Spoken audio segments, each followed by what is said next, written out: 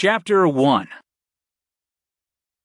It feels so good to be going back home, I said with a relieved groan, as I paced around the cabin of the airship. I'm pretty much done with chasing Fi around Mistral. I'm sure we haven't seen the last of her yet, Layla added. but I totally know what you mean. We finally have everything back, Varlith said, and he even cracked a smile as he considered what it meant. the ciphers, Gawain, all of it. Let's get the hell out of this desert. See you guys when we arrive, Erin said with a smile. Then she ducked back into the pilot's area to steer the ship. Here, let me get you a blanket, Cyrus said to Gawain, who looked a bit miserable in his tattered and sliced-up clothing. Gawain had been injured by Fi before we found him in the rift, and he still looked more than a little worse for the wear. Still, he seemed out of danger ever since I gave him those healing herbs, so we wouldn't have to worry about him much. He nodded and peeled off the remainder of his shirt before he draped the blanket over himself. We all sat down in our spots and buckled in our safety straps. Gawain sat next to me on my left, and Layla was on my immediate right. Who's up for a game? Syra asked with an uncontrollable grin. She brandished 2 packs of cards, and Kalon chirped out happily from her shoulder to echo her delight. Gawain doesn't know the rules, Layla pouted as she pointed at the fire mage. We can't play that one. I'm not sure any of us know the rules, Orin admitted with a sheepish laugh. Notice how we don't know who won the last round. I was winning, Layla said with a confident wink. Erin interrupted when we set down the ship, so I didn't get my fairly earned points.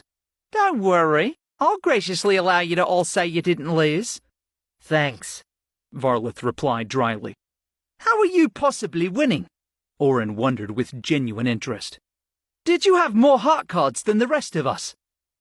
Gawain looked around at us with wide, confused eyes. Should I ask what happened while I was in the Shadowscape?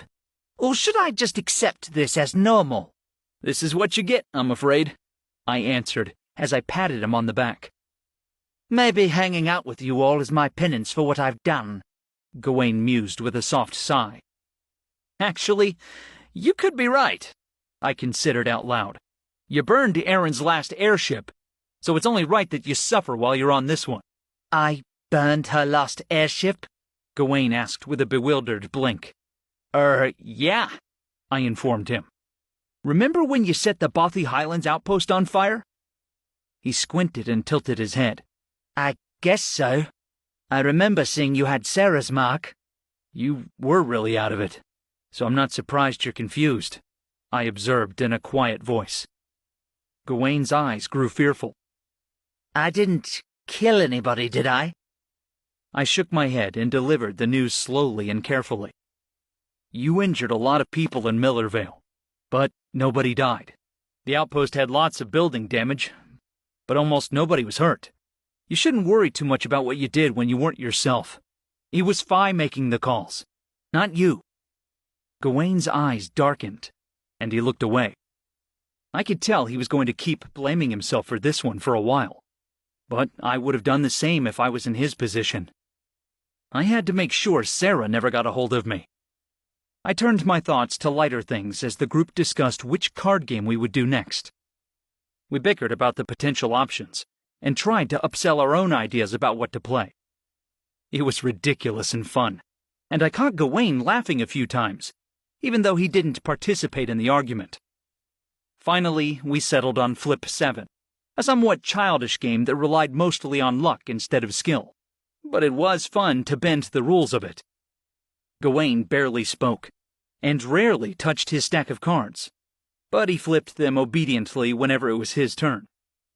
Some of us made sure to argue for his card's superiority, just to keep him involved in the game. As we played, the distant sounds of thunder rumbled softly through the hold, but we were safe. The airship was equipped to withstand lightning, and I knew Erin was a great pilot. No amount of rain or wind would take us down. In the end, we played 4 rounds, 2 of which Layla won just because she was so good at making persuasive arguments for why the rules should go her way. None of us were too mad to see her crush around, because her mischievous excitement was contagious whenever she got her way. We talked about starting a 5th round, but we never got the chance to begin it. Suddenly, an enormous jolt shook the ship, and a booming sound echoed through the cabin. What was that? Syra asked nervously. Erin emerged from the pilot area with a frightened look on her face. Guys, we've got company, she squeaked out. I'm putting the ship on autopilot, because we've got a battle on our hands. What? I asked in alarm. What do you mean? A second boom vibrated through the ship, and Erin's eyes widened in response. There are monsters attacking us, the mimic wailed. My poor Diomesha needs help. Who's Diomesha? I asked in bemusement. My airship, Erin replied in a shout. She's getting hit! We need to do something! In a flash, Erin ran to the metal crank along the wall that marked the emergency exit. She grunted as she heaved at the lever, and metal screeched as it moved haltingly to one side. Oren, go help her, I ordered as I unbuckled myself from my seat harness. I ran to our travel packs and recovered Syra and Layla's pouches, which they used for summoning before I threw both to their owners. Thanks, Griffey, Layla shouted back as she caught her bag. Syra gave me a wave as she clipped her own pouch to her belt. She didn't need the extra monsters I suspected. Kalon squeaked and let out a series of angry chitters from her shoulder, and I smiled at her antics. I adjusted my own bandolier and pulled out a few crystals as I approached the emergency exit. Where the hell does this even go? Oren grunted as he wrenched at the lever with Erin. Before she got a chance to answer, the door screeched and clanged open. Outside, the storm raged, and through the lightning and rain, I could see the dark silhouettes of monsters who swooped and shrieked around us. I was worried the exit would drop straight off the ship and into the sky below, but Erin stepped out into the raging storm without fear. There was a thin metal balcony that extended around one side of the ship as a walkway. The metal railing along it kept Erin from pitching overboard as she hurried along the balcony. The ship wasn't moving any longer, but I could feel the wind of the storm blow us sideways. My stomach lurched in response to the turbulence, but I calmed myself and ran out after Erin. Quick! The mimic demanded as she gestured for me to come closer. Earth magic does nothing up here. I need your summoning power. Happy to oblige, I joked as I stepped in close to meet her lips. The kiss was insanely great, as per usual, though it always came as a slight surprise to me. We panted into each other's mouths as the power tugged through me and flowed into her body. She moaned as our magic mixed deliciously, and there was a dizzying moment where I could feel her pleasure just as easily as she felt mine. Erin licked my lips as if to savor the taste of me, before she pulled back with reluctance. Got it, she said with a wink as she pulled out the crystal for her Voluscura. Her Voluscura had come in handy before in another aerial fight. It was diminutive in size, but the little feathered rodent packed a serious punch when Erin used it in the air. I once watched her battle a horde of flying spruce boar with it, and her Voluscura's fangs had torn through the monster beetles with frightening efficiency. Great, I replied breathlessly, as the storm crackled around us. In that moment, I couldn't care less about getting struck by lightning. You're all nuts! Oren exclaimed, as wind whipped his thinning hair around his face. I'm going to go back inside. The metal log was cut off, as a blurred shape streaked from the sky and knocked him in the chest. And then he shouted as he was knocked back into the hold of the airship. Fuck! I swore before I charged back into the ship's cabin. A monster was on top of the metal log, and it tore at him with sharp hooked talons. In an instant, my eyes flashed over the creature's elongated bear-like face, its membranous wings, its two-clawed legs, and its long, naked tail. It looked a little like a hairless bat crossed with a bird, but something was just so wrong about the shape of it, and I couldn't help but shudder internally. Orin yelped as the monster raked at him, and I caught a glimpse of blood on his leg. Quickly, the metalog switched to his other form, and the damage stopped. The monster made a bird-like screech as its claws glanced off the reflective metal that flowed over Orin's skin like water. Get the fuck off him! Syra yelled, and her familiar Kalon leapt into the fray just as I threw out a bullet bass to protect the silver dragon. The bullet bass floated in the air on its rubbery little wings, but other than those and its stubby arms, it looked a lot like any normal fish. The only difference was its scales gleamed metallically in the light of the airship cabin. Kalon's silvery scales shone even brighter as the chrome-like coating from my bullet bass protected her. The beaky monster turned and shrieked out a harrowing noise as its attention was drawn from Orin to Kalon. In a split second, the two monsters clashed in a fearsome struggle that rolled down the aisle of the cabin hold. They bit and slashed at each other, but Kalon had the upper hand as the wicked talons glanced off her metallic skin. Then Kalon pinned the beaky monster, and it struggled to free itself from her four-legged grip. A loud bang split the air, and the head of the beaky monster exploded into blood. It slumped limply to the floor and began to disintegrate. Phew! Gawain sighed out, and I turned to see him slouch in his seat with his gun in one hand. Glad to have that weapon back on our side, I told him as my jumping nerves calmed. I'm going to get Aaron, Layla said quickly before she rushed outside. What kind of monster was that? I asked as I hurried over to Orin's side. The Beakroth, Varlith answered with a grimace as he looked over at the injured metalog. Sharp claws, wicked fast, but no special abilities to speak of. We got unlucky. Orin groaned as he let go of his metal form, but his eyes were clear, and the color of his skin seemed normal. You okay? I asked as I pulled up the tattered remains of his pant leg. Jagged bloody marks ran down the length of his shin and calf, but it seemed like the attack had missed any important veins. Still, I was sure it hurt like hell, and those deep muscle tears would take a while to fix. Been better, Orin grunted out in pain as his eyes watered. But I'll be fine. Erin rushed back into the cabin, but I held up my hand to stop her before she went any further. Varlith can put a tourniquet on it, I said. I need your Volaskira out there. Sure thing, Erin responded with a smart salute before she dashed back outside. Layla, get your Kachum, I instructed as I swung around to look at the petite summoner. Syra, you use Kalon, and Gawain can join with his gun if he feels well enough to dodge attacks.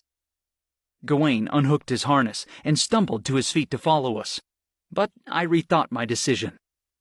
On second thought, I ordered, Gawain, you have to stay here.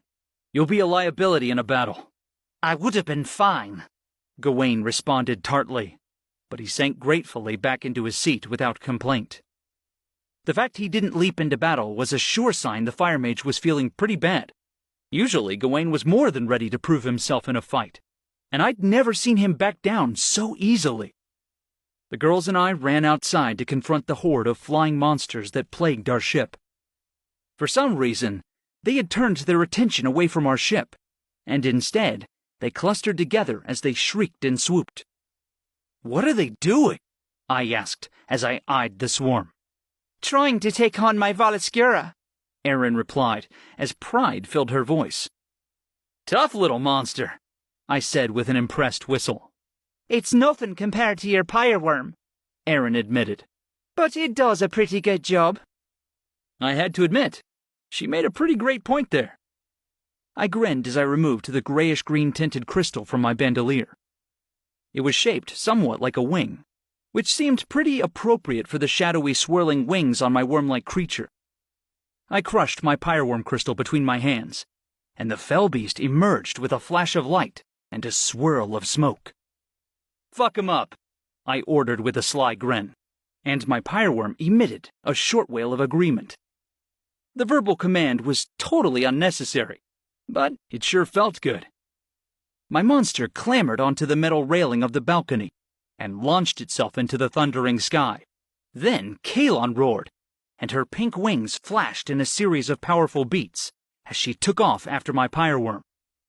In the distance, the lightning illuminated our summoned monsters as they tore into the pack of creatures that swarmed near Aaron's Voluscura. My pyreworm twisted its serpentine body around as it ripped off enemy wings and tore through soft stomachs with its powerful talons. Get him! Layla cried with a whooping sound of excitement as the fight escalated, and our monsters wrecked their competition.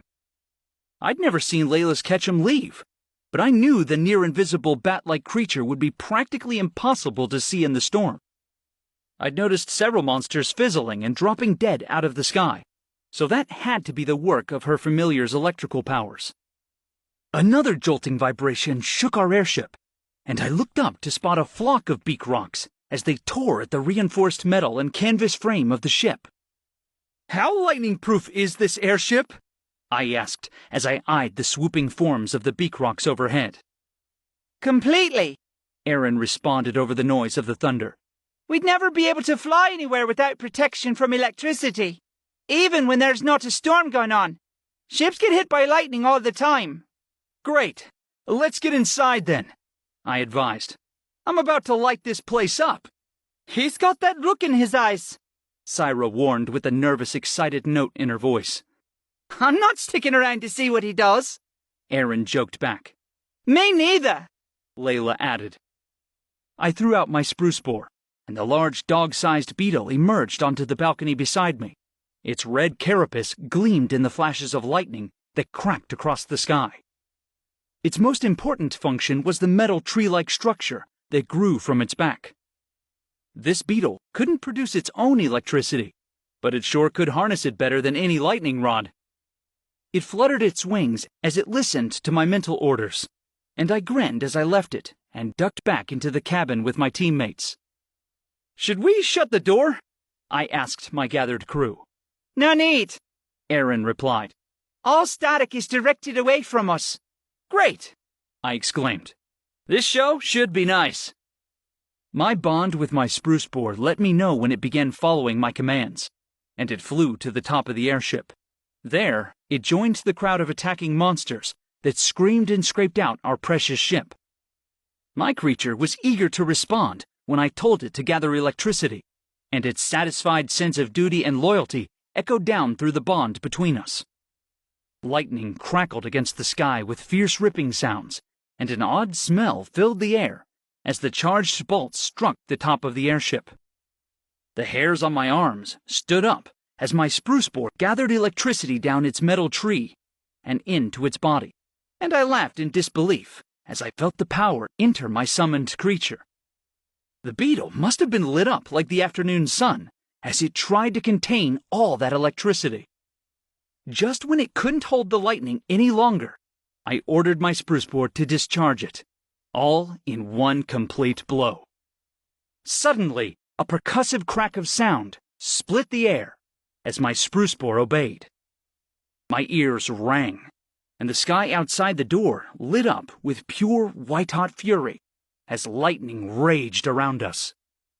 Layla screamed as the overwhelming blast rocked our ship, and I nearly did the same as the shockwave vibrated the entire cabin. Mika, what did you do?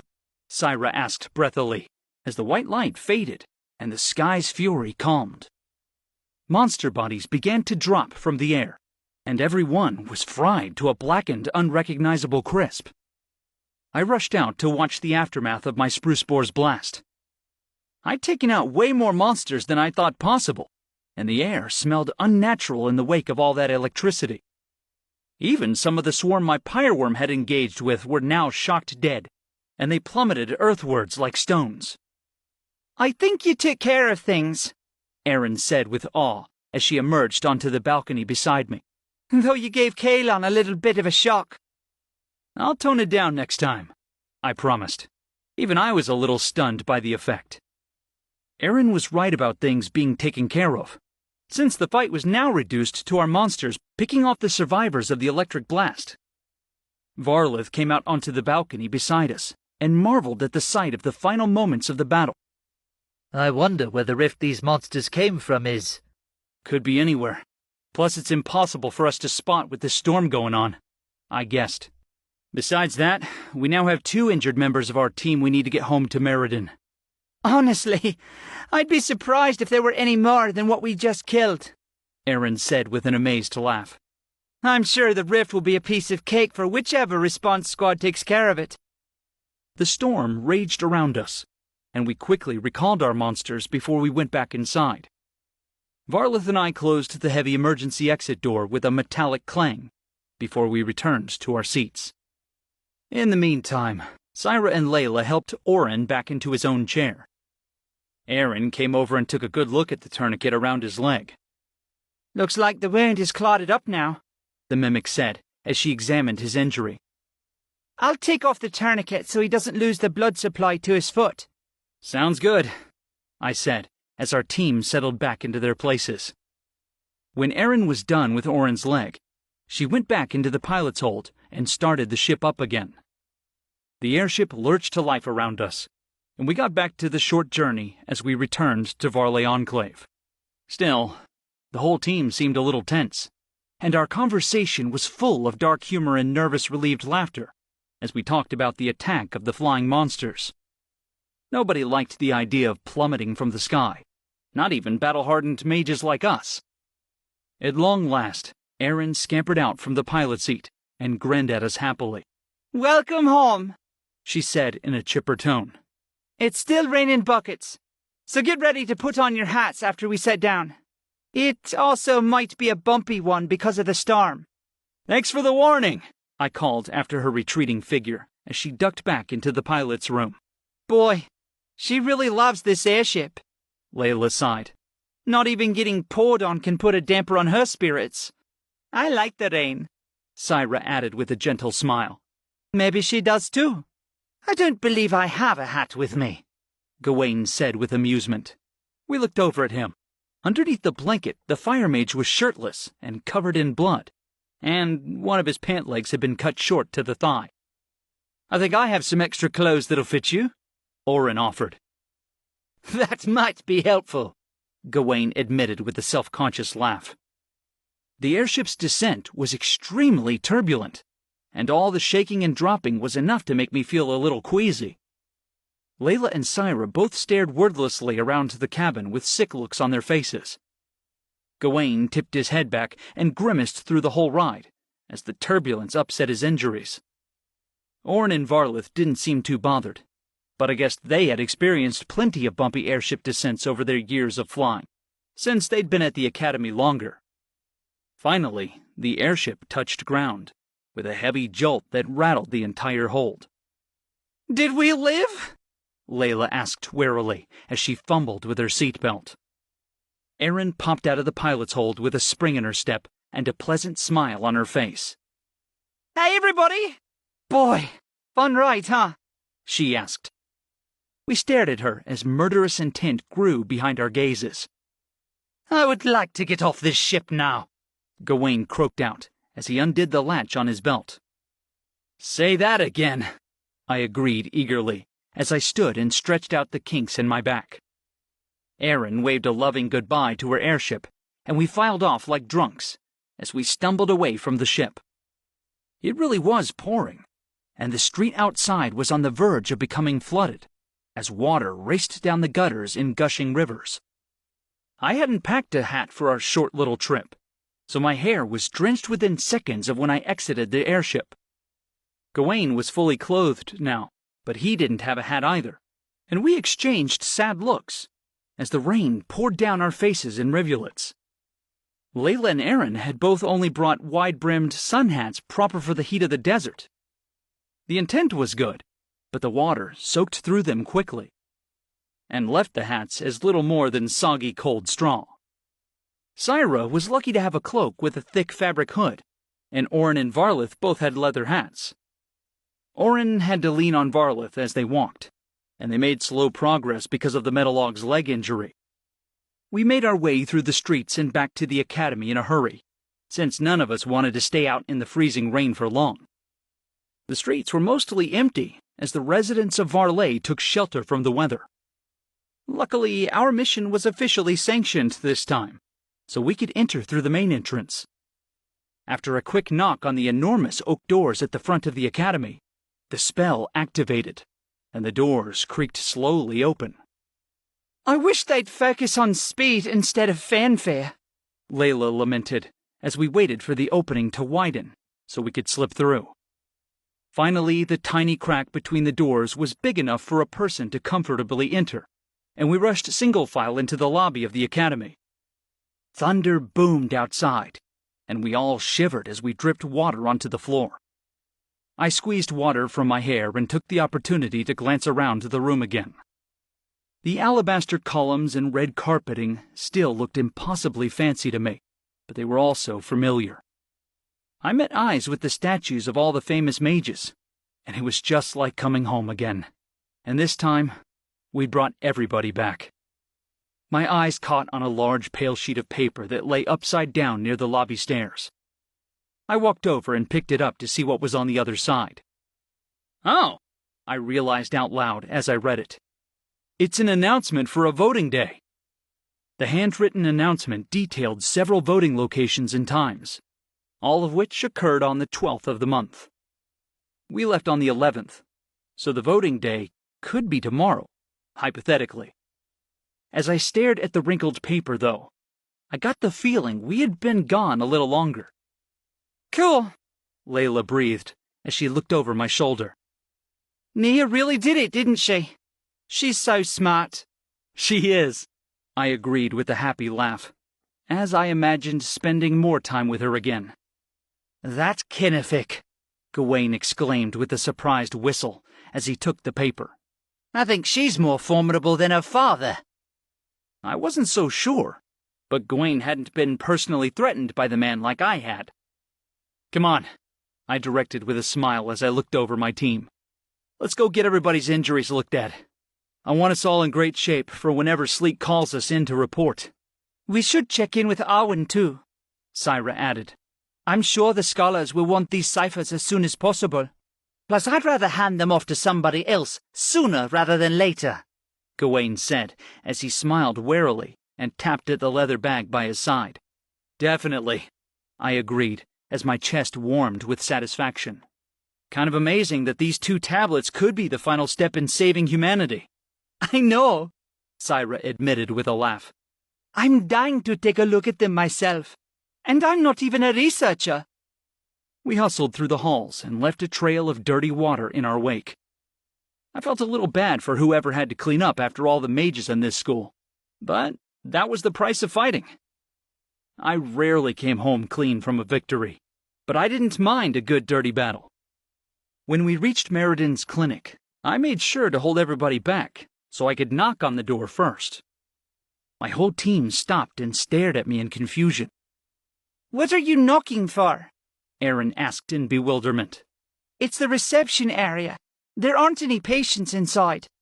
You really don't want to know, I informed my friends in a foreboding tone, as Maelor and Merridin's faces flashed behind my eyes. I had accidentally seen them making out in the clinic once.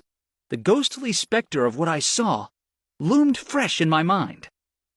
I wouldn't ever look at that desk the same way again.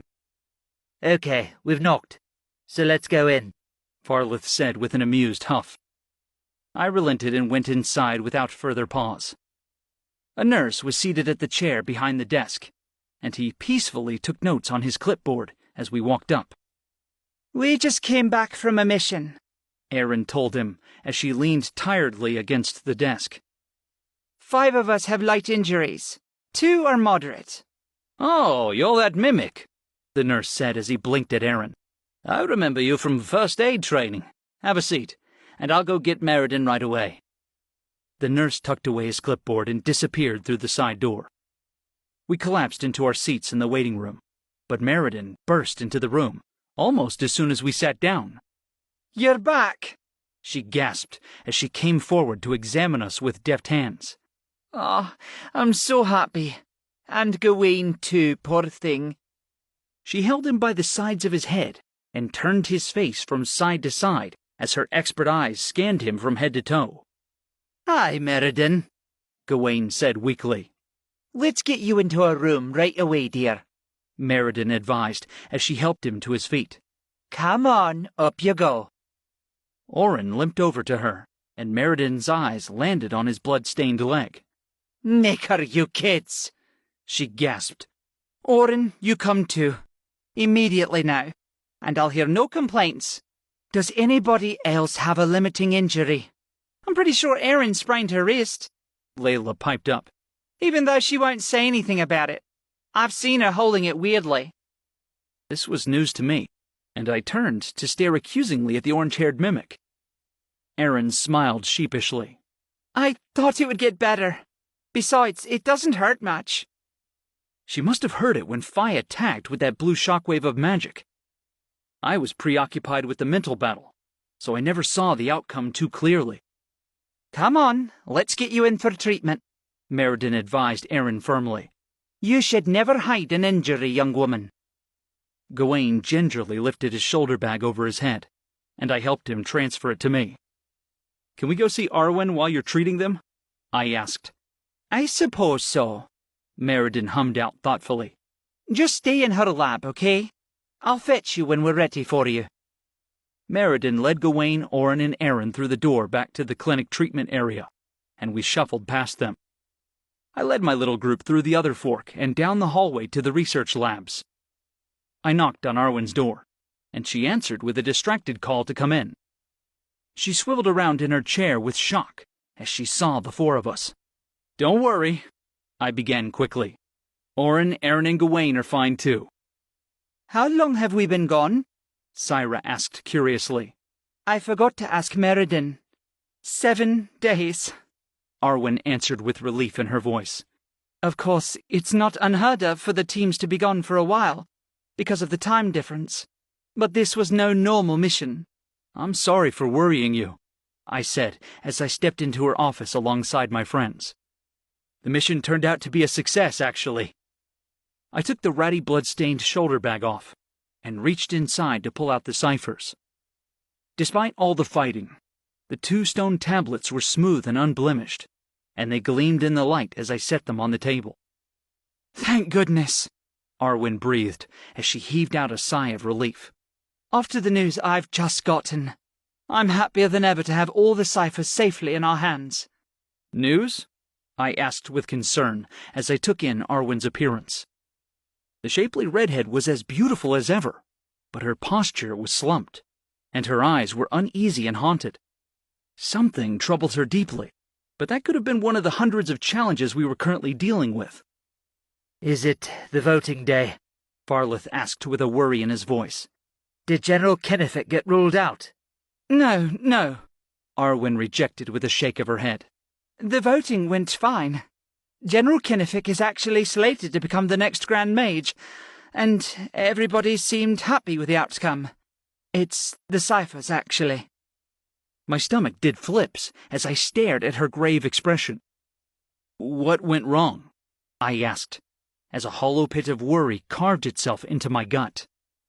It's the translations, Arwen explained carefully, as her lips thinned into a tight line. We've done some more research, and it seems like our problems are much bigger than we initially feared. Chapter 2. New information? I asked, as my eyes widened. The Beastmaker sounds more dangerous than ever before, Arwen explained. In addition, it seems we underestimated the danger of the Arkans. I'm not surprised, Varleth spoke as he leaned against the wall. Phi nearly took down Griff just through a telepathic attack. She was awfully close to succeeding, I added with a shiver. Sarah had to chip in to kick her out of my head. I'll tell you the full story when we go in to report to Sleet. I suppose I can wait, Arwen responded with a firm nod. I'm glad your team came out alive. We now have details on all 9 of the Arkans and their backgrounds. It's a long read, so I won't recount it now. But it seems like Phi is one of the weaker of the 9 Arkans. Furthermore, the other 7 should still be alive out there, which means that at any time, this fight might turn from bad to critical. So if another Arkin joins Phi, we could be toast, Layla realized as she rocked back on her heels. I'm afraid so, Arwen confirmed as she tapped at her journal. Even with just Phi on the playing field, we're going to have a hard time taking her down. Our texts indicate that the Arkans cannot be destroyed, only imprisoned, like Sarah was by her fellow Arkans. Alternatively, they can be controlled through the power of the Beastmaker. What do you mean they can't be destroyed? Syra asked. Phi is powerful, but she sure didn't seem invincible. It's not entirely clear, Arwen said as she tapped her fingers on the table thoughtfully. The Arkans aren't just beings. They're part of nature itself. They represent a balance of power. So you can no more unmake an Arkan than you can unmake the concept of light or dark. I believe if you destroyed Phi's body, she would soon return. She might be temporarily weaker, but ultimately, she could just rest up and return to destroy humanity. So, I mused, we have to figure out a way to imprison Phi ourselves. That, or we have to find the Beastmaker, Varlith pointed out. Is there any new information on where he could be? Somewhat, Arwen allowed with a tilt of her hand. There's one paragraph that implies he will be the child of one of the 12 original Guardians who were meant to protect this realm. So we could try to follow their lineage through the history books. If we get a name or a location, it could be a great head start to find the Beastmaker and ask him to help. A child of one of the 12? Layla asked. Like one of their distant descendants? I doubt so, Arwen said with a shake of her head. The text seems clear that he's a son born directly to one of them.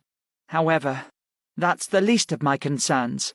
The paragraph that most directly refers to the Beastmaker in prophecy is bleak, to say the least. Arwen, I asked, could you read us the translated text directly?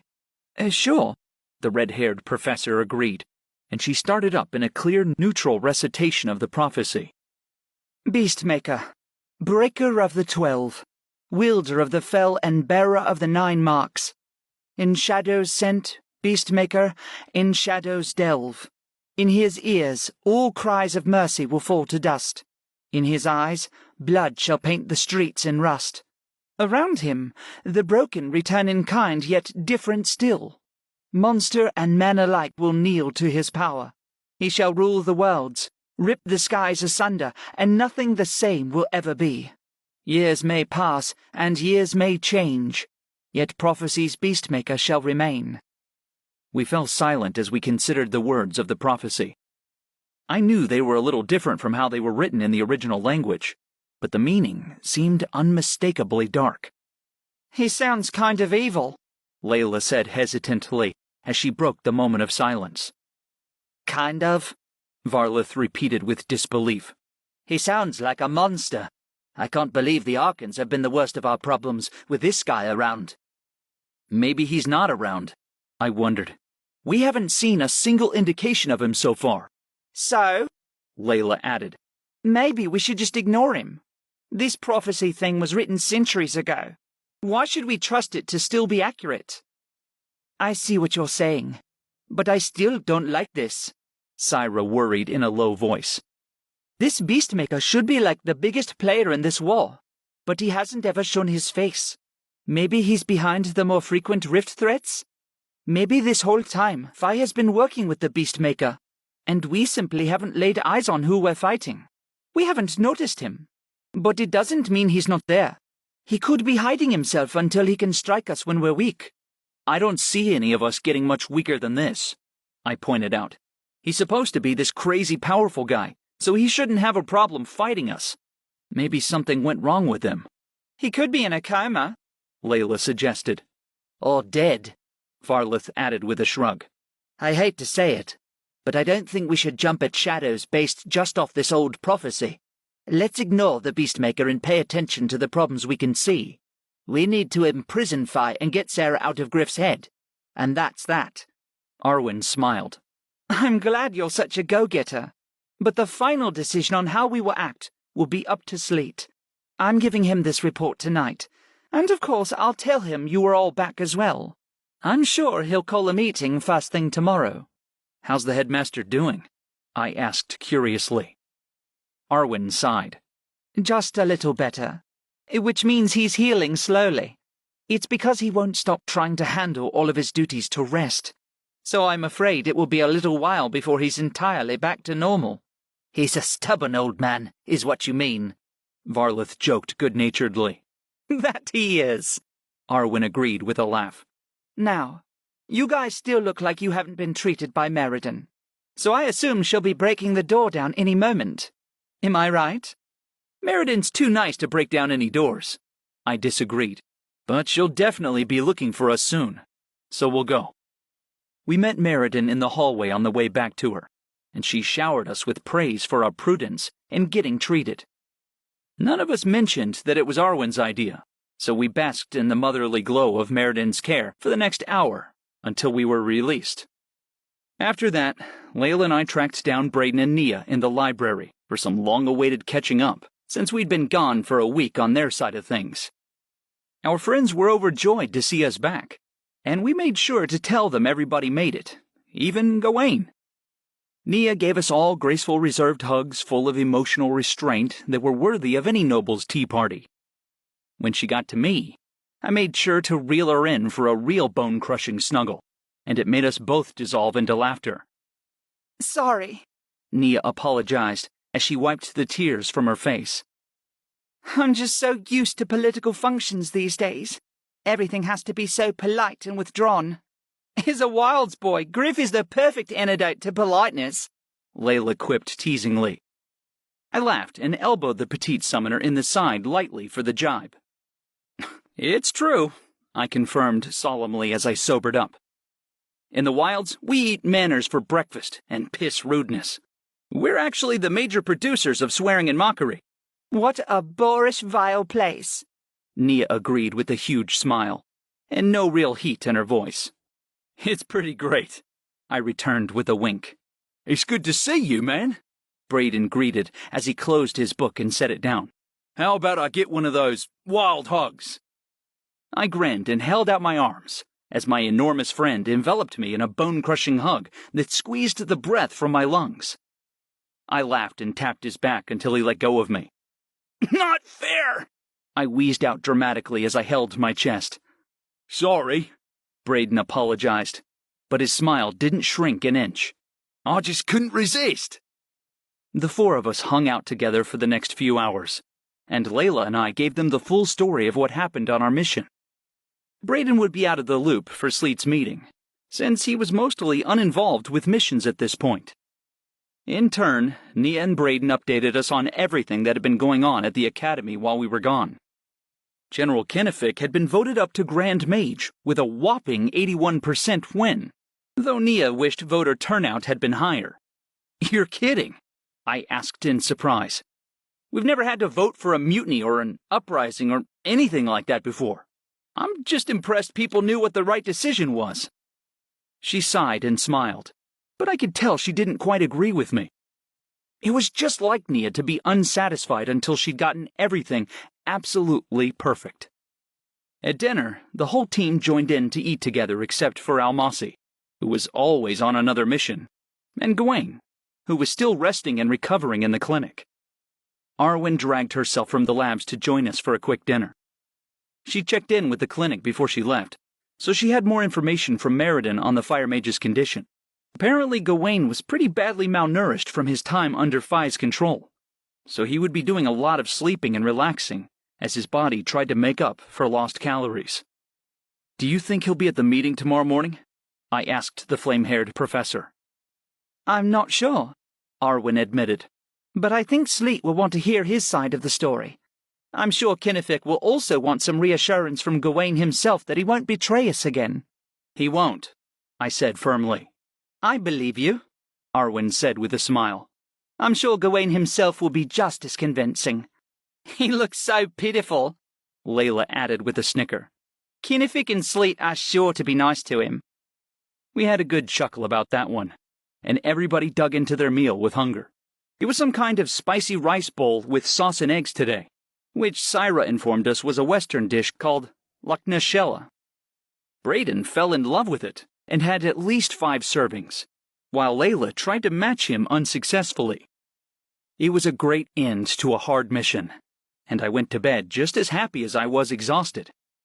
When my head hit the pillow, I'd totally forgotten about my promise to Sarah, and I fell asleep within minutes. The Archon didn't let me forget, though. Well, well, Sarah purred, and her voice cut through the gray, indistinct landscape of my dream. Sarah? I asked out loud with a frown. My voice sounded strange as it echoed through the fog that surrounded me, and I twisted around to try to spot the Archon. Did you forget your promise to me? She asked slowly as seduction dripped from her voice. It's just one little kiss. Nothing we haven't done already. She stepped out of the fog, and I gulped at the sight of her. She looked the same as she always did, but the thin strips of black cloth that once curved around her sides were absent this time. Her breasts bounced at the lack of support, and her hair swished over her chest with a tantalizing swaying movement. At any moment, it seemed like she could be completely exposed. Just a kiss, I repeated in a thick, strained voice. I know you're looking forward to it as much as I am, she teased in a voice that came out real and solid. You're the one who demanded this, I reminded her, but I didn't deny how much I was going to enjoy the kiss. Perhaps I'll start this time, Sarah considered in a devious murmur. Before I could respond, she flashed forward toward me with nearly unreadable movement, and the speed of it startled me. Sarah's lips met mine with a hunger that threatened to devour me, but I matched it with an eagerness of dominance I didn't know I had in me. I wanted all of her, and I wanted it now, and damn the consequences. Her lips were smooth and red, and her skin was unexpectedly soft.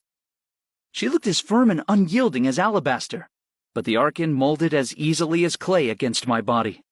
She moaned as I scraped a hand down her back and buried my fingers in the small feathers at the base of her wings. Her hand reached around to clutch at the back of my head as we fought for superiority through our kiss. Her tongue rasped through my mouth like a lion tasting its next meal, and I bit her lip hard enough to draw blood.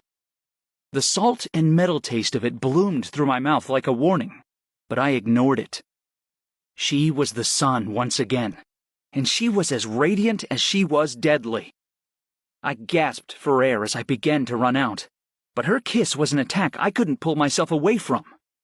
I wanted it too much to give it up, and I felt willing to drown just to have more. A distant voice called my name, and my focus snapped back to the reality of what I was doing. "What's that?" I panted breathlessly as I let my hand run down Sarah's lower back. The distant voice called again, and I tilted my head in confusion. Pity, Sarah said, but she didn't look disappointed in the slightest. Sounds like it's time for your meeting with Sleet. Shit, I swore as reality came crashing in around me. Sarah laughed musically and stroked a line down from my lips to my chin. Don't worry, she promised. There's more where that came from. Wait, I asked, but it was no use. The dream shattered around me, and I woke up without a second's pause.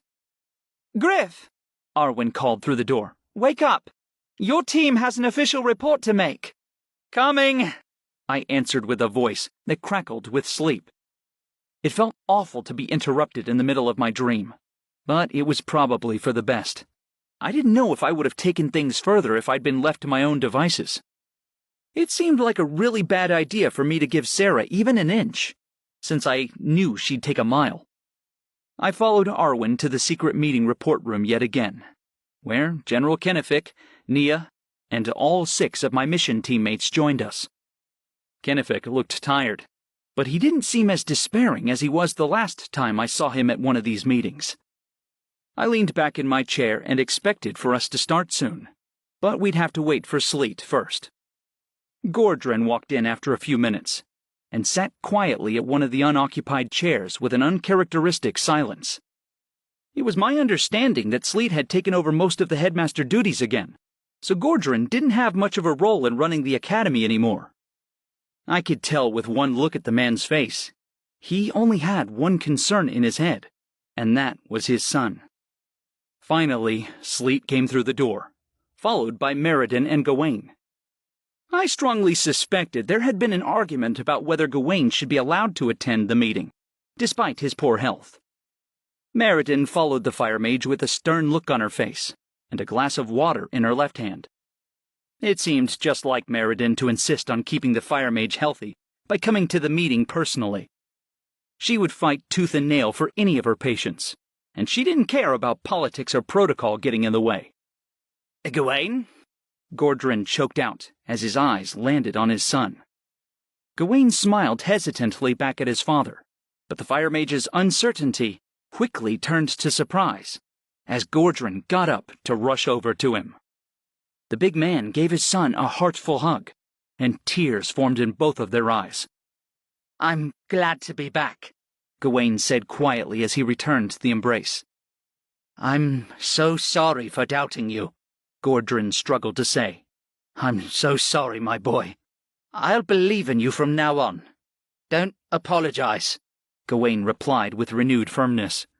I might have taken over my body, but I made more mistakes than I can count. I still share in the guilt. They exchanged a few quiet words, and I looked away as the exchange became too personal for me to watch. Headmaster Sleet eased down into his seat and rested his wrinkled hands on top of his staff. The two Maddox men took the hint and dried their eyes surreptitiously as they took their own chairs at the table. "Ah, we're all here," Sleet began as his cloudy eyes roamed over the meeting room. "I'd like to personally thank Griff, Oren, Varlith, Layla, Aaron, and Syra for your incredible work. You retrieved the final ciphers, saved Gawain's life, and went up against a threat more powerful than we could have expected. I must apologize for putting you all in harm's way." I think I speak for all of us when I say we're happy to do it, I replied with pride as I looked around the room. We were doing important work for all of Mistral, and retrieving the ciphers was the biggest weight on our minds for over a week.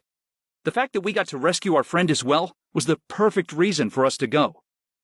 My friends nodded in vigorous agreement, with smiles on their faces. Sleet smiled.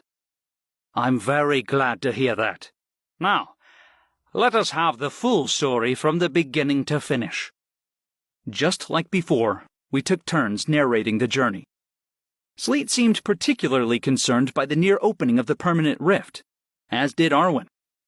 Fi should not have been able to do that, the red-haired professor said adamantly, as a worried wrinkle creased her forehead. The ciphers were clear that very difficult conditions would have to be met. We're sure? Syra asked as she gestured over to me. Even if the ciphers didn't bring it up, it's possible they missed this type of situation. After all, how often can this kind of thing happen? Fi invaded a human's head while he was already carrying a second Archon. It's kind of a ridiculous circumstance, actually.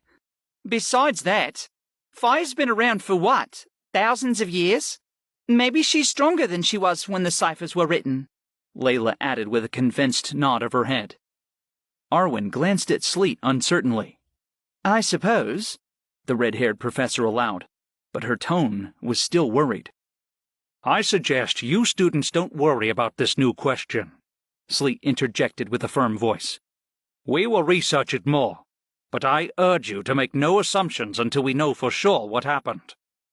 I was dissatisfied with that answer, but Sleet was correct about the situation. Debating possibilities might satisfy the itch of curiosity, but it wouldn't bring us any closer to actually knowing what happened. We finished off our story, which left the final mystery of our mission. I asked everyone in the meeting room if they had any idea who Jace could be, but nobody seemed to have a good answer. Maybe she's the Beastmaker, Layla said conspiratorially. She's just sitting on the sidelines and waiting to make a move. She might be another Archon, Aaron objected. She can make portals, plus she looks evil. We still have 7 Archons unaccounted for, so I wouldn't put it past her. Maybe she has an Arkan in her head, just like Griff. Oren threw out as another idea. She seemed pretty human to me. Sleet calmed us with a gentle wave of his hands, and we obediently settled down. It's a good idea for us to figure out who this Jace is and what she wants, Sleet decided. Arwen, pick the best member of the research team who you think will be good for this task.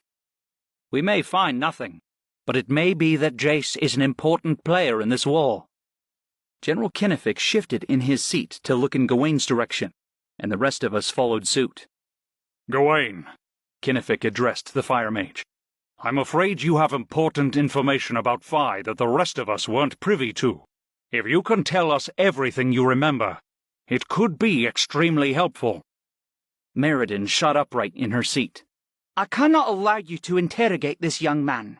His body and his mind have been through incredible stress, and it's unfair to ask him to do anything more. Meriden, it's fine, Gawain disagreed as he put a calming hand on her arm. I realize you're worried, but I promise to sit here just as calmly while I'm talking as I am now. In fact, most people here probably know I'd rather be chatting away than keeping quiet. Layla snickered, and we shared a moment of amusement with Gawain before Meriden pursed her lips and finally gave in. Fine, she said with a frown on her plump face. But I'll be listening to make sure you don't strain his constitution. Go ahead, Gawain, Sleet directed gently. The fire mage took a deep breath as he settled his nerves, and then he began on his story. Gawain started by saying how he'd gotten injured so badly. After we chased Fi and him out of Bothi Highlands, Fi ordered Gawain to attack Titra, a town I had visited once before in search of information on the ciphers. Titra's ancient library was incredible, and the town was impossible to find by any who weren't mages. The residents were far more formidable than I expected, Gawain murmured with distant eyes. Though I wasn't really myself at the time. I charged in with no plan and barely any conscious thought to my actions. One of the townspeople put a spear in my gut, and Fi finally let me open a portal out of there. An attack on Titra? General Kennefic asked with a serious expression. I should have heard of this. Believe me, Gawain said with a self-deprecating shake of his head. It was barely an attack. It might come as a footnote in a report, but nothing more. After we got back to the palace, Fi left my mind. For the first time I was clear-headed again, but it was too late. I was dying, and I had no way back to the human realm. There was a moment of silence as we considered his dire words, and I was glad I knew the story ended well. How did the possession start? Headmaster Sleet asked carefully. Nothing was too unexpected, at least not to me. Gawain explained how he thought he was going crazy at first.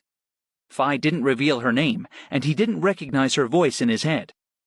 She used the more adult, mature version of her voice, and Gawain had only really met her as a child.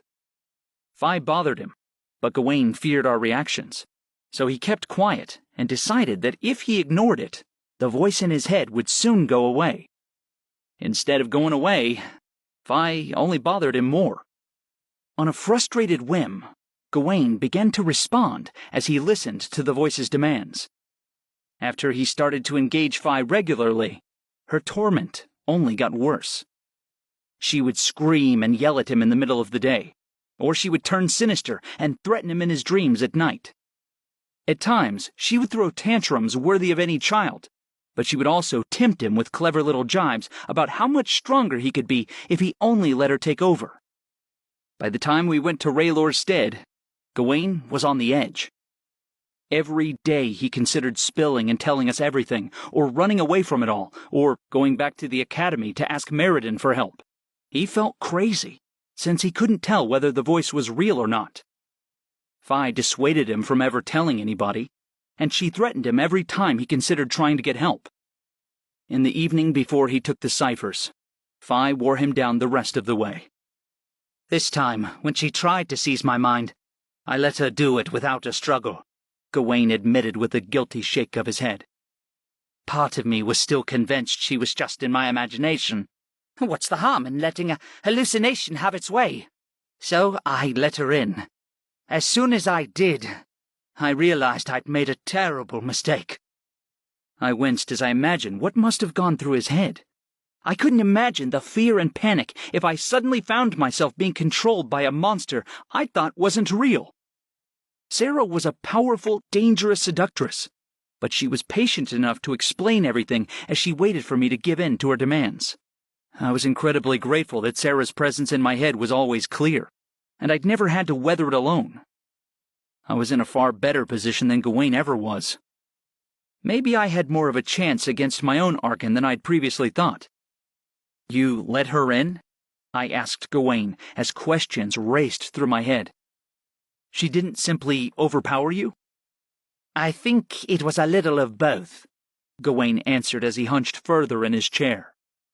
I don't think she'd have taken over if I didn't let her, but it would have been close. If she'd had a few more weeks, maybe Fi could have done it all on her own. So Griff still has to worry, Nia murmured with concern, as her thoughts echoed mine.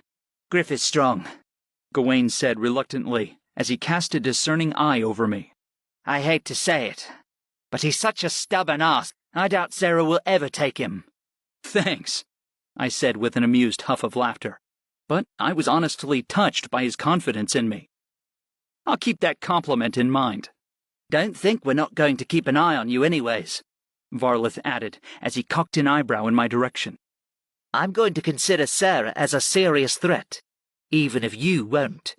She is still one of these Archons and has the power of a goddess.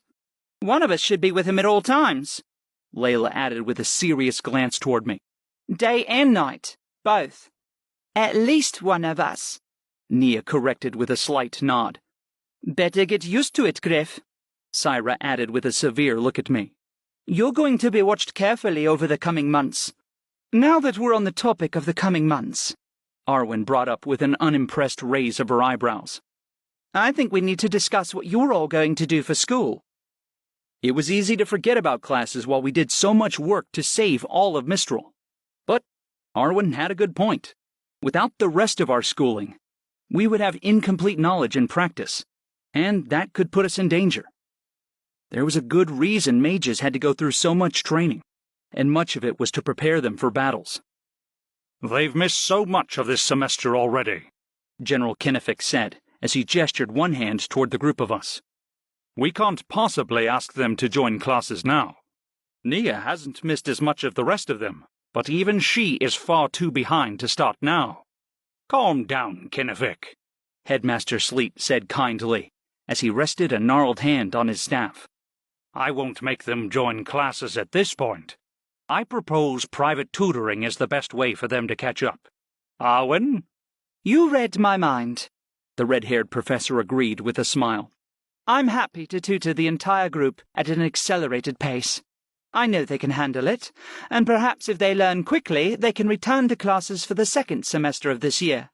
If not, the first semester of next year will be a good time for them to begin again.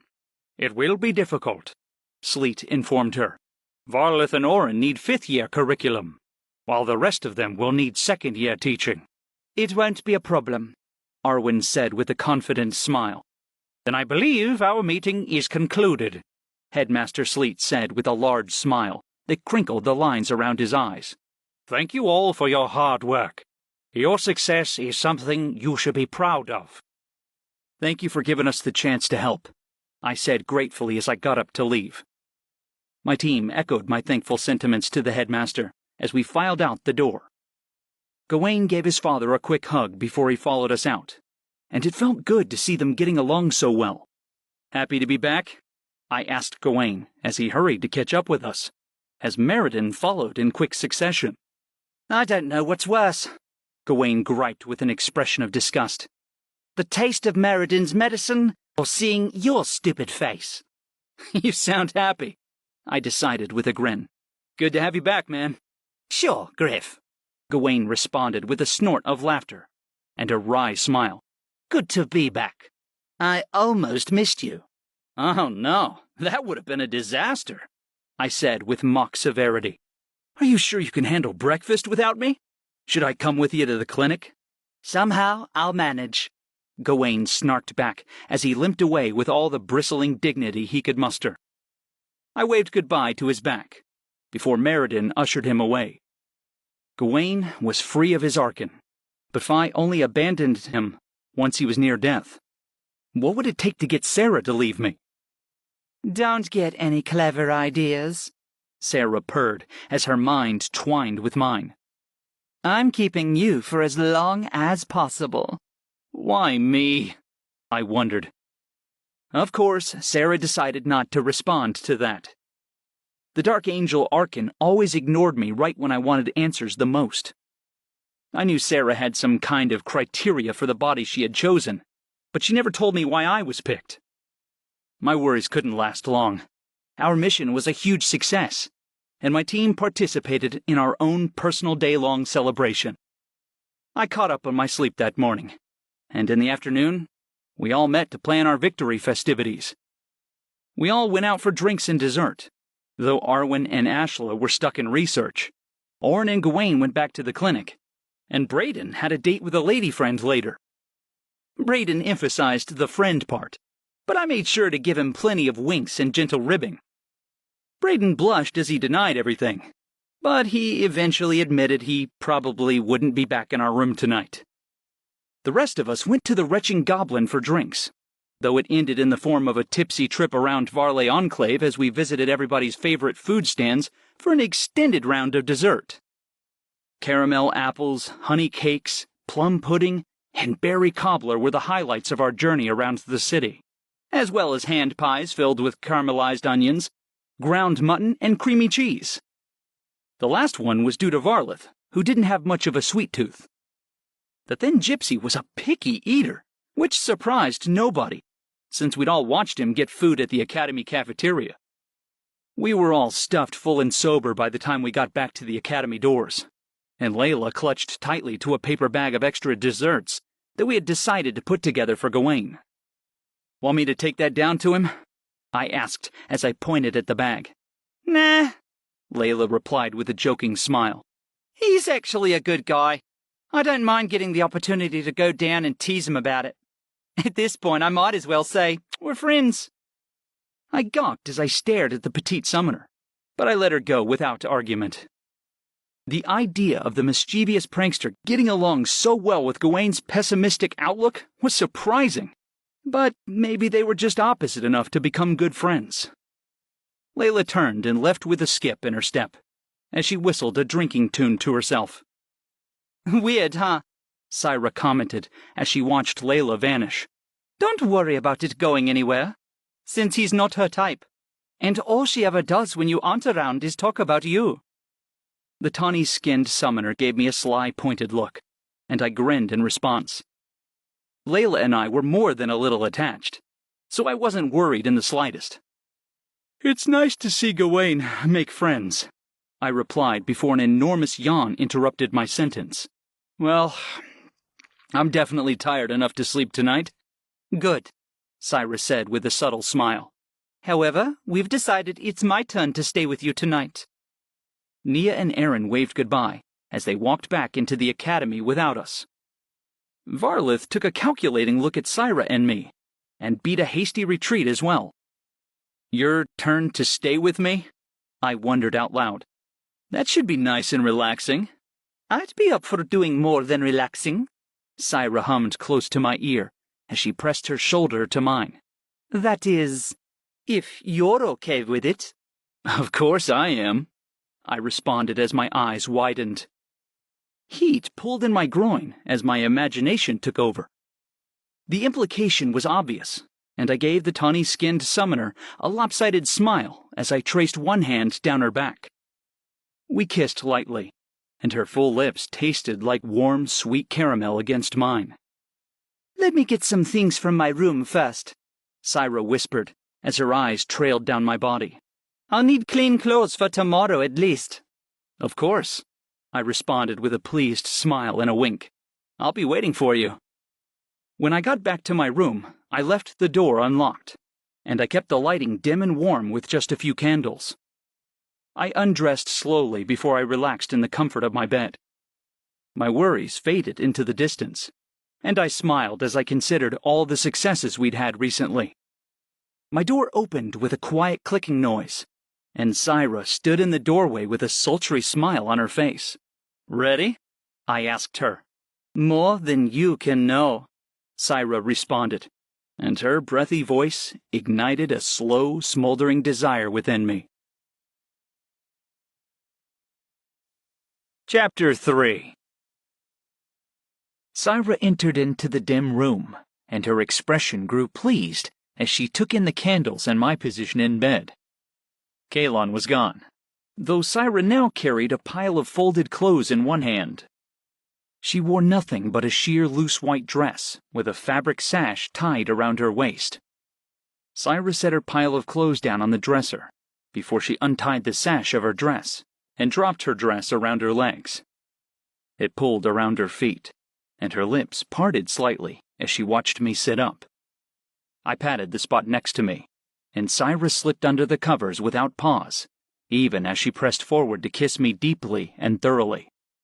Our mouths fit together effortlessly as we played with soft bites and gentle teasing kisses.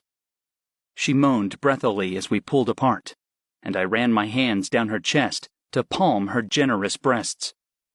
"You seem tense," I suggested to her with a wink. "How about a massage?" I could never say no to that, Syra breathed out as her eyelids fluttered with pleasure. I flipped her over effortlessly, and she stretched her arms above her head as she lay face down on the bed. Her skin was smooth and chocolate-covered in the dark, and her thin waist curved out into a beautiful, perfectly round ass that practically begged to be touched. My hands kneaded firm circles down Syra's back, but I wouldn't let her wait too long. My hands formed around her hips and trailed down to her ass as I squeezed her soft flesh. She wiggled her pelvis responsively as I kneaded my hands over her, and she let out a pleased hum as I enjoyed the feel of her beneath me. She sounded good, but I wasn't done yet. I ran my hands down her legs before I curled my fingers towards the inside of her thighs, and Syra's entire body jumped as she gasped out with pleasure at the feeling. "Good?" I asked teasingly as she squirmed around the slow drag of my fingers up and down her inner thighs. "Hurry up, you bastard!" Syra moaned out as she tilted her hips needily toward my roving hand. "If you say so," I replied with a pleased smile. The next time I slid my hands up the curves of her legs, I kept going, and I pushed 2 fingers of my left hand into her wet, receptive warmth. "Yes, just like that," Syra hissed out in pleasure as I slipped my fingers deep into her. I moved my hand back and forth as she panted and squirmed. When her excitement began to die down, I added a 3rd finger, and her noises of pleasure picked right up again. "You don't really look like you're keeping an eye on me," I teased as my hand picked up speed. "This is just as important," Syra managed to get out between her desperate sounds of enjoyment. "You'll never think twice about Sarah when we're like this." She was right, I had to admit. I chuckled to myself as I rocked my hand against her clit, and Syra clutched at me as her body shook with pleasure. She was close, and I sped up my hand inside her while she glanced over her shoulder at me with sultry, half-lidded eyes. I crooked my fingers to hit her in just the right spot, and her body reacted automatically as her hands clutched at the sheets beneath her. Syra's spine arched as bliss overtook her, and her lips parted in a wordless cry of pleasure. She threw her head back in ecstasy as her climax arrived, and I worked my fingers deeper into her as she came with the shout of my name. I felt her muscles shudder around me, but I kept pressing at the internal spot throughout her climax, up until she stopped moving completely. Syra panted with a spent, pleased look on her face, and she quirked a smile as our eyes met. "Somehow, you're still getting better at this," Syra sighed happily. "I thought there was no way to improve." Before I could respond, she sat up and leaned forward as her mouth came inches from my cock. She looked up at me as her lips parted, and then she leaned forward to lick me from bottom to top. My cock twitched in anticipation as she pressed her lips softly to the head of it. Suddenly, Syra opened her mouth and pressed forward to take me, in one deep motion. I sighed in bliss as her mouth enveloped me, and she bobbed her head to create a delicious friction against my length. Her tongue swirled against the bottom of my cock, and then her cheeks hollowed as she pulled back, as if she could suck every last drop from me. Syra's dark brown eyes flickered up to my face as she plunged my length deep into her throat over and over again. Her mouth was wet and ready, and she slid quickly and easily along my length. Then she lifted her hands to the small of my back and pushed slightly so that my hips rocked in time with the movement of her mouth. I took the hint and moved compliantly so that my thrusts met the bobbing of her head with perfect timing. With each motion, she seemed to go deeper, and she moaned with enjoyment as my cock neared the back of her throat. The vibrations from the sound she made sent pleasure tingling through my cock and up my spine. Her chocolate eyes flicked up to me again, and I could hardly stand to meet that lustful, beautiful gaze. My cock throbbed in response to it, and I pulled away from Syra with a wet pop. Her lips were red and her hair was messy, but she looked more than pleased with me. She smiled as I pressed her back down toward the bed. I pulled her toward me with a firm grip around her waist and lined our hips up. Then I tilted her onto her side, before I lifted one of her legs up and entered her. Immediately, the tawny-skinned summoner moaned and shuddered around me, even before I began to thrust inside her. When I picked up a slow rhythm, her back arched off the bed with the force of the pleasure. I thrust with deep and careful strokes, and then I picked up the speed with a gradual, even pace. Just when I'd established the steady rhythm, I mixed it up with a few rapid-fire thrusts and an unbearably slow push, as I reached deep inside her. Syra's mouth opened soundlessly as she squirmed around me, and I picked up to the fast rhythm again. As I did, I reached down to finger her clit, and that was all it took for her to climax again. Syra shouted out with wordless ecstasy as she clenched and trembled around me, and I pounded into her as she came. Within seconds, I felt pleasure building inside me as my own climax neared. Just as Syra began to slow down, I came deep inside her as I shuddered through my final thrusts. Both of us panted for a minute as the pleasure sapped us of our strength. Finally, we fell apart as we rolled away from each other to our own sides of the bed. Syra sighed happily and shifted toward me to trace an abstract pattern on my chest. "I bet you needed that," she murmured with a slow, content yawn. "I think I did," I responded as I brushed one hand through the curls of her dark hair. "Feel like things are going to be okay now?" she asked with a lazy smile. No matter what happened, I had people to love, and people who loved me. Even if I needed to leave in the morning for another mission, I could rest easy at night with the comfort of all those who supported me. Everything was going to be okay. "I do," I said, and in that moment, I truly believed it. Syra and I woke up late the next morning, and I spent the first half of the day relaxing after our intense mission. I chatted with friends and grabbed a bite to eat, though I didn't stay long. The cafeteria had delicious miniature apple pies for dessert, so I grabbed a couple extra ones after my meal and made off with my prizes. I wrapped the apple pies in a cloth napkin and went to check on Gawain and Oren, since the two of them were still in the clinic. It only took me a few minutes of waiting in the lobby before Meriden showed up. "Of course I can let you in, Griff," she cooed at me as her hands fluttered at her sides. "Oh, they'll be so happy to see you." I followed her back through the door and into the patient recovery room. The space was set up so the gap between each bed was hung with a sheet of fabric for the privacy of the patients.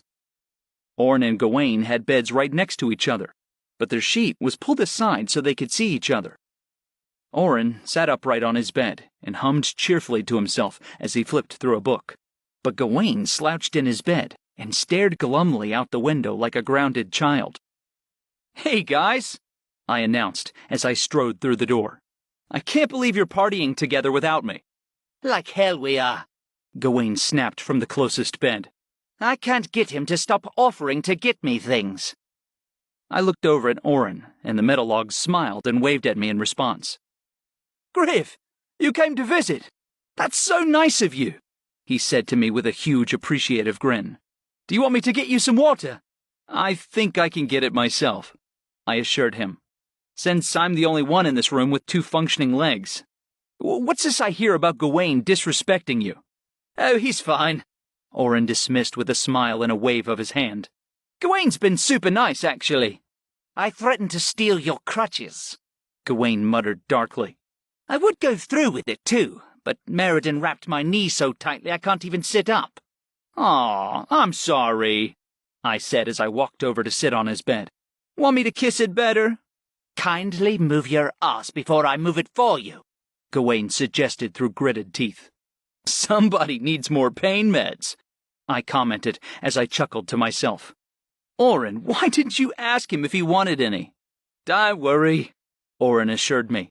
I asked. Oh, but maybe he's changed his mind. Gawain, do you want any? I'm fine, the fire mage groaned before he shot me daggers with his eyes. Why would you prompt him to do this? What have I ever done to you? Consider this payback for how long we had to chase you all over Mistral, I suggested with a crooked grin. Then you can get over it and stop feeling so bad about yourself. You're an ass, Gawain told me with a roll of his eyes, but a small smile quirked at the corners of his mouth. Guess you don't want these then, I said as I patted the napkin full of pie. Of course I don't want your dirty tablecloth, Gawain bit back, but then he paused and eyed the napkin with interest. What's inside? Apple pie, I said with a wink as I unfolded the cloth and brandished my gifts. Hell yes! Oren exclaimed with delight. Oh, Maker, I love you, man!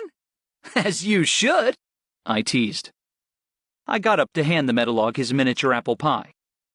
It didn't look too fancy since the cafeteria had to bake so many at once, but it smelled fresh, and the scent of cinnamon, allspice, and nutmeg wafted through the room.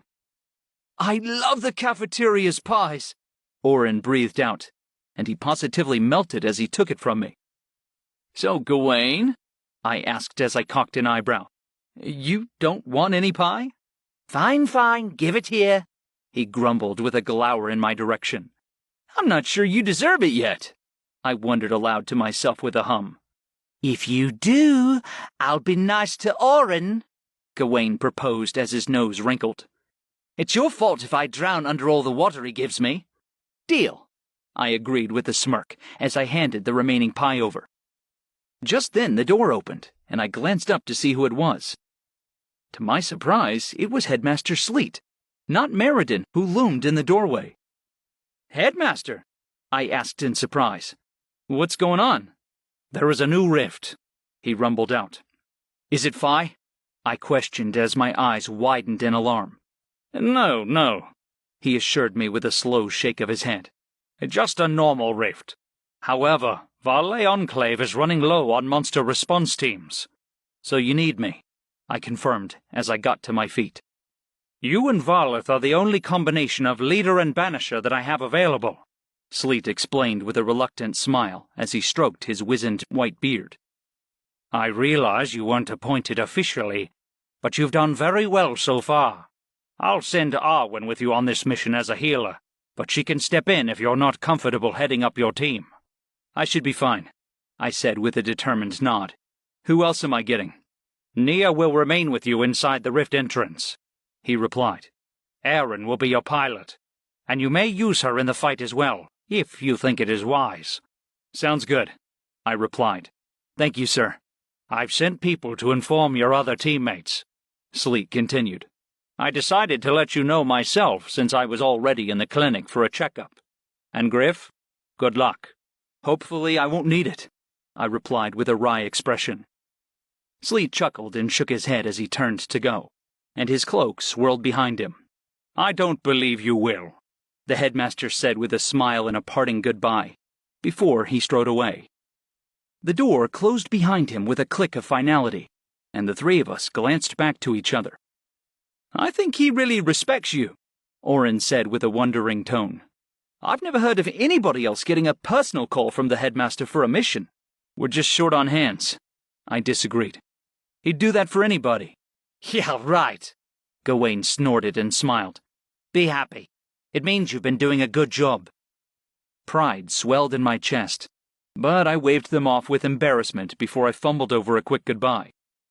Gotta go. See you guys later, I called as I hurried through the clinic doors. I never went out without even a light amount of combat gear, so I already had my bandolier and other essence crystals on me. Then I ran to the training armory to grab a spare leather cuisses in my size, before I made the quick trip through the streets to Aaron's airship.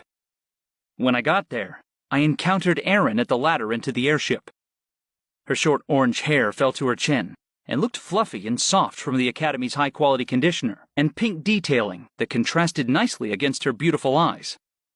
Her top had a cutout section that revealed the underside curve of her breasts, and 2 thick straps of white fabric supported her chest and barely kept her modest. She also wore a white miniskirt held up by an accented belt, and below that, pink and blue striped leggings covered her long legs. Her heeled ankle-high boots were porcelain white to complement the rest of the outfit, and she looked absolutely stunning from head to toe. Hi, Griff. She greeted me breathlessly before she wiped at a grease stain across the bridge of her nose. Glad you got here so quick. We're just waiting on Arwen and Nia now. What are you doing? I asked as I noticed the wrench and screwdriver in her hand. I'm trying to make my Diomessia pretty again, she explained in a mournful, longing tone. Those stupid monsters got claw marks all over her. Uh-huh, I replied slowly as a hint of humor entered my voice. I'm sorry for your loss. That's fine, Aaron replied with determination as her eyes blazed with righteous fury. I'm going to fix her up once we get back. Nobody leaves a scar on my baby. I believe in you, I said teasingly as I patted her on the shoulder. Just then, Arwen and Nia turned the corner. They waved to us as they walked quickly down the street, and I raised my arm in greeting. Arwen was dressed in a short black tunic with a plunging neckline that showed off her cleavage. On the bottom, she had on skin-tight burgundy shorts that complemented her red waves of long hair. Nia wore a white and black dress that worked perfectly with her pale features and ashen hair. The flaring bottom of her dress was short in the front and split down the back to allow her to run and fight more easily, and white tights covered her long legs.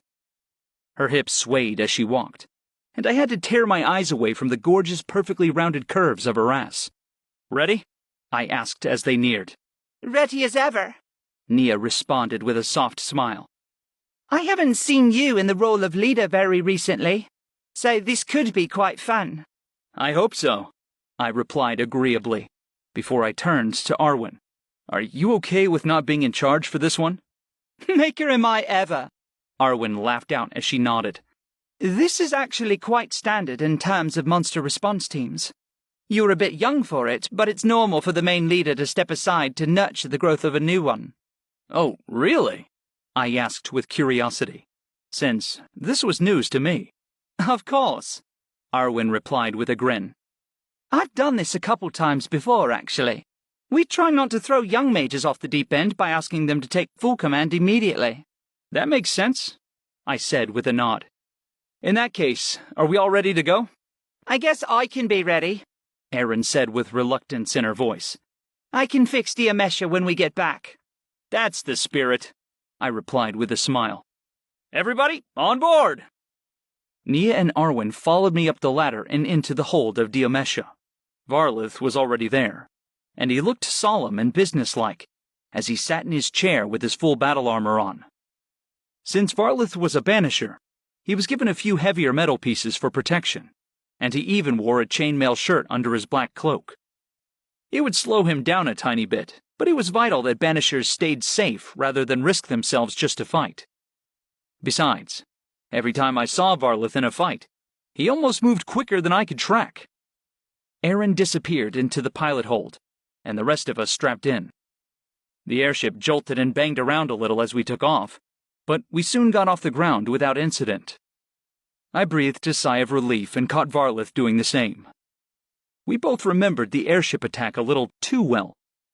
Once we were in the air, the whole ride flew a little more smoothly, and I settled down into my seat as my stomach calmed.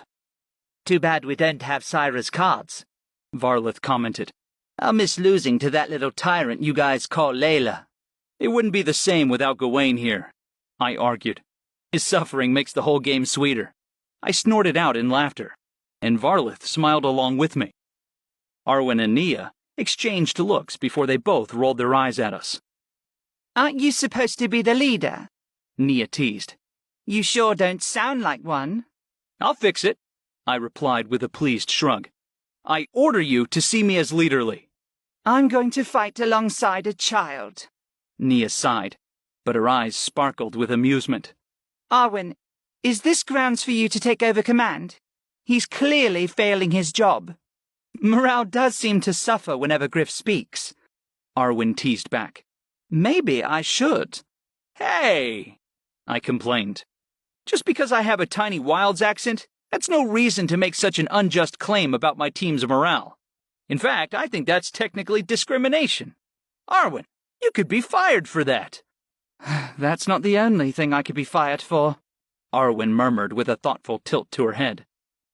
I flushed as I remembered the start of our relationship, when Arwen had approached me in the library. I'm practically not even in school anymore, I said sheepishly. And we're both adults, so, you should be fine. Aw, look at him blush, Nia cooed. He's so concerned for you. The two girls dissolved into light laughter as they studied my face. Hush, I warned as I battled my embarrassment. Quit mocking your leader. You're all guilty of insubordination. We bickered back and forth as the good-natured ribbing continued, but we had to stop when Aaron jogged back out into the cabin area. Get ready for the descent, 'cause we're here, the mimic announced with a smile. That was quick, Varlith responded as he raised his eyebrows. Maybe not quick enough, since I had to listen to these idiots. You know you love us, I replied with a wink. Ah, Aaron said wistfully. You guys sounded like you were having fun. I must miss so much when I'm piloting. You're better off without hearing it, Nia advised with a warm smile as she straightened her silver braid of hair. Aw, thanks, Nia, Aaron replied. All right, I'm gonna go land my girl. Sit tight. We sat back as the ship bumped and swayed to a stop. The metal landing legs cushioned our final set-down, and then we were there. All right, team, I directed. Let's go. Nia and I are on point. Varlith and Arwen should come in behind. What about me? Aaron asked, as she scurried back from the pilot's seat. Follow Varlith, I requested. You still have summoning magic mimicked, and your staggy could come in handy if you two need to get somewhere quickly. Sure thing, Aaron agreed. We made our final preparations and climbed off the airship down to the ground below. The small town sprawled out before us, and I could tell immediately this one wasn't going to recover. There was no fire, but most of the houses were completely smashed beyond repair. Roofs were caved in, and the streets were churned up into nothing more than dirt and debris. A few bodies were visible in the mess, and my heart clenched in my chest as I looked at the death and destruction. At the end of the town, a large dark rift swirled next to a large granary that once held food stores for the winter. Now it was smashed up into nothing more than tinder and crumbled rock. If there were any survivors, they wouldn't be able to get through the winter even if they stayed. When is the military backup going to get here? I asked as I led us at a jog toward the awful scene.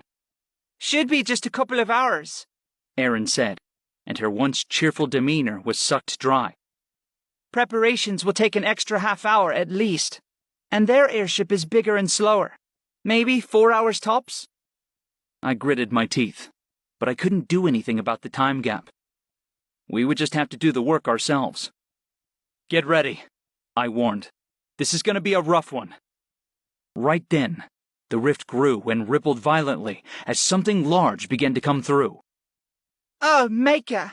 Nia breathed as we stared at the new threat. It was an enormous skeletal monster unlike any I had seen before, and it stood at what I estimated to be nearly 70 feet in height. It walked on 2 legs similar to a human, but its bones were distressingly wrong and misshapen.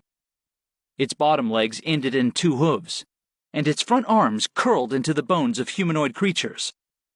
Its enormous skull looked somewhat like that of a horse, but there were 2 sunken holes for eyes on each side of its head, for a total of 4 eyes. Each socket was filled with the smoldering glow of an amber-colored orb of flame. Each of its white block-like teeth looked about the size of a small single-person sleeping bed. "What the fuck is this thing?" I asked, as horror filled my voice. "An undead satyrid," Arwen explained, as her eyes glimmered with fear. "I've never seen one, and I've only heard about them through third-hand accounts at best." Any idea how to take it down? Varlith asked, and even his usually monotone voice was a little hollow and wild. Despite our misgivings, not one member of my team slowed down in our jog toward the town. We were mages, and it was our responsibility and duty to protect everybody. "The eyes are a good start," Arwen replied as she pointed to the glowing orbs. "I've heard the skull still contains some brain matter, so an attack through the eyes works best." "So," I mused, "if you sent an attack through an eyeball, it'll pierce into the brain and shut the whole thing down. That's not too bad." "Hypothetically," Arwen cautioned. "I don't trust research I get through hearsay, though. Be careful not to put all your faith in that method of killing it." "Right," I confirmed. "Have an exit plan." "I can do that." Can you? Varlith asked as he eyed me with worry. I recall you falling from great heights before, and it's whenever you've gone after a large monster like this. "I'll be okay," I affirmed. "I'm responsible for leading this team now, and I won't take any unnecessary risks that may put you all in jeopardy." "I like this new leaderly grip," Nia complimented as she looked at me with surprise.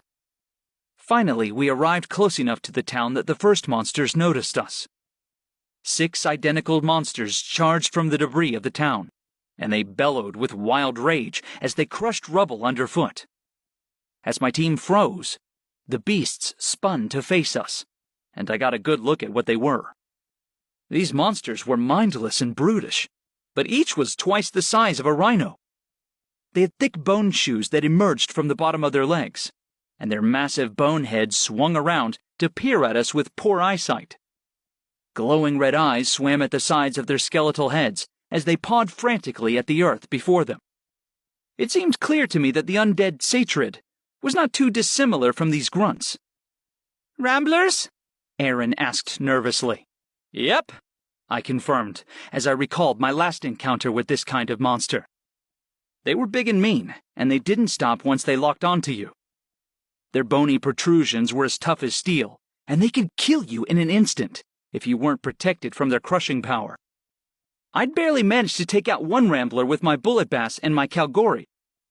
So this would be a challenge, but not impossible. "All right, team," I declared as I threw out a set of 5 bullet bass crystals. "Let's suit up in metal, but stick close to me so you don't risk the chance of it wearing off through distance. This won't be too hard of a battle at all, so don't worry about a thing." Just then, a deep ground-shaking bellow rumbled through the air. I covered my ears and winced as the sound echoed painfully through my skull. Suddenly, a rambler the size of a small church burst through the side of the granary like a kid tearing through a set of wooden blocks. The thing was massive, and it had to at least be 5 times the size of the smaller ones. Even worse, it sprayed a red watery liquid from its mouth as it charged. As the liquid contacted the stones and wood of the nearby debris, they sizzled and smoked as if dipped in a powerful acid.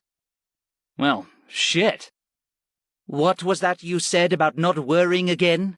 Varlith asked as we gawked at the terrifying monster before us. "Okay," I admitted as the massive rambler pounded toward us. "I was wrong." Should we move?"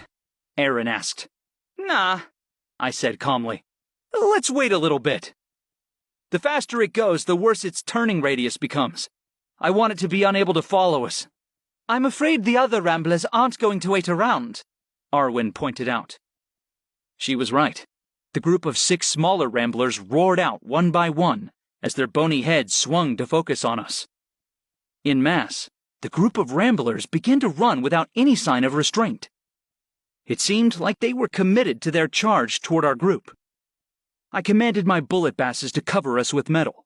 Then I threw out my crystal for my Kalgori. My Kalgori emerged with a flutter of pale green wings. My unassuming little monster looked much like a butterfly, but its long glowing wings were tipped with razor-sharp metal. As I commanded it to multiply, the butterfly split into 2 separate monsters, then 4, then 16. In under a minute, it was an entire swarm of hungry, eager little bugs. However useful my Kalgori were, they didn't do well against a running opponent, so I would have to pin down a rambler before I could put them to use. For that, I threw out my Rusa, which emerged from its stinger-shaped crystal with a chitter of anticipation. It was almost identical to a scorpion, but my Rusa was massive enough to ride on, and its claws were a little over 10 feet long. Its tail could extend up to a dozen feet in front of its body, and it was tipped with a venomous stinger that easily proved deadly to most smaller monsters who met their end by it. Even better, my Rusa was covered by a metallic chitin that could protect it from fire and physical attacks alike.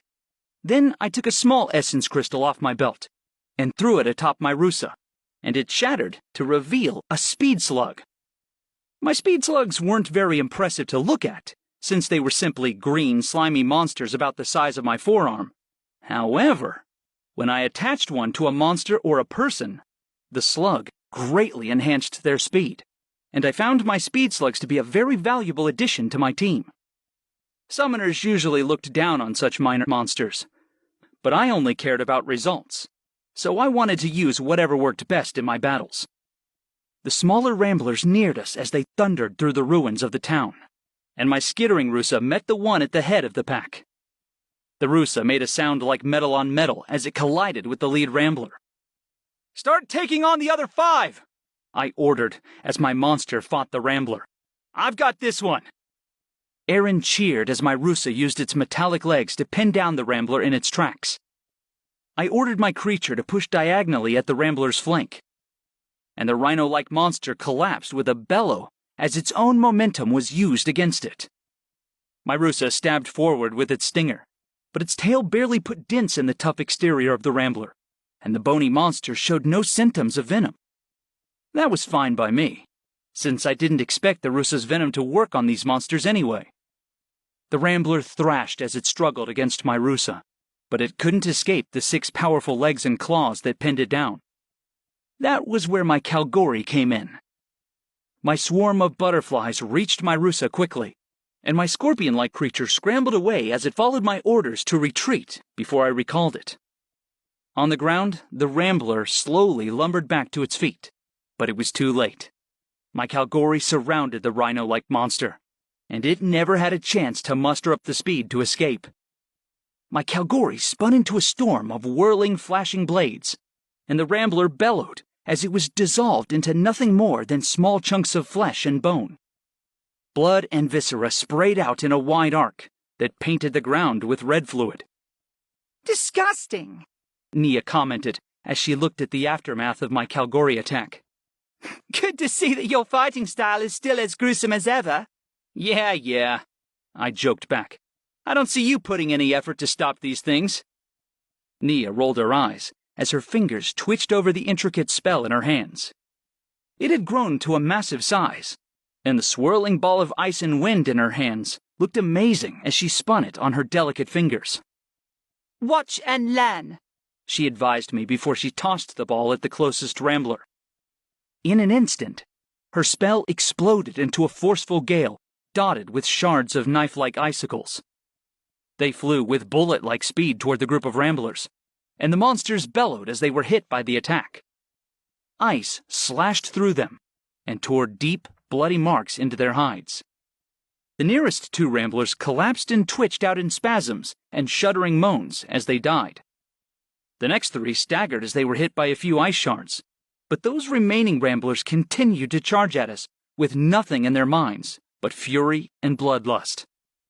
"Nia," I ordered, "get ready with your water."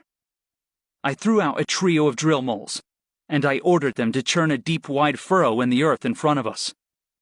They couldn't move the dirt very much, but they could definitely break it up until it was loose and supple. My drill moles were obviously very similar to moles, but they had rock-like skin and huge dagger-like fangs. The three of them had long claws on each foot, in addition to the drill-like horn that sprouted from the crown of each of their heads. They were extremely useful monsters for use in basic mining and construction labor, but sometimes I found they gave me a perfect advantage in battle as well. The second my drill moles popped up from the earth, Nia took over. Water bubbled from her hands and spouted into the furrow my moles had dug. In an instant, what had once been regular grass and dirt was now a deep trench full of sloppy wet mud. It was just in time, too. The ramblers had crossed the wide field, and they were only a few seconds away from smashing into us at full force. Instead, the three of them landed stomach deep into the trench of mud, and they rumbled in pain as their legs faltered and gave out. I even heard a leg snap as the enormous creatures caved to the unsteady footing and tumbled headlong into the mud. "Finish them off!" I shouted. Varlith and Arwen were already on top of it. Varlith's shadowy banisher sword cut a thin slice across the skull of one of the ramblers, and it sagged limply in death as the life force was drained from it. Arwen summoned her fabricated sword, and it glowed as she drew her arm along the length of the blade to create it. She leapt toward the second rambler and cut a deep furrow through its neck. Blood sprayed out, and the rambler sputtered noiselessly before it too collapsed. It cost Arwen a lot of mana to summon her sword, but it was also sharper than any ordinary one, and that came in handy in this sort of situation. Finally, my Kalgori swarm arrived to take care of the third and final smaller rambler. They whirled around the rambler in a howling storm, and blood sprayed out as they tore the rhino monster apart. Arwen and Nia got a faceful full of it, unfortunately. They ran back to me with irritated expressions as they wiped drops of blood from their faces. "Very smooth, Griff," Nia said dryly. "It's not too bad," I said as I helped her wipe some blood droplets off her forehead. "The first time I did this, I ended up totally coated." Arwen laughed and shook her head. "You're one of a kind, Griff." "Hey," Aaron spoke up. "Sorry, I'm just relaxing while the rest of you kill things. But should we worry about this enormous rambler yet?" We turned to watch the huge rambler eat the distance with its enormous strides, as it quickly narrowed the gap between us. "Wow," I admired. "It came a long way pretty quick, huh?" "Yep," Aaron agreed. "So, verdict?" "Let's bounce," I instructed. "There's no way it'll turn fast enough to catch us now." I led my team in a sprint toward the forest in a direction perpendicular to the Rambler's charge, which led us back to Aaron's airship.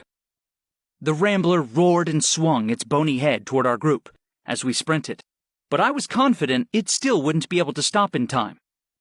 I did notice it merely leap over the mud trench, which was too bad, but we hadn't made the thing for church-sized monsters. Suddenly, the massive Rambler dropped its head to bury its bony crown into the dirt at its feet. Dirt sprayed as it buried its feet and head into the earth, as it physically gouged itself to a stop. It looked painful for any normal monster, but this thing was motivated only by a desire for violence, and it was stopping pretty quickly. The Rambler slowed and began to turn quickly as its back feet dug into the earth and rotated the entire monster at a 90-degree angle. In just a few moments, it faced us, and it began its charge again. The only problem was directly behind us lay Aaron's beloved airship, and that monster wasn't going to stop itself from wrecking the thing without a moment's pause. "Well, shit!" I swore, as the earth below us began to rumble and shake. Any ideas? Varlith asked with a wince. I'd rather not be trampled flat. "We can't let it charge past us in this direction," Aaron said with worry. "My airship is behind us, and it could destroy it. Or worse, whichever townspeople have fled into the forest in that direction." "Give me a minute to think," I requested. What did I have at my disposal here? I could probably piss the thing off with my pyreworm, or some of my other medium-sized monsters. This big bony rambler would probably withstand the small knives of my Kalgori, even if they did manage to catch up to him. I could summon my Baroker, but he wasn't very fast, and I didn't want him to face that charging rambler head-on. Oh! I realized. Maybe I can just throw him back where he came from. What in Mistral are you talking about? Varlith asked. He doesn't look easily moved. Not with my hands, I explained with a shit-eating grin. With the very thing he came from. You're lucky I'm willing to lend you the power, Sarah hummed. If I liked you any less, I'd let that monster charge into the forest and wipe my hands of the issue. Yeah, she was totally in charge. I'd heard it all before. I found it very easy to ignore the fact that she had godlike power these days. Sometimes she felt more like an ever-present roommate than the legendary monster that possessed my mind.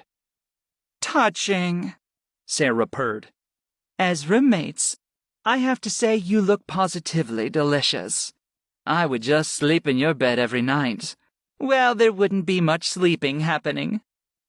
I wasn't sure what kind of fucked up kind of idea she had about roommates, or where she'd gotten them from, but I brushed the thought off. I just wanted to open this rift and be done with it. I started the spell to open the rift, and Sarah guided me with a few mental images and directions, before I felt the power tug through her into me. Griff, you better hurry up, Varlith warned as the beast neared us. The portal cracked open in front of my hands, and I twisted my fingers through a few more movements before I thrust our magic into opening the rift. The dark, murky depths of it expanded quickly, and I smirked as the rift bloomed into an enormous dark oval. Sweat began to trickle down my face, and my arms shook, but I knew I wouldn't have to leave it open long. Homemaker, I hope you know what you're doing, Aaron yelped as the rambler raged toward us. All the pebbles and twigs from the ground around us jumped slightly with every footfall of the enormous beast. But I held on to my rift and shored up confidence in my own power to keep it open. The huge rambler shoved its head down into the dirt to try to slow its movement, but it was too late for it. It slid and skidded right into my portal, and the mouth of the huge oval began to swallow it up whole, without the slightest resistance.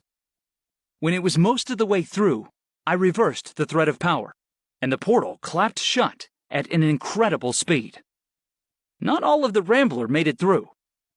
The back hindquarters of the rhino-like monster got caught between the shut portal and the human realm, and the back end was sheared off, as if a giant kitchen knife had cleaved the monster in two. In a flash, Nia threw up a wall of crystal-clear ice between us and what remained of the monster. The enormous hindquarters sprayed blood like a fountain from a dozen different spots as the flesh toppled before us. Entrails looped from the remainder of the monster and steamed as they spilled onto the ground. A 30-foot high and 30-foot wide rambler cross-section slumped to the ground like a butcher's prime cut of beef. My friend stared wordlessly at the carnage for a moment. Blood dripped from Nia's ice wall in watery pink rivulets and obscured our vision. We walked out from behind the ice wall with menacing, careful steps to look at the remainder of the giant beast. I think whatever ended up on the other side is dead, Arwen proposed lightly as she eyed the pile of dripping flesh. Make us save us all, Nia said in wonder and shock. This is the most disgusting thing I've ever seen, and I'm completely unsurprised it's Griff's fault. I couldn't even think of a comeback. Even if I didn't expect the outcome to be so drastic. I thought maybe it would get stuck or something, as I looked at the rambler's hindquarters. Not chopped in two. I wondered what happened to it in the Shadowscape once it lost its back legs. Realistically, it had probably died almost as quickly as it did here. Congrats, Griff, Arwen said with a celebratory pat on my shoulder. You've developed a new way to fight. You better not ask for me to do that very often, Sarah purred. I like you, but I'm not going to jump whenever I'm called like some pet on a leash. Though the rest of us can't exactly replicate it, Varlith pointed out as he stepped toward the corpse. Damn, this is cool. I'm not even sure I could replicate it, I admitted. That was almost pure luck, and I'm positive very few monsters are big enough or predictable enough for me to do this with. I wiped the sweat from my forehead and shook off the mana drain as I grinned with pride. Still feels good, Aaron added with a laugh. Wow! Nia's right, though. Completely gross. Bone-chilling sound split the air, and it sounded like a cross between a horse's neigh and a piercing scream. We all flinched as the noise scraped across our ears like the sound of nails on a chalkboard. We were so absorbed in our triumph over the huge rambler, we had forgotten about the even bigger threat. From the ruins of the village, the undead satred stalked among the houses as it smashed all in its path. As we stared, it turned its head sideways to scan the terrain around it. Then, two of its glowing eyes landed directly on us. Chapter 4. As the undead satred glared at us with its amber-glowing eyes, a thrill of anticipation shivered down my spine. How good is the eyesight on that thing? Aaron asked consideringly. The undead satred turned its body to lumber toward us with slow, unhurried steps. I couldn't hazard a guess, Arwen replied as she chewed on her lip. But I wouldn't bet on a 70-foot skeletal horseman with 4 eyes being particularly blind. Fuck it, I said.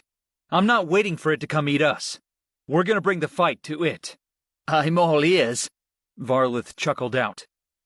Your plans today have worked out fantastically so far.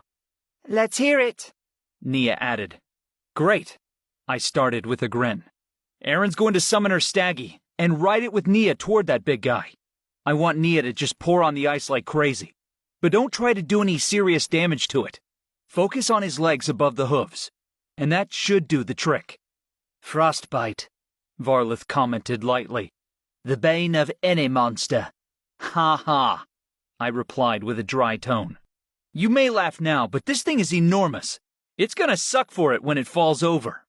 Using ice to brittle its legs won't be easy, Nia pointed out with concern as her eyebrows knitted together. We'd have to knock into them with some incredible force to get them to break. Besides that, Aaron added, I don't want the two of us getting flattened when it gets mad at us, which it will. We'll need a big distraction, or Nia and I are toast. I grinned cheekily and popped an essence crystal off the top of my bandolier. Let me and my Baroker take care of those two problems. Varlith shook his head, but he had a smile on his face. You and that Baroka really are kind of the dream team, he commented. I guess this plan isn't the worst. But what should Arwen and I do? Evacuation and emergency treatment, I explained. Nia, Aaron, and I are going to be leading this thing in circles, and it's probably going to wreck a lot of the surrounding area.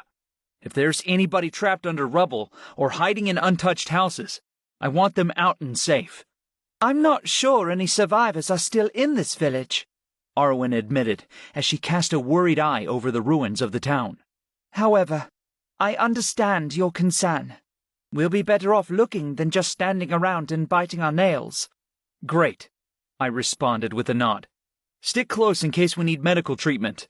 But please put your own safety foremost. Any questions? The team glanced at each other briefly. No, I think we're good, Varlith clarified. Perfect, I declared. Then let's go. Aaron threw out the crystal for her staggy, and it emerged with a flash of light and a puff of smoke. The staggy was horse-like, and its skin was a dark emerald green color.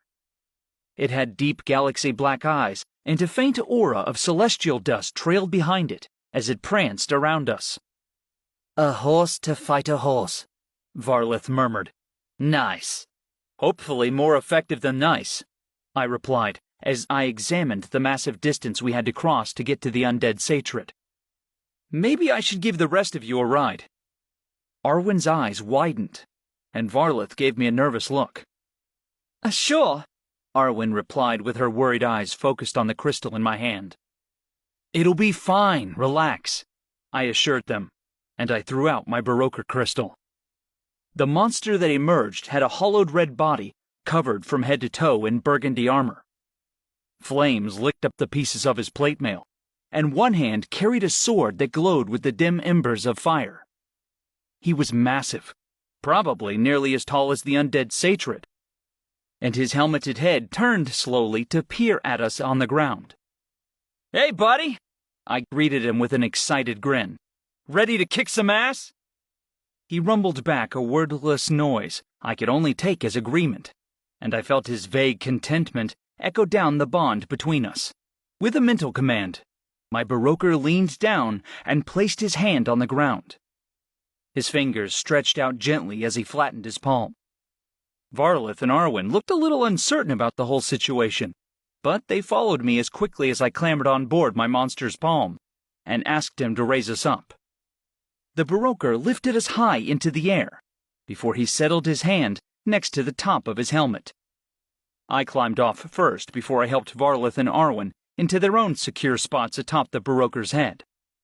We clung to my monster's helmet as we gazed at the destroyed town and the undead satyr that crashed through it. "I didn't expect this," Arwen commented quietly as she stared at the distant landscape below us. "This is so much better of a view than what I had anticipated." Most of the trees lay beneath our vantage point, so we could see nearly to the horizon in any direction. If it weren't for the ruined town, the rift, and the rampaging monster, I would sit for a while and admire the view. As it was, the sight of the carnage instilled some amount of solemn respect in me. "I feel like I can appreciate the value of our lives from up here," Varlith murmured. "So many of us humans simply want peace, but the monsters make that impossible." "It means what we're doing is more important than ever," I replied, and the other two nodded in silent, determined agreement. Below, I watched Nia and Aaron as they mounted the staggy carefully. It wouldn't be as fast as it could be with just Aaron, but it was quicker than any real horse, and stronger, too. If I was careful to draw the undead satyr's attention, the girls would be fine. Unfortunately, I would be too far away from them to loan a speed slug out. I waved my hand, and the Baroker stomped onward with slow, ponderous steps. I wanted us to be more agile than our opponent, so I smashed a speed slug essence crystal between my hands before I attached it to the back of my Baroker's head. His pace increased dramatically, and we made pretty good time, though the staggy had to slow down to maintain the same speed as us. The satyr's eyes focused on us with blazing intensity as it stomped toward us. Its house-sized hooves crunched through debris as it moved, and I watched it flatten entire hovels and tear up streets with each step. "Arwen, Varlith," I said as I turned to them, "I'm going to set you two down here. Don't worry about survivors until that satyr is far clear of the village, since this is going to get very ugly." "Copy that," Varlith said. "Be careful," Arwen advised. "Give me a call on your wrist communicator if you have the slightest doubt about your next move. Just because you're the leader doesn't mean you have to plan alone." "Thanks. I will," I said with a grateful smile. My Baroker lowered Arwen and Varlith to the ground in the middle of the field. We were still too far away from the village, but it looked like we would meet the satyr at the very edge of the town.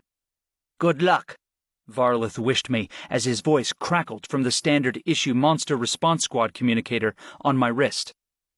I twisted it around so I could press the button and talk back. "You too," I responded with a wry smile. With that done, I tested the bond between me and my Baroker and asked him if he was ready. My monster made a low humming noise that echoed up and down his plate armor body. I was used to his pleasant, relaxed personality, but my Baroker was just as ready to kick ass and take names. As the satyr neared, I could see the yellowing brown spots of aging on its teeth and hands. Its fingers and hooves were covered in rust-colored streaks like old blood, and its roving amber eyes steamed as heat rose from them. Then it made another piercing shriek that only vaguely reminded me of a horse, and I winced and clapped my hands over my ears as it did. Maybe I should start carrying those old earmuffs for pyreworm screams everywhere with me. In the next moment, the undead satyr and my Baroker were just a couple strides away. They nearly matched each other in height, but the Satrid walked with a slouched animal gait that made me think it would be taller if it weren't so misshapen. Before the Satrid could strike, my Baroker whirled his sword from left to right in a backhanded slash that cracked against the Satrid's bony chin. His horse head smacked to one side, but his skull wasn't so much as cracked by the attack. "Okay," I said into my wrist communicator. "I'm definitely relying on Aaron and Nia to take his legs out. This sucker is strong." Copy that, Aaron replied. "First sweep is starting now." The staggy darted out from behind a nearby copse of trees and swerved around my Baroker's feet before it shot toward the Satrid as it streamed a trail of sparkling dust. Damn, it was impressive to watch. I wondered where Aaron got such a rare flashy monster. But since the mimic was consistently such a jank of all trades, I couldn't be that surprised she'd managed to snag one.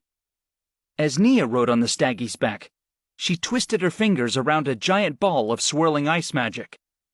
When they got close enough, she released it in a beam of frost that she shot toward the Satrid's lower legs and crackled against the bone there. As the Satrid's ankles were painting in white crystals of ice, the massive beast rumbled and tilted its massive head to get a closer look at its feet.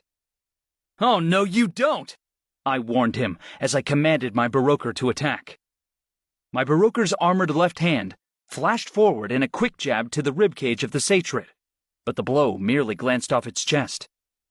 Still, the undead Satrid stumbled back, and its glowing amber eyes fixated on us again, instead of my two lovers. Nia and Aaron peeled away from the fight as Nia began to work on another powerful ice spell. The staggy leapt around rocks and tree branches as Nia focused on her work, and the ashen-haired mage's hands twisted around her growing ball of blue magic with perfect concentration. I followed up my Baroker's first jab with another left-handed punch, but it landed poorly as the Satrid stepped away, and the attack had little effect. Suddenly, the undead Satrid snapped forward with its jaws opened wide, and its teeth clenched over the left arm of my Baroker. The Satrid ground down with its molars, and I heard the plates of my monster's armor begin to crack. "Beams!" I barked out quickly. My Baroker complied, and twin laser beams of pure energy shot forth from his eyes. They connected with the Satrid's shoulder, tossed it back slightly, and the monster's toothy grin came undone. I was shocked, since not even that managed to do much damage to the Satrid. There were twin blackened marks on its shoulder, but there was no sign of actual damage, cracking, or pitting. I looked down to check on my monster, and I bit my lip in concern. The plating on my Baroker's arm was fractured badly, and he seemed to be able to still use it, but I didn't want to risk putting his arm entirely out of commission with the next punch. Nia and Aaron came back in for another round, and their staggy stayed carefully to the left side of the Satrid. It was a smart move, since it meant I could more easily avoid pushing the monster over to them by accident during our fight. Once again, ice flashed from Nia's hands and crystallized against the Satrid's ankles. Its hooves frosted over with a fine layer of white crystals, and when it took a step, sheets of ice crackled from the sides of his feet. Suddenly, the Satrid crouched and swept its bony hands toward Aaron and Nia. As the skeletal fingers drew close to their retreating staggy, my heart clenched in fear.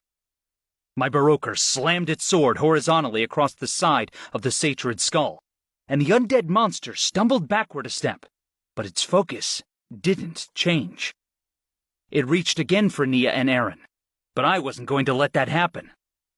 My Baroker rumbled and dropped his sword before he lunged forward to grip the undead Satrid by its skeletal shoulders. The two monsters struggled back and forth, and their feet kicked up piles of dust and debris as they fought for the upper hand. Nia and Aaron glanced back over their shoulders to look at the fight, and then the staggy began to come around as well. I hit the button on my communicator as I clutched to the helmet of my Baroker. "Too dangerous! Please retreat!" I commanded, but the staggy rode onward. "We're coming to help," Aaron said through the communicator. Nia started to cast again, but this time she had a different spell in each hand. One rippled with the aqua color of water, and the other spun an orb of cold crystalline ice.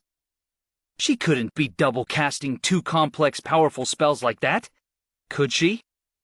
My eyes widened in awe, but I didn't have time to contemplate Nia's skill. The undead Satrid snapped at my Baroker again, and this time his teeth sank into my Baroker's neck plating. A pained rumble emanated from my Baroker as flames licked around the wound, but the Satrid wouldn't let go. It shook its head, and its teeth shredded into my Baroker's metal armor with terrifying ease. Then Nia's spells exploded from her hands with blinding power. One hand produced a barrage of water that drenched the Satrid's ankles, while the other hand emanated a thin beam of freezing ice. The two mixed and created an intensely cold spell, which froze the Satrid's legs in layers of frost and ice. The Satrid released its jaws from around my Baroker's neck and shrieked out an awful whinny that made my hair stand on end. It tried to step away, but its hooves were frozen completely to the ground. Then the Satrid crouched again as it swept its skeletal hands towards Nia and Aaron. This time, one giant finger grazed the retreating legs of the staggy. The staggy stumbled and cried out in pain as it overbalanced, but Aaron held it steady for a few more footfalls before it collapsed. The two girls fell from their mount and tumbled to the ground as they shouted in shock and pain. "Not on my watch." "Now!" I cried, as my Baroker followed my mental command. He grabbed his enormous sword from the ground with his good hand, before he swung it with all his strength toward the Satrid's ankles. The edge of the blade crackled against the beast's ankles, and there was a tremendous snapping sound as the undead Satrid's bones cracked along the single fracture line. The ice had brittled his bones to an incredible degree, so what was once nearly as hard as diamond was now fragile and easily cracked. I gave the order again, and my Baroker swung a second time. His blade cracked against bone, and metal chips flew from the sword as the two forces smacked together. This time, one ankle snapped completely, and without it, the undead Satrid toppled over backwards like a chopped tree. It shrieked as it collapsed, and its other leg crackled lengthwise with slow finality. I watched the fracture spiderweb before the entire lower leg bone split into 3 separate shards. The Satrid hit the ground with a tremendous boom, and several of its smaller ribs cracked under the fall. Its left leg shattered up to the knee, and the other one twitched uselessly as it pedaled what remained of its lower leg. I threw away my hesitation as I commanded my Baroker forward. I wanted to check on Nia and Aaron, but I knew that they wouldn't want me to give up the chance to end the Satrid completely. Arwen would be nearby, and she could do a better job of healing them than I could ever hope to do. As my Baroker reached the Satrid's head, Varlith dashed across the field to meet it as well. His Banisher sword was out, but it no longer writhed with the black smoke that characterized his magic, since it would do him no good in this situation. Though the Banisher's life force draining power was formidable, he couldn't use it much before it exhausted his mana completely. If Varlith tried to use it on a monster this big, it would probably kill him instantly. "I've got it!" Varlith called as he sprinted to the enormous eye socket nearest him. 2 rolling amber eyes fixed on the Banisher with steaming rage, and I shuddered at the sight of them. I really hated to look at this monster, and I was glad it was so rare, since I never wanted to see its horrific misshapen skeleton again. The undead Satrid reached its human arms up to claw toward Varlith, but I had my Baroker put a stop to it before it got anywhere. My monster knelt and pinned the Satrid's left arm to the ground with one knee. As the other arm scratched toward us, I had my Baroker seize it with his good arm and hold it steady. The Satrid was furious and far from dead, but it hadn't taken the fall well. When it thrashed at me, its damaged ribs cracked further, and it stopped to neigh and shriek weakly with simmering anger. Varlith slashed at the amber eye in the entrance of the socket, and the glowing orb dissolved into wisps of fire. Then the Banisher dove inside the hole without a moment's hesitation. I couldn't see what he did next, but I knew exactly when it happened. Suddenly, the whole undead satyrid shuddered and twitched into its death throes. Its arms fell limp, and its body drooped to settle weakly at the ground. I knew Varlith must have driven the fatal blow into its brain, and the gypsy confirmed my suspicion when he emerged. He trotted quickly from the eye-hole as he wiped his sword with his banisher cloak. The undead satyrid began to dissolve into dust and air, just like the other monster that died in our world. Just like that, we had vanquished it. I had my baroker set me down, and I hopped off his hand before I turned to look at him. "Thanks, buddy," I told him gratefully. "You did great out there." I held out my fist to the sky, and he gingerly knocked against it with his own finger as he rumbled with quiet pride. I grinned and recalled him back into his crystal before I slid the shooting star-shaped crystal back onto my bandolier. Then I turned to run back and check on Nia and Aaron, but there was no need. The two girls ran toward me as Arwen followed them at a slower pace. We did it! Aaron shouted as she approached. "You all did great work," I congratulated. "This was a rough one. Are you and Nia okay?" Perfectly fine, Nia answered.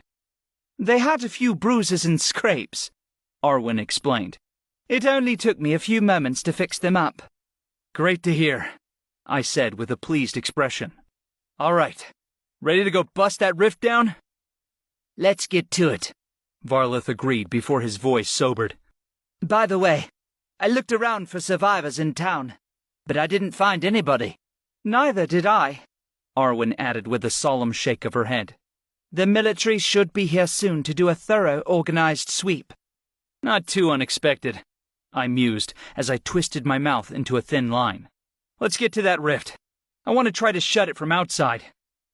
It took us a long few minutes of steady jogging to reach the entrance of the rift, but we encountered no monsters or living humans in the process. The large portal rippled with vague glyphs and murky colors that seemed to suck in the light itself. Time to use Sarah's power to close it. I thrust out my hands and began the spell, but no power gathered at my fingertips. I frowned and cocked my head sideways as I considered what might be wrong. I examined the magic that lay dormant within my core, as well as the tether between Sarah and me, but I felt nothing wrong. "Aww," Sarah whispered. "Are you disappointed? Poor little Griff. You can't close rifts you didn't open. It's like trying to lock a stranger's house with your own key." Shit! I swore. I can't close this thing. It's impossible since I'm not the one who opened it. There was a round of disappointed mutters as that news hit my team. That's okay, Varlith drawled. Good to hear I'm not out of a job. Congrats on your continued employment, I joked as I rolled my eyes. Sorry about that, guys. Looks like we're going in on this one. Hummed Arwen as her eyes narrowed. This complicates things. It really did. The town was in such a state of complete disarray. It felt bad to leave it in order to close the rift. Was it worth abandoning the struggling survivors just to shut the portal sooner rather than later? However, protocol was clear, and some of us would have to go. You should probably stay here, right? I asked the red-headed healer as I pressed my lips into a thin, uncertain line. I think so, Arwen agreed. If I run into some smaller beasts or the military finds anybody, I need to be here to provide immediate attention. That's fair, I said with a nod. All right, Aaron and Varlith will take care of the catalyst in order to close the rift. Nia and I will guard the entrance and clear the monsters. Got it, Aaron responded, and the rest of my team nodded in agreement. All right, let's do this, I confirmed. We all unhooked our gas masks from our belts and pouches before we slipped them over our faces. I adjusted mine so the straps fit tightly over my ears, and the seal prevented any outside air from entering the mask. One of my least favorite things about the Shadowscape was the stench of decay and rot. I'd even heard stories of mages going mad from a long exposure to the smell of the Shadowscape, and I wasn't ready to totally discount the rumors. The rift rippled and churned ominously, but our group walked into it without a second thought. The strange, cool sensation I felt when I entered the rift never failed to make me shiver internally. Since the portal was so large, I imagined being swallowed by the mouth of some huge monster, and it sent chills down my spine. "We've got company," Nia warned in a tight voice, and I followed her gaze as she pointed one finger to a horde of monsters. The monsters noticed us simultaneously, and they whooped out a series of loud grunting howls as they beat at their chests. "Semi-runts?" I asked as my mind raced over descriptions and drawings from my time at school. Got to be, Varlith agreed. The semi-runts were very ape-like in nature, and they were covered in long, stringy fur, the color of old leaves. Each was about 3 feet in height, but their short stature was offset by their powerful muscles and grasping hands. Their muddy green hair was offset by a series of white bone-like spikes which ran down the center of their backs. Those semi-runts were just as mindless as most monsters we encountered. They did travel and fight in packs, which could make them a little challenging to fight if one happened to encounter them in a large group. This group was large, to say the least. Where the town would be on the human side of this rift, there existed only a crumbled pile of stone and rotting wood. Dozens, if not hundreds, of semi-runts jumped and hollered from along the top of the structure as they revved themselves into a battle frenzy. "Ready to do this?" I asked as I glanced sideways at Nia. In that moment, I looked at her easy smile and her graceful poise, and she was breathtaking. Her ashen hair shone from the soft muted light of the Shadowscape, and her cheeks glowed pink with the flush of battle. Her eyes sparkled with a fighting spirit that set my heart pounding more than the adrenaline from any battle ever could. "You know me," Nia replied as she spun a glowing fire spell to life between her fingers. "I'm always ready. Don't worry about combining our powers. I'll just make sure to back your monsters up when it feels like a good synergy." When Nia and I worked together, no enemy could stand a chance against us. I grinned as I bared my teeth at the gang of clustered semi-runts. Suddenly, a half-dozen semi-runts whooped and leapt from the top of the building before they charged across the barren ground of the Shadowscape toward us. Behind them, the rest of the horde gradually began to stir and run. Griff's face really pisses them off, Varlith commented as he drew a hand over his sword and wreathed the blade in swirling dark energy. "Shush!" I demanded with a chuckle of laughter. "I know you were tired of waiting anyway." "Don't be ashamed to stay back, Aaron," Nia advised as she took a protective stance in front of the mimic. I snagged a few Wallardins and daggerdills off the lower end of my belt and tossed them out as well. My Wallardins had wide rectangular bodies with dark, segmented plates of tough skin.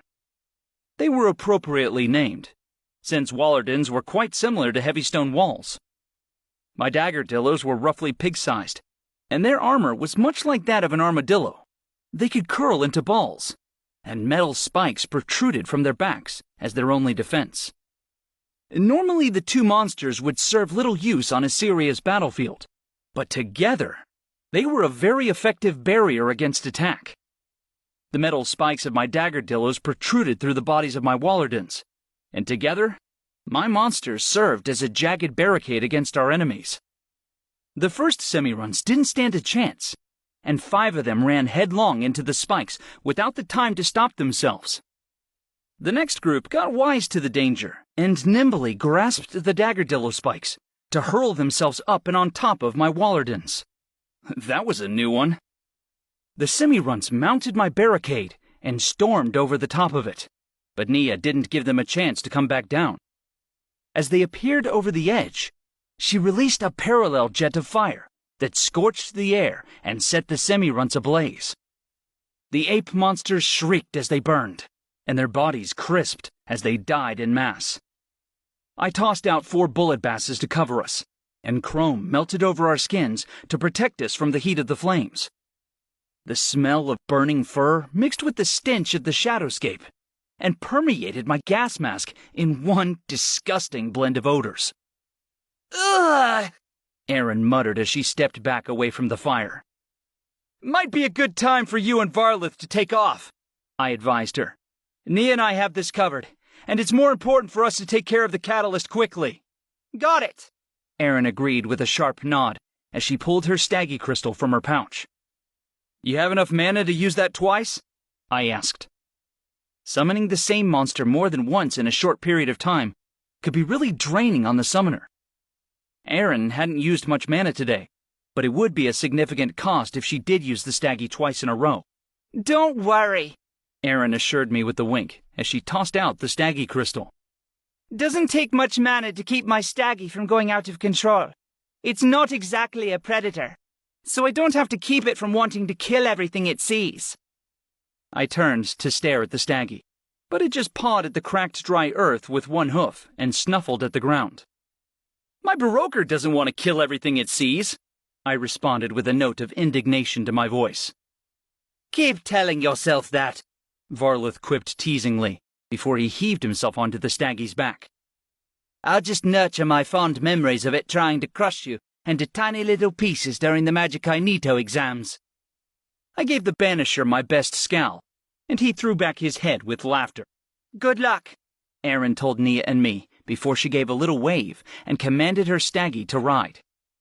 Nia's burning method began to be less effective as more of the semi-runts opted to simply charge wide around the walls, instead of barely skirting past them. Sit tight! I called to her, and then grabbed the essence crystal from my Vinghund and threw it to the ground. The wing-shaped crystal shattered and revealed my Vinghund's canine-like form. She yawned and stretched out her pale blue feathered wings, and her arched horns glinted in the dim light of the Shadowscape. The Vinghund's pink tongue lolled playfully from her mouth as she panted and looked back at me for instruction. I grinned as I directed the Vinghund with a few orders, and she leapt to Nia's defense with a jaunty, casual trot to her step.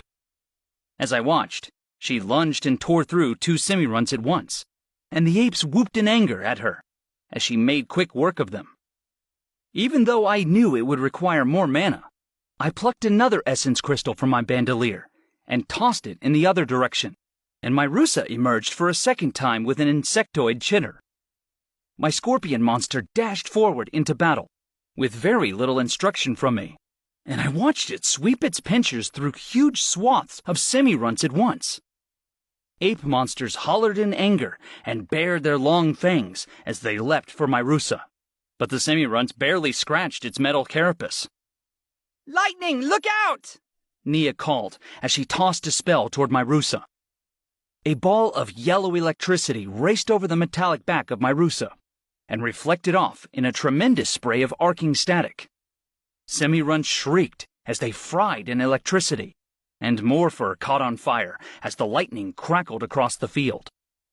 My Wallardins and Daggerdillas weren't doing much anymore, so I recalled them, even as I threw out a barrage of axe goblins. The axe goblins were simple creatures, and though they weren't weak, they weren't very fast either. They had green skin and red eyes, and they were built thin and lean with ropey muscles. Their mouths were filled with razor-sharp teeth, and their only standout trait was the axes that grew from their arms in place of hands. The axe goblins were grunts that were usually used for lumber work, but they were just as good at holding the horde of semi-runts back as any other monsters. As I ordered them onward, the goblins spun and slashed out with their axe blades. The semi-runts grunted angrily as they were pushed back by my axe goblins, and I grinned as the tide of the battle began to turn heavily in our favor.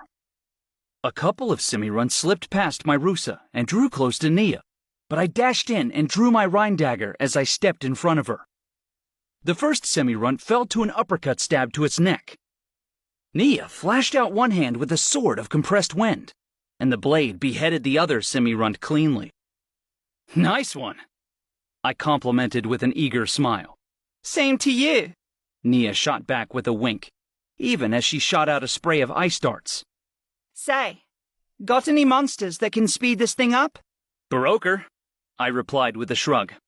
I guess I have the mana to use him twice, but I'd rather keep him in reserve just in case. That's fine, Nia said with a teasing grin. I'll do all the heavy lifting instead. The ashen-haired mage twitched her fingers in a complicated spell, and a fireball bloomed between her hands. She transferred it to her left as she worked on an air spell with her right. Soon, Nia had 2 swirling humming spells in her hands that crackled with energy. She thrust her hands out, and both shot beams of wind and fire toward the oncoming horde of semi-runts.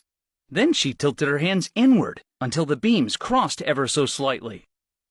A couple dozen feet in front of her, the epicenter of the crossed beams exploded into an enraging inferno with hungry power. Several dozen semi-runts died instantly in the blaze, and dozens more shrieked as they were lit on fire by the sparking, fitful flames. "Wow!" I exclaimed with a wild laugh and a huge smile.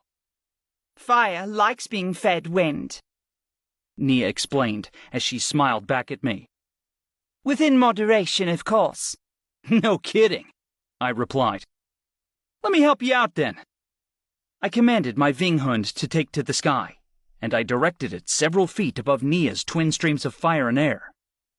I ordered the Vinghund to beat its wings to fan the flames, and it did with skill and power. Its feathers flared as wind whistled beneath them, and the fire fed on its new source of fresh air.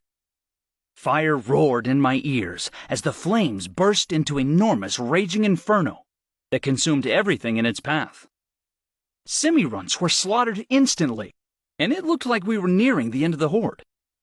Suddenly, my wrist communicator crackled to life. Griff, Varlith's voice came through, but it was barely distinguishable. help. He's asking for help. Nia realized with urgency in her voice. "Are we sure?" I asked, but there was no doubt in my mind either. As if to answer my question, a flare bloomed in the sky. The emergency flare. Nia gasped. Something's wrong. "I'll go now," I told her. "Once you finish these off, you can catch up. Think you've got this covered on your own?"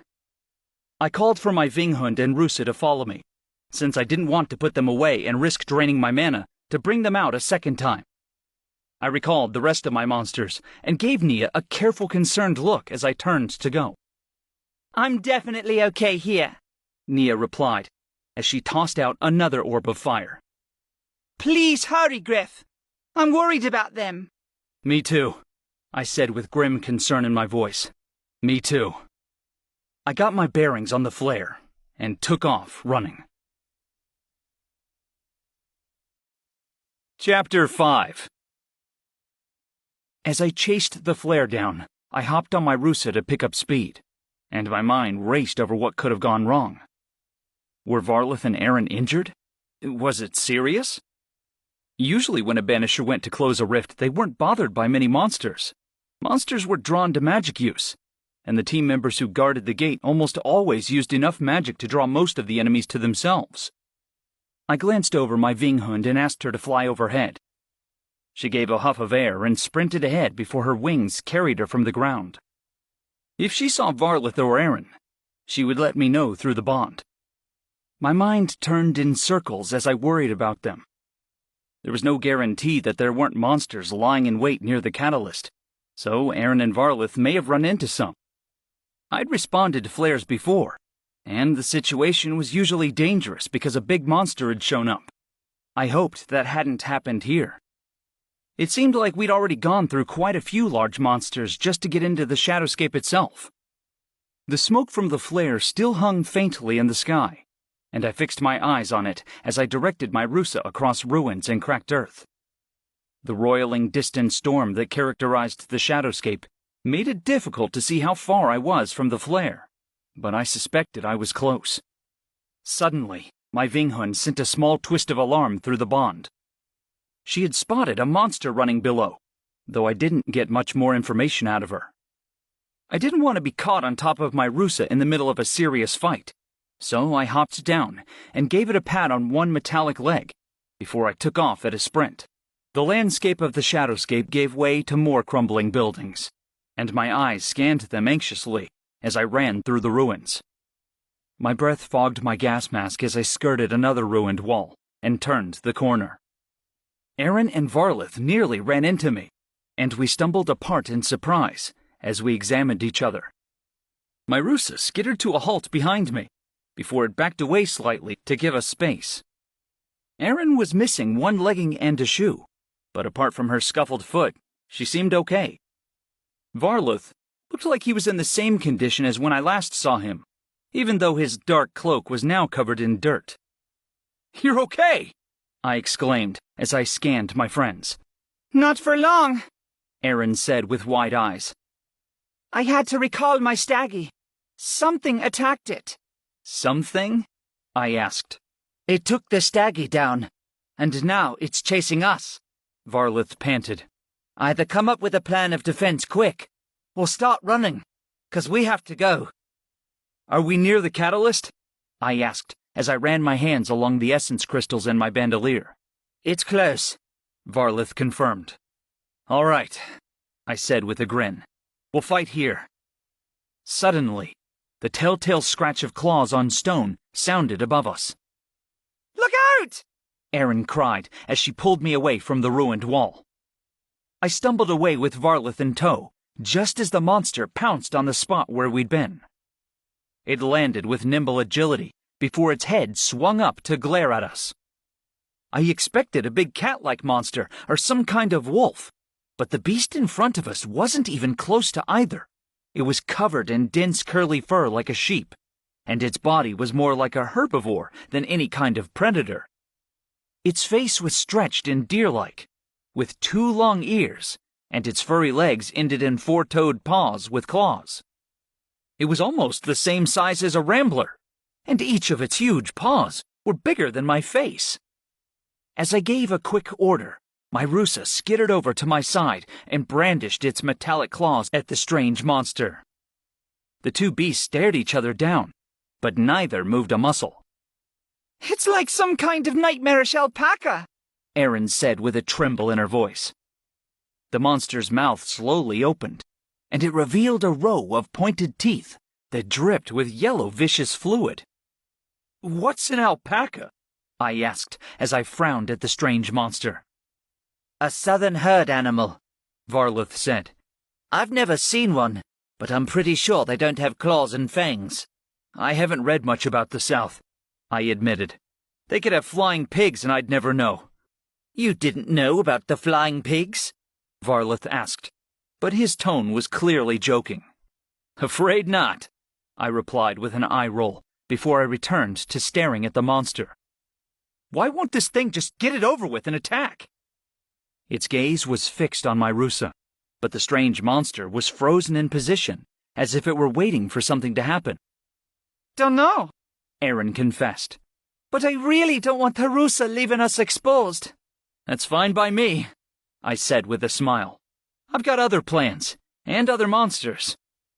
Suddenly, my Vinghund came tearing out of the sky with their nose and teeth pointed groundwards. The alpaca monster looked up and leapt sideways, but my Vinghund was prepared. She twisted mid-fall and sank her teeth through the monster's curly fur and into its neck with a satisfying crunch. Fuck yeah! I whooped as my Vinghund tossed her head and tore into the strange monster's neck. With a sudden movement, the monster twisted its long neck and sank its fangs into one of my Vinghund's outstretched wings. My Vinghund yelped in pain and let go of her prey, and she whined as she fell from its back and stumbled away. A sudden sense of wrongness came over the bond between me and her, and I gasped as the terrible sensation deepened. Is it poison? Erin asked in concern as she watched my Vinghund stumble around. I don't know, I admitted with serious worry. Something's really wrong with her. Foam dripped from my Vinghund's mouth, and she shook her head as if she was trying to rid herself of something. She snarled and snapped at the air, but then her gaze latched onto me, and before I could do a thing, she threw herself toward me. Griff! Varluth shouted. I fell onto my back as my Vinghund's tremendous weight hit me in the chest. Her claws sank into my shoulders, as I barely held her snapping jaws back from my face. I gasped and scrambled against her before I came back to my senses and properly thought about the situation. I recalled her back into her crystal, and her scrambling claws disappeared from my shoulders as she vanished from the space on top of me. All that remained was her blue wing-shaped crystal, and I clutched it tightly in my hand as I sat up. Shit! Are you okay? Erin asked as she crouched near me. Perfectly fine, I wheezed out. Well, that was fucking terrifying, Varlith said with wide eyes. His sword was unsheathed and brandished toward me, and I realized he must have been seconds away from putting his blade through my Vinghund. I think its bite can turn monsters rabid, I gasped out, as I stared at the alpaca monster. Blood ran from its neck, but it was quickly clotting. The strange curly-haired monster stared at my Rusa with unblinking concentration, and now I knew exactly what it wanted. All it needed was to wait for the perfect opportunity, and then it could turn my Rusa into a crazed animal with one bite. It reminded me of a rattlesnake lying hidden in the grass, just waiting as it watched a mouse draw near. Do you think that poison works on humans too? Erin asked as she chewed at her lip. It could, I murmured consideringly, though I'm not sure. We'd better stay away from it just in case. I don't want either of you going near it. If I'm not fighting, should I go get the catalyst? Varlith asked as his brow furrowed. I don't like this new creature. If push comes to shove, I want us out of the Shadowscape so you guys don't have to fight it at all. That's probably a good backup plan, I agreed as I scanned the Banisher. If we're in a jam, you might be our only chance of rescue. Go and find it. But be very careful. I don't like the idea of you alone out there. I'll be sneaky, Varlith assured me. Good luck, you guys. I gave him a short, serious nod, and the Banisher left with a twirl of his cloak as he sprinted away. As he left, the strange monster's sheep-like eyes followed him, but it didn't move. I thought perhaps we could just sit and wait the whole thing out, but of course that was too simple. Eventually, the strange monster began to dart forward toward my Rusa in short little tests of reaction. Each time, my Rusa backed up, and our attacker let it flee. It was clear this wasn't going to last us forever, though. Sooner or later, the monster would truly come for us, and my Rusa would almost certainly be poisoned. I could use my Voloscura, Erin suggested with a dawning realization. I'll need your help, though. Anything you want, I agreed with a relieved smile. I'm running thin on ideas here. Thanks, the mimic replied with a bright grin. Firstly, my Voloscura has to have some way to launch up into the air for a good attack position. Secondly, we'll want a distraction so the monster doesn't just dodge away. We need to get things right the first time. I grinned as my plan formed and took hold of me. I think I have just the thing, I said confidently, as I ordered my Rusa to back away slightly. Erin followed my instructions, and she summoned her Voloscura from its crystal before she directed it at my Rusa's leg and along the gentle curve of its venomous tail. Erin's squirrel-like monster stopped at the top and clung carefully to the rounded end of my Rusa's tail, while it avoided the deadly barbed stinger. With that done, I threw out a barrage of minor crystals in rapid fire. Imps and goblins burst from their crystals, and my new team of 8 sprinted for the strange monster with their weapons brandished. I panted with the strain of holding so many monsters at once, and even though they were low-grade monsters, I knew I couldn't hold them for long. Luckily, and unluckily, the alpaca beast made short work of them.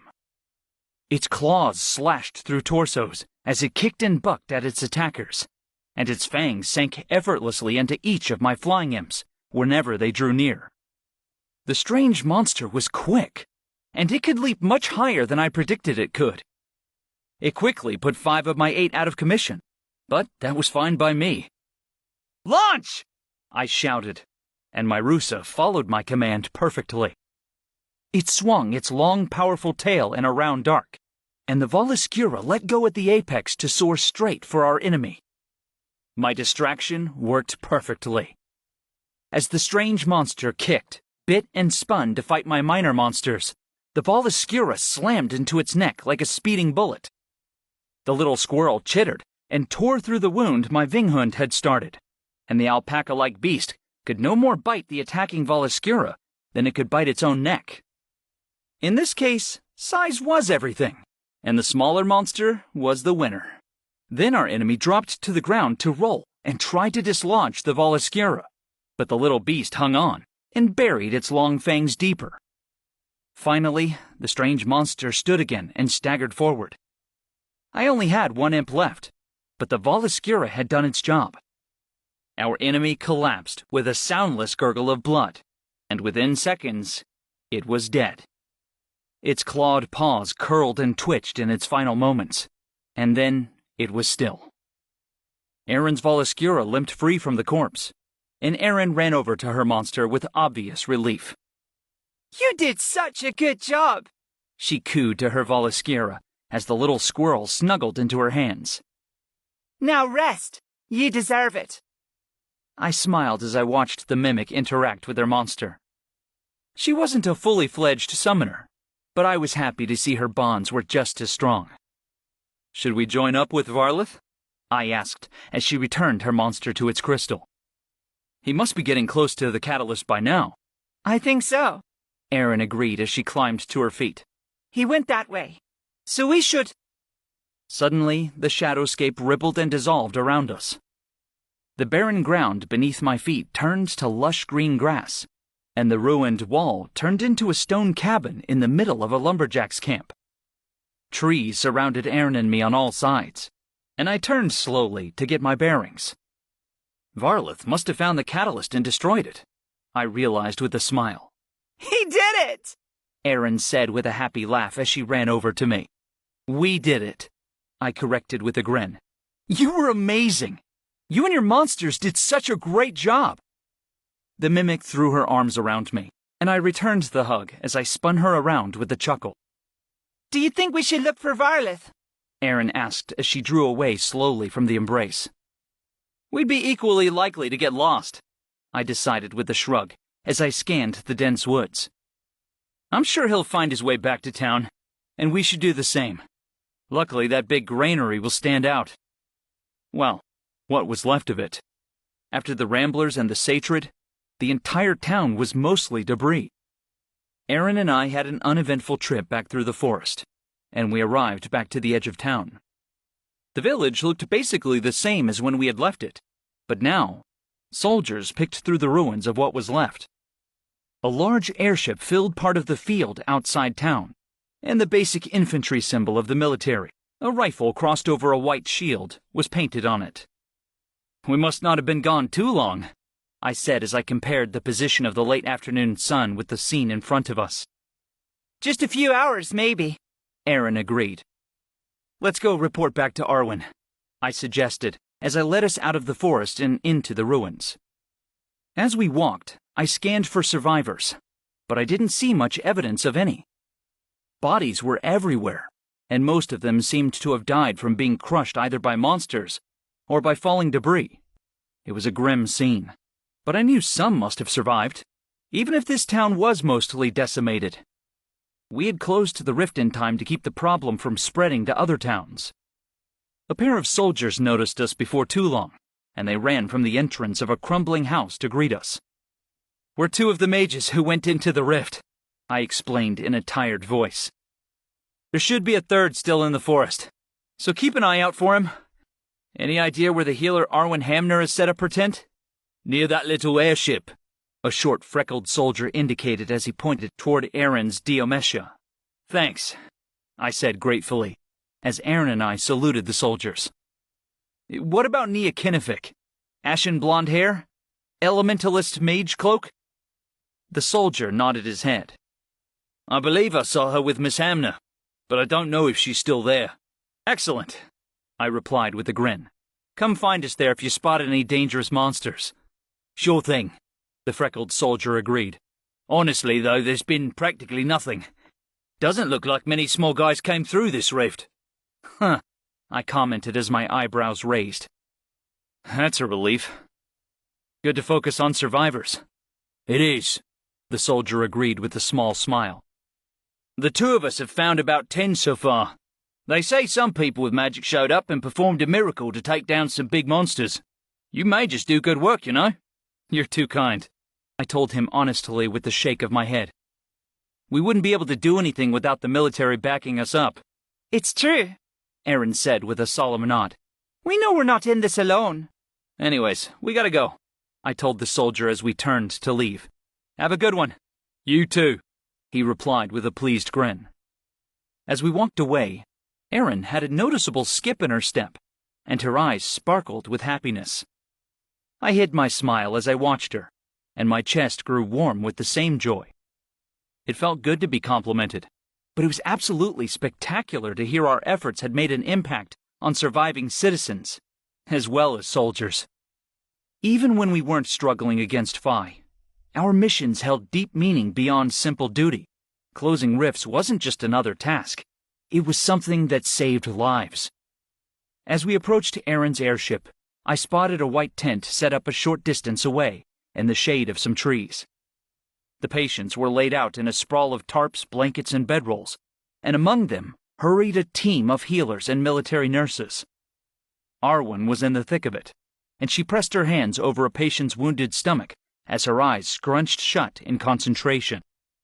Let's not interrupt her, I suggested as I watched her magic begin to glow while it knitted together flesh. Aaron and I approached with quiet consideration, and we stopped a few steps away as we waited for her to finish. Finally, the patient's wound sealed over into a messy pink scar, and Arwen sighed as she sat back and opened her eyes. We're back, I announced amicably as I stepped closer to the red-haired healer. Griff, Aaron! Arwen greeted with a smile. It's so good to see you. I'm guessing Varlith is all right as well? He should be, I answered with a hesitant gesture. We haven't seen him since our group split off again, but he must have destroyed the catalyst. Of course, Arwen agreed. I'm sure he's fine. Nia already came to see me, by the way. She told me her part of the story and went right away to help look for survivors under the rubble. Sounds like her, I said with a smile. Nia only rests when everything is finished. So, Arwen began, I needed a break anyway. Why don't you two tell me what else happened? I described the strange alpaca-like monster Aaron and I fought right before the rift closed. Arwen frowned in concern when she heard the description of the beast, but she nodded and smiled as we described how we killed it without taking any unnecessary risks. I'll have to look that monster up later, Arwen mused. I don't know of anything like it, but monsters never were my research specialty. It's a weird one, I agreed. Pretty unassuming to look at, but more than a little dangerous. I'm just glad we got rid of it safely. Aaron's plan worked like a dream. That was very mature of you to choose the safe, slow plan, Arwen complimented me with a discerning look. You're becoming quite the young leader, aren't you? I flushed under the praise, and I made a non-committal gesture to try and move the attention off me. He really is a great strategist, Aaron agreed with a pleased look. It seems like he's getting better at taking a step back and actually using his brains instead of rushing in right away. The Oddgriff might have just sent his rooster to kill that odd monster we encountered. Exactly, Arwen added with a triumphant look. And he probably would have regretted it. It's been gradual, but Griff has grown a lot since I met him over a year ago. I'm standing right here, I said sheepishly as I shuffled from foot to foot. And we're glad you are, Arwen teased with a wink before her gaze focused on something behind us. Oh, that must be Varlith. Excellent. I turned and saw the Banisher's unmistakable dark figure approach, and his black cloak fluttered behind him in the breeze. Aaron and I jogged up to greet him, while Arwen returned to her work in the healing tent. Did everything go well? I asked as I approached. Of course, Varlith dismissed with an easy smile. Totally uneventful. I just ran for a while and finally found the catalyst. Did you and Aaron stall for the rest of the time? Nah, we killed it, I replied as I gave Varlith a friendly clap on the shoulder. Volascura to the neck. Pretty brutal. Knowing you, it was far more convoluted than that, Varlith said in a dry voice. He's right, Aaron admitted. It was kind of complicated. There were what? 10 monsters on the battlefield? Hey, I complained. You didn't have to tell him that. We laughed for a bit. Then the three of us made our way to the ruined town, where we tracked down Nia. Hey, guys. Nia greeted with a smile as we arrived. It's good to see you all made it out without any injuries. The ashen-haired mage looked immaculate, as per usual, and the four of us chatted as we worked with the debris. Nia laughed when I asked if the semi-runts gave her any more trouble. Of course not, she scoffed. What do you take me for? Some kind of struggling first-year mage? Technically, both of us have only completed our first year, I pointed out with a grin. We might as well be dropouts. Why, I never! Nia denied with a secretive wink. A Kinnific would never drop out of the academy. It may have looked strange to outsiders if they saw us walking around the ruined village and cracking jokes, even as we checked the pulses on bodies. However, mages and soldiers had a reputation for odd black humor, and we had good reason to. We saw enough death and destruction in our missions that we'd learned how to maintain a shell against most horror or grief. If we didn't, we would simply stop being able to function. So instead, we laughed, told stories, and joked as the afternoon wore into the evening. When sunset began, we walked back to the healing tent and collected Arwen before we clambered back onto Erin's ship. Arwen was exhausted, since she'd spent almost all her mana on healing patients. "How are they doing?" I asked as I buckled myself into my chair. Nia settled on my right, and Arwen sat down beside her. "They're all in stable condition," Arwen reported proudly. "There's not much more I can do, even if I had the mana for it." "And you need to get back to research," I added as I nodded in agreement. "Going back home is the right decision." Varlith buckled himself into his own seat next to Arwen as the Diomesha whirred and shuddered to life. She lifted into the air. Then her metal landing legs pulled into her with an audible thud. The wind buffeted the ship slightly as it rose, but we were soon at the proper altitude, and she leveled out with ease before she picked up speed. We were all exhausted, particularly Varlith and Arwen. The Banisher always seemed drained and weak after taking out a catalyst, and I couldn't imagine having to take care of such a difficult job over and over again throughout my life as a mage. Soon after Varlith and Arwen passed out, Nia and I began to yawn as well. I hoped Erin was getting some rest at the wheel of her ship. I knew autopilot was somewhat possible in the newer airships, though I didn't know what conditions were required of it. With luck, she could sleep a little while the rest of us did too. "How are you doing?" Nia asked softly, as her melodic voice interrupted my thoughts. "I'm totally fine," I assured her. "I barely got scratched through all the fighting." "Not the fighting," she corrected with a shake of her head. "This is about the monster living in your head.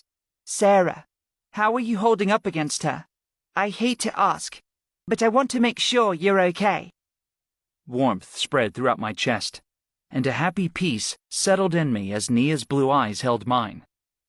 "I'm really glad you asked," I admitted. "I know you guys worry, even though you try not to show it. The truth is, Sarah's been pretty quiet recently. She's even backed off on the nightmares a little." "Really?" Nia asked as she tilted her head.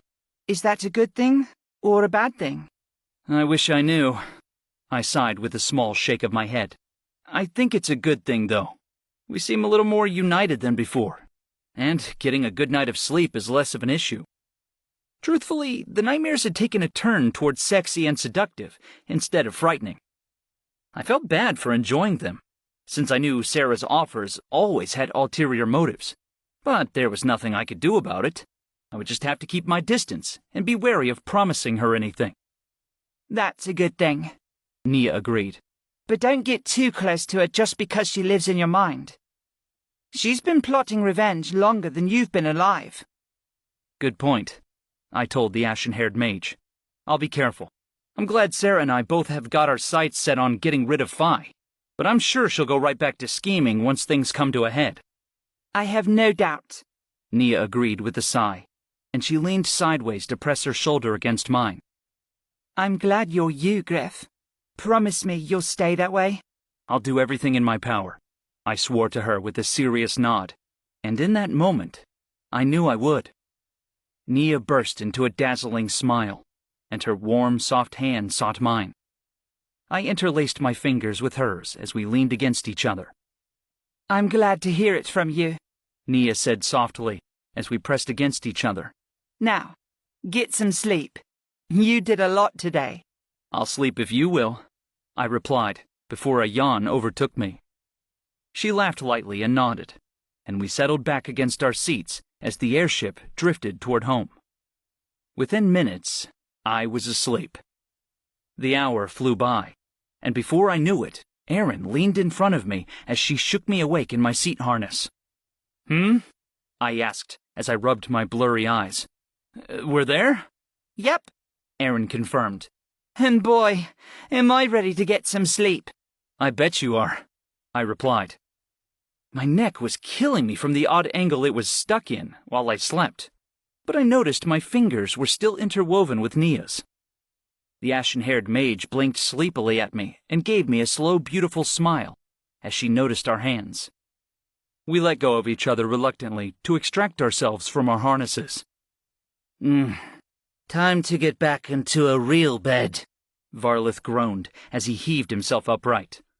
That's the best thing you've said all week, I chuckled back as I twisted out the kinks in my spine. Low bar, Varlith commented lightly. Sure is, I agreed. The airship hatch opened, and I was relieved to see that this time there was no rain. We had a pleasant, completely dry trip back to the academy at an easy pace. None of us were injured this time, and even though we desperately needed some shut-eye from the mana drain, that was the best result a mage could expect from a battle.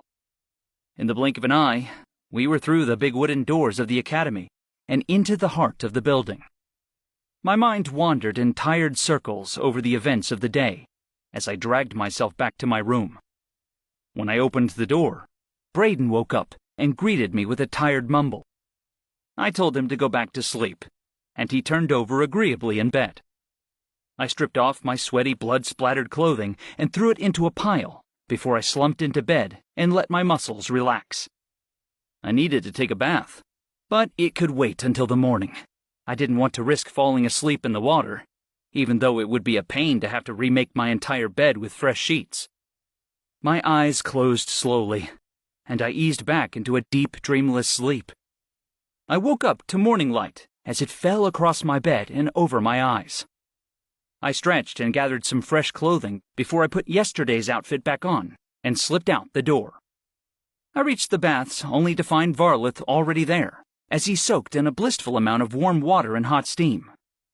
His eyes were half-lidden in enjoyment, and he sank lower until only his nose was above the water.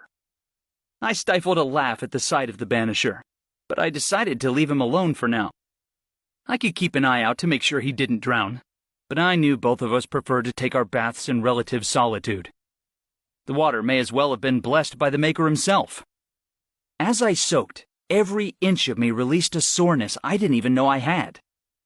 I like this feeling, Sarah purred. Why don't you take more baths? What? Once a day isn't enough for you? I asked in my head. It feels good, she explained. Why would you not indulge in good things as often as possible? Good things are best in moderation, I told her. Otherwise, you risk turning them into just more mundane things. I don't understand, Sarah hummed. Is this why you won't indulge in carnal pleasure with me? Why deprive yourself of it? I promise it will feel better every time we do it. You know my power and talent. I can make it so pleasurable for you. You'll beg on your knees as you plead for me to give you mercy. It was talk like this that made me refrain from kissing her. She seemed like a seductive, beautiful woman, but she still talked like a maker only knows how old Arkin, with a taste for blood and power. You're not very fun, are you? Sarah teased with a hungry lilt to her voice. It's fine. I know you'll be mine eventually. We'll be joined in body and mind both. No mortal can hold out forever.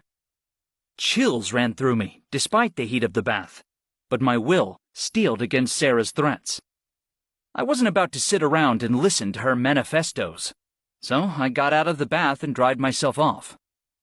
Breakfast would make me feel better, I decided, so I dressed in clean clothing and headed out.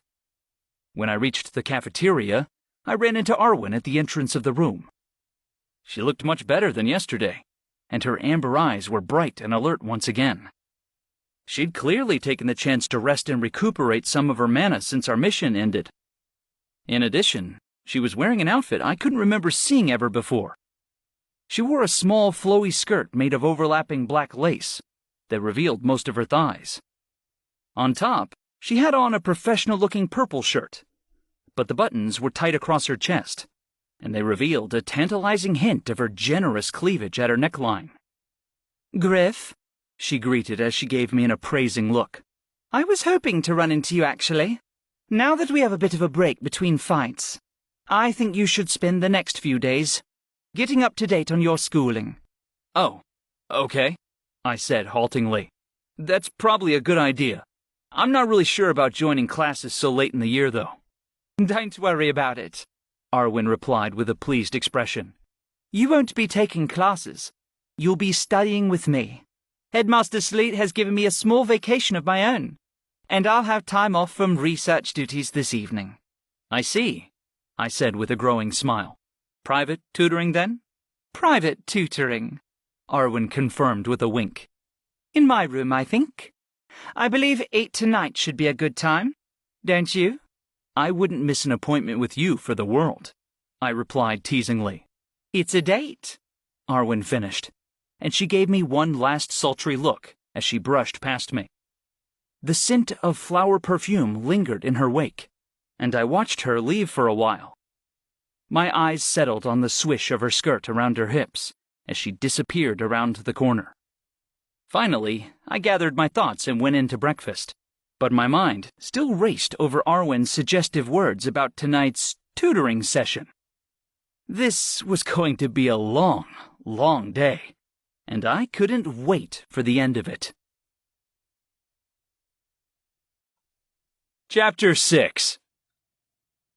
Finally, the grandfather clock in the hallway outside the dorms made a faint brassy sound to signal the change of the hour.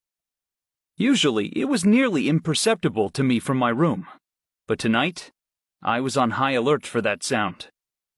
I hopped from my bed and ran one hand through my hair before I grabbed a few old textbooks off the top of my desk. Arwen's tutoring was never single-purpose, so I knew to be ready for studying as well as some hands-on activity. Whatever you've been waiting for, I'm glad it's finally here, Braden said in a muffled tone as he spoke into his pillow. I thought you were going to wear a hole in the floor earlier. Thanks for putting up with my pacing, I answered gratefully. I'll try not to wake you up when I come back. If I know you, Braden joked as he rolled over, you won't come back tonight at all. You know me too well, I said as I winked and gave him a small salute. Have a good rest. Have fun, Griff, Braden chuckled as I opened the door to leave. I grinned and shut the door behind me before I strolled through the halls to Arwen's office. She didn't use her office very much anymore, since she wasn't really a teacher this year, and her lab space was the main room she worked in for cipher research, but the office space still technically belonged to her. The teachers' offices weren't too far from the classrooms, but they were strewn through the academy building in a haphazard fashion. Some of the doors weren't marked or labeled in any way, but luckily I'd learned where Arwen's was a while back. I knocked on her office door quietly, and within seconds, she opened it wide. "You weren't waiting for me, were you?" I joked with a wry smile. "Only a little," she promised with a wink. "Come in. We have lots to study." Arwen closed the door behind me, and I stepped further into her office to narrow the space between us. The red-haired professor smiled as my gaze traveled down from her face to her body, and my pulse quickened. She was still in her teacher's outfit from earlier, and my eyes landed on the rows of buttons that trailed down her chest. The purple cotton stretched across her breasts, and her bra peeked through the gaps between each button. I wondered if I could see her panties through the black lace layers of her skirt. but I couldn't see any color but the rich creamy tone of her skin. I ran one hand up her thigh, and Arwen took my wrist to guide my fingers between her legs. "No panties at all?" I asked in surprise. "How long have you been wearing the skirt like this?" "Ever since I talked to you this morning," Arwen informed me with a sly, secretive smile. "It's subtle enough that nobody can call me out on it, but I'm sure it brought a few questions to certain minds." "Very bold," I told her with an approving smile. "I'm sure nobody suspected you did it for me." "Not in the slightest," Arwen purred as she stroked a hand across my shoulder. "Though I know they wondered. They can look all they want, but you're the only one who gets my attention." Her eyes were dark as her pupils widened with lust, and I was certain we would be on the desk in seconds. Instead, however, she took my textbooks from me and tossed them onto the small couch on one side of her office. "Studying comes first, I see," I said with a hum as I put my other hand on her thigh to stroke patterns over her skin. "For now," Arwen promised with a sultry look. "Are we working on history or my patience?" I asked with a crooked smile. Arwen put one finger against her chin in thought as she tilted her head. "Perhaps we're just waiting to see what will happen," she said with meaning layered beneath her tone. "That's more than okay with me," I replied, as heat shot to my stomach. I didn't know exactly what she was referring to, but I could imagine a dozen different scenarios I would be extremely glad to wait for. I loved Arwen's body, but I knew her clever mind would come up with something to make the end of our session even sweeter. We sat on opposite ends of the couch, and Arwen cracked open one of my textbooks. "Quick review first," she began. "For every question you get perfectly right, I'll undo one button." "Perfectly right?" I asked with a growing smile. "It has to be textbook," Arwen confirmed with a wink. "Otherwise, it doesn't count." She ran through a few history questions, and I got them more or less correct, though I forgot most of the proper dates or improper names. When I got close, Arwen would run a finger along one of those buttons on her shirt, but she was a stickler for the rules, and she didn't undo a single one yet. Finally, she reached a question about the enclaves that I remembered perfectly.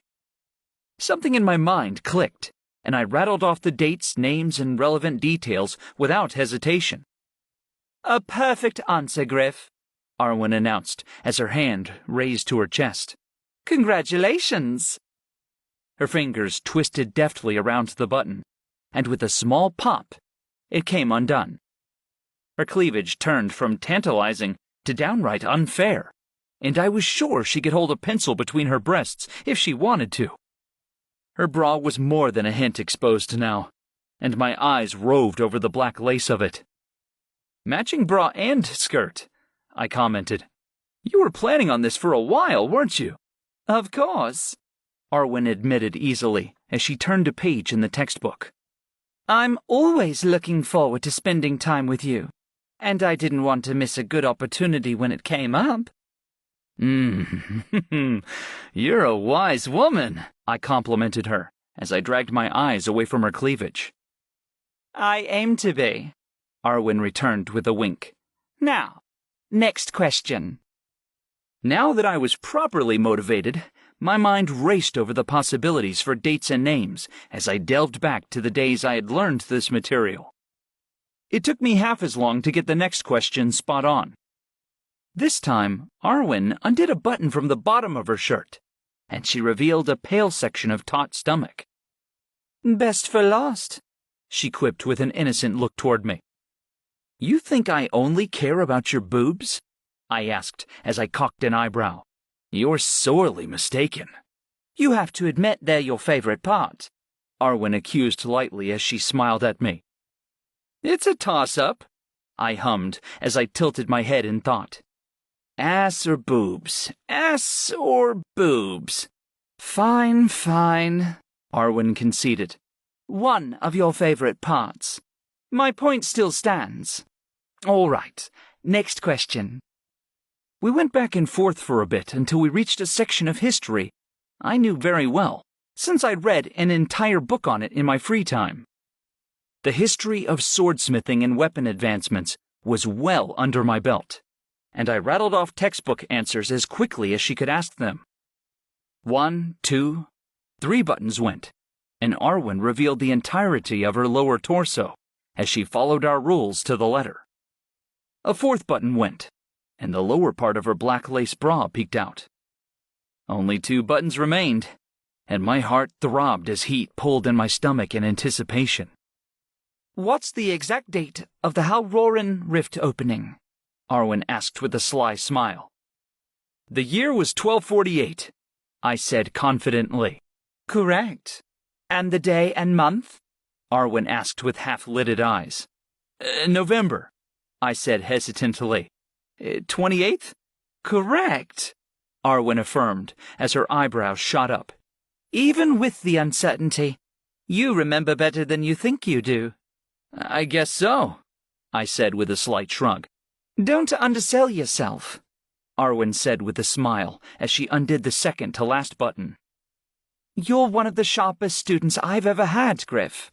Thanks, I said distantly as my eyes bore into the revealed lace. But I'm not even comparable to students like Nia or... A soft rhythmic knock sounded at the door, and I flinched as my eyes widened in panic. I expected Arwen to rush to button her shirt up, but instead she just laughed quietly and shook her head.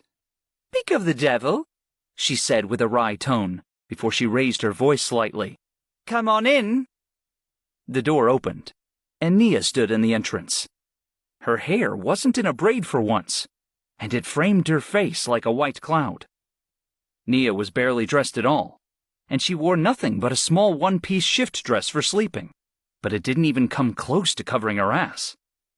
Through the clinging white fabric, I could clearly see the pink circles of her nipples as they pressed pertly against her top. I expected to see surprise on her face when she noticed us, but instead, she simply gave the two of us a knowing smile. You started without me, she asked with a tilt of her head as she closed and locked the door behind her. Only just, Arwen assured Nia with a sultry look. Griff needed to catch up on last year's material, but I knew you would have no such problem. Bold assumption, Nia commented lightly with a smile. Who invented the crystal essence lamp, and which year? Arwen asked. Mardaral Offrey, 1521, Nia said effortlessly. See, you're more than prepared, Arwen teased, and she undid the final button on her top. Her breasts spilled free against the thin fabric of her lacy black bra, and she reached up to caress her chest with her hands. Her breasts rippled as she moved them with a firm grip, and her half-lidded eyes stared lustily into mine. I couldn't wait any longer, but as I leaned forward to touch her chest, she shook her head slightly. Let Nia help. The ashen-haired mage walked over, and she undid the white string that held her nightgown on. The waist of the dress loosened, and Nia pulled it over her head before she dropped it on the ground. Underneath, Nia was completely naked. Her pussy was shaved smooth, and her gorgeous pink lips peeked from between her legs as she leaned over the couch to help Arwen. Nia's breasts pressed against Arwen's back as her hands traveled around to fondle the red-haired professor's bra. Nia squeezed, pushed, and teased against Arwen's giving flesh, and the professor moaned as Nia's menstruations continued. Eventually, the ashen-haired mage pulled the purple blouse free, and she began to work at the latch of Arwen's bra. It came undone easily by Nia's long, graceful fingers, and the ashen-haired mage pulled the whole bra quickly upward. Arwen's breasts lifted up and out before they fell back down with a ripple of generous flesh. Finally, Arwen's breasts were free. Her dark, rosy nipples strained outwards as if they begged for touch. Her breasts were unimaginably round and large, and they bounced easily when Nia's hands roamed across them.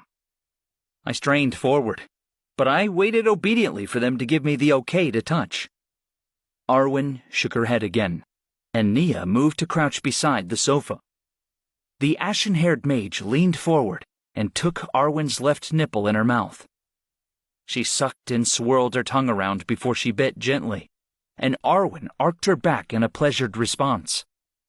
Nia moved on to the other breast, and Arwen let out a desperate moan in response. Nia kneaded both breasts with her hands as she flicked her tongue across Arwen's nipples. The professor ground her hips against the couch cushion as her desperation for release increased, but it was clear she'd needed more friction than that. Finally, Nia stopped massaging and sucking before she leaned back. She licked her lips with a sultry, satiated look on her face. "I've gotten her ready for you, Griff," Nia told me as her blue eyes shot me a seductive, lingering stare. "She does look ready," I hummed out before I knocked the textbooks between us to the floor. The books landed heavily, and their pages sprawled open in an ungainly heap, but I couldn't care less. Arwen and Nia were the only ones I had eyes for right now. I moved forward and flipped Arwen's lacy skirt up. Beneath the layers of black patterned fabric, I revealed her spread thighs and dripping pussy. There was a dark wet spot on the couch between Arwen's legs, and I smiled to think about how ready she was for me. "Do you want the skirt off?" Arwen asked as a pink flush traveled down her stomach in anticipation. "I don't think it's going to be necessary," I assured her as I slid my hands underneath the lace and wrapped my fingers around her firm ass. Arwen's best assets were certainly her breasts, but I knew how to appreciate the generous cheeks of her butt as well. I squeezed and massaged her muscles as she squirmed and giggled in my grip. Nia sat beside me on the couch and pulled my shirt off with deft fingers. When she reached the buttons of my pants, I stood obligingly and let her strip them off me. When all the clothes were gone, I sat again and drew my hands along Arwen's thighs. Nia pressed close to me from behind, and she reached around to stroke my cock with her warm, talented hands. She spat into her palm and rubbed it over my cock to lubricate it before she slid her hands over the sensitive tip and down the length of my member. She wrapped her hands in 2 circles and teased the head of my cock as she moved them back and forth around me. Finally, I let go of Arwen's ass and moved my hands back and under the lacy frills of her skirt to caress her clit. I fingered her with slow patience, and I knew that every second made her more and more needy. Every once in a while I hit directly on a more sensitive spot, and Arwen jerked and moaned whenever I did. Nia's hand on my cock was fantastic, and I couldn't believe a hand job could feel so good. Just when I thought it couldn't get any better, she slipped off the couch, crouched beside us, leaned in, and angled her head to take me in her mouth. She licked the head of my cock first, and my hips jerked in reaction to the sensitive feeling. Nia didn't slow down there, however, and she pushed her head down the length of me until she had almost all of it in her mouth. She bobbed her head and created suction as her tongue ran over the head of my member. As she bobbed and licked, she created a delicious rhythm that nearly drove me crazy. Finally, I could take it no more, and I pulled Arwen forward while I bent her legs up against her stomach. Nia popped off my cock and smiled as she gazed up at me with hot desire burning in her eyes. Arwen's skirt flipped up easily to reveal her skin below, and I took in the gorgeous sight in front of me. Her pink slit was wet and shiny with arousal, and I pushed my hips forward to enter her perfect, blissful warmth. "Don't forget about Nia," Arwen gasped as she moaned at the feeling of my cock filling her. "Don't worry," I reassured her with a smile. "I think we can make this work perfectly with 3 people at once." I pulled out and flipped Arwen onto her stomach before I directed Nia to straddle the small of the professor's back. Nia faced me and leaned back until she and Arwen were back to back in a horizontal position. I swiped a pillow off the back of the couch and settled it under the ashen-haired mage for support. It looked like the pressure and weight of the position was distributed fairly evenly, but I wanted to make sure it would work. "Everything feeling okay?" I asked. Just impatient to get started, Arwen answered in a teasing tone as she wiggled her hips underneath Nia. Feels good, Nia added with a sultry look. I'm glad I get to be the one that watches you. I've had my turn to watch, Arwen responded lightly. This is only fair. I gazed at the two flushed, dripping entrances in front of me and tipped my head to one side as I decided which to pick first. When my decision was made, I rocked forward and plunged my cock into Nia's tight pussy, and she cried out in pleasure as I entered her. I pistoned my hips in and out as my cock delved into Nia, and soon she was moaning and panting with mounting ecstasy. Just when Nia began to calm from the initial bliss, I pulled out and lowered myself into Arwen. The extra time I took to set the girls up with the cushions paid off, and the angle was just high enough to let me slide inside her. She was extra tight from being pressed against the surface below her, and she gasped as we both felt the delicious friction inside her pussy. While I was inside Arwen, Nia fingered herself and watched us with lustful hooded eyes. I didn't let the ashen-haired mage wait too long, and I pulled out of Arwen and plunged back into Nia. Their juices mixed along my cock, and Arwen moaned as the movement above her ground her clit into the couch cushions. For the next half an hour, I switched back and forth between the women until both pleaded for release. Finally, I picked up the pace and slammed my cock into Nia at such a relentless rhythm that she finally twisted around me and came within a minute of my entering her. As Nia shuddered and moaned, I pulled out and dove into Arwen to give her the same treatment. It took the red-haired professor almost no time to be worked into a moaning mess. As I hit deep inside her, she came with a shout as her pussy clenched around me. I was close to finishing, too, since the fast pace put me on the edge of coming. I switched back to Nia and pounded her with abandon as I clutched her by her wide hips. Still, Nia moaned and twitched with the force of her orgasm, and within a couple of minutes, I reached my peak and climaxed inside of her for a few pulses before I pulled out, buried myself in my teacher, and filled her tight tunnel with the remainder of my seed. When we were done and satiated, we laid back on the couch with exhaustion. My head tucked next to Arwen's breasts, and Nia's long legs draped across my torso as she faced the opposite direction. I don't think I'm going to forget this study session, I mumbled with blissful sleepiness. You better not, Arwen replied with a laugh. That material is important to your education. I don't think I'll forget it either, Nia hummed.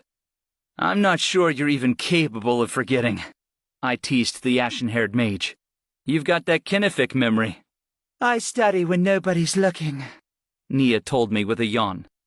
So, Arwen and I have now observed a rare event, I noted. I'll write it in my diary as a special occasion. Exactly, Nia confirmed with a pleased smile. Now, I'm going back to my room before you can start making scientific sketches. Oh, too bad, I responded with mock sadness. I was just about to whip out the pen and paper. I'm exhausted too, Arwen said with a yawn.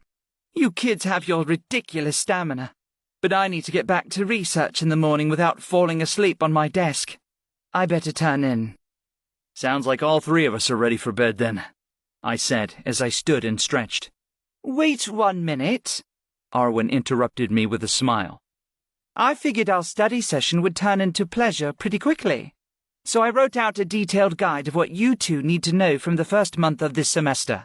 It's on the desk over there. I walked over and picked up the relevant sheaf of paper. There were 2 copies, one for both Nia and me. The guide was written in perfect, beautiful handwriting, and I could only imagine how long it must have taken Arwen to create it. This is amazing, I admitted in awe as I scanned through the organized notes. It was simply a matter of compiling various teacher lectures, Arwen replied with a dismissive shake of her head. That's no easy task, Nia insisted. I was happy to do it, Arwen said as she examined us both. It will be hard for you two to absorb all at once, and I don't expect any miracles. But take a look at it, all right? Absolutely, I told her with a vigorous nod. It's a deal, Nia agreed, and her eyes sparked as she realized she had an academic challenge ahead of her. Nia never could resist outperforming the wildest expectations. I knew she would have the entire guide studied, researched, and filed away in her memory within a few weeks. Thank you, Arwen, I told her seriously. This is really nice of you to do. It's what teachers should do, Arwen insisted. Now, you two should get back to bed. Sleep is important when you never know where the next mission is coming from. She was right, of course. It took us a few moments to make ourselves modest as we put our clothes on again. And Nia couldn't look very presentable in just her nightgown, but she got here fine with it. It was late at night now, and almost nobody was up and around on a school evening. Want an escort back to your room? I asked Nia. Actually, that would be lovely, she said with a sly look at me. It's been awfully cold in the women's dorms lately, and I could use somebody else to keep warm. Then let me be the gentleman and walk you back, I decided with a grin. We walked arm in arm as we returned to Nia's dorm room. We stopped in front of number 311, and Nia pulled a key from her nightgown pocket to unlock the door. Once we were inside, I had to marvel at the royal furnishing Nia had at her disposal. I'd seen it all before, but it had been a while, and the novelty of such a large space hadn't worn off yet. Nia didn't have a roommate, so her room was dominated by a king-sized four-poster bed with an intricately carved headboard. A large dresser stood along the wall, and her wide writing desk was neat and organized in perfect Kennefic fashion. Besides the oversized necessities, she also had a mahogany lounge chair covered in rich green leather.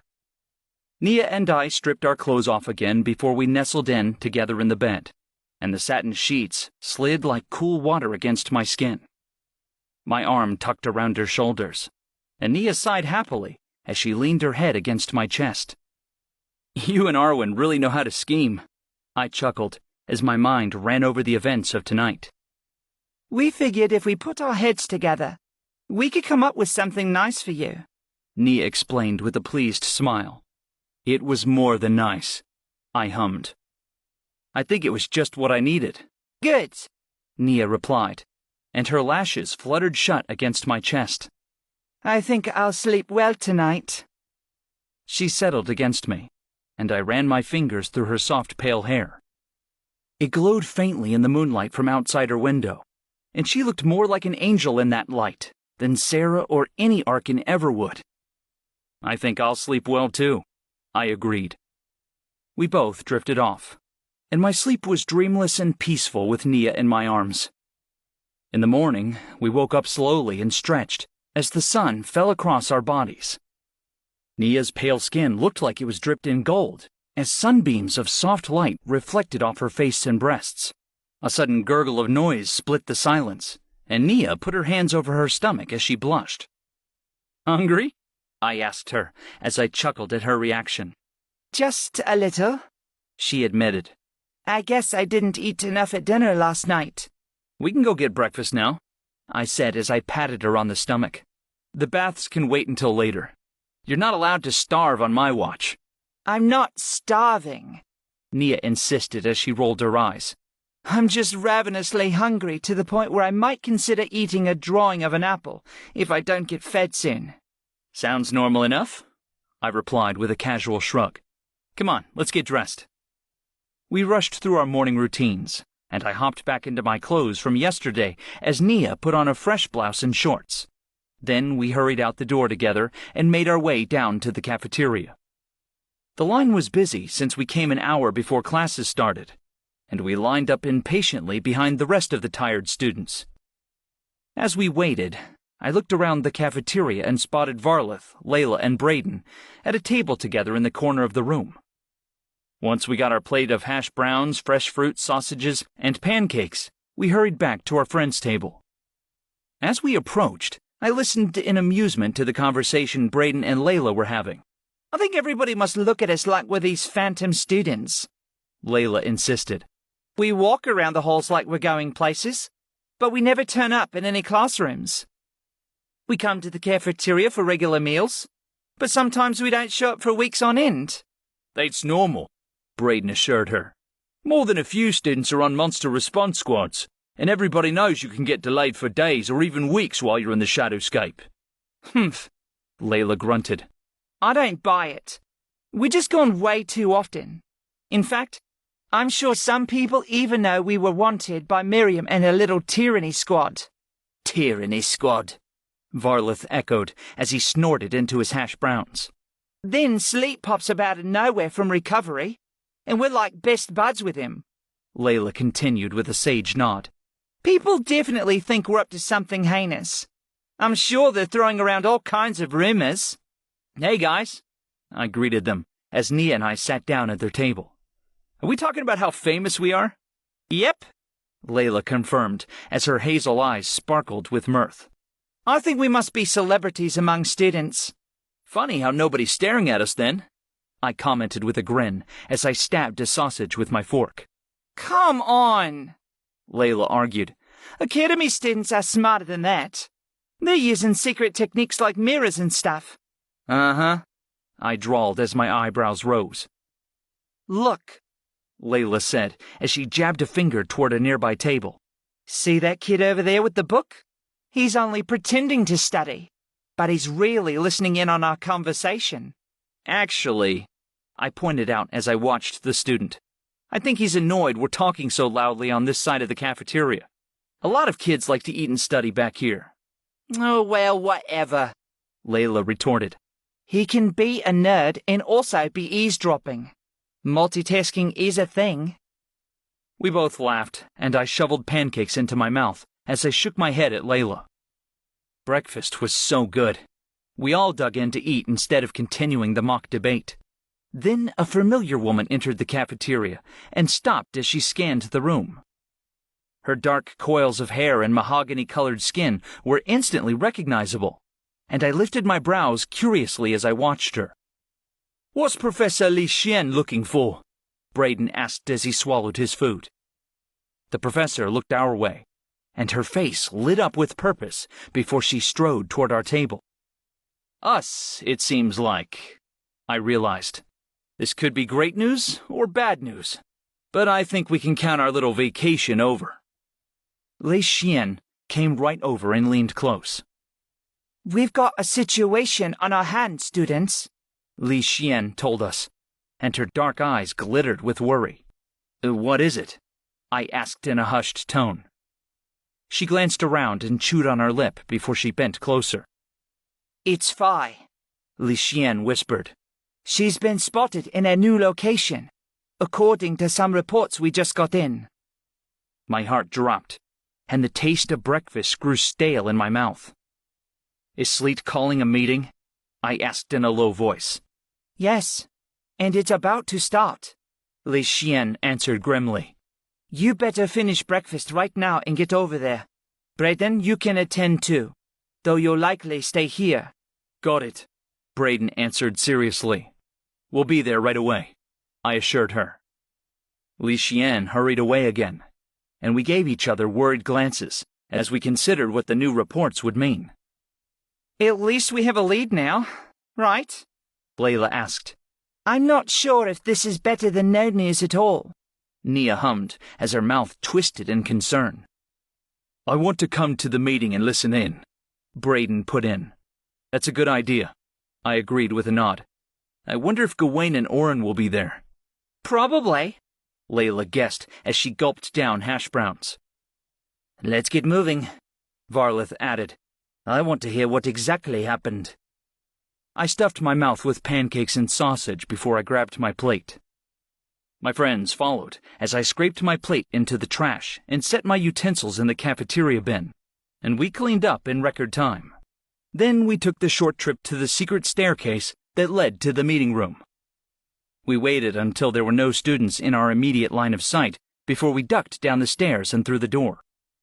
It was odd to use the cafeteria hallway to go straight to a clandestine gathering, but if Sleet trusted it, it was good enough for me. I didn't blame him for not using an official office anymore. Antony of the Animandu nearly killed the headmaster in Sleet's own office not too long ago, so it was good for us to take more precautions now. When we walked through the final door, I spotted Sleet already in his chair as he rested a hand on his staff. Ashla, Arwen, Siren, Aaron, Gawain, and Orin were already there when we arrived, and Li Xian took her seat just as we walked in. "Ah, we're all here," Sleet greeted us. "I'm afraid Grand Mage Kinnific could not join us today, nor could Councilman Gordon Maddox. They have their hands full trying to fill the council with new qualified members." Not an easy task, Arwen commented. I don't envy them. "Nor do I," Headmaster Sleet agreed. "though I've helped out by sharing my connections where I can. Anyway, the reason you're all here is because of a new report we've just gotten in from a small village." What does the report say? Nia asked as her blue eyes narrowed in concentration. "Locals say they've seen a woman or a little girl with blue skin in the nearby woods. Nobody has made contact with her since she's vanished quickly whenever she's spotted. But one lumberjack has gone missing." The implication was clear. Perhaps that one lumberjack got more than a glimpse, and Phi took the time to kill him instead of just moving on. Why would she be sighted in this particular forest? Syra asked with a frown. Are we sure this is a reliable report? "I'm not sure why she would appear there," the headmaster admitted. "I can't begin to understand her motives." It does sound a lot like Phi, though, Gawain muttered. I mean, a little girl with blue skin. Country hicks aren't going to come up with something that matches so specifically. Not by accident. "Do you have any idea what Phi might be doing?" Sleet asked the fire mage. Gawain chewed his lip as he tilted his head in thought. I'm not sure, he answered hesitantly. I know she wants Sarah dealt with, and I know she wants to open a permanent rift. I don't know why wandering around in a random forest would help with either of those, though. Perhaps there's something significant in the forest, I suggested. That was my thought, Li Xian spoke up, and she brushed her coils of dark hair over her shoulders. I think there's a chance she may be trying to open a permanent rift nearby. A permanent rift? Varlith hummed thoughtfully to himself. Was she targeting the same location she almost opened a rift at last time? Could she actually do it without overpowering Sarah? Is this town anywhere near Orteach Sands? I asked with a frown. I'm afraid not, Sleet said with a solemn shake of his head. You actually know this village quite well, Griff. My throat grew tight as I stared at Sleet's grim expression. Raylorstead? I asked, but I knew as I said it that it probably wasn't the place in question. No, Griff, Sleet clarified. I'm afraid it's your hometown, actually. Phi has been sighted near Njorden Falls. Chapter 7 Njorden Falls? I asked as my stomach dropped. Maelor had raised me in Njorden Falls. Though I knew logically that monster attacks could happen anywhere, it was still a shock to hear Phi might be targeting the place where I grew up. It was the closest place to home that I had, and I even took it as my surname when people asked what to call me. Suddenly, I understood better how Orin must have felt when Balvan came under attack, or how Nia felt when Heartmire Enclave was destroyed. I'm afraid so, Sleet said, as he interrupted my thoughts. However, we cannot be certain that these reports are accurate. They're hearsay, at best, and nothing has happened yet to the village. This is just too much of a coincidence, Orin cut in with a frown as his voice rose. We should check this out at the very least. Griff deserves to see his hometown and know it's safe. I'm glad to hear you stick up for your friend, Sleet told the metalog with a kind smile. However, you don't have to worry. Sorry, Orin apologized as he flushed and looked away. No need, Sleet assured him. Your concern was valid. I'm not going to send out the full group of you, just in case this report is a distraction from a real threat. However, a small team led by Griff should suffice to check out Phi's potential activity in the area. Thank you, sir, I said gratefully as I relaxed slightly in my seat. Who's the team? Ashla asked as she tilted her head. Griff as leader, Syra and Layla as combat support, Aaron for piloting, and Ashla as scholar, Sleet listed off. Of course, all of you will fight if the need arises. Sounds pretty good, I mused as I turned over the team setup in my head. What about a banisher? Unfortunately, Sleet admitted. I need Varleth close to rifts while you 5 are away. We're terribly short-handed on monster response teams right now, since the rate of opening rifts is increasing. If you encounter a rift in Jordan Falls, send a message back to Varley Enclave for backup. Got it, I said. Make sure Varleth is on a good team, though. I don't want his life at risk with a new group. Sleet smiled and shifted his grip on his staff. He'll be with Arwen and Nia at the very least, the headmaster assured me. Don't worry about your friends in your absence. They're strong men and women, and they'll do fine, even in less than ideal circumstances. Thanks, I said with a warm smile as I looked at my friends. I trust them to come back safely. With that, Sleet announced, I believe the discussion is adjourned. You have 2 hours to get ready for the airship ride with Aaron. Njorden Falls is a bit distant, so pack well. I'll be prepped and ready for mission time, Aaron piped up with a determined nod. With that, we filed out of the meeting room and back into the corridor. Nia, Arwen, Varleth, Orin, and Braden wished us good luck on our mission.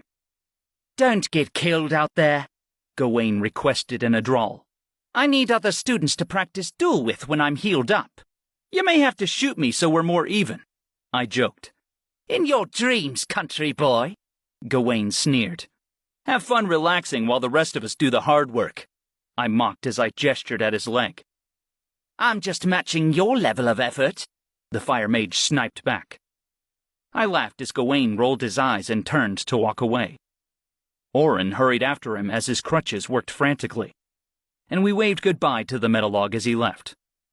You and Gawain have a weird relationship, Braden commented in a considerate rumble. But I guess it's better than you two being at each other's throats for real. I think it's cute, Ashla commented with a grin. Like 2 little dogs yapping at each other's heels. If anything, I said defensively, it's weirder how Orin genuinely likes the guy without even making fun of him. He's a pure soul, Aaron agreed. Suspiciously pure, Layla murmured in a dramatic voice. Maybe he's got a dark, dangerous secret. Enough with the conspiracy theories, I said with a grin as I reached over to ruffle Layla's auburn hair. Let's get ready for the mission. Fine, she agreed, before she giggled and shook my hand off the top of her head. The big group of us parted ways, and I went back to my dorm to gather my equipment for any potential fights ahead of us. We didn't know for sure we'd find anything, but I was a big believer in being over-prepared. I had saved my own ass more than a few times just by walking around everywhere with my bandolier and essence crystal pouches on me. The 2 hours flew past, and before I knew it, I was leaving my dorm room for yet another journey. This time I caught Syra, Layla, and Ashla in the lobby, just as they were leaving. Kalon was also there, and the little silver dragon perched on Syra's shoulder as her scaled snout poked out from the summoner's dark hair. Ashla was a mercenary volunteer, and not an academy student anymore, so her custom outfit really stood out among our group. White stockings traveled up her legs and stopped in 2 bands of delicate lace as they reached halfway along her thighs. Over the stockings, she wore armored boots constructed with pale metal and dark fabric, and they flexed smoothly along her knees. The ice mage also wore a dark gray halter top decorated with more pale metal that curved like abstract hands around the shape of her breasts. Her stomach was exposed through a central cutout in the dark leotard she wore underneath it all, and I could see the play of muscle under her abdomen and along the dip of her hips. On her shoulders, she had more matching metal plate armor, and her arms were covered in dark gloves. Behind the rest of her armor, a white and blue cap swished down from her shoulders and brushed the backs of her knees. When she moved, the fabric revealed the tantalizing curves of her ass, and I fought to keep my gaze directed up at her face. Layla and Syra looked extremely good as well, though the effect was offset slightly by their school-issued colored cloaks. Layla looked adorable in a dark, low-slung miniskirt and a pleated crop top that revealed most of her stomach and hips. Syra cut a striking figure with a tight, stretchy one-piece, and the vibrant orange color of it went well with her darker skin. The lower portion of the one-piece was just thin shorts that only covered half of her butt, and the school cloak was the only thing that saved her modesty. "Great, you're all ready," I noticed with a pleased smile. Ready to kick some Arkan ass? Layla quipped. "Do any of you know where Erin is?" I asked. She's already with her ship, I think, Syra replied. "Sounds like her," I chuckled out. "She might love Diomesha more than life itself." I wouldn't put it past her, Ashla agreed. All right, hurry up. My Bessie thirsts for monster blood. I laughed and bumped shoulders with the Ice Mage as we went through the main academy doors. "You've got as much attachment to that axe as she does to her ship," I pointed out in an accusatory tone. It's true, Ashla agreed mournfully. I'd let all of you die for the sake of my Bessie. "That's fair," Syra agreed with a serious nod. She has a much longer potential lifespan than we do. "Yeah," Layla snorted, because she's just metal. We chattered back and forth all the way to the airship, but when we got there, the ship was closed up. I craned my neck back and spotted Erin on one of Diomesha's metal balconies. She scrubbed furiously at the hull of the ship as she worked away at a scuff mark. "Hey!" I called up to the orange-haired pilot. "We're ready to go when you are!" Erin turned around, and realization dawned on her face as she peered down at us. I'll be right there, the mimic promised with a yell. Just wait for me. Erin didn't wait for our reply, and she disappeared through the emergency exit that led into the ship's cabin. Syra and I exchanged bewildered glances, but we didn't have to wait long. After a couple minutes, the ramp into the main cabin lowered to allow us inside.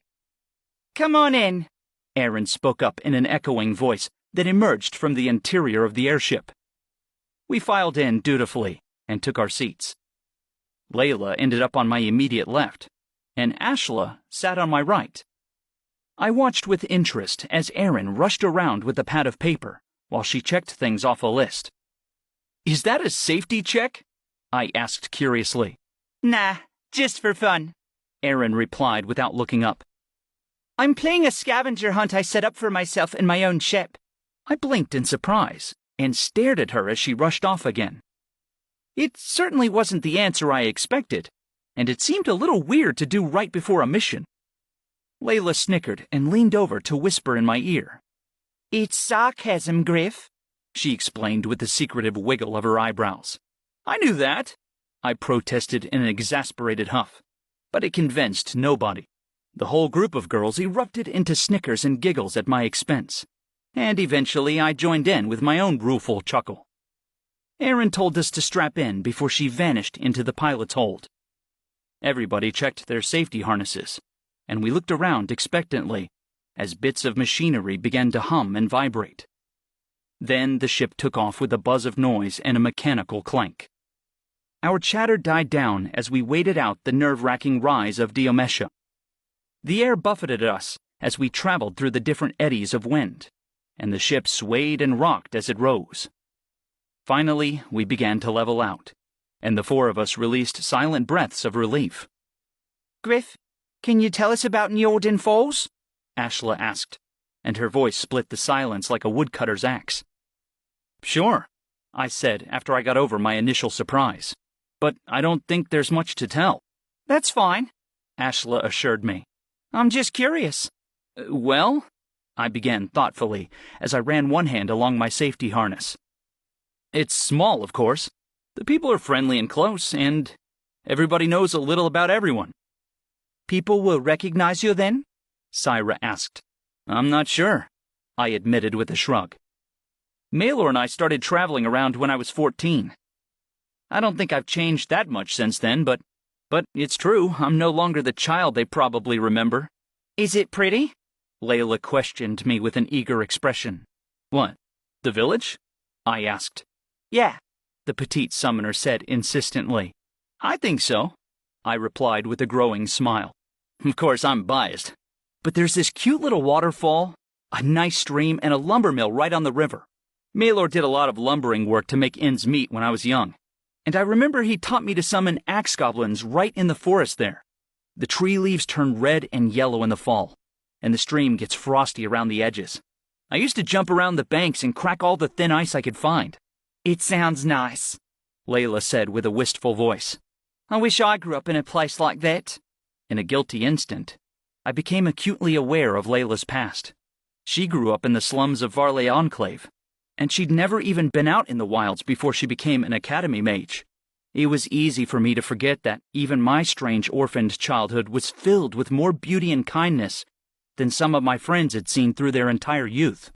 At least we can all experience it now, Syra put in as she comforted Layla with a kind smile.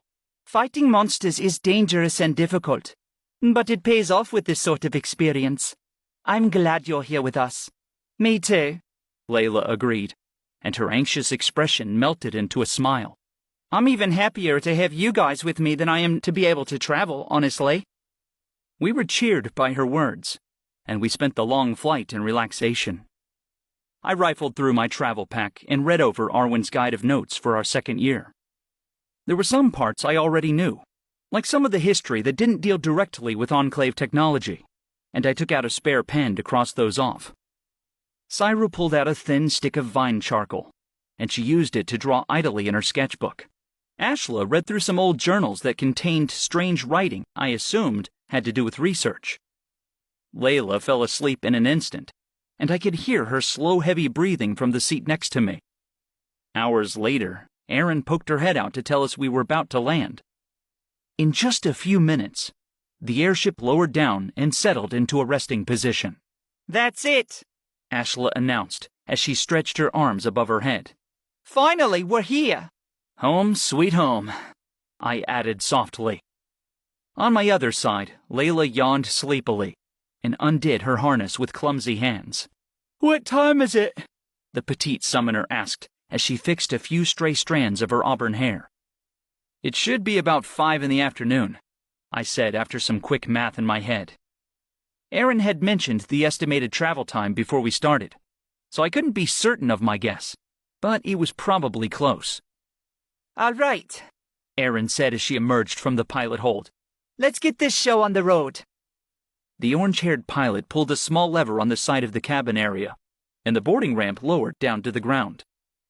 Golden sunlight spilled into the cabin, and we filed down the ramp until our feet hit grass. Griff! Layla gasped. You said it was pretty. Not the most beautiful place in existence. I guess I did, I replied uncertainly. The lighting helps. It was early autumn in Mistral, and the sun began to take on a rich buttery golden color as it descended in the sky. Dappled light filtered through the nearby maple and oak trees, and the village of Njorden Falls looked like a miniature town painted in bronze at this distance. There's an inn here, right? Syra asked. Of course, I answered, though there was only one when I was growing up. Malor and I knew the innkeeper pretty well, actually. It could still be the same single inn. So I wonder if she'll remember me. Layla suddenly grasped my arm in excited delight as her eyes blazed with anticipation. I can't wait to get some juicy details on Griff's childhood, the petite summoner gushed. This is going to be amazing. All right, I chuckled as I lifted my hands in surrender. Let's go. I want to be ready for searching around the forest early tomorrow morning. Clumps of long grass swayed in the gentle breeze and brushed against our knees as we walked. Sparrows chirped quick notes to each other as they swooped over the field and through the trees. The grass began to thin as we approached the river, and I could see signs of trails from people and animals that walked alongside the water's edge. The river itself was calm, and it was neither particularly deep, nor was it shallow. The hidden bed of soil below wasn't very rocky, so the water was dark without much white foam or rapids. I knew it was a different matter up north by the falls for which the village was named, but we would have to cross through town to get close to there. The girls gawked at the surroundings as we walked, and Layla stopped to touch a mossy rock before she ran to catch up to us. Finally, the roughly hewn trail began to transition to tamped earth and rock-lined paths. The village was too small for proper cobblestones, and they had no reason to suit the streets for carriages, so even the main thoroughfare was just wide enough for 2 handcarts to pass side by side. A few people walked through the streets as they got to their late afternoon errands, and we did earn a few stares, but I wasn't sure any of them recognized me. To be fair, they only looked familiar to me, and I could hardly recall any of their names. Small-town life revolved around many generational relationships, but Maylor and I had only spent a few years here. "It's too bad Gawain can't see this," I commented lightly. "I'm sure he'd have a laugh riot at what a podunk it is." Actually, Cyrus said with wide eyes, I think his jaw would hit the floor at what a pretty town it is. I can't believe you didn't insist on bringing us here for vacation. "Well, I do like it," I admitted with a helpless shrug. "I thought it was just my own taste, though. The wilds always seemed nicer to me than living in the enclaves, but I can understand most people prefer safety." Not over this, Aaron cut in. This isn't just some cornfields and bushes. This is serious scenery. "Glad you think that," I snorted as I shook my head in bemusement. "Now, if I remember correctly, the inn should be just down this turn." I led my team through the dirt street and toward a medium-sized wooden building with a metal sign out front. The cast-iron sign read, "The Roaring Cat," and there was a simple silhouette of a sitting cat etched into the metal below it. I smiled as I remembered how I used to practice reading the sign when I was very young. Is it the same sign? Aaron asked. "Seems like it," I said happily. "We'll see if the owner is the same." We opened the door and went inside, but nobody was in the barroom. There were only 4 tables with benches, and the few bottles along the back wall didn't make for a very impressive stock of alcohol, but I didn't care. I took a deep breath, and the whole place smelled of old wood and spice, just like I remembered from long ago. Maylor loved a good drink, and he would bring me here when I was too young to have anything but milk or water. "Hello?" I called into the empty room. There was a muffled clatter from another room. Then the door to the kitchen swung open as a heavy-set woman in her late 50s bustled out. Her brown hair was stick-straight and graying, and she wore it very short, at just a couple of inches in length. She hadn't changed much since I last saw her over 7 years ago, though her wrinkles were a little deeper, and she had on a new floral smock. Her apron was the same, and the little embroidered cat at the corner made me smile. "Oh, visitors!" she exclaimed. "Why, let me get you 5 set up with warm meals and some drink, I'm so sorry about that delay." "That's fine. We weren't waiting long," I assured her. After I spoke, she blinked and peered at me with an interested expression. After a moment, her eyes widened, and she put a hand over her mouth. "Griff, is that really you?" she asked. "Sure is," I confirmed with a grin. "Well, come here," she demanded with excitement. "I need to have a good look at you. My eyes aren't what they used to be, child." "Your eyesight was always bad, Tabby," I assured her as I walked across the room to lean against the bar counter. "Oh, Posh, I had eyes like a hawk when you were little," she argued as she leaned in and examined me from head to toe. "Beside that, don't call me Tabby. It's Mrs. Rightnin to you, or Tabitha. Maker, but you've grown up." "Just a bit," I admitted. "You must be 8 feet tall if you're an inch," she insisted. Then her eyes traveled over to my teammates with interest. "Who are these beautiful women you've brought with you?" We're all here on a mission," I explained as I tugged on my dark blue summoner's cloak. "I'm an academy mage now." "Well," Tabby said, and her eyebrows rose as she looked at me. "I suppose you are, aren't you? I hope old Maylor isn't taking it too poorly, is he?" No, I assured her. "He's absolutely fine with it. Says it wasn't a good path for him, but he's glad I'm doing work for the world." "Good. Tabby asserted. He always was so stubborn. It'll do him well to relax a little. Oh, he's definitely relaxing, I chuckled. He should be, she huffed. That man always going off on grand adventures instead of settling down. You two should have stayed here until you were an adult.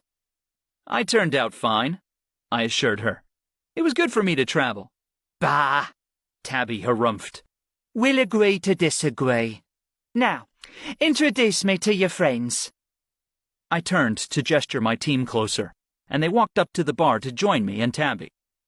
This is Ashla, Aaron, Syra, and Layla, I explained as I pointed to each of my teammates, and they nodded and waved in turn. I'll be expecting you five to need some rooms for tonight, Tabby hummed thoughtfully. Am I correct? 3 rooms should do it, I agreed with a nod. You're in luck. I've got 3 of my 6 rooms open, Tabby told us. I'll be right out with your keys, if you want. But would you 5 like a hot meal and something to drink? I've got steak and potatoes, but I can bring out a fruit basket if you'd like.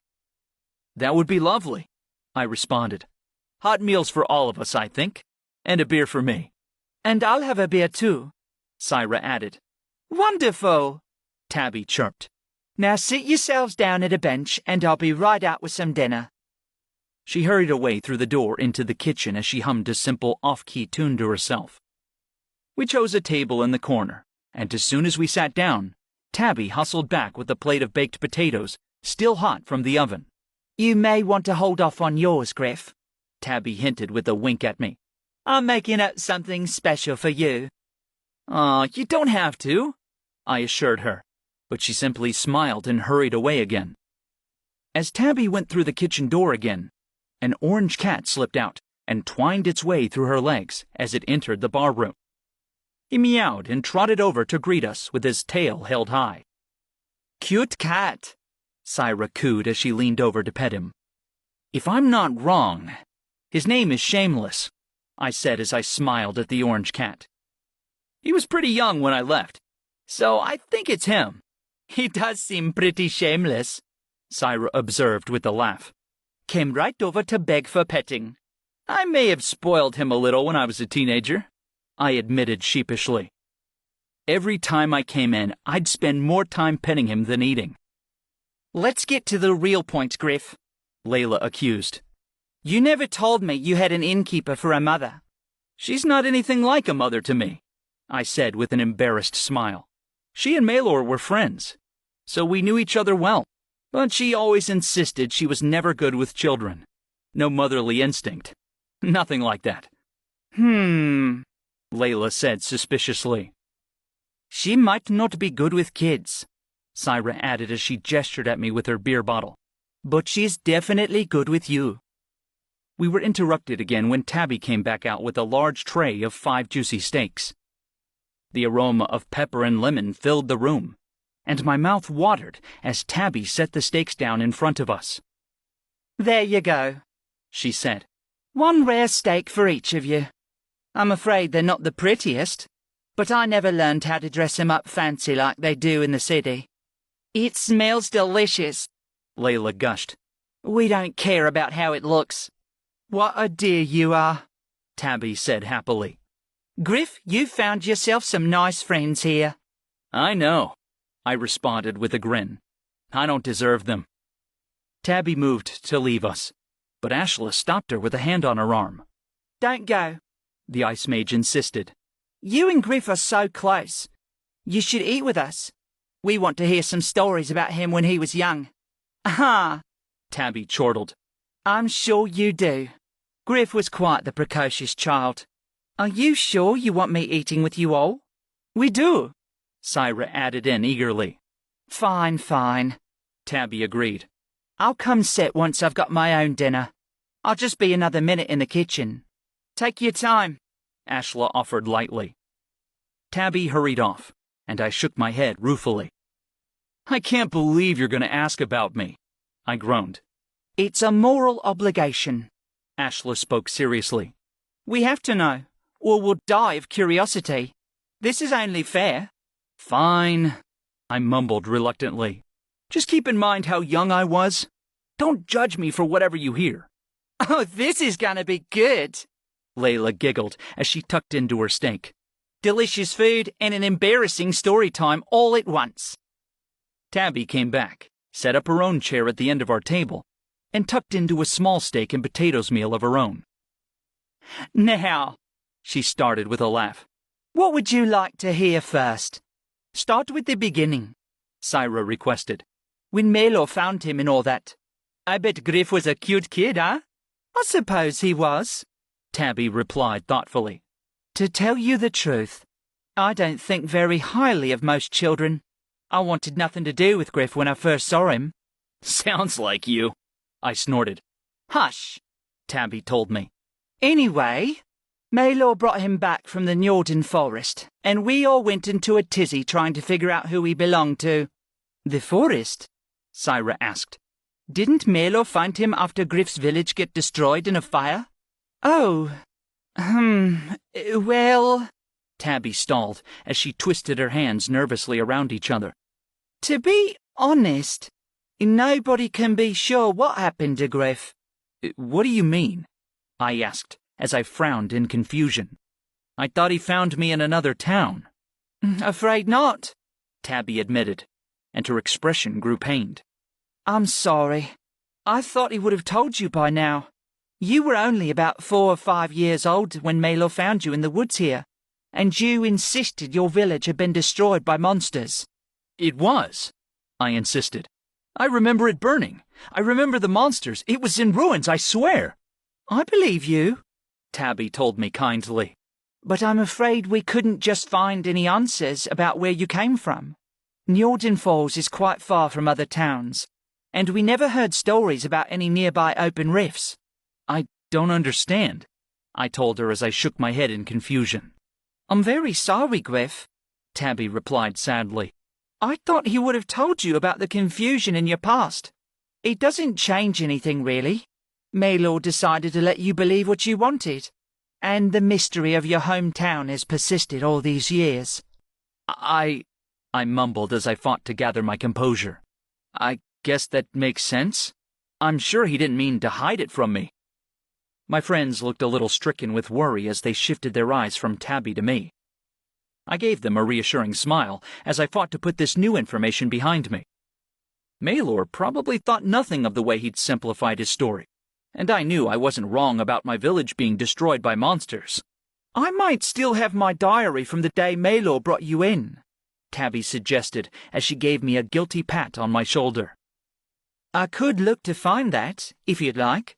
I wrote down quite a few details from everything you said when you were little. We wanted to find your hometown very much." "I'd like to read that," I said honestly, and my heart throbbed with worried uncertainty. I hadn't realized there was much mystery to it. "You seem distraught," Sarah whispered. "You're normally so fearless, yet this bothers you?" It wasn't really about the details of how Malor found me. It was more about the fact that I believed in a false story for so long. "Poor Griff," Sarah purred. "I could help you find more about your past, you know. You just have to let me take control. Free me, and I'll tell you all about your home and your parents. Better yet, I can create for you the family you've never had. We can be close, truly close. Don't you want a child with me?" I didn't believe for a second she could really tell me anything, so I slammed my mental walls down and blocked her out to refocus on the conversation at hand. "Are you okay, Griff?" Erin asked worriedly. "I'm fine," I responded with a strained smile. "Just a little surprised, that's all. Anyway, Tabby, why don't you tell them about the time I fell into the river?" Tabby said, as she looked relieved to have a way out of the discussion. "When Griff was, about 10, he and Malor went rowing on the river for the first time. Of course, Malor only brought one paddle because he never thinks ahead." Her voice grew distant to me as my mind wandered off. I couldn't stop thinking about how I'd just been found in the forest here, not in a ruined village at all. Was I wrong about my parents in the fire? I prodded at the mystery like I was picking a wound. No matter how much it hurt, I felt compelled to examine it further. Why would Maylor hide this from me? He was clumsy, brash, and forgetful at times, but I didn't think this was an accident. How could I possibly know if the story of him finding me in the forest was true either? What else was he lying about? How long were you down there in the water, Griff? Tabby asked. Half a minute? Less? I blinked as Tabby's voice interrupted my spiraling thoughts. It must have been around 5 seconds. I didn't keep count, but I didn't even start to worry about how much air I had. 5 seconds, then, Tabby agreed. Then Maylor was jumping in, and I swear he dove so fast, nearly half the river came out as he did. It was a hell of a cannonball, I agreed with a shake of my head. When he came out, he looked like a drowned beaver, Tabby chortled. But anyway, Maylor pulled Griff right out and plopped him on the shore. Then he nearly smothered the kid with hugs. He was so worried. He was frantic, I remembered with a wry expression. It was pretty funny to see him change his tune. He tried to go back to gruff and uncaring right after, too. Ridiculous, Tabby huffed. He didn't convince a soul. Nope, I agreed. He's always been pretty transparent. I fell silent for a moment as I considered exactly what kind of a man Maylor was. He wouldn't lie to me without a good reason. He always made sure to protect me, even when he was encouraging me to lead an adventurous, fulfilling life. I decided to put my worries about Maylor behind me. I could ask him my questions when we got back to Varley Enclave, but I couldn't let it affect my leadership in this mission. I trusted the man who had raised me, and I would give him the benefit of the doubt until I heard from him. We all finished with dinner quickly, and Tabby got up to clear our plates. As she walked away, Ashla leaned in and gave me a worried look. Are you okay, Griff? The Ice Mage asked. Completely fine, I assured my friends. Just surprised, that's all. I hope Tabby finds some answers, Syra murmured with a small frown. I would want to see that diary of hers if I were you. I do want to, I said honestly. Thanks for understanding, Syra. She gave me a warm smile, and it lifted my spirits a little.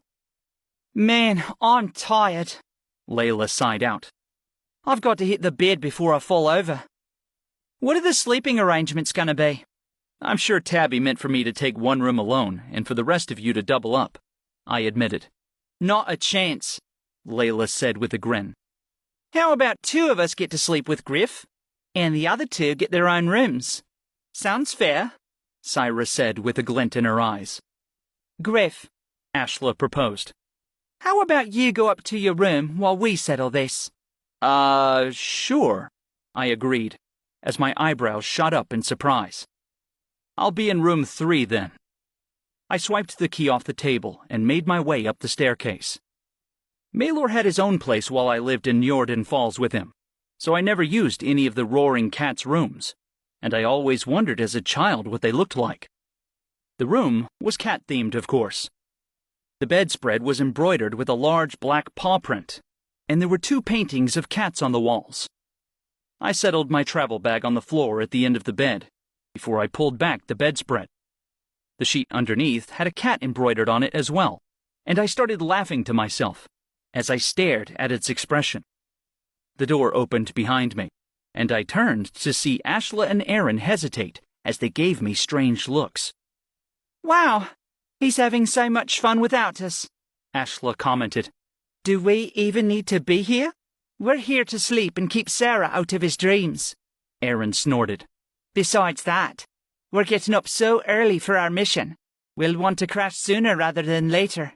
I was just thinking of going to sleep, I admitted as I nodded along to Aaron's words. It's a date, Ashla declared. All right, we'll keep the recreational activity to a minimum. I can't imagine a nicer night, I agreed. We got into bed as the crickets began to chirp their songs into the night. Aaron squeezed up against my chest, and Ashla twined her long legs with mine. Eventually, the girls fell asleep, and I found myself smiling as I enjoyed the quiet moment between us. Slowly, the gentle sound of their soft breathing lulled me to sleep, and I let my eyes fall shut. In the morning, we started off quickly on our mission to the forest. Ashla, Aaron, and I woke up before sunrise, just as we planned, and we woke up Layla as well. Syra was already in the hallway with her travel pack, and we kept our activity hushed as we gathered our gear and went out the front door. The sun was beginning to crest over the horizon, and the dim light was enough for us to see comfortably by as we slowly wandered down the road. We had some travel food in our bags, like dried meat and bread, and most of us took out a few pieces to eat as we deliberated on how to start. I took out the written report from my pocket and unfolded it, so I could scan its contents. The report details a few locations where Phi has been seen, I explained, as I examined the various quotes from lumberjacks and the other citizens of Njorden Falls. Normally, I would find one of these witnesses and ask them to show us where they saw her, but luckily, I know this area pretty well. Headmaster Sleet wants us to keep everything about the Arkans as secretive as possible, so I think a little wandering around is preferable. Yeah, Ashla agreed. I'd hate to have to field questions from curious people. It's tough to not just answer them. I'm fine wandering around a little, Aaron added. Let's do this. The 4 women followed me as I led them down the street and out into Njorden Forest. This is so pretty, Syra breathed in admiration, as her head craned around to stare at the surroundings. The woods were cool, and the light was gentle as it filtered through the trees. Ferns sprang up beside thorny wild roses, and vibrant green mosses coated the lower portions of the trees. Orange lichen stuck to branches and boulders, and the entire forest looked like a painting splattered by an artist's palette. Where was the most recent sighting? Ashla asked. I think we're most likely to encounter her there, if we do it all. Near the falls, I answered. They're a hike away, so it might take us a little while. Keep your eyes open for anything suspicious. Sounds good, Layla agreed, and everybody nodded along with her. As we walked, the forest transformed from its gentle, beautiful appearance to a more foreboding one. The trees grew thick and close, and the underbrush was dense across the ground. Strange rustling noises made us all look around with unease. A rabbit darted across our path, and both Syra and Layla visibly flinched a little with surprise. It's okay, I assured them. I've been in and out of these woods a dozen times. Nothing bad ever happened to me when I was young. That was when you were young, Layla pointed out with a nervous laugh. Back then there wasn't a spooky Arkan running around who wanted to destroy humanity. Fair point, I admitted with a chuckle, as my hands fidgeted around the straps of my travel pack. A rushing, roaring sound began to grow as we walked, and my steps grew more sure as I was filled with newfound confidence that we were on the right track. Then we emerged through the trees as we reached the base of the falls. Water thundered down from above, and my team gave me excited glances as they stopped at the sight of it. It's gorgeous, Syra gasped. Seriously beautiful, Ashla added. It is, I agreed, though there's no sign of Phi anywhere as far as I can tell. We'll have to check the other sites on this list. That's okay, Layla breathed. I feel better about the forest now. My team was a bit more lighthearted as I turned us perpendicular to our original trajectory. The next most recent stop on our list wasn't close, but we would be able to see the other spots along the way. Each site was a total bust. I felt like we could stumble on Phi at any moment, but the Arkan never so much as showed her face. I grew frustrated with the lack of results, and I was disappointed that she would remain a thorn in our sides. It would have been ideal if we caught her in the human realm, since her powers would be significantly weaker while she was away from the Shadowscape. Maybe the reports really were wrong, Ashla mused. Sleep may have been smart to send only a few of us. He might have been, I admitted begrudgingly. Ready to call it a day? Layla asked. Not quite, I insisted. I want to go back to the falls and check there again. I feel like we're missing something big. Something right under our noses. Layla and Ashla exchanged unconvinced looks, but they turned back to me in agreement. We can look a little longer, Ashla told me. It's 3 in the afternoon, so there's still a little time before sunset starts. Thanks, guys. I said gratefully to my teammates. I promise we won't stay much longer. We began the trek back to the waterfall, and I felt bad for convincing everybody to keep going, but I just had a gut feeling about this one. I didn't want to come back empty-handed without so much as a shred of evidence of what Phi was doing here. I couldn't accept that the reports were completely wrong, especially not from so many people in Njorden Falls. We almost reached the waterfall when Erin wandered off the beaten path to look at some wildflowers. I didn't think anything of it, but she cried out suddenly, and my gaze snapped over to her in concern. The mimic was sprawled out on the forest floor, and there were leaves stuck in her orange hair. I'm okay, she croaked. Just tripped over some random rock. I jogged over and helped her back to her feet, but my eyes were drawn to the rock she tripped over. It was unnaturally rectangular and smooth, and Erin had accidentally scraped a swath of moss from its surface when she tripped. I peered closely at the scraped-off section, and my mouth fell open as my eyes traced a familiar mark. Guys! I called. Ashla, I think Erin found something. I scraped at the moss with my hand and ignored the dirt that accumulated on my fingers. If I was right, this discovery was more important than a little muck. Sure enough, the strange mark I saw on the rock resolved into several more marks beside it. I couldn't read them, but they were more than a little familiar to me, and I was almost positive it was the same language as the one used in the ciphers. Phi's presence in the forest made sense now. I couldn't misinterpret what the presence of the runes meant. Something old was buried here. Something ancient and terribly important was here, right next to the hometown I loved. Chapter 8. Ashla arrived and gasped as she looked at the rock. This word here, she said. I recognize it. Let's keep clearing the moss. I need to see this. Let me help, Syra suggested. Step back, Griff. Syra threw out a handful of crystals, and a group of wet weavers burst out of them. I'd seen Syra use wet weavers before, when she used them to put out a fire in the town of Millervale not too long ago. They looked like crystalline spiders with clear bodies, apart from the 3 emerald-colored eyes in the center of each wet weaver's head. The small monsters could cast a water-like net of fire-resistant material that worked extraordinarily well against most flames, though I wasn't sure how Syra was going to use them here. I didn't have to ask, since her foot-long spiders got to work with impressive speed and accuracy. Their crystalline legs picked clots of dirt, moss, and leaves from the stone, while a few produced large globs of water-like liquid. The liquid soaked in to loosen more dirt, even as it simultaneously cleaned the stone with surprising efficiency. In just a few minutes of concentrated work, Syra had completely exposed the runes below, without damaging the stone itself at all. Give me a few moments to translate this, Ashla asked with an absent-minded look, as her eyes flew over the runes.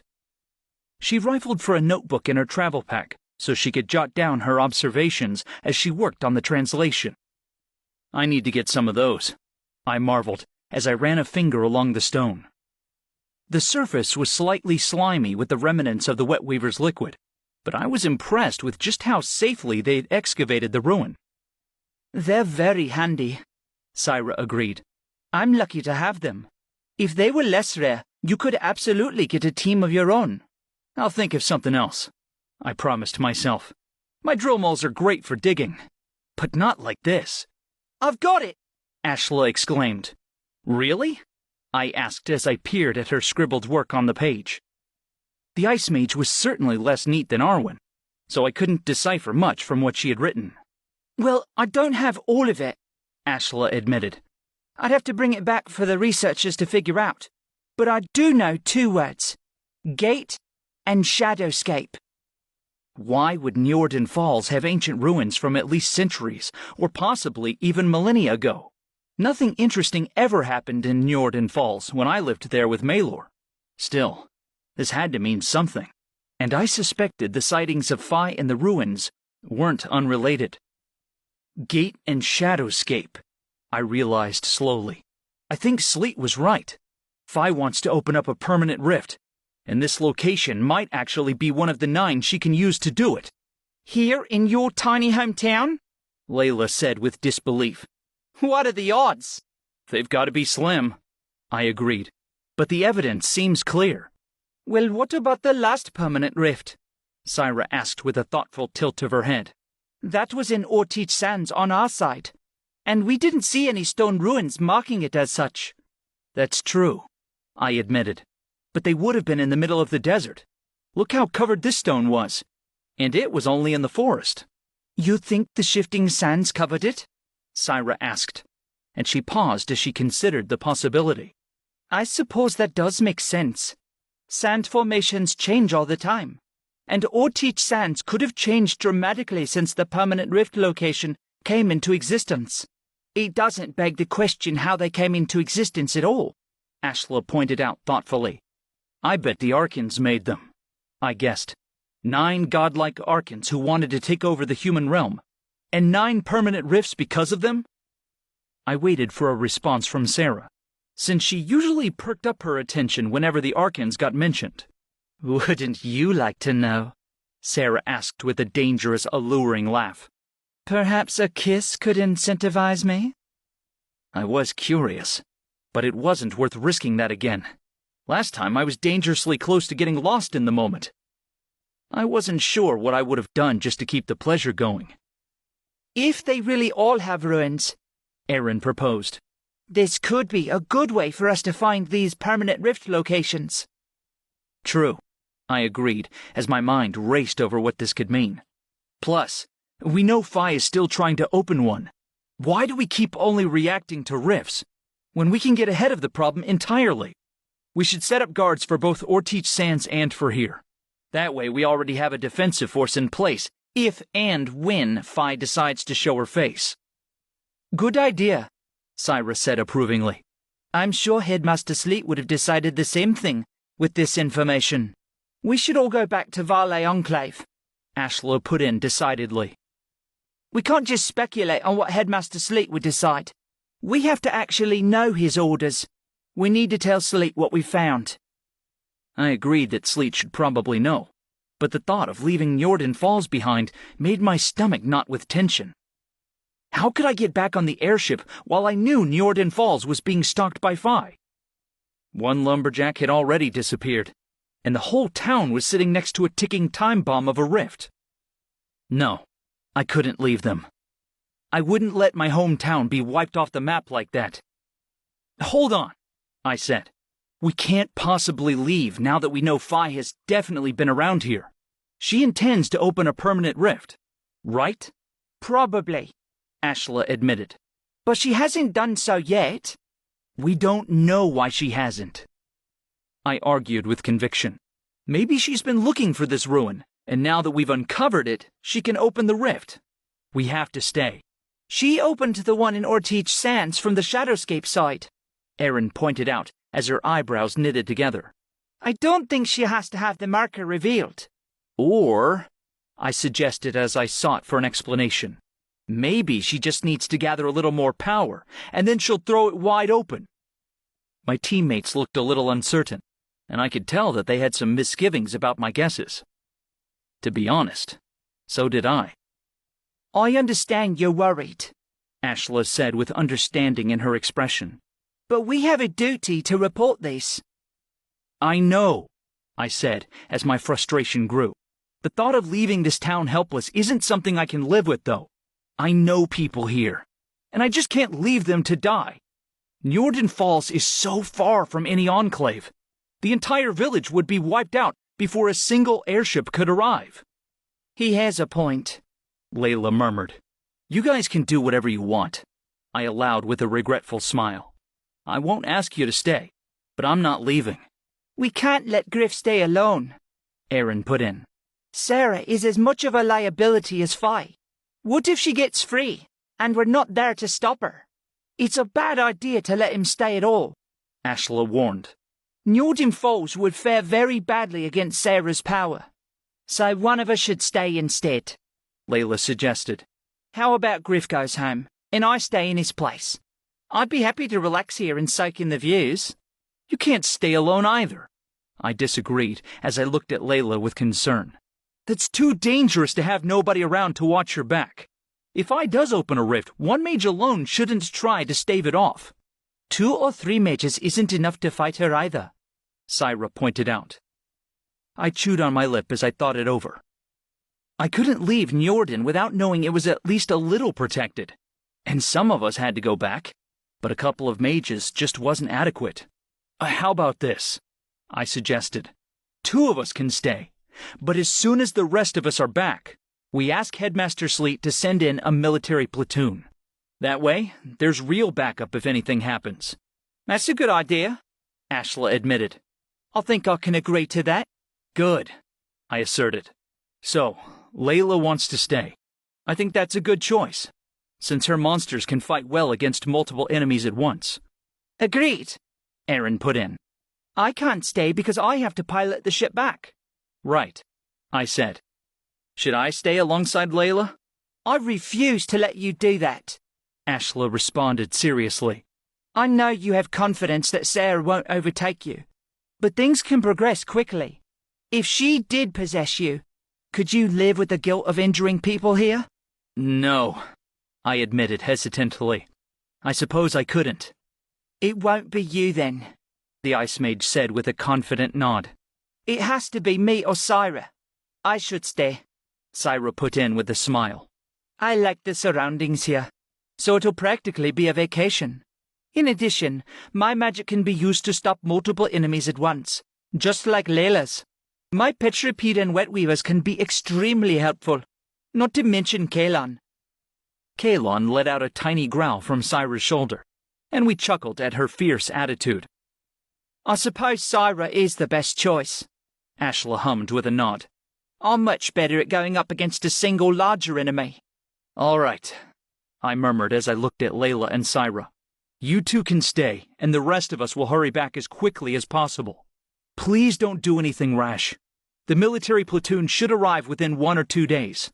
We'll be careful, Layla assured me with a sparkling grin. Don't worry, okay?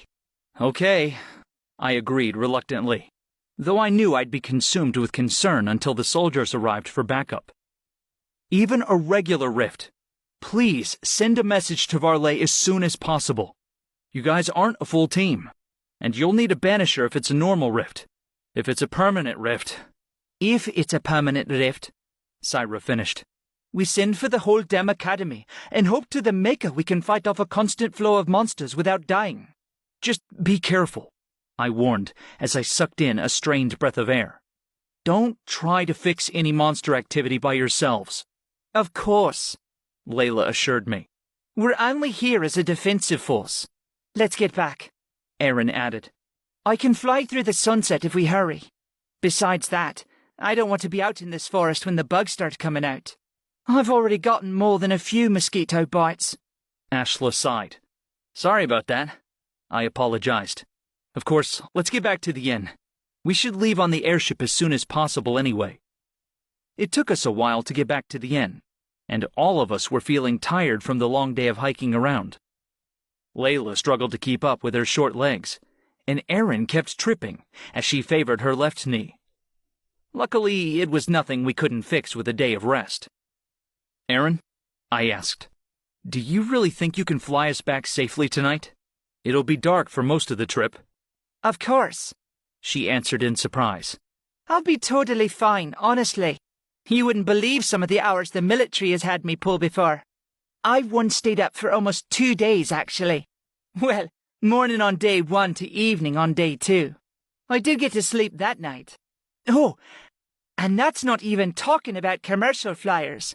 I've heard they pull some crazy all-nighters just to make an extra buck on the side. Comforting, Ashla commented dryly. I'll keep that in mind next time I put faith in a pilot to get me where I'm going without us falling out to the sky. Layla and I laughed, while Syra let out a nervous giggle along with us, and Erin gave a sheepish smile as she shook her head. I shouldn't have told you, she replied mournfully. Pilot secrets should remain only with pilots. Do you guys have a code of honor or something? I snorted. Not really, Aaron replied with a grin. We do like making fun of each other, though. Don't tell Almasi that I spilled the beans, okay? Your secret's safe with me, I swore to the mimic. I can't promise anything, Layla admitted. What if the perfect moment comes up? I might just have to tell him. I'll accept the risks of what I said then, Aaron agreed with a smile. As Njorden village came into view, Syra apologized to Kalon before she recalled the little dragon back into her essence crystal. We were avoiding frightening the townsfolk on this mission, and we didn't want to try to explain why armed mages were wandering the town with their monsters out. I knew many people in Njorden Falls were used to summoners like Malor and me from how long we lived there, but they weren't used to seeing higher-grade monsters like dragons. We reached the village and got a few curious stares as we walked down the dirt street with our mages' cloaks and travel packs. I recognized more than a few people, like the local baker and the elderly wife of a wheat farmer, or a younger man who had once apprenticed for making shoes at the cobbler's shop. Malor and I left before his apprenticeship completed, and I wondered if he'd gone on to be a shoemaker himself. It's strange, I murmured to myself. I never really thought about everybody's life continuing on as usual after I left. Some people really do spend their entire lives in one place, huh? I think it's kind of nice, Aaron said decidedly. I wonder what I would have been like if I'd stayed in one place. I like moving around, Ashla spoke with a crooked smile. I can't imagine being tied down like that. Even the academy was way too stagnant for me. We were close to the Roaring Cat now, and we slowed to a stop in front of the door. All right, I said as I reached for the handle. Let's order dinner before we pack our stuff. If any of you have mission funds on you, give them to Syra and Layla so they can pay for their extended stay. Woo! Money for us! Layla joked. I'm going to buy a fur coat and a feather boa. I'm going to buy food and not starve, Syra said innocently in response. Layla snickered like an imp, and Syra finally gave in and laughed at their shared joke. Very funny, I told them with a smile, and I shook my head as I opened the door to the Roaring Cat. When we walked in, Tabby was behind the bar, and she hummed as she poured out a few beers. She gave us a happy little nod as she saw us, and she tilted her head toward our corner table to indicate for us to sit. This time, the inn wasn't empty, and I looked curiously at the other patrons. One table was occupied by an elderly couple dressed in nice clothing, and a man in his 30s sat by himself at another table.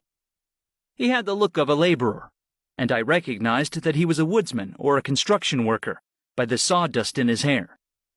His thin shirt was stained by sweat, so I guessed he was the latter. He was probably stuck in the sun as he worked, instead of the cooler shade of the forest, and that thin shirt wouldn't offer him any protection against the biting mosquitoes. Tabby finished pouring drinks, and she dropped off 2 of the beers with the construction worker before she gave the third to the elderly couple. Then she hurried over to us as she wiped her hands on her apron, and she stopped in front of our table with a relieved huff. I am glad to see you kids back from your mission, Tabby told us as she smiled broadly. You were gone all day, so I was worried something had gone wrong. Somebody went missing just a week ago, you know. Oh, we know, I replied with a rueful expression. Thanks for worrying about us, but you shouldn't have, really. Actually, Aaron, Ashla, and I will be gone soon, since we're returning on the airship tonight. Syra and Layla will be staying for an extended period of time at your inn. So soon, Tabby exclaimed, as she looked slightly crestfallen before she brightened up. Still, I suppose you may just have your hands full these days. Can you tell me what Syra and Layla are staying for? Or is that too much for me to ask? I'm afraid we can't explain it, I replied reluctantly. Rest assured, you'll be safe with these 2 staying at your inn. They're some of the finest mages I know. Layla fidgeted at the compliment, and Syra blushed, but they both fought back pleased expressions of pride. Thank you, Tabby told them both with a broad smile. We'll protect this town, Tabitha, Layla promised as her chest swelled with determination. Tell you the truth, Tabby added. I wanted you folks back here before I had to turn in for the night. I went looking for my old diary, you see, and I actually found it. You did? I asked with a surprised blink. Can I see it? Course you can, Tabby exclaimed. What else would I spend hours looking? No, don't get upset. I can see by the look on your face that you didn't mean for me to go to so much trouble. I shut my mouth and flushed as her words hit home. Well, I admit I do feel a little guilty. No need, Tabby insisted.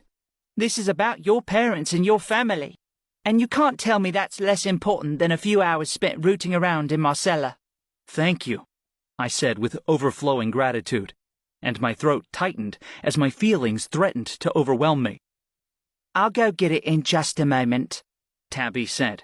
But I'm sure you kids are hungry. What'll it be? I have a wild rice soup, mushroom pasta, rosemary bread, and potato skins.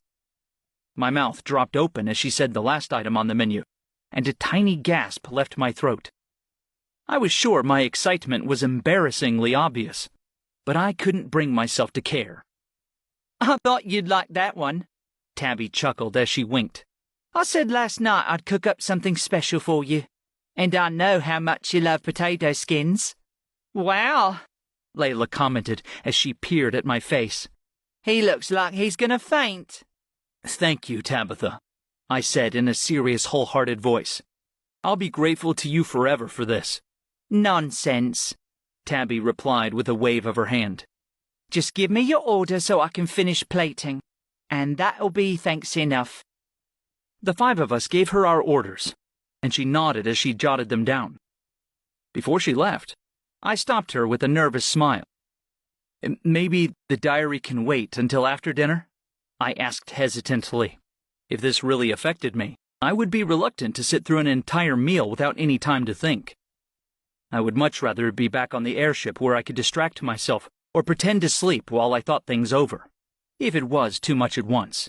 Of course, Griff, Tabby assured me, and understanding filled her expression. I'll save it for afterwards. Thanks, I told her. As she walked away, my heart welled with nostalgia.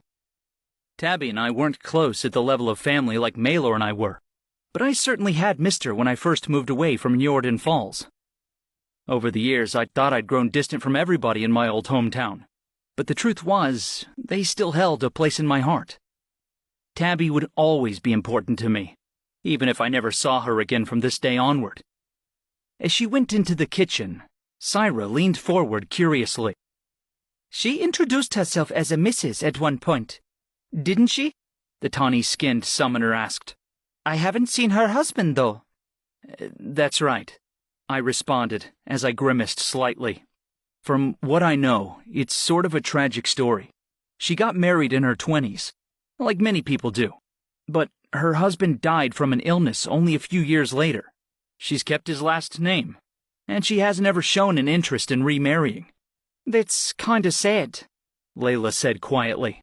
It's not that bad, I disagreed. I know she loved him very much, but she's never let it affect her in a negative way. Tabby has always been very strong and brave, and she doesn't mind if people ask about her husband. I think she just likes to live in a way that honors his memory. What a great woman, Ashla realized with a satisfied nod. I'm glad to have met her. Me too, I agreed. Dinner arrived with a short delay, and this time, Tabby was too busy to be able to sit down and eat with us.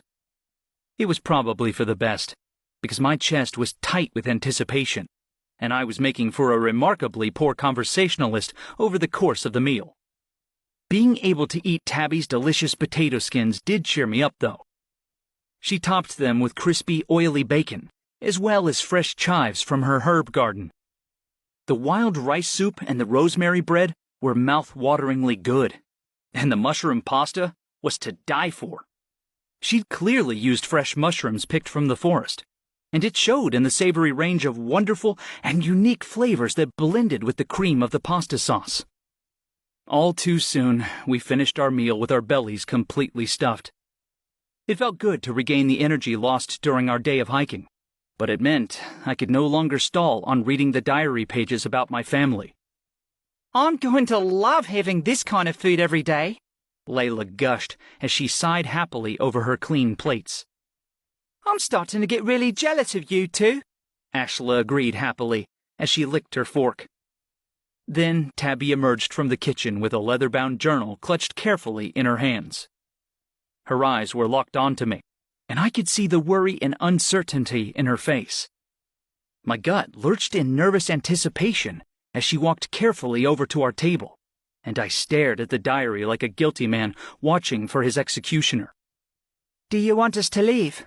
Aaron asked in a hushed tone. I get if you want some privacy. No, I disagreed as I shook my head. I don't want to handle this like some kind of secret for just my eyes. No matter what it says, I want you guys to know, too. I want the record set straight on how Maelor found me and where I'm from. No more half-truths. I'm glad you're including us, Ashla said as she leaned over to rest her shoulder against mine. You shouldn't have to face this kind of surprise alone. Tabby stopped and set the diary down in front of me, and I picked it up like it was some kind of delicate wilting flower that could crumble away at any moment. The cover was made of fine quality leather, and it looked fine apart from the obvious wear. Inside, the pages were brittle and yellowed with age, and a few shifted loosely as they came free from their threaded string binding. It wasn't as ancient as many of the books in the Academy library, but this had been sitting in a cellar in neglect for many years, and it hadn't fared well against time. This diary had to at least be 15 years old, I realized as I calculated it against my own age. Hopefully, everything I needed was inside. This is the date Maelor found you, Tabby said in a low voice as she helped me turn to a page in the late spring of the year.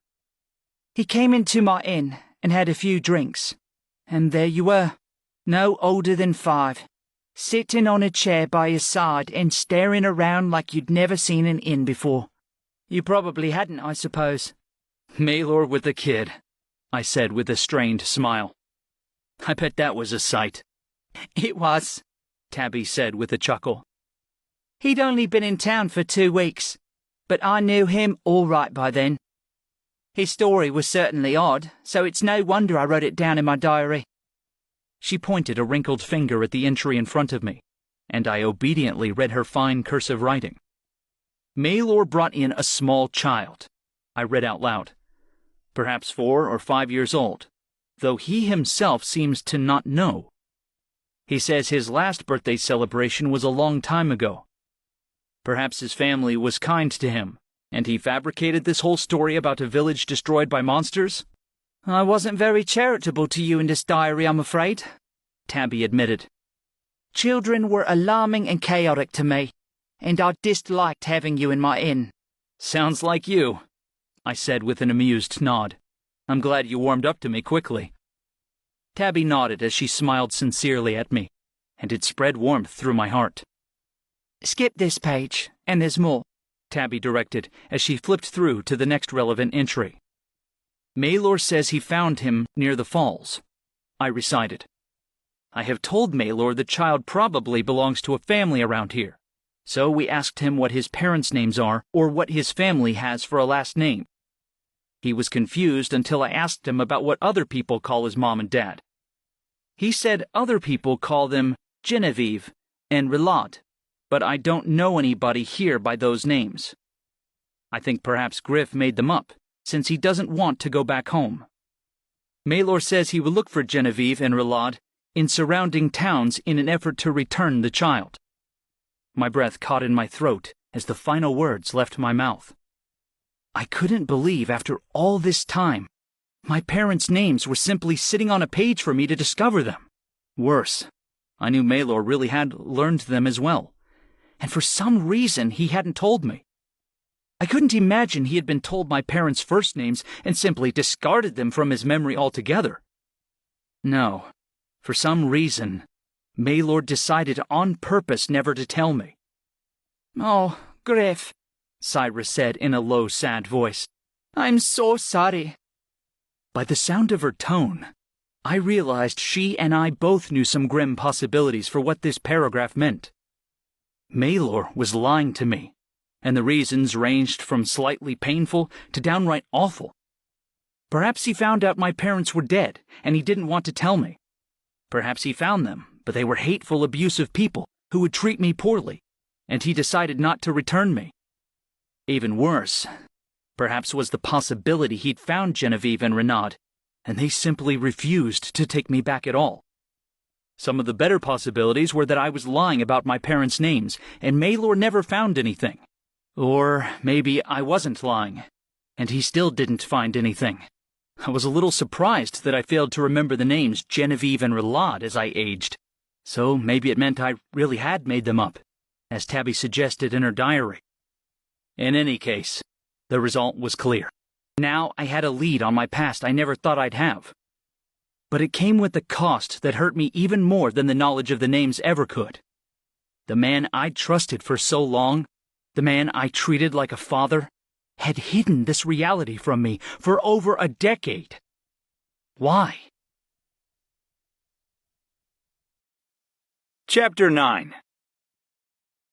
As I followed Ashla and Aaron back onto the airship, I felt sick to my stomach. On the one hand, I now knew information about my real parents that I thought I'd never have. I often claimed I had no memories of them, but the truth was, I did remember them, and I missed them terribly. Over the years, I clung to the few pieces of memory I had of them, and I always believed in the story of monsters raising my birthplace. It was strange to admit, but thinking my parents died in a monster attack had given me some comfort. After all, it meant it wasn't their fault I was an orphan.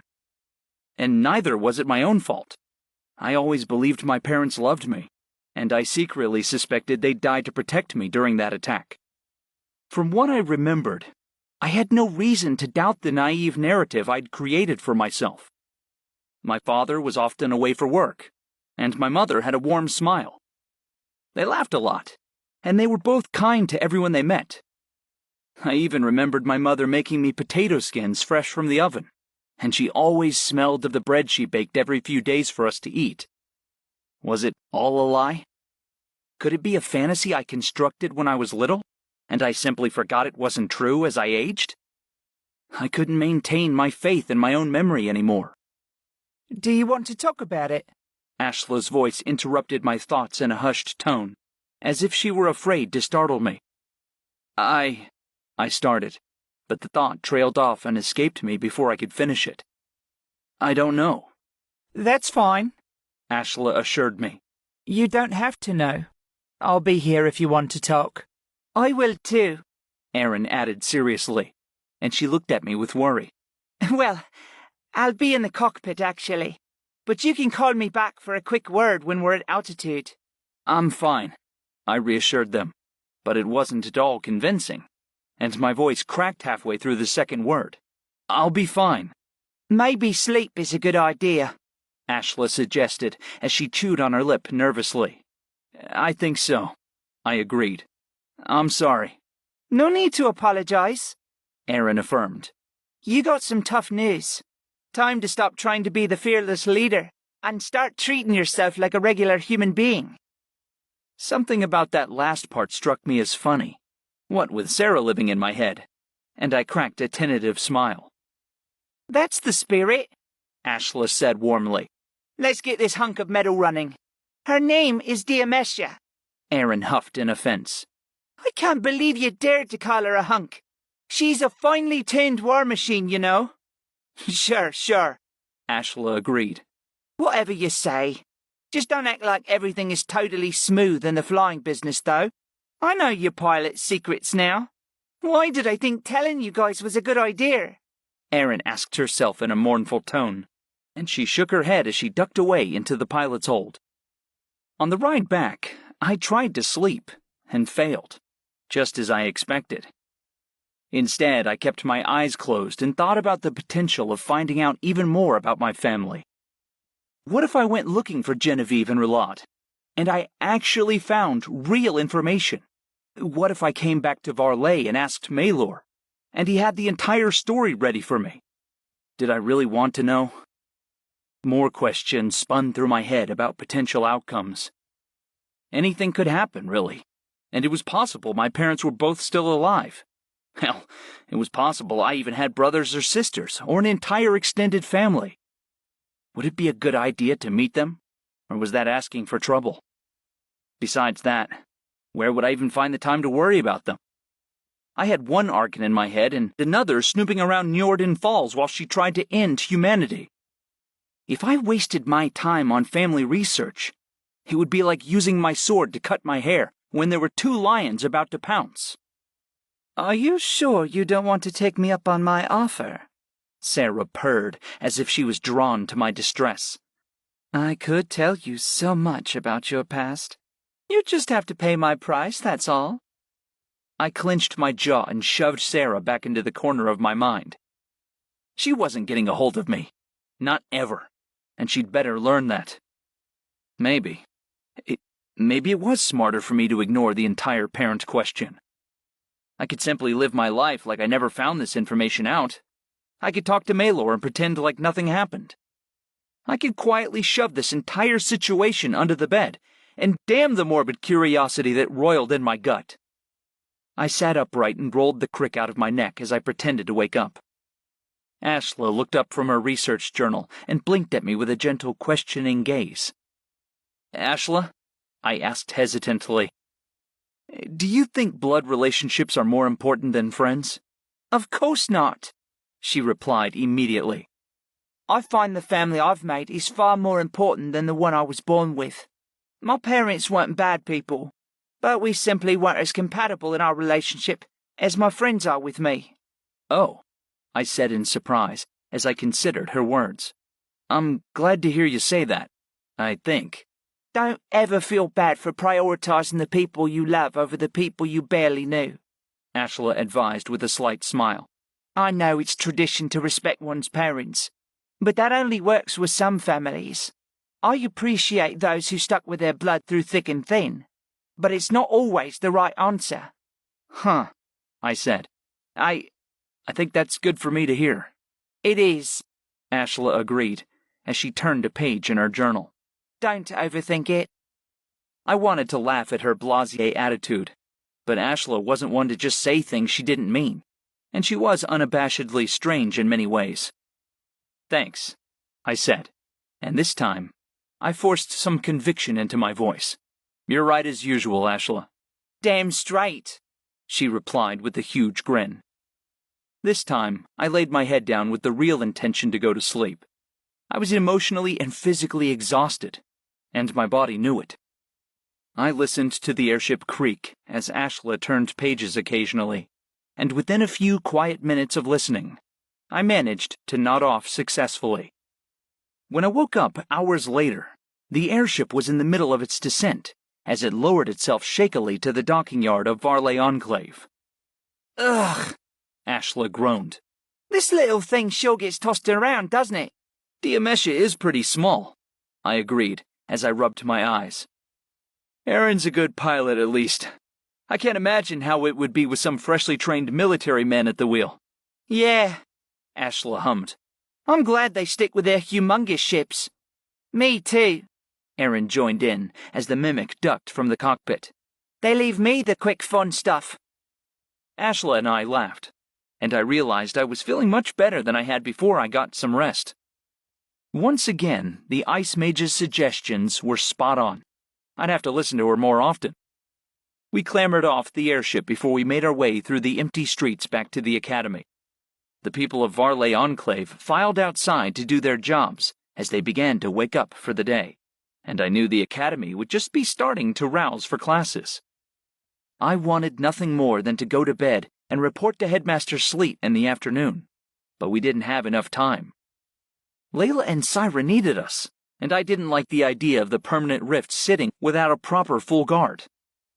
We traversed the streets and slipped through the solid oak doors at the front of the academy. The school was mostly abandoned, just as I suspected. I spotted a few teachers and dedicated students hurrying here or there, but classes were still over 2 hours away from starting. I turned to the two women with me as the events of the day crashed into me with startling realism. Thank you both for your help today, I said seriously. I just didn't know how to deal with the surprise of it all. I never expected to hear news like that, Don't worry about it, Erin reassured me as she rubbed her bloodshot eyes. You help us all the time. It's what friends do. And I'm lucky to have you, I said with gratitude. I'm lucky to have you too, Griff, Ashla replied. Now, let's go make that report. A small smile snuck its way onto my face. It wasn't huge, but it was there, and I felt better with the kind words of my women backing me up. As a group, we headed towards the clinic, where I knew I could find either Meriden, Arwen, or Sleet himself in order to set up the report. Unexpectedly, the three of us ran into Arwen on the way, and she looked even more shocked to see us. You're back already? She asked as she glanced over at us with a worried expression. I guess that means mission success, right? Where are Syra and Layla? They're both fine, I explained quickly to reassure her. We left them in Njorden Falls to watch what we think is a permanent rift location, but they're going to need backup. You'll need to report to Headmaster Sleet then, Arwen realized. I'll set up the meeting, but it might take an hour for everybody to reschedule their mornings. Be ready at 7:30, I think. Thanks, I said gratefully. I'm glad you realize how quickly this has to get done. Soldiers took a long time to mobilize, and I suspected this case would take even longer than usual. Njorden Falls didn't have enough room to house more than a couple dozen strangers at a time, so the soldiers would have to create their own lodgings, at least in part. It would be a difficult operation, and I hoped Sleet could speed it along. You three should get some food in you, Arwen told us as she frowned at our exhausted expressions. I realize you're tired, but part of that is a lack of fuel. Sure thing, I agreed easily. Breakfast sounds good. I've got to drop off my stuff, Ashla said. I'll meet you in the cafeteria, Griff.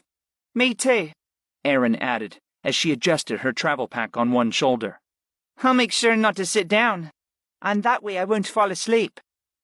I agreed to meet them all for breakfast, but I decided to just take my travel pack and go straight to eating. I might get some odd looks for carrying around 50 pounds of hiking gear, but I didn't care anymore. Unexpectedly, I ran into Nia on the way to the cafeteria. She was sitting on a bench and reading a book, and she paged through it idly as she uncrossed and crossed her legs. Then she looked up and stopped me with a surprised look as her eyes widened. Her face was bright, and her skin looked smooth and slightly tanned. I'm having a lucky morning, aren't I? I asked myself rhetorically. Griff? Nia wondered as realization dawned on her face. You're back so soon. I am, I admitted with some surprise. It seemed like so much time had passed since I left for the mission, but it really hadn't been long, if I thought about it. Are the others back too? She asked as she tilted her head. Ashla and Erin are, I answered, but Layla and Syra are staying in Njorden Falls to hold down the fort. They should be fine, as long as Sleet sends a backup platoon quickly. I'm sure he will, Nia interjected confidently, though her brow creased in subtle worry. You look well rested, I said with slight surprise in my voice as I examined her closely. Things on the political side have been going well, Nia answered with a pleased expression. I may have gotten some relaxation time to train and walk around while you were gone. Only you would use relaxation time for training, I joked with a chuckle. You train almost as much as I do during your time off, Nia sniped back with a shake of her head. I can't argue with that, I sighed with an amused smile. Anyway, I'm gonna go get some breakfast. Ashla and Erin should be along soon. I may as well join you all, Nia decided as she stood and folded her book before she brushed off her skirt. You should pick up some before you go anywhere else, okay? I guess I will, I said reluctantly. No guessing, Nia told me resolutely. Studying is important. Sure, but nobody studies like you, I pointed out with a grin. You're doing extra reading, and I'm sure you've gotten the rest of the guide memorized. I do not, Nia said hotly. It will be at least another week until it's memorized. You can't hear yourself, huh? I asked with a chuckle. This is perfectly normal if you want to do well in school, Nia insisted before she looked away and huffed. We grabbed lunch together, and I filled up my tray with pepper and eggplant pasta, as well as smoked grilled salmon. Nia piled on 2 servings of sweet potato puree before she got some salmon and pasta as well. I didn't realize you were such a sweet potato fan, I commented. I'm not, She spoke succinctly. but Braden is, and he's sitting right over there. I hadn't seen the large summoner since he wasn't at our regular table. Actually, Braden was pretty good at being unobtrusive despite his size, so I wasn't surprised he slipped by me unnoticed. Let's go eat with him, I agreed happily. We sat down and Braden greeted us with a wordless noise as he struggled to swallow his huge mouthful of food. He stared at me in surprise. Then I noticed his eye shoot straight to Nia's pile of sweet potatoes, and I smiled in amusement as I saw the telltale signs of puree that used to be on his plate. Hey, bud, I greeted. I'm back. Braden made a wordless noise and waved at me, but his eyes slid right back to the sweet potato puree. Don't worry, Nia assured him. it's for you. She lifted her tray over and scraped most of the sweet potato onto his plate, and Braden's eyes widened as he swallowed his food. You're a saint, he murmured in awe. And Griff's here too. This must be the start of a great day. I think so, I agreed. Nia, Braden continued seriously, you'll have to give me some way to pay you back later. This gift is too much. It took me 5 seconds to do, Nia insisted with a shake of her head. No need to pay me back, Braden. The big summoner grinned at her anyway as he scooped up a forkful of sweet potato. You're nicer than you pretend to be. Admit it, Braden retorted as he waved his fork at the ashen-haired mage. By the way, I'm guessing your mission was a success? Sure was, I said, and I hastily dug into my pasta as I remembered the time constraints. Though I'm worried about what could happen. I'll tell you about it during the 7:30 meeting if you come. You're going to come, right? I guess I will, Braden said thoughtfully. You definitely should, Nia advised him. You're an integral part of this team, just as much as the rest of us are.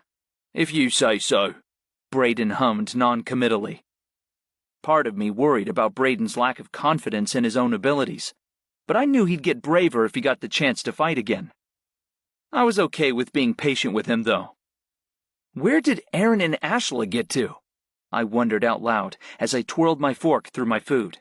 Maybe they realized they couldn't make it to the meeting on time if they got breakfast, Braden answered. Shit, I swore at the idle comment. We're really going to be late. You think? Better eat fast, he told us both. We finished our meal without much more chit-chat, since we were forced to scarf our food down quickly to finish in time. After we were done, we rushed to dump our food before we headed out to the cafeteria hallway. Either of you have a watch? I asked worriedly as I tried to figure out how long we'd been eating. No, Nia answered. I always forget to rewind mine, Braden admitted, so I barely wear it anymore. We're probably on time, I guessed without confidence. We entered through the staircase in the hidden door, and I stopped short in the entrance at the sound of Ashla already narrating our journey. Gawain, Oren, Almasi, Arwen, Aaron, and Headmaster Sleet sat and listened to her, but they glanced up as we entered. Almasi had his legs kicked up on the chair next to him, as if he were enjoying a conversation between friends, rather than attending a secret meeting.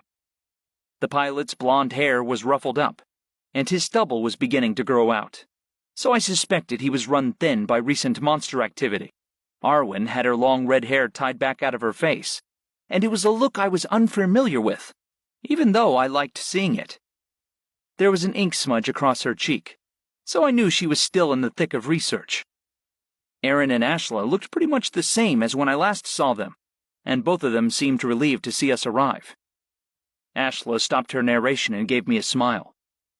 2 minutes late, Gawain accused severely as he tipped back in his chair. So disrespectful. He looked better than when I last saw him, and I noticed Meriden was no longer present to protect the fire mage from further injury. For that matter, Oren was also in good shape, and I suspected he was close to getting a clean bill of health, if he hadn't already. Sorry, I apologized to the room. We took longer than expected with breakfast. You're fine, Griff, Headmaster Sleet explained with a crinkled smile. I decided to begin on the less important details of your mission result. You, Braden, and Nia haven't missed anything critical. Thanks, I said gratefully, as the three of us hastily slipped into our seats. All right, Ashla, Sleet said. Continue from where you left off. Ashla narrated while Aaron and I inserted our own comments. I was worried about the information we got from Tabby concerning my past, but Ashla and Aaron glazed over those details with barely a mention. Griff introduced us to Mrs. Writings, and we talked for a while over dinner, Ashla said with a hint of secrecy in her voice. I was grateful to my teammates for saying very little about the subject of how Maelor found me. Though I wasn't ashamed of my muddled origins, I didn't want them slipped into an official report like nothing more than a footnote. Till I confronted Maelor, I definitely didn't want this information spreading, so all my friends could worry and speculate on it. I trusted them to have my best interests at heart, but I still didn't want them to pity me. When we got to the discovery of the ruins, Sleet frowned and stroked his white beard with a thoughtful hand. Ashla, Sleet asked carefully, did you record the entirety of the writing found there? I did, the Ice Mage confirmed. I translated more of it too, and it's definitely an indicator of a permanent rift. It mentions the Shadowscape, a portal, and a group of 9 powerful monsters. Those 9 powerful monsters are the Archons, then, Arwen assumed. Gotta be, Ashla agreed. I think it's safe to say Njorden Falls needs significant protection if there's going to be a rift there. I agree, Headmaster said, but his mouth thinned in worry. However, we don't have many military troops to spare these days. Leela and Syra can't take care of this one alone, I pressed. That's true, Sleet agreed. And I won't force them to. I can ask Grand Mage Kennefic to deploy 2 military platoons to Njorden Falls, but it will mean I'll have none to spare on the northern mission I've been planning. Northern mission? I asked. It's preemptive, Sleet explained. Arwen and Professor Li Xian found several mentions of permanent rifts in the ciphers, but we have nothing to go off but vague descriptions of locations. The names of these places have changed, and I never would have guessed Njorden Falls was home to the described forest rift. So the ciphers describe a rift in the north? Oren asked. Indeed, the headmaster answered. This rift location is described as near permanently snow and cold. Judging by the mention of some nearby mountains, I believe this third rift is located near Mistral's most northernly city, Svelfrey's Rest. Almasi whistled and shook his head. That's pretty damn far, the pilot said. I've only been up in that part of the country once. The 9 rifts are spread far and wide across the world, Sleet explained with the expansive wave of his hand. Mistral is just large enough to have 3 of the 9. So if we cover all 3, we should be able to reduce the threat of a permanent rift being opened. Cover all 3, you say? Nia said. We're making plans for Njorden Falls and Svelfrey's Rest. But what about the one in Orteach Sands? Thank you for bringing that up, Sleet answered. Since Njorden Falls will be cared for by 2 mages and 2 platoons of soldiers, I think it's appropriate Orteach Sands is cared for by 2 mages and 2 platoons of soldiers. Of course, it's vital the mages I send understand what the threat exactly is. So it's going to be the 2 of us, Gawain finished with a sigh. Wonderful.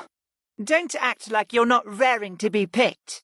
Nia needled the fire mage with a raised eyebrow. I heard you were begging Meriden to be allowed to duel again, so you could be prepared. Prepared for kicking Garif's ass, Gawain grouched. That's all. Not buying it, I returned with a grin. Please, let's settle down, Sleet ordered firmly. though I could see a tiny smile at the corner of his mouth. Gawain is not yet fit for combat, so he won't be going. I've decided to send Braden and Oren with Almosi as their pilot. Me? Braden asked as he blinked at the headmaster with surprise. Are you sure? Absolutely, Sleet affirmed. I have complete confidence in you as one of this school's most battle-ready and talented students, as well as one who has proven himself loyal time and time again.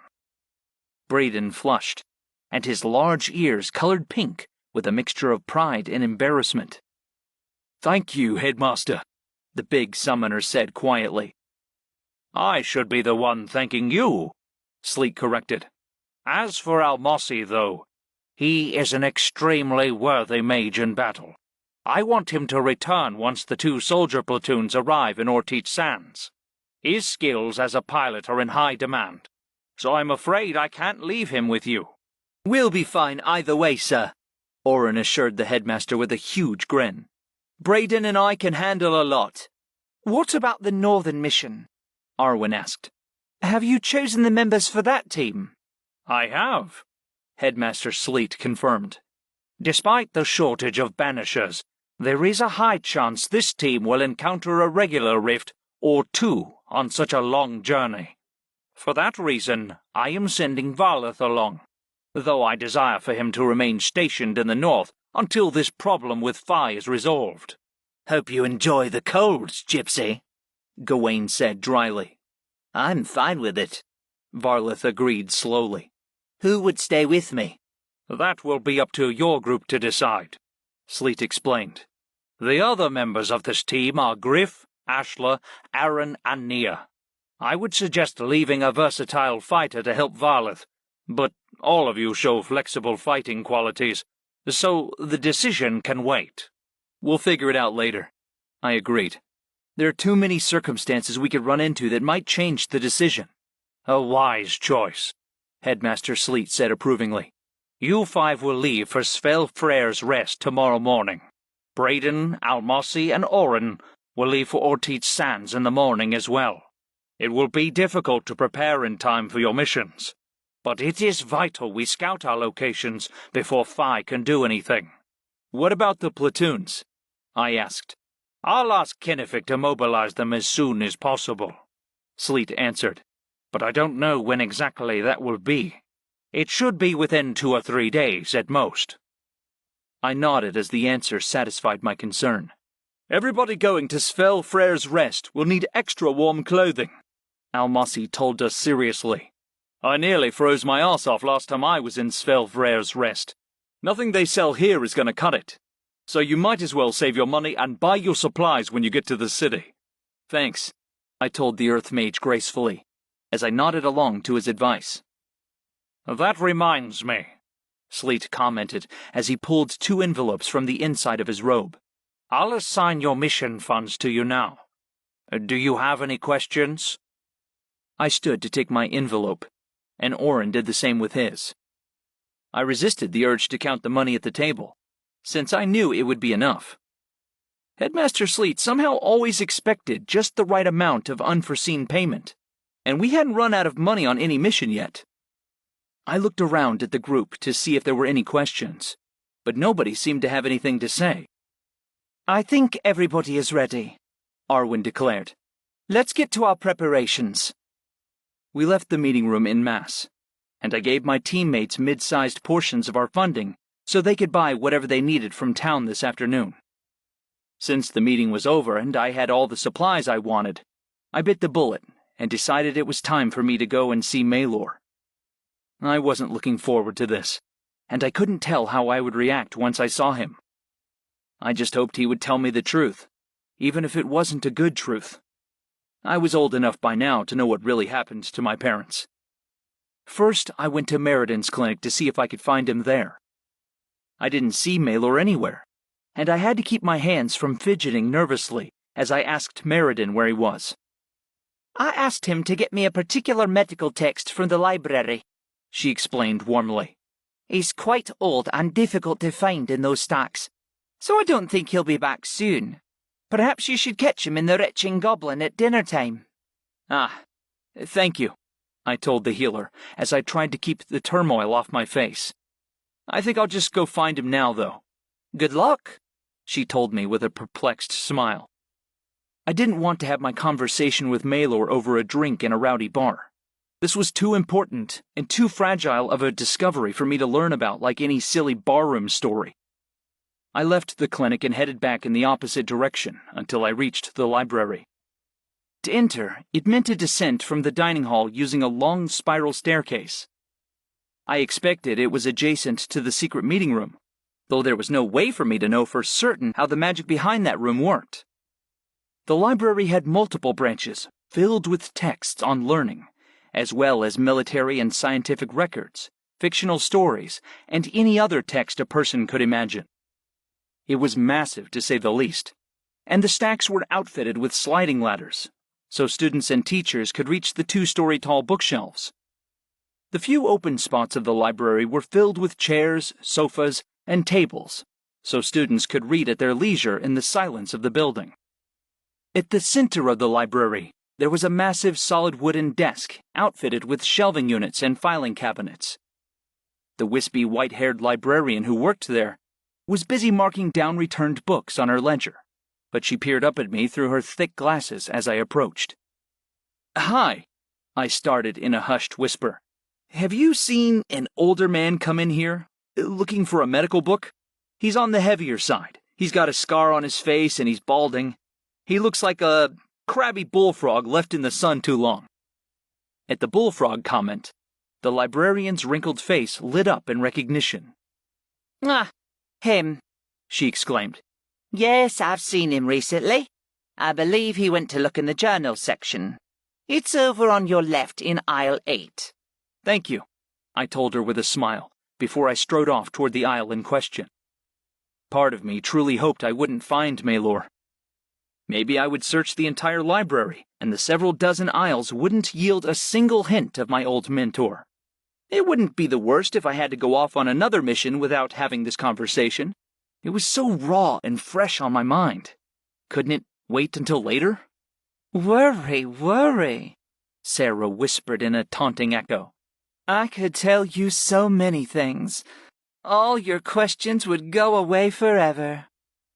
I shook my head to clear it, and Sarah laughed musically before her presence faded to the back of my mind. The Arkan's snide comment aside, I knew now that it was best to talk to him sooner. If I had to go on a mission with Sarah's taunts and my own doubts swirling around in my head, it would drive me crazy.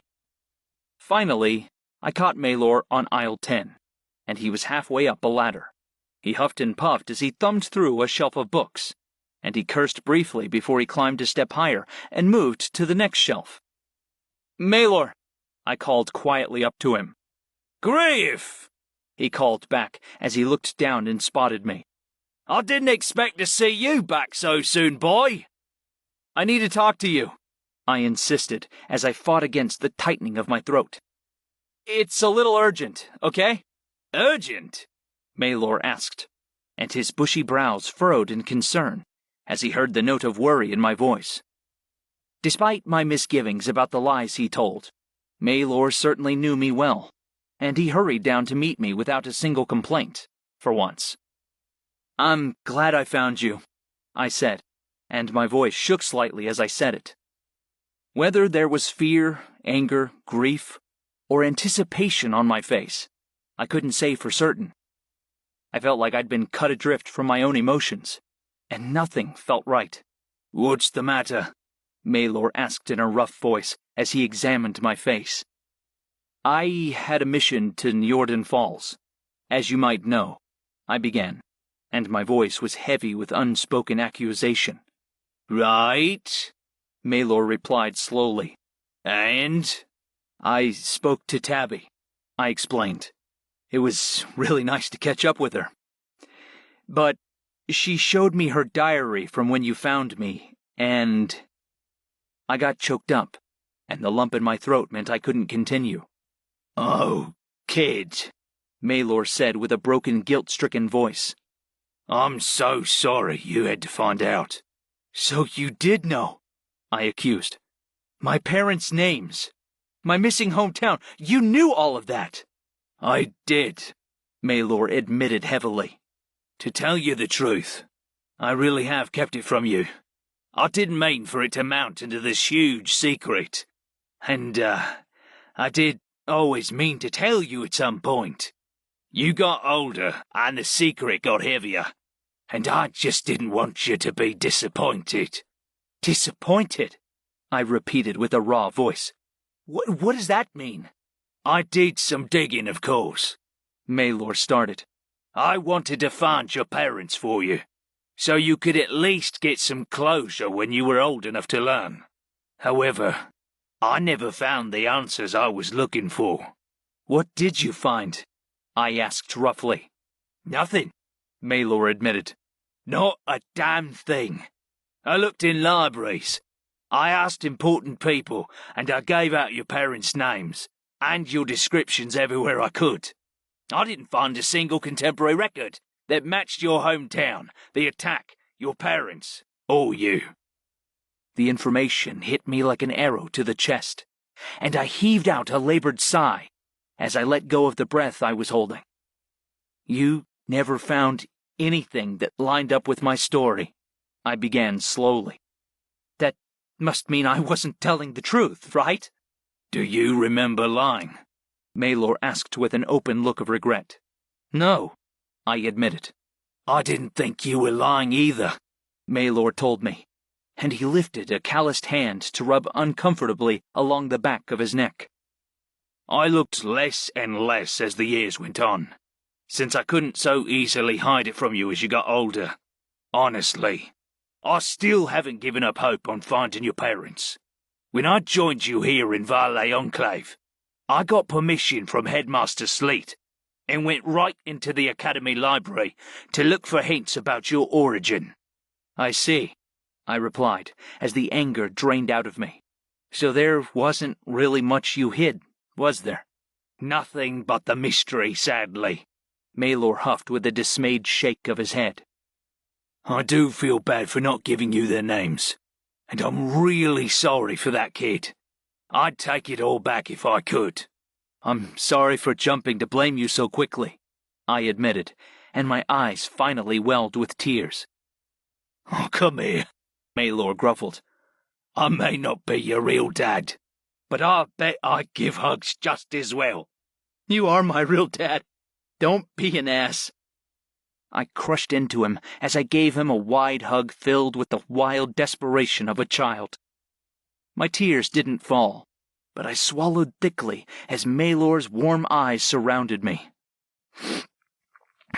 Well, not by blood, but... Shut up, I scoffed. You've been there for me my whole life. I didn't mean to accuse you of anything. I just... It's fine, he whispered as he patted me on the back. I'm just a grumpy old man, trying to do my best with a young man who's exceptional. Thanks, I said, and then we were quiet for a few moments as we hugged each other. You're getting fatter, I finally mumbled into his shoulder, partially because it was true, and partially because I wanted to give him a hard time. Aye, he agreed. Meriden won't stop feeding me cakes. I chuckled weakly, and Maylor and I finally released each other with reluctance. Promise me you'll tell me if you find anything, I told him. I don't care if the news comes 10 years from now, or if what you discover is just that my parents were junkies who died in a ditch. I doubt that's the case, Maylor interrupted with a frown. Still, I insisted. I want to know, good or bad, what happened to them. I'll tell you, Maylor promised. I swear it. Good, I told him with a feeble smile. And start a jogging regimen or something. I don't want you cracking through the library ladders with your weight. Part of it's muscle, Maylor harumphed in denial. If you're going to be rude, get lost, you little shit. I've got a book to find. You sure do, I answered with a grin. Fine, I'll leave you be. Just know I'll be watching your waistline from now on. Aye, now fuck off, Maylor said with a slap to my shoulder. I chuckled and shook my head as I left him behind. The librarian gave me a small nod as I walked past her, and I waved back to give my thanks. As I passed her station, I remembered Nia's words, and I doubled back to grab a history book off the shelves. The title engraved into the leather cover read, Curious and Monstrous, a compendium of behavioral oddities. The book's content was only vaguely related to our curriculum, and it was focused on interesting cases of monster behavior, rather than any useful historical overview. But it grabbed my attention too much for me to leave it behind. Besides, I missed indulging my reading habits from when I was younger, and a good history book was the perfect way to get back into the swing of things. The librarian gave me a wrinkled smile as I checked out the book, and I felt better for having done it. Maybe it would make for a good way to pass the time in the airship. As I walked back up the spiral staircase, I ruminated on what Maylor told me. In the end, I was no closer to finding the truth behind my family, and it looked likely I wouldn't ever figure out more than I knew now. I was disappointed in some ways, though there was a certain relief in not having to really find out. I told myself to be content with this, and to not worry about it. I had plenty of friends close enough to call family, and no absent parents could ever beat that. Are you sure you don't want these answers I have? Sarah asked with a taunting lilt to her voice. My price won't cause you any pain. You know that. Just a lot of delicious, overwhelmingly good pleasure. Why say no? I growled and shut the Archon out of my thoughts as I climbed. I wasn't going to fall for her tricks. Not after the last time when I caved and gave her a kiss. I couldn't trust her information would be worth having, much less that I wouldn't be drawn fully under her control in the process. I spent the afternoon and evening doing some light gathering of supplies, which I mostly found in the Academy's stores for Monster Response Squad missions. There were a dozen little things I liked to keep stocked up in my travel pack, like rope, rags, road food, water skins, flint and steel, and a variety of other trinkets. When I was done with regular items, I visited Meriden and asked her for potions she could spare. I knew it was getting more difficult to keep up with demand, since so many monster response squads were encountering powerful enemies and getting injured in the process. Meriden gave me a generous amount of healing supplies in the form of 4 elixirs, which could be used for up to 12 medical doses. I thanked her and refrained from asking what they were made of, since I knew the answers would be disgusting, if not downright horrific. After that, I decided I was done with my necessary preparations. We had to get up early tomorrow morning, but the airship ride was so long, I would be able to get plenty of sleep during it, even if I didn't sleep well tonight. In the end, I decided to grab an early dinner, and I found myself with Ashla in the cafeteria at nearly the exact same time. We grinned at each other through our positions in the line to get food, and it lightened my heart a little to think about telling her what Maylor said. It would be nice to get a second opinion, especially from somebody so even-keeled as Ashla.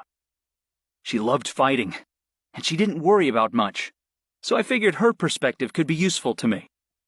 When we both had our food, we sat down together at our regular cafeteria table. 4:30 dinner time, Ashla commented with a smile. Very mature of us. So mature we ought to be elderly. I laughed with a ruthful expression.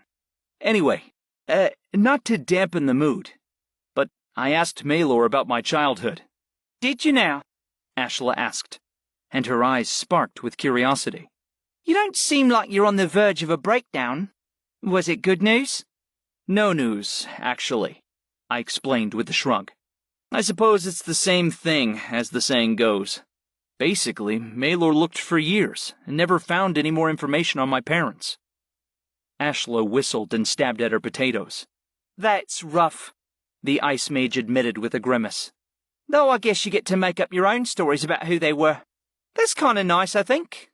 I guess so, I answered as I blinked in surprise.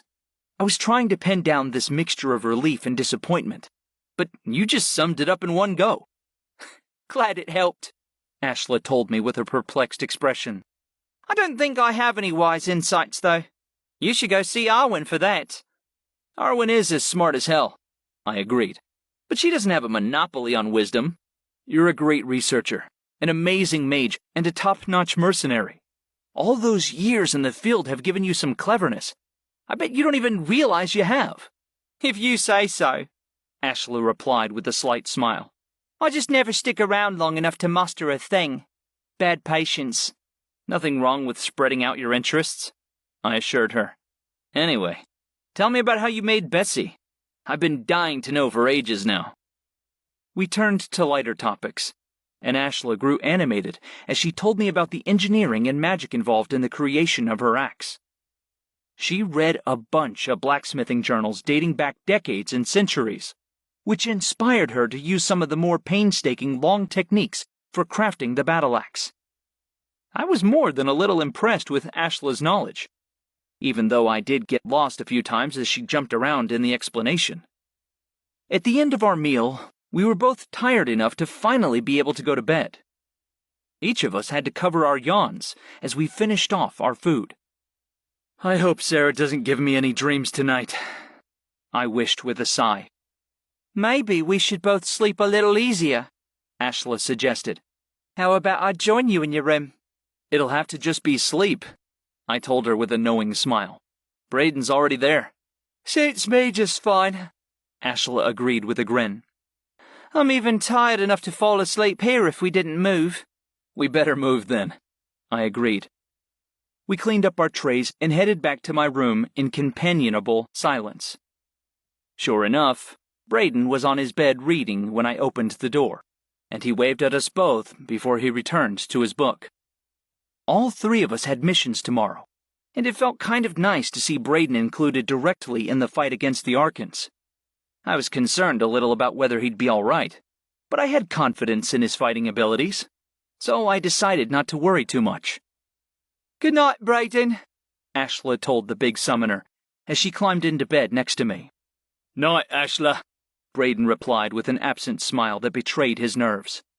"Don't worry too much, okay?" I requested my friend seriously. "Just remember how well you did in the Magicae Nido. You're a badass, and don't convince yourself otherwise." "Thanks," Braden replied with a surprised laugh. "I'll try not to worry." I nodded with satisfaction and finished getting ready for the night before I got into bed next to Ashla. Braden dimmed his gas lamp so his reading wouldn't disturb us, and I closed my eyes as Ashla's warm body molded against mine. In a few minutes, I was asleep. Sarah sent me tantalizing images of her body in my dreams. Bits and pieces of generous curves, alabaster skin, and seductive eyes haunted me as I tried to draw myself from the dream. I woke up a few times, but Ashla's steady presence beside me was a reassurance that I could withstand Sarah's taunts. I refused to be bothered by it anymore, and the next time I woke up, it was time for the mission. Braden had set an alarm using some kind of complex clock device next to his bed, and it trilled faintly to wake us all up. Ashla stretched awake next to me, and Braden sat up in his bed to fumble with the device. Eventually it stopped making noise, and Braden turned to me with wide eyes, as if he realized for the first time exactly how important his mission was. "We're really doing this," he said out loud as he blinked with surprise. "Feel like I could sleep another day," Ashla yawned. "It's time to go," I told her with a serious nod. I got up to get ready, and Ashla followed me with quick, efficient movements as she got dressed for the day. Braden stood slowly and went through his travel pack with careful, nervous movements. "Can we actually stop, Fi?" the big summoner asked me as his brows knitted together in worry. "I know we can," I told him as I strapped on my bandolier. "Get ready, because this is it." Chapter 10.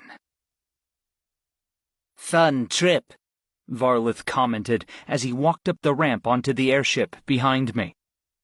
I always wanted to spend the last warm days of the year in a frozen tundra. "At least we have Nia with us," I responded. "She can use her fire magic to keep us a little warmer than usual, hopefully."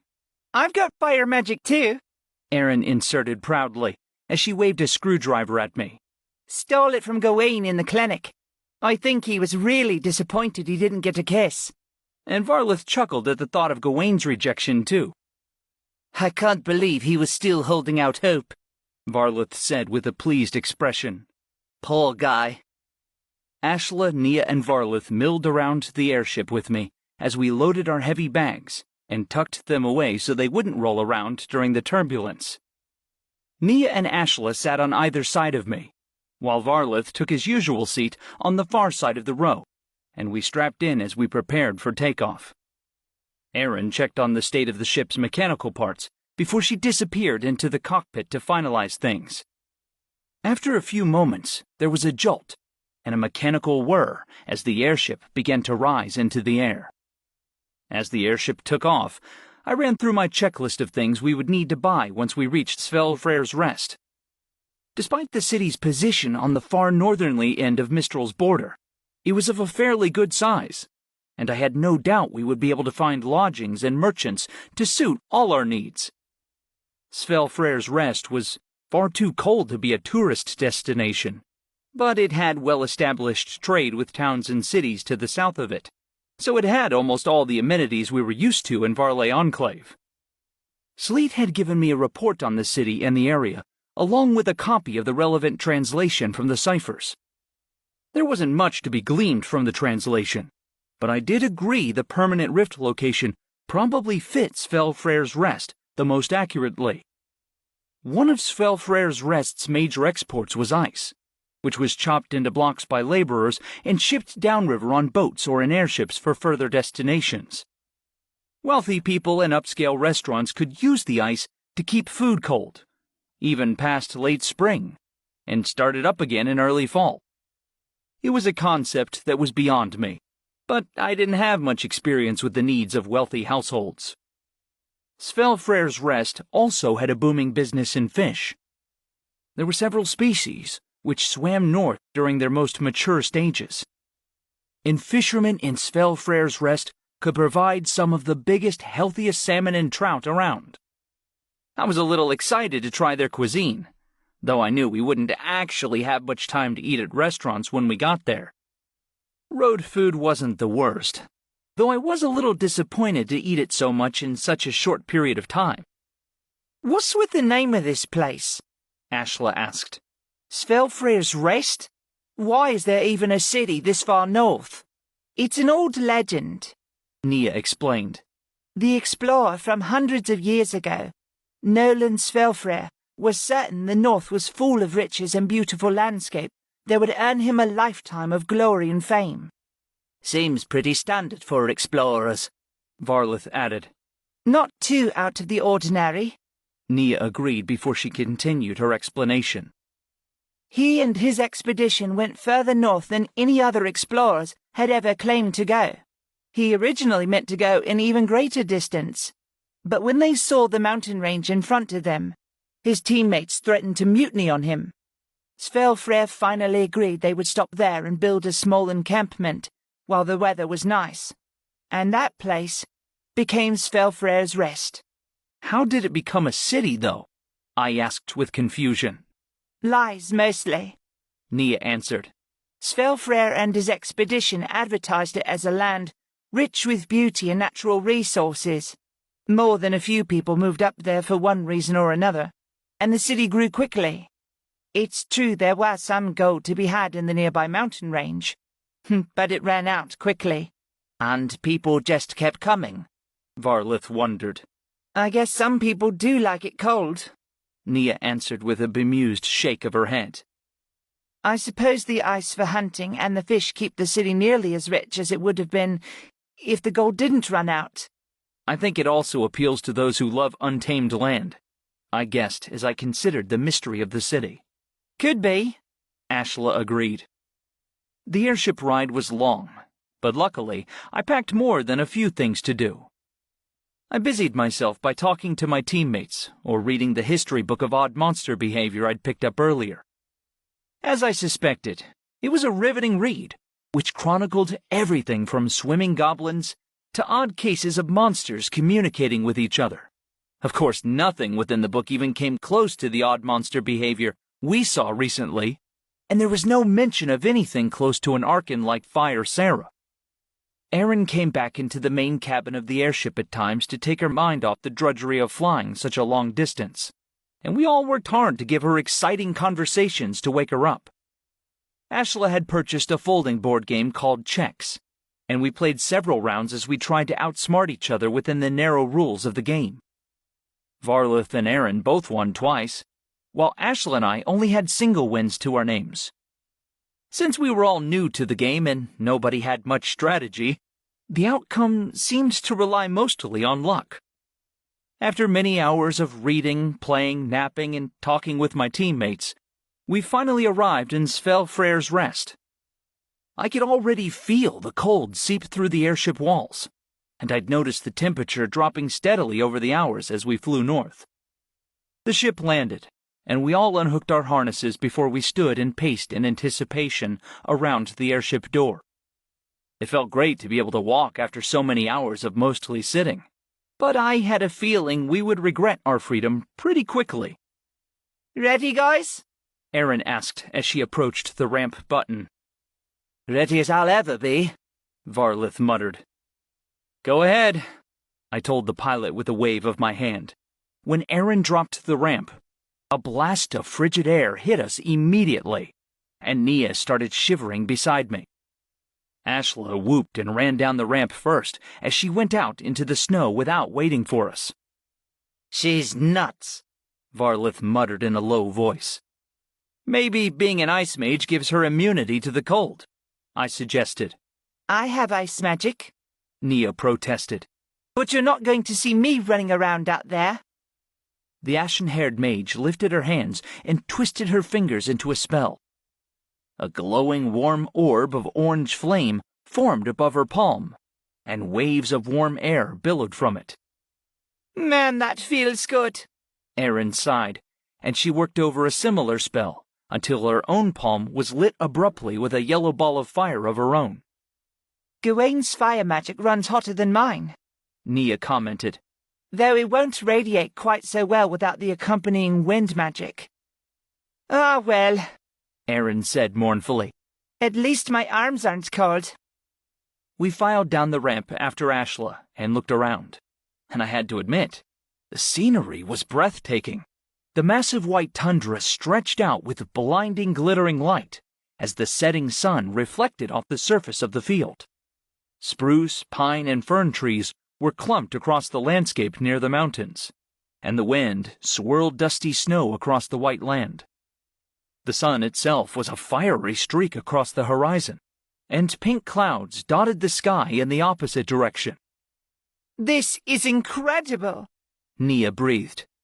I'm not usually one to lose my composure over a view, but... I know, I agreed. This is really something else. Yep, lovely great, Varlith interjected as he wrapped his arms tightly around himself. Now can we start walking to the city where it's warm? Sure, I agreed reasonably. It's better to get there before it's dark. All right, let's move out.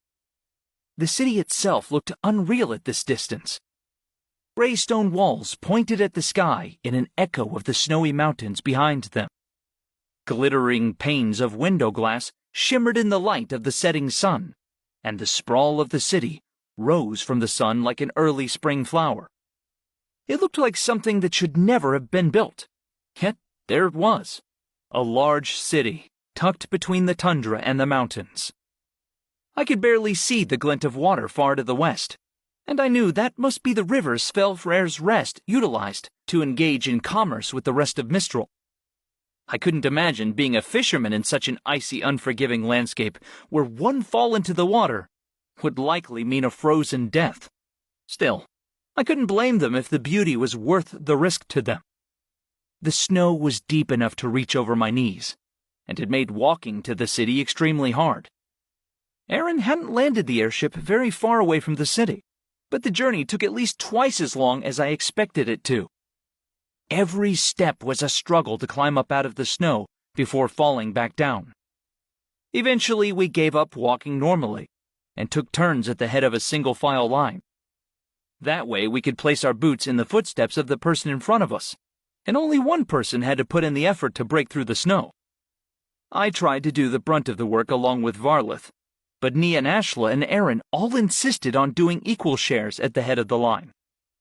Nia and Aaron used their fire powers to melt the snow a little, but it turned into wet slush that wasn't much more traversable, so they switched back to old-fashioned walking. Ashla seemed to genuinely enjoy her time enveloped in the frigid environment, and the rest of us were baffled by her ability to never get cold. When we got to the edge of Svelfreyr's Rest, the snow sloped down to just a couple of feet, and then it disappeared entirely as we entered the plowed section of town. Gray gravel covered large portions of the street, and there were high-curbed sidewalks constructed tall to keep pedestrians out of the melting snow. The buildings themselves were mostly stone, and I certainly understood why after I soaked my shoes and pants through with snowmelt. Despite the abundant forests and the mountains, a house built from wood here wouldn't stay dry enough to keep from rotting. Can you imagine having to shovel this much snow? Varlith huffed in disbelief. What a nightmare. I guess they're used to it, I answered as I scuffled through the damp streets. Horse-drawn plows would speed it up, I bet. We've still got a little time left in the day, Nia proposed. So we should look for some of the winter gear we need for our search. I want 5 coats, Erin decided as she shivered and wrapped her mage cloak around her. No, I want 10. 10 should do it. It's a good idea to get more supplies than you think you'll need, I offered. Just try not to spend all your money on more coats than you can wear. Sounds good, Erin agreed. Though you may underestimate how many coats I can wear. Let's try to find some merchants who are still open, I told my group. This is a big enough city, so I think there should still be some. In fact, I had my eyes on a couple merchants already. I could see inside a specialty clothing supply shop, and there was some activity visible through the window. I bet they have coats, I told my team as I pointed at the store I had my eye on. Let's try it, Nia agreed. We went in, and the doorbell jingled cheerfully as the oiled wood door shut behind us. The man at the counter looked up and adjusted a pair of round spectacles over his eyes while he examined us. "How can I help you?" he asked in a careful, neutral voice. "We're looking for full supplies to go camping in this weather," I explained succinctly. "Coats, winter pants, blankets, boots, or anything else you have that would be helpful." "I don't have any blankets," the store clerk responded tartly as his eyes narrowed. "Boots are along the back wall there. Pants are on the opposite wall. Coats are right in front of you." I blinked in surprise as I reacted to his hostile tone, and I tried to figure out if I'd said something rude. "Thank you for your help," Ashla cut in quickly. "We'll go look then." As we wandered into the back, I gave Ashla a questioning glance. "He hates mages," Ashla explained in a hushed whisper. "How can you know that?" Varlith asked. "He was glaring at our cloaks," the ice mage continued. "Didn't you notice?" "I guess I don't pay much attention to where people are staring," I admitted.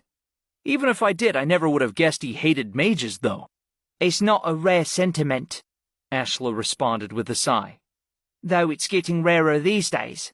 Back when I was in the academy, our monster response squad ran into people like this a few times. It's usually never spoken out loud, but it's not exactly subtle." "Damn," Varlith reacted. "People can be such idiots, can't they?" "I suppose I can't blame him without knowing exactly why he hates mages," I admitted, as I pulled out a pair of winter boots. "I've run into some nasty academy students before, and you have to admit, a few of our peers have sticks up their butts." "Just a few," Erin defended politely. "Usually they aren't on monster response squads either." "But there are some," I pointed out. "This guy could have had a bad experience, and I can't hold that against him." "Let's just get what we need and get out," Varlith said decidedly. "Agreed," I responded. We collected our piles of coats, boots, and pants and brought them up to the register. I was glad the prices were marked on the clothing itself, since I half expected the owner to try to price gouge us, just for being mages.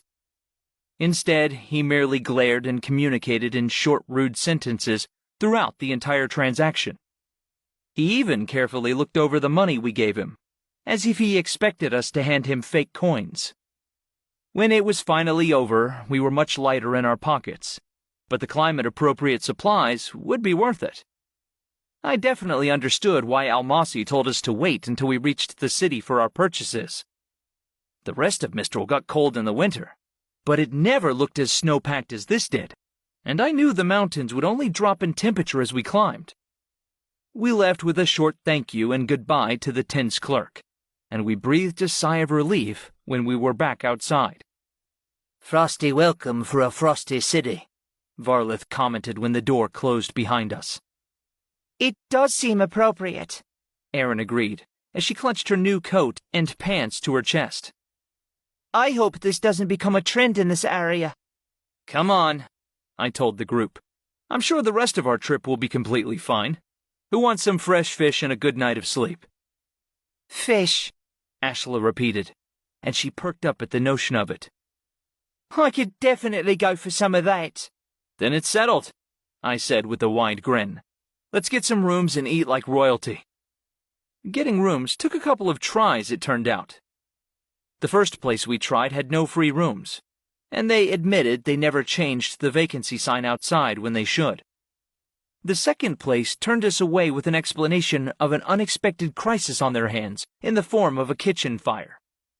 The fire was out, but they would have to do repairs before anything was open again. Finally, the third place we tried, the Winter Heart, was a success. The owner was an elderly man with a bushy gray beard and curly silver hair on the top of his head. Ah, 2 rooms, you say? He asked as he examined us. Sure, I can do that, no problem. Call me Gregor, by the way.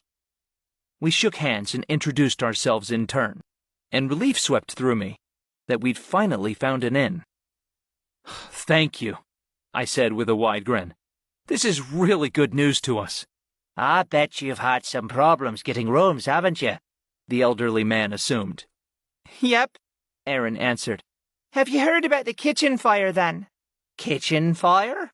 The elderly man repeated. No, there ain't no kitchen fire in that Marigold Mountain Inn. I'm afraid to tell you the truth here, but the fact is folks don't look too kindly on mages in these parts. Really? I asked with obvious confusion. How come? Not much to it, Grigor replied with a shrug. We don't get many rifts opening here, and those that do aren't very successful. Most of the monsters freeze half to death before mages arrive to close the rift, and it seems like those mages are always late. We're just too far away, I said helplessly. I'd know that, Grigor answered bluntly. I've lived other places, you know. It's the native folks who don't see the point of mages, and they're always a fair bit of anti-magic sentiment flying around 'cause crystal-powered things tend to break down when the weather gets cold. With the absent mages and the non-functioning essence crystals, I could see why magic was held in such a low regard here. It must have seemed to the people of Svelfrey's Rest that we did nothing but posture ineffectually from afar, as they dealt with real problems throughout their wintertime. I'm starting to understand, I replied with a new sinking feeling in my gut. Thank you for explaining everything, but I want to ask you for another favor. Sure, Grigor replied, as he organized some mugs behind the bar. Go ahead and shoot. I like you mages well enough.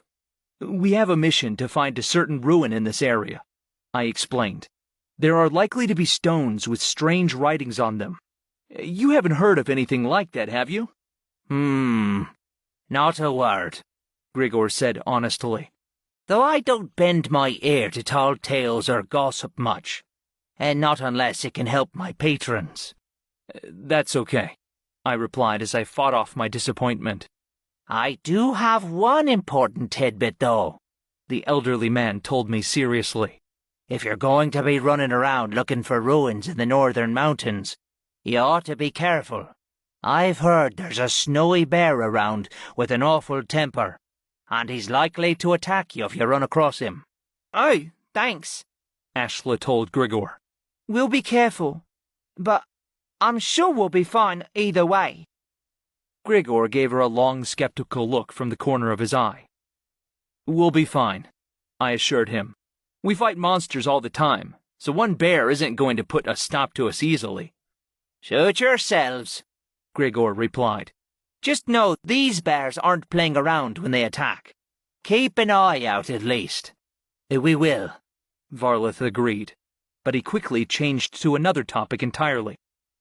Now, how about some good northern cuisine? I could eat a horse. Afraid we don't have any horses for eating here. Grigor joked with a wry look at Varlith. But I can fix up some grilled fish worthy of your hunger, I think. We took the last free table in the room full of patrons and waited on our meal with eager anticipation. When it came, we salivated over it with obvious hunger, and we barely managed to thank Grigor before we dug in. Lemon-roasted salmon, grilled asparagus, smoked trout, and leek soup were my favorites. Ashla and Aaron indulged in dessert, which ended up being some kind of small chocolate cake that oozed molten chocolate liquid when it was cut into. It looked heartburn-inducing and absolutely delicious, so I tried a piece of Aaron's with her permission.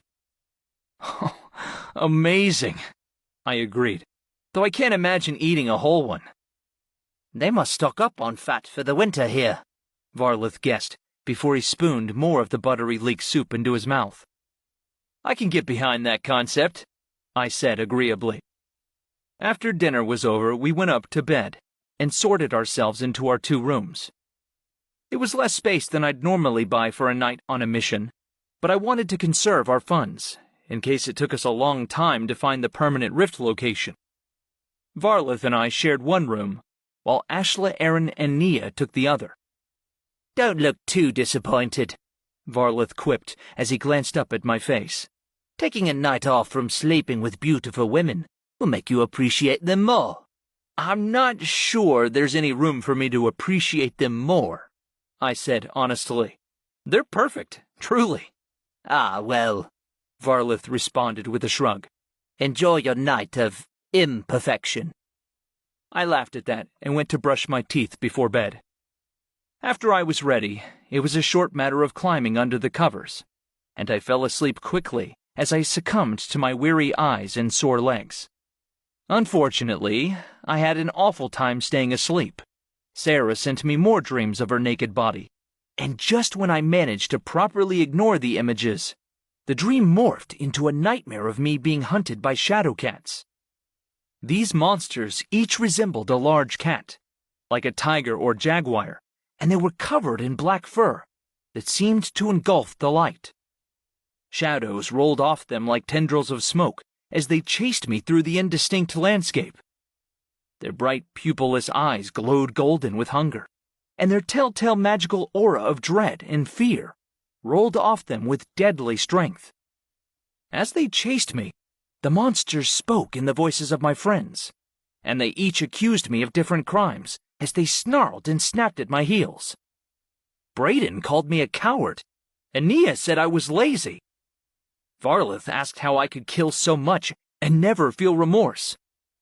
Gawain accused me of being arrogant, as Ashla and Syra mocked me for my careless mistakes. Layla cried out pitiful wails about how I used my friends as fodder for the front lines of the war. If I really loved them, how could I ask them to fight and risk their lives? I startled awake after that last one, and my breath came out in harsh pants as I wiped the sweat from my brow.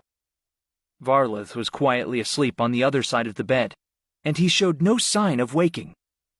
I shivered at the memory of his voice from the shadow cat's mouth, and it gave me no comfort to watch him lay there. Instead, I turned my attention to the world outside the window. The moon was a tiny sliver in the sky, and it barely cast glints of pale light on the tiles of the building roofs. In the end, I could get no more rest. I spent the entire night watching the moon, while I tried and failed to banish the memories of Sarah's nightmares. When Varlith awoke to the dawn light, he turned and took one look at me before he let out a disapproving huff. You should have paid for the 3 rooms, he told me. You look awful. Or you should have just crammed 4 people into one bed. I bet you could have done it. You're the one who told me to enjoy the imperfection, I told him warily. Anyway, I'm not sure even the women could have kept this dream from bothering me. Varlith hummed as he narrowed his eyes. Just tell me if Sarah's getting to you too much, all right? I've got to keep an eye on you even more closely if things are starting to change. I'll let you know, I said tiredly, and this time I didn't bother to protest against his worries over Sarah. Frankly, I was worried too. Varlith and I joined Ashla, Nia, and Aaron for breakfast downstairs, and we finished the meal off quickly before we went out in search of clues for the permanent rift location. I decided it was best to ask around before we went off wandering into the snow, though I didn't think it was likely we were going to get any good information. Sure enough, there were more than a few factors against us. The city was large, and it didn't have the same friendly attitude toward strangers, which small-town people had. Visitors weren't a rarity, and not many people were willing to stop their busy day to give us directions. Besides that, I suspected we were getting more than our fair share of silent glares and tight lips because we were mages. I estimated only 1 of every 5 people we asked actually treated us differently, but it was enough to be felt keenly by the 5 of us. Man, Aaron sighed. I'm half convinced to just throw my cloak away. They'd still know us by the Academy sigil on our travel packs, I replied with a glum tone. Besides, I'm not fooling anybody by walking around covered in essence crystals from head to toe. My sword and Ashla's axe don't help, Varlith pointed out. Even our armor sticks out under our coats a little. Let's keep going until 9 o'clock, I decided. Then we can head out regardless. First, we located a store that sold bedding supplies, and we picked up 5 nice blankets to put in our packs for emergencies. The woman selling them didn't blink twice at us, and it looked like we escaped suspicion this time. We went back outside and asked around about the ruins a little more, and remarkably, we got a pretty good answer from a young couple out for a stroll. I don't know about any ruins, the woman said as she rubbed her cold, flushed nose. But your little translation thing is probably talking about Cinder Mountain. Cinder Mountain? I asked. Sure, she replied with a nod. Your page there calls it a snowy, ashen mountain, right? Yeah, I responded as I gawked at the paper in my hand. Could it really be that simple? Ashen isn't for the color, it's for the name? I'm pretty sure it's not for the color, she assured me. It's been called Cinder Mountain for a really long time, and it got named that because of the old forest fires. Every time it starts to grow up, it just burns down again. Weird quirk, Varlith commented as he cocked an eyebrow in skepticism. I think lightning gets attracted to it, the pink-nosed woman replied with a shrug. Not sure why. It just gets bad weather a lot. If you're going up there, her companion added as he scratched his brown stubble, you should be really careful. People die from bad weather on it sometimes. Thanks for the warning, I told the 2 of them, and we let them leave without any more question. Wow, Aaron said. That's not a bad lead, huh? I guess the mountain could be just as burnt and ashy as it was centuries ago, Ashla guessed. Even if it isn't this mountain, Nia interjected. I don't think we'll get a better lead than this. It's a good place to start. Let's do it, Varlith agreed. With us all in agreement, I led the team to the edge of town as we walked toward Cinder Mountain. The plowed streets turned to messy slush, and then back into feet of fluffy deep snow. Cinder Mountain reached into the sky before us, and I eyed the mountain with trepidation as I thought about the climb ahead of us. I wondered if the permanent rift location was at the very top, like some kind of physical challenge set by the Archons of centuries ago. Fi had a permanent rift by her palace for good reason, but why had anybody built a rift out here? Wispy clouds floated around the upper portions of Cinder Mountain, and the white expanse of the cliffside was daunting without any real forest to cover it.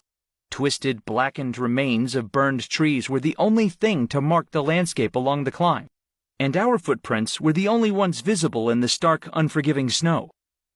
We hiked for a very long time, before I felt like we began to really climb. As we ascended, I noticed the weather began to worsen, and I hoped it wouldn't snow on us. As we climbed, though, I realized snow might not be the worst of our troubles. The wind was biting and powerful, and it threatened to blow me sideways as it buffeted my team from every direction. Are we sure we should keep going? Nia asked as she yelled over the howling wind. This mountain gets bad weather all the time, I answered in a raised voice. Remember the challenges to get the ciphers? We should think of this as something similar. We can't wait around for a sunny day, Varlith agreed as he held his hat on against the wind. Let's keep going. Our progress slowed to a crawl as the wind was joined by icy flecks of snow that shot past us like tiny shards of steel. The cold bit at my face, and though I knew the snow wasn't actually sharp enough to cut me, it was hard to convince myself to face it head-on. The storm was morphing into a full-on blizzard, and we were right in the middle of it. It was too windy to carry much of a conversation, and all of us narrowed our minds on the task at hand, as we devoted total focus to climbing the mountain without falling over. Our silent procession was grim, but it wasn't enough to convince me to turn back. We had come so far, and to stop now would be nearly as dangerous as continuing forward. Suddenly, an animalistic roar cut through the wind, and we spun to face the noise in panic. At first, I assumed a rift had opened nearby, and we would be faced with fighting monsters on the snowy cliffside. Instead of a monster, a pale grizzled bear emerged from the blizzard to our right. Its fur was a yellowing tan, and its haunches were thick with muscle. The bear roared again and rushed us as saliva dripped from its mouth. The 5 of us backpedaled up the path, and the bear stopped its charge and growled as it faced us. Its teeth were long and yellow, and its gums were mottled black and pink. It pinned its tiny ears against its skull as its snout wrinkled in a vicious threat. It's that bear Grigor mentioned, I shouted over the howling wind. We should put it down! Already on it, Varlith yelled as he drew his sword and infused it with dark, swirling banisher energy. The gypsy brandished the dark blade at the growling bear and waited for it to make its move. Wait! Aaron cried over the blizzard. She's not rabid! She's just defending her cub! What cub? I asked, but then I spotted the tiny pale form of a smaller bear. It was crouched in the shadow of a crag, and I could tell it was small enough to need its mother's help. Bears don't grow up very quickly, Nia added as she shouted over the wind. It's probably from the previous spring. We can't kill her, Aaron pleaded. The cub will die without her. It's only a bear, Varlith insisted. There are plenty more of them, and this one wants to eat us. Let's kill her and be done with it. Nonsense, Ashla interjected. It's just a bear, so it should prove no challenge to simply defend ourselves. After she spoke, Ashla threw up a wall of ice between us and the bear. Glittering crystals sprouted from the ground and formed a warp shield of frozen material between us. The bear roared in fear and rage and ran at the wall. Her claws scraped deep furrows into the ice, and deep fractures formed in its surface. Suddenly, an entire chunk of ice broke away and toppled over to fall down the mountain, and it bounced as it thundered away into the blinding storm. We need something sturdier, I yelled. Nia gestured to make a wall of earth, and Ashla threw out another ice spell simultaneously. The 2 spells clashed and formed a crackling mixture of dual magics until they melded into one. A giant wall made of frosted earth crackled up from the ground, and the sides of it billowed into an awkward solid crag. Well, Ashla commented in a raised voice. She's not getting through that. Careful, Nia added. I think we may have... The ashen-haired mage was interrupted by a rumbling sound that shook the ground beneath us. tiny balls of snow rolled from the side of the mountain above us, and I realized what was happening. "Avalanche!" I shouted to my team. "Run!" Ashla, Nia, and Varlith were further back than Aaron and me, and I couldn't do anything for them. Instead, I took the Mimic's hand and began to sprint up the path as I towed her along. With luck, all 5 of us could outrun the spill of snow and rock down the side of the mountain. Suddenly, a chunk of packed snow slammed into my side and knocked me toward the edge of the cliff. I barely regained my footing, but the precarious mountainside didn't feel very safe.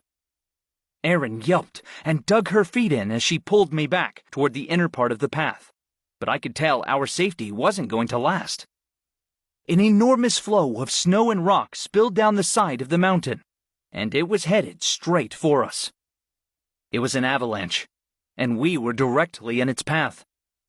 Ashla, Nia, and Varlith were still by the wall, but it looked like they would escape the avalanche entirely.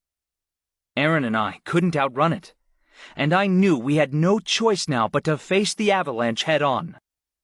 I snatched a bullet bass from my bandolier with my free hand and crushed it to the ground at my feet. Then the snow enveloped us. Aaron screamed, but I held tight to her hand. My magic worked, and in a split second, we were both covered in the chrome protection of the bullet bass. Snow and ice pinged off the metallic coating, and I clutched at Aaron's hand like it was my only lifeline as we were swept off the side of the mountain. Snow gushed around us in a blindingly white flow, which was only broken by dark glimpses of dead trees caught in the slide. We bumped and rolled, and I couldn't see a thing as the blizzard and the avalanche flew around us. I clenched my eyes shut and ignored the dull pain as we ricocheted off rocks with increasing speed. The noise was deafening, and my stomach dropped as we rolled free from the mountain entirely.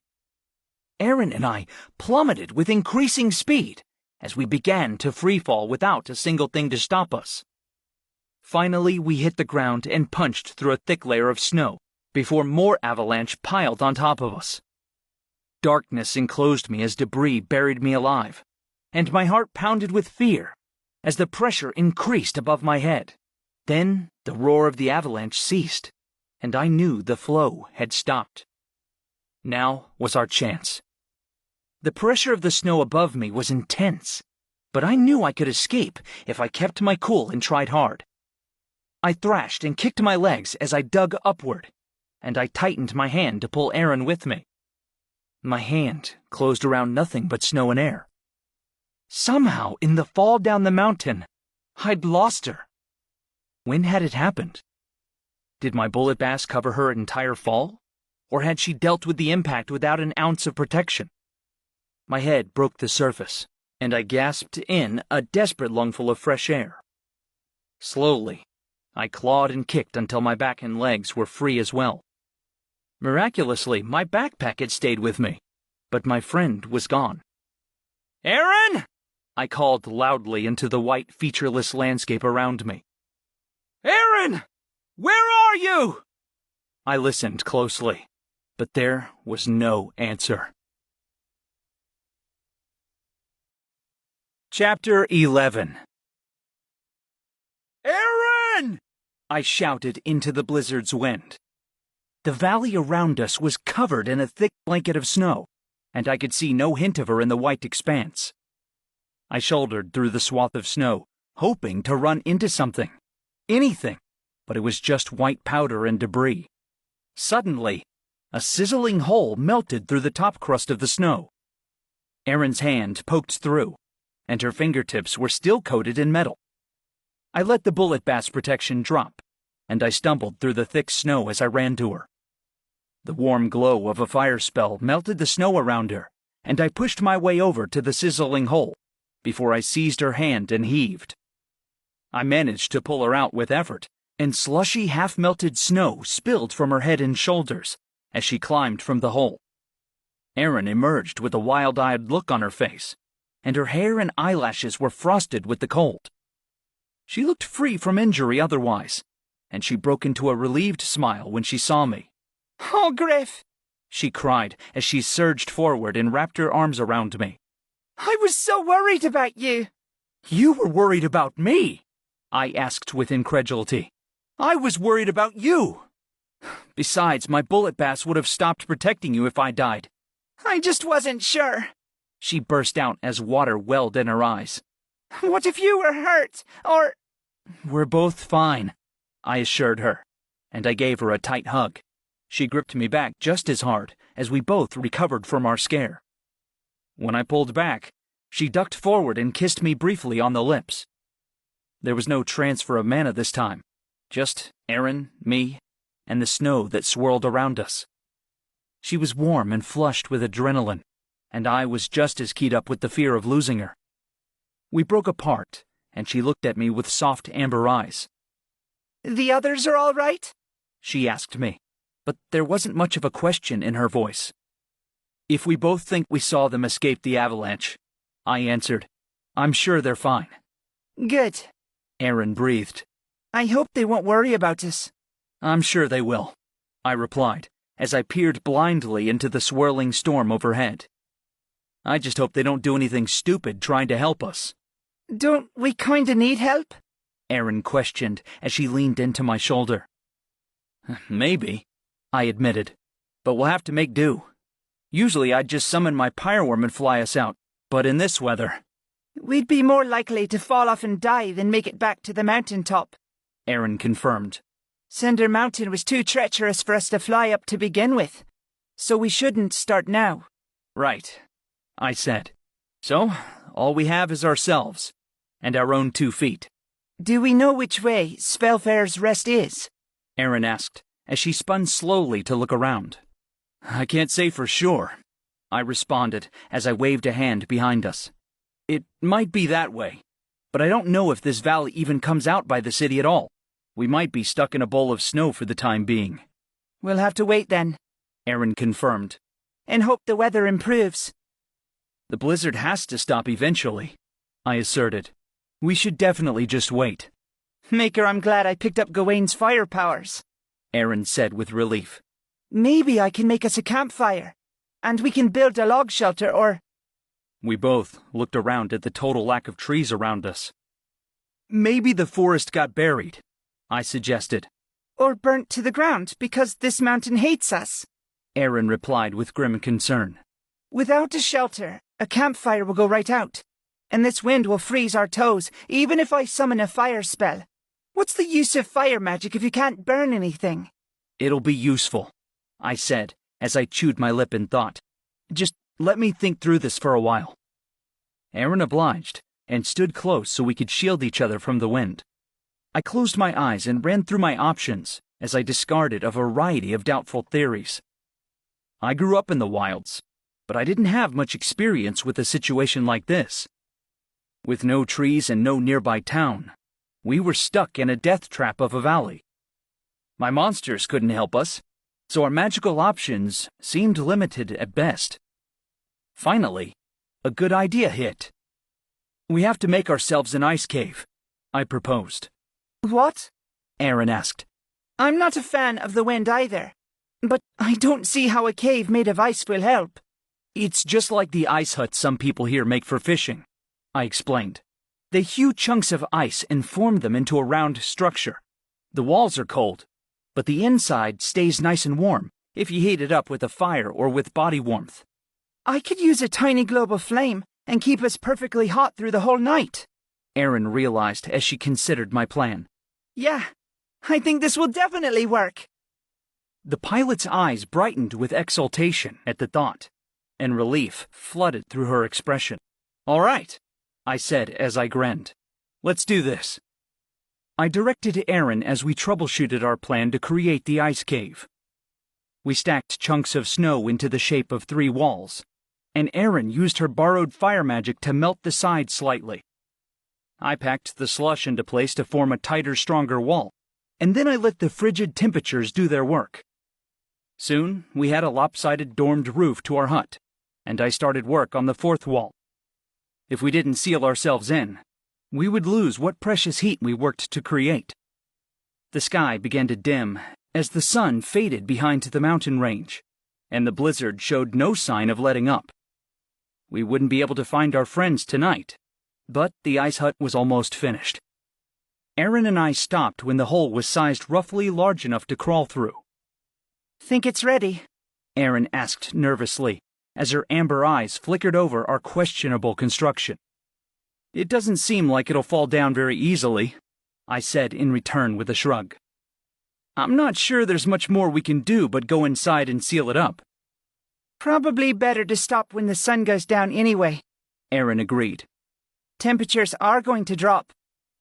We glanced at each other with obvious concern, but I took the plunge and went first. I shucked my backpack before I crouched on all fours and crawled into the opening with trepidation.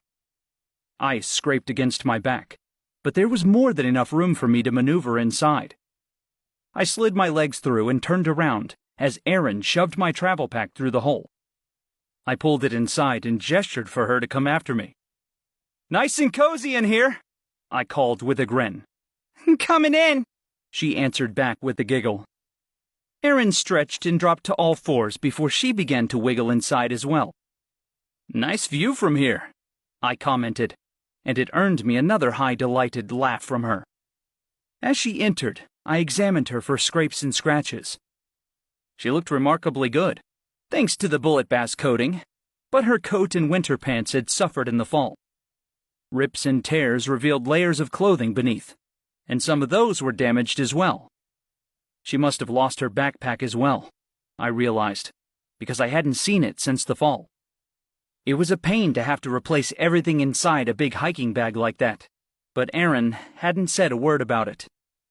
I knew both of us were far more grateful to have escaped with our lives, not to mention how happy we were to see Ashla, Varlith, and Nia make an almost certain escape from the avalanche. All right, Aaron sighed, as she pulled her feet through the hole and into the ice hut.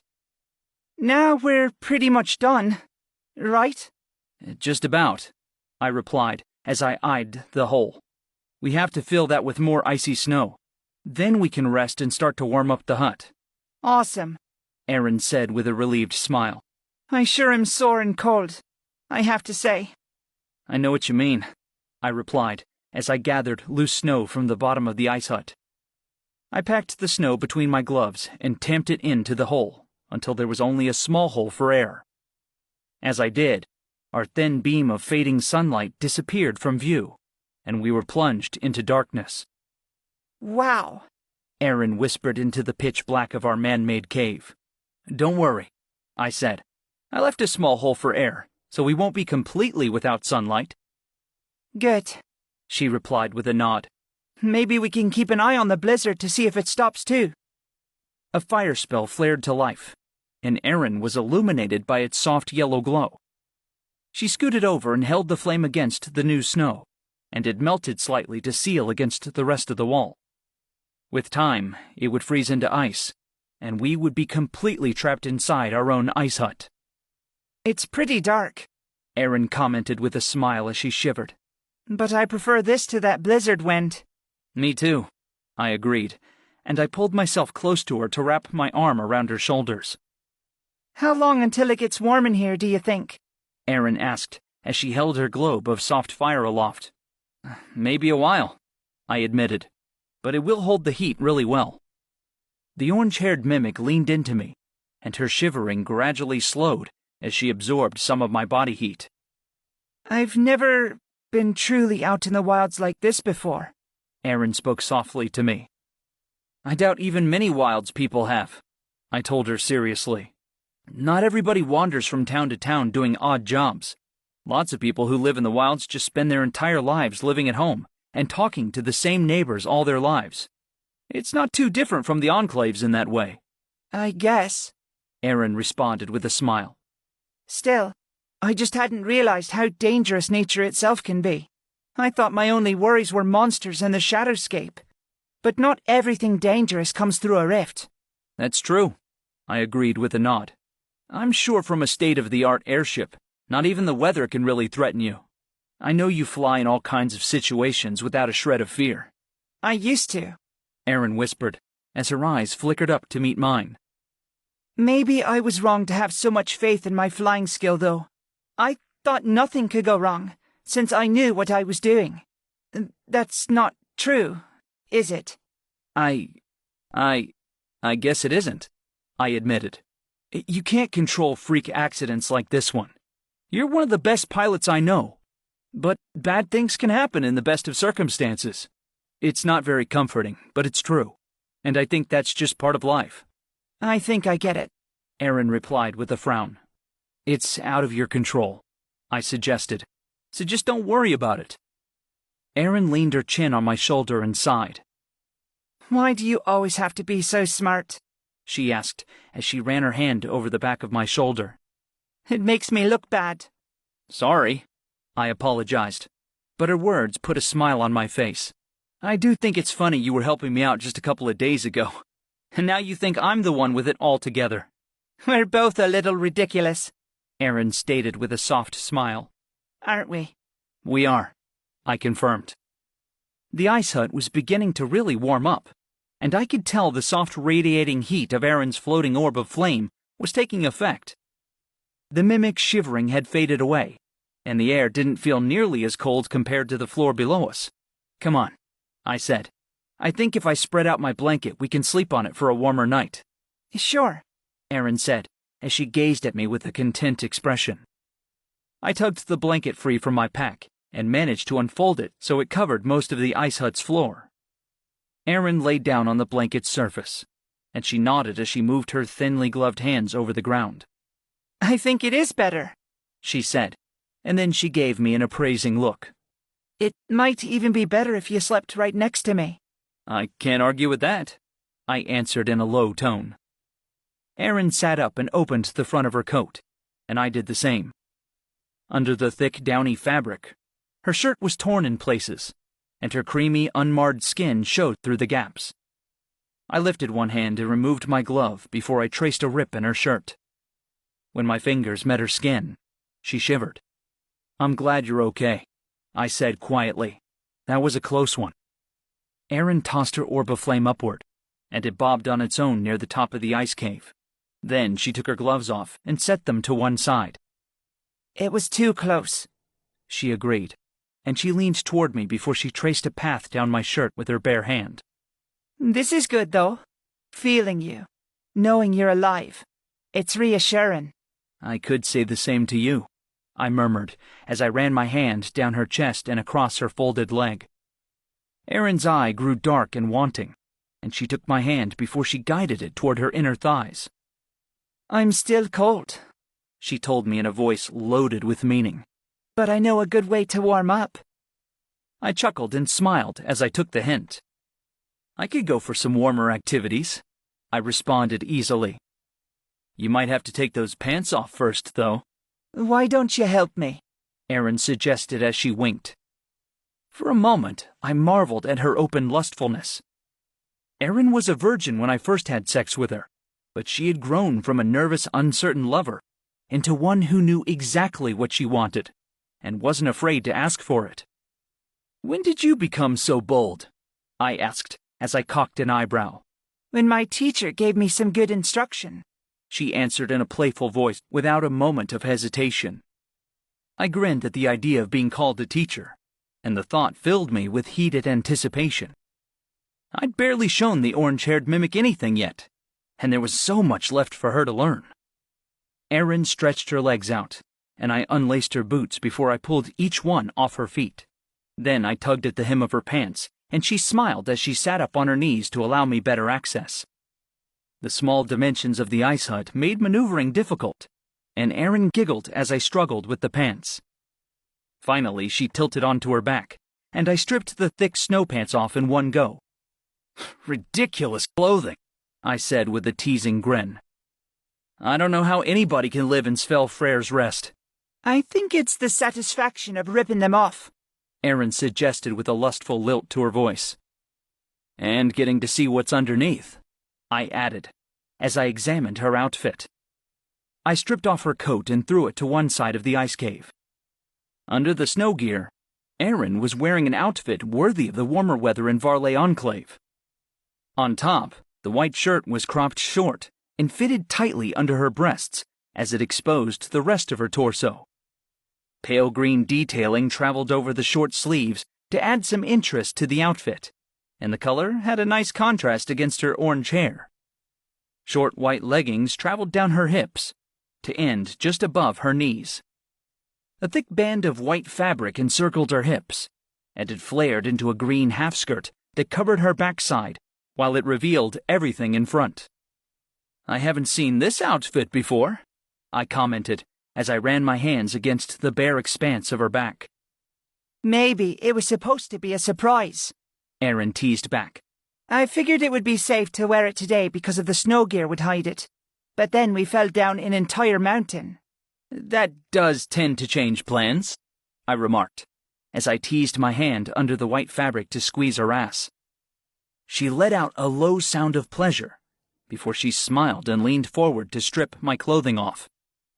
I let her hands do as they wanted, while I teased my fingers around her slender hips and thighs.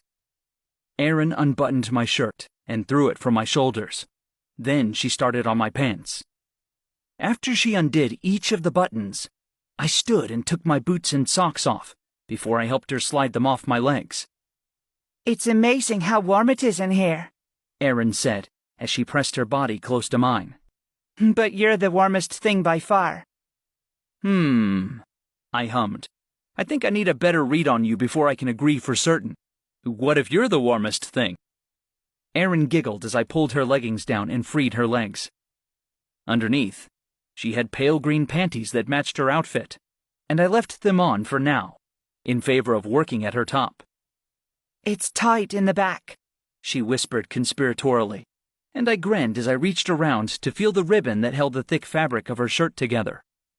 When I pulled the bow, the back came loose, and I pulled her top off entirely. Her breasts sprang free, and I made an appreciative noise as I molded my hands against her silky smooth flesh. The orange-haired mimic squirmed inside as I worked my fingers over her nipples, and I teased them until she began to tug at her skirt eagerly. I relented and unhooked the white sash of fabric, and her skirt fell away. As I pulled off her green panties, Erin melted against me with obvious lust as she palmed me through my undershorts. "You want this?" I asked innocently. "Yes," she repeated as she pulled my cock free and ran her hand along my length. I stripped naked, and we were both now completely bare to the air around us. Erin's eyes moved over me hungrily before she laid herself back down on the blanket. I slid forward and plunged two of my fingers into her tight, wet entrance. My hand was all but sucked inside, and the mimic hissed as I touched deep inside her before I pulled back again. Erin gasped and writhed as I worked her looser, and her legs opened wider as she readied herself for me subconsciously. "I never thought I'd be doing this outdoors," she moaned as I scissored my fingers inside her. "It's not outdoors if we don't take advantage of it," I responded as an idea came to my mind. With my free hand, I folded up a corner of the blanket. Then I collected a bit of snow on my fingers and ran it across her stomach. Erin shivered and gasped as the snow melted across her skin. "Good or bad?" I asked, while I moved my fingers inside her. "Good," she responded with a moan. "Definitely good." I took it a step further and collected more snow before I ran it across Erin's breasts. Her nipples hardened and tightened as my snow melted on her chest, and she panted as the icy sensation hit her. Then I leaned forward and breathed hot air onto her breasts before I warmed her up by taking each nipple in my mouth. She sighed as the goosebumps on her chest disappeared, and I purred as she leaned into my touch. "Oh," Erin exclaimed as she squirmed into my hand. "Griff, this is amazing. The sensation." She trailed off as I came back with more snow for her clit and thighs, and her words turned into nothing more than pants and gasps. Suddenly, without warning, she came, and her moan turned into an ecstatic yell as she shouted out my name. Her legs clenched around my hand, and her body shook as her spine arched and her toes curled. I took my fingers out from inside Erin, and she sighed as her pleasure waned temporarily. I turned my full attention to her breasts as I massaged them and flicked at the sensitive nubs. I want you to... Erin began, but she couldn't finish the sentence. Don't worry, I told her in a hushed tone. Just tell me what you want. Fuck my boobs, she demanded, and her face colored pink as she made the request. My eyes widened in pleasant surprise, but I wasn't going to argue with that. If you really want me to, I told her with a wink. I'm glad to indulge. She blushed harder and nodded, so I leaned back and let her do the work for once. Erin crawled forward and let her breasts hang before she pushed them together with her hands.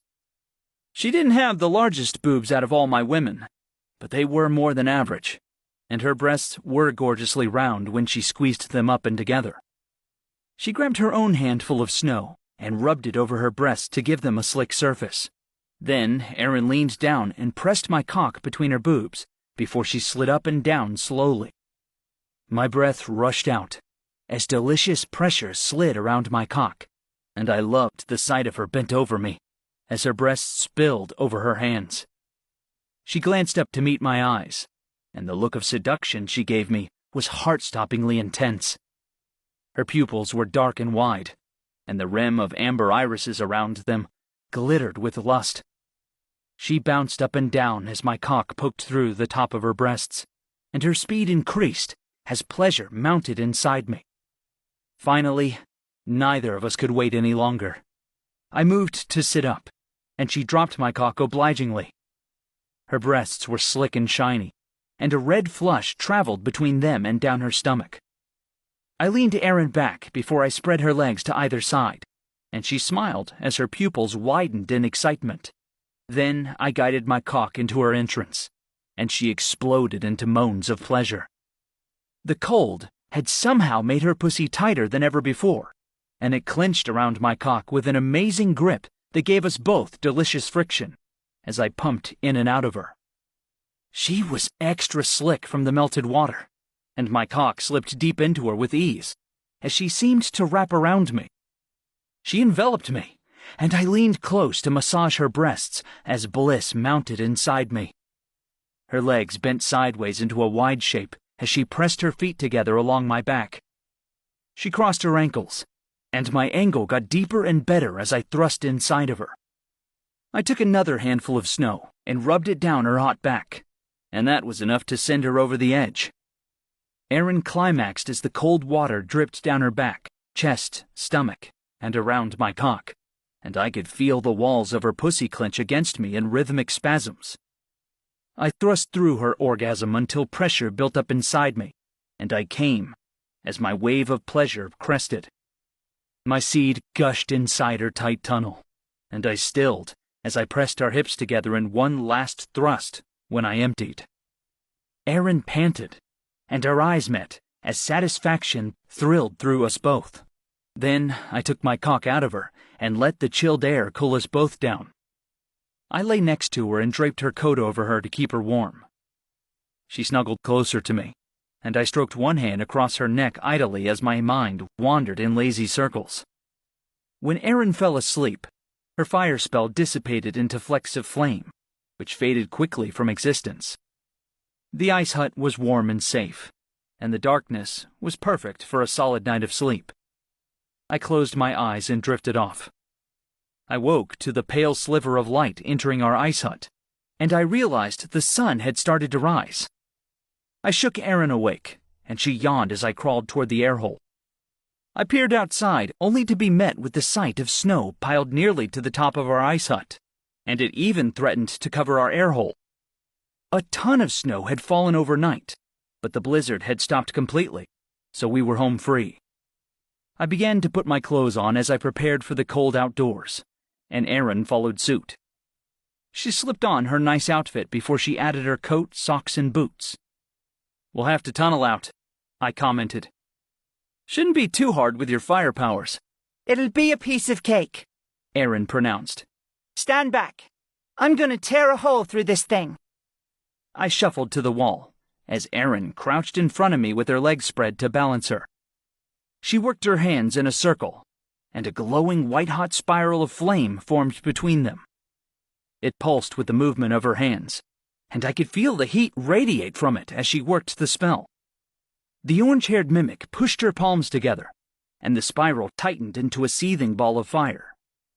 It whined faintly with pent-up energy, and offshoots of flame pricked from its surface as if Aaron couldn't quite contain them. I started. Maybe this is a little too... Aaron gestured, and my words were drowned out instantly. The flame shot from her hands like a cannon, and it tore an enormous hole through the side of our ice hut as it spiraled into the snow beyond. Sizzling ice was left in its wake, and steam hissed into the sky in a giant cloud of vapor. The snow dissolved completely in the furrow Aaron's fire carved, and I gawked at the charred ground revealed by her efforts. There, she panted. Now we can get out. That, I replied faintly, was terrifying. What? Aaron asked petulantly. Nah, it's fine. You carved a trench the length of the valley, I refuted incredulously, as I shook my head in disbelief. Maybe it was a little overkilled, she conceded. But it worked, didn't it? We're not hurt. I peered at Aaron as if I would notice a new limb missing or something. But of course, she looked fine. I guess, I admitted begrudgingly, as my reaction turned into awe. Man, that was amazing. It was pretty neat, Aaron agreed with a grin as she bounced outside into the foggy, steaming air. I wandered out after her and stared at the charred ground as I walked. Aaron's melted furrow continued for an incredible span of ground, and it was wide enough across that I couldn't touch both walls of slushy snow at the same time, even if I spread my arms out. Huh, I said as I stared at the earth. I guess all the plants here have to come back completely in the spring and summer before they die again. As I walked, part of the dirt transformed into a strangely smooth flat rock. I frowned as I stared at the gray expanse of the rock, and something familiar about it nagged at the back of my mind. The rock stuck out of the ground by about 4 inches, but the sides were completely flat as well. And I could tell the stone continued further under the ground. Suddenly, I knew exactly what I was looking at. "Aaron!" I called as I laughed with newfound glee. "You must be the luckiest girl alive." Well, yeah, she yelled back at me. That's why I fly an airship, you know. What are you talking about, though? Come on over, I insisted, and she shrugged before she began to sprint back toward me through the melted trench. Well? She asked as she followed my pointing finger to the flat rock between us. What is it? We need to get the rest of the team, I replied as a wide grin spread across my face. We've done it. We've found the permanent rift location. Chapter 12. You're joking, Aaron said as she stared at the rock. I leaned down and wiped away some dew, and a layer of dust and frost came with it. On the surface of the rock was a scrawl of obvious, unmistakable runes. There it is, I announced. We really found it. What's so important about this valley? Aaron asked with a dumbfounded shock. We fell here by accident. We don't even know how to get here from the city itself. Things change over a dozen centuries, I guessed. Maybe this location used to be more important. Maybe, Aaron agreed, as she frowned at the high sides of rock around us. I ran a hand up my bandolier as I sought out my pyreworm's essence crystal. You ready to go? I asked, as I clutched the crystal in one hand. I think so, Aaron responded, and her face lit up in a smile as she considered our escape. Okay, let's get the fuck out of here.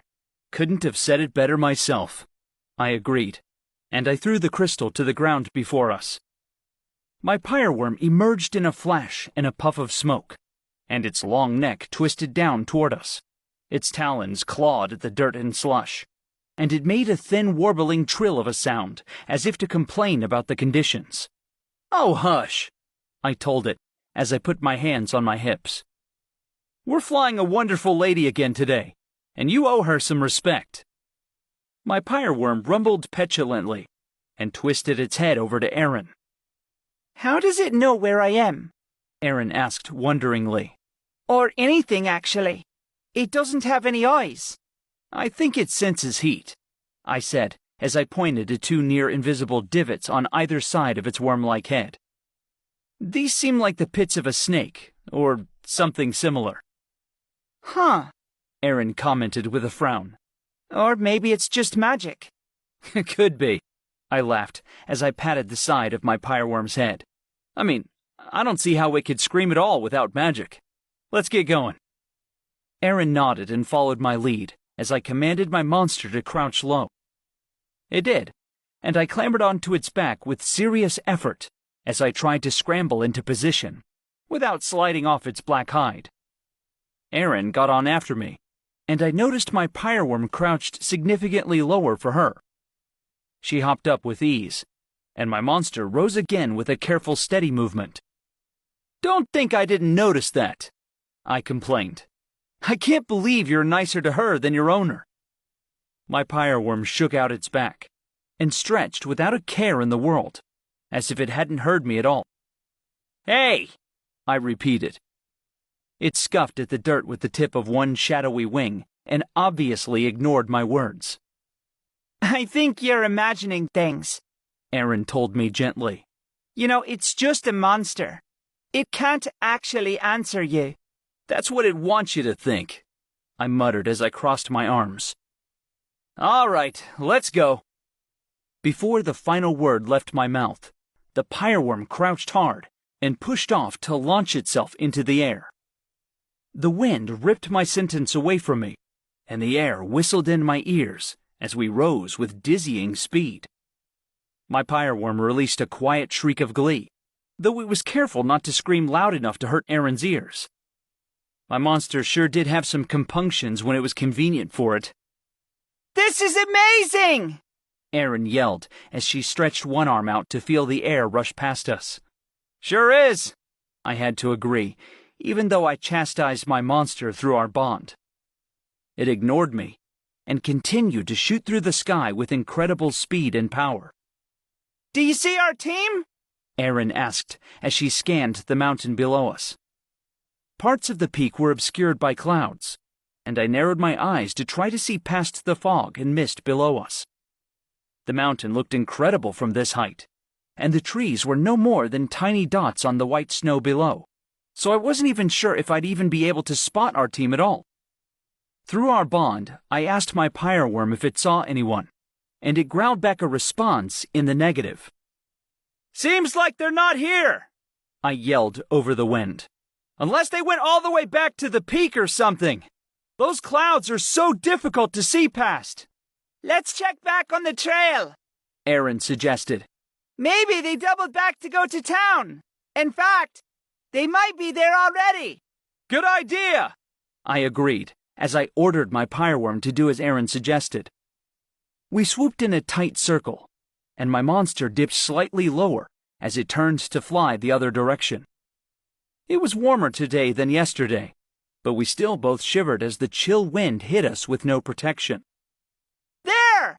Aaron cried as she pointed to the ground below us. My pyreworm followed my command to fly even lower, and the 3 colorful pinpricks in the snow below began to resolve into 3 distinct figures. If we were right, those people were Ashla, Nia, and Varlith. And I was pretty sure we were right. "They're looking for us," I realized as I watched them skirt the base of the mountain. "Let's go down!"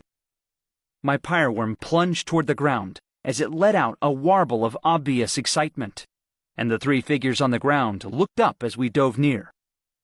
3 alarmed faces stared back at us, and I could clearly make out the distinct features of Nia, Ashla, and Varlith as we rushed past them. My pyreworm's shadowy wings kicked up a light dusting of snow, and my friends shielded their faces as we came in for a landing. My monster skidded to an ungainly stop in the deep snow, and it recovered its balance as I waved at our 3 teammates. "Griff! Aaron!" Nia cried as she ran over to us through the deep snow. I slid off my pyreworm's back before I turned and helped Erin down as well. The mimic stumbled as she slid to the ground, and I smiled as I held her shoulders while she readjusted to the ground. I need to get a flying monster, she gushed. I thought your pyreworm was cool when I rode with you in battle against those spruce boars. But this is even better. Flight without having to press a single button. Huh, I love it. Looks like Erin's okay, Nia commented as she grinned at the flushed girl by my side. How about you, Griff? Her blue eyes bore into mine as she examined me with an intense stare. She frowned as she looked over the fraying rips in my coat and pants, and she lifted a hand to brush some loose snow out of my hair. I must have collected it when my pyreworm took off and landed. We both lost our hats, I said ruefully as Nia cleaned me up. But we're fine.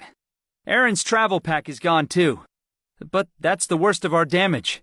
Tell her what we found. Erin managed to do the impossible, I announced, as Ashla and Varlith arrived at our sides. She found another permanent rift location by complete accident. You're joking, Varlith said, as his eyebrows shot up in surprise. You literally fell into a rift location. Well, Erin tunneled through it with her overkill firepower, I explained dramatically. She nearly burned a hole through the earth. I did not, Erin protested. I merely had to melt us out of our ice hut. Ice hut? Varlith asked with an incredulous quirk of his eyebrows. What on earth did you two get up to while we were gone? We thought we'd have to haul your half-asses out to the valley by hand, Ashla explained. Nia saw Griff use his bullet bass, so we figured you'd live. But we couldn't make it to you during the blizzard. We couldn't make it anywhere during the blizzard, Nia corrected. I used my earth magic to construct a shelter, and I heated it with a campfire made from some nearby dead trees. She did most of the hard work, Varlith admitted. I just collected firewood. Anyway, we couldn't so much as move until the blizzard stopped this morning, Nia continued with a concerned frown. By the time we could come looking for you, it seemed less and less likely you were all right. We were pretty worried, Ashla added. It was going to be hours more before we reached the base of the avalanche, and Varlith was sure you guys were toast. I expected you two would find a way to survive, Nia told us. I didn't think your conditions would be good, though. We're totally fine, Erin assured her with a warm smile. Just a lot of snow packing and melting it into ice. Oh, what happened to the bear? I can't believe you're concerned about the bear, Varlith groaned. Of all the things to worry about, you picked the one that nearly killed us. The bear was gone when we left our shelter, Ashla clarified. I'm sure she and the cub are fine. It was the mountain that nearly killed us, Erin pointed out. Not the bear's fault a bunch of snow fell down. It might be our fault, though, Nia put in quietly. I'm so sorry for my error. If I hadn't tried to butt in with the spell, you two would have never fallen. Hey, I interrupted her guilty line of thought. We all make mistakes sometimes. And seriously, there was no way to know your spell would trigger an avalanche. I mean, the odds are incredibly low. Plus, Erin added with a firm look of determination, we never would have found the permanent rift location without you. You and Ashla helped the mission, if anything, and nobody got hurt. One freak accident against us, Varlith mused. And one freak accident in our favor. Seems appropriate. Sure does, I agreed. Now let's stop worrying about it. We're all here. The weather's fine, and we know exactly where we need to go. How about we ferry over on my pyreworm and take a look? The group agreed with varying levels of excitement, and of course Erin's obvious glee was the most enthusiastic. My pyreworm could reliably carry 3 people at a time, and I had to be present so my monster would follow my orders. In the first trip, I took Varlith and Erin, and it was funny to see the contrast between their reactions to the short flight. Erin whooped and hollered when we ascended, and Varlith clutched tightly to the nearest chitinous spike that ran down the center of my pyreworm's back. I turned back to look at my flying companions, and I noticed Varlith clenched his jaw hard enough to work a vein in his temple. It wasn't too hard to spot the valley with the melted furrow in it, especially since I knew where it was already. From the air, I realized the valley looked much more significant than I originally thought. Cinder Mountain was taller, and it abutted the valley closely due to old rock slides that brought them together. But the valley itself was fascinating. It was shaped like a perfect bowl, and there was a ridge of tall, craggy rock around its edges, almost like another mountain had tried to form but never quite succeeded. The valley looked incredibly difficult to surmount without a flying monster, but there certainly was something appealing about the perfect shape of it. "That's a volcano!" Varlith shouted over the wind in startled realization. "It's not an ashen mountain because of some random forest fire. It's ashen because it used to literally spout lava and ash." My pyroworm landed, and I deposited my friends into the powdery snow below. I can't believe it, Aaron breathed. We were camping out in some kind of dormant volcano this whole time, and we didn't even realize it. I'm not surprised we didn't realize, I replied with a grin. Maker, look at the size of this damn thing. It's the biggest volcano I've ever seen. Forest fire, Varlith scoffed. There's nothing special about a wintry mountain that gets forest fires. Now this is something special. We laughed in delight as we stared over the bowl of the volcano and reveled in our discovery. How long ago do you think it exploded? Aaron asked as she looked around with wide eyes. Must have been centuries at least, I guessed. Probably over 1,000 years is my estimate. Back when it was active, the underground magma must have heated the mountain and kept it habitable for monsters to come and go as they pleased. So, things have changed since then, Varlith hummed. I wonder what that means. Let me get Nia and Ashla, I proposed. Then we can figure out what to do about this. Agreed, Aaron said. I launched my pyroworm with a command, and it swirled into the sky with lazy wing beats. Now that it had no Aaron to impress, it took the casual route back to Nia and to Ashla. Very sly, I muttered at my beast. But I know you like showing off for that pilot. You've liked her ever since she flew with us in battle. My pyroworm rumbled discontentedly, and I grinned as my comment hit the mark dead on. Monsters had such interesting quirks if you knew where to look. Next were Ashla and Nia, and they waited patiently as I landed in the snow next to them. It's a volcano, was all I told them as I leaned sideways and helped each woman board my monster. You have to see it to understand. Okay, Ashla answered in confusion, and Nia gave me a skeptical frown. Of course, I completely understood why it was a surprising discovery out here in the frozen landscape next to Svelfreyr's Rest. Once we were in the air, Nia and Ashla both let out astonished gasps as they realized what I meant. Nia's eyes traced eagerly over the formation, and I knew her quick mind was coming up with more ideas that hadn't even occurred to me yet. Ashla whistled to herself and just enjoyed the view, and she seemed to like the cold wind that blew past us at this height. We landed, and Nia instantly hopped off my pyroworm before she strode over to join Varlith and Aaron's conversation. It used to be hotter here, Nia began in a terse, quick explanation. Now it isn't, and there aren't many monsters arriving in the north anymore. I think this permanent rift is all but unusable for Fire's purposes. It might be unusable, Varlith debated, or it might not be. Even if it isn't ideal, we can't know for sure that Fire won't use it. Why would she? Nia argued. There's nothing up here for an Archon anymore. She'd be smarter to use the one in Orteach Sands or the one in Njorden Falls. I'm not so sure, Varlith disagreed. Fire doesn't want to just destroy the enclaves. She wants to get rid of all of humanity. She's going to get rid of Svelfreyr's Rest eventually. So what difference does it make to her if she starts here or down there?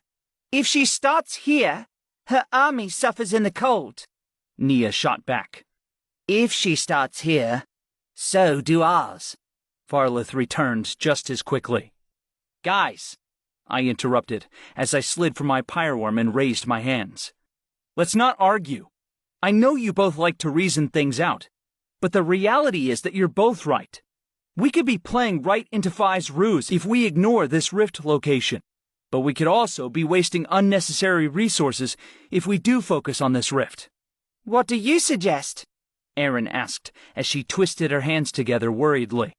We picked the less devastating option, I proposed. What's worse, wasting a couple soldier platoons or leaving a city of thousands completely unguarded to potential slaughter? Leaving the city unguarded, Nia admitted reluctantly, and she cast a discerning glance across the valley toward the hidden city. Fine. We do it your way. Varlith and I stay to guard this rift location, while you three fetch Sleet's platoon. You and Varlith? I asked, as my mind stalled at her assumption. You and Erin survived the winter's night here, Nia explained. But it wasn't nearly as easy for you as it was for me with my earth and fire power combined. In this kind of climate, I think multiple elements is the right choice. I thought about her argument, but I had to admit, it made a lot of sense.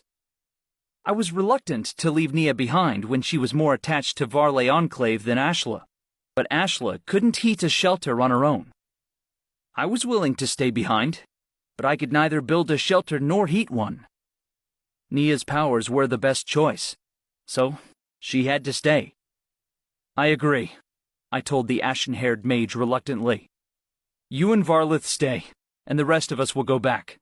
I'll tell you the same thing I told Layla and Syra, though. Be careful and don't take any unnecessary risks, Nia guessed as she quirked a small smile at me.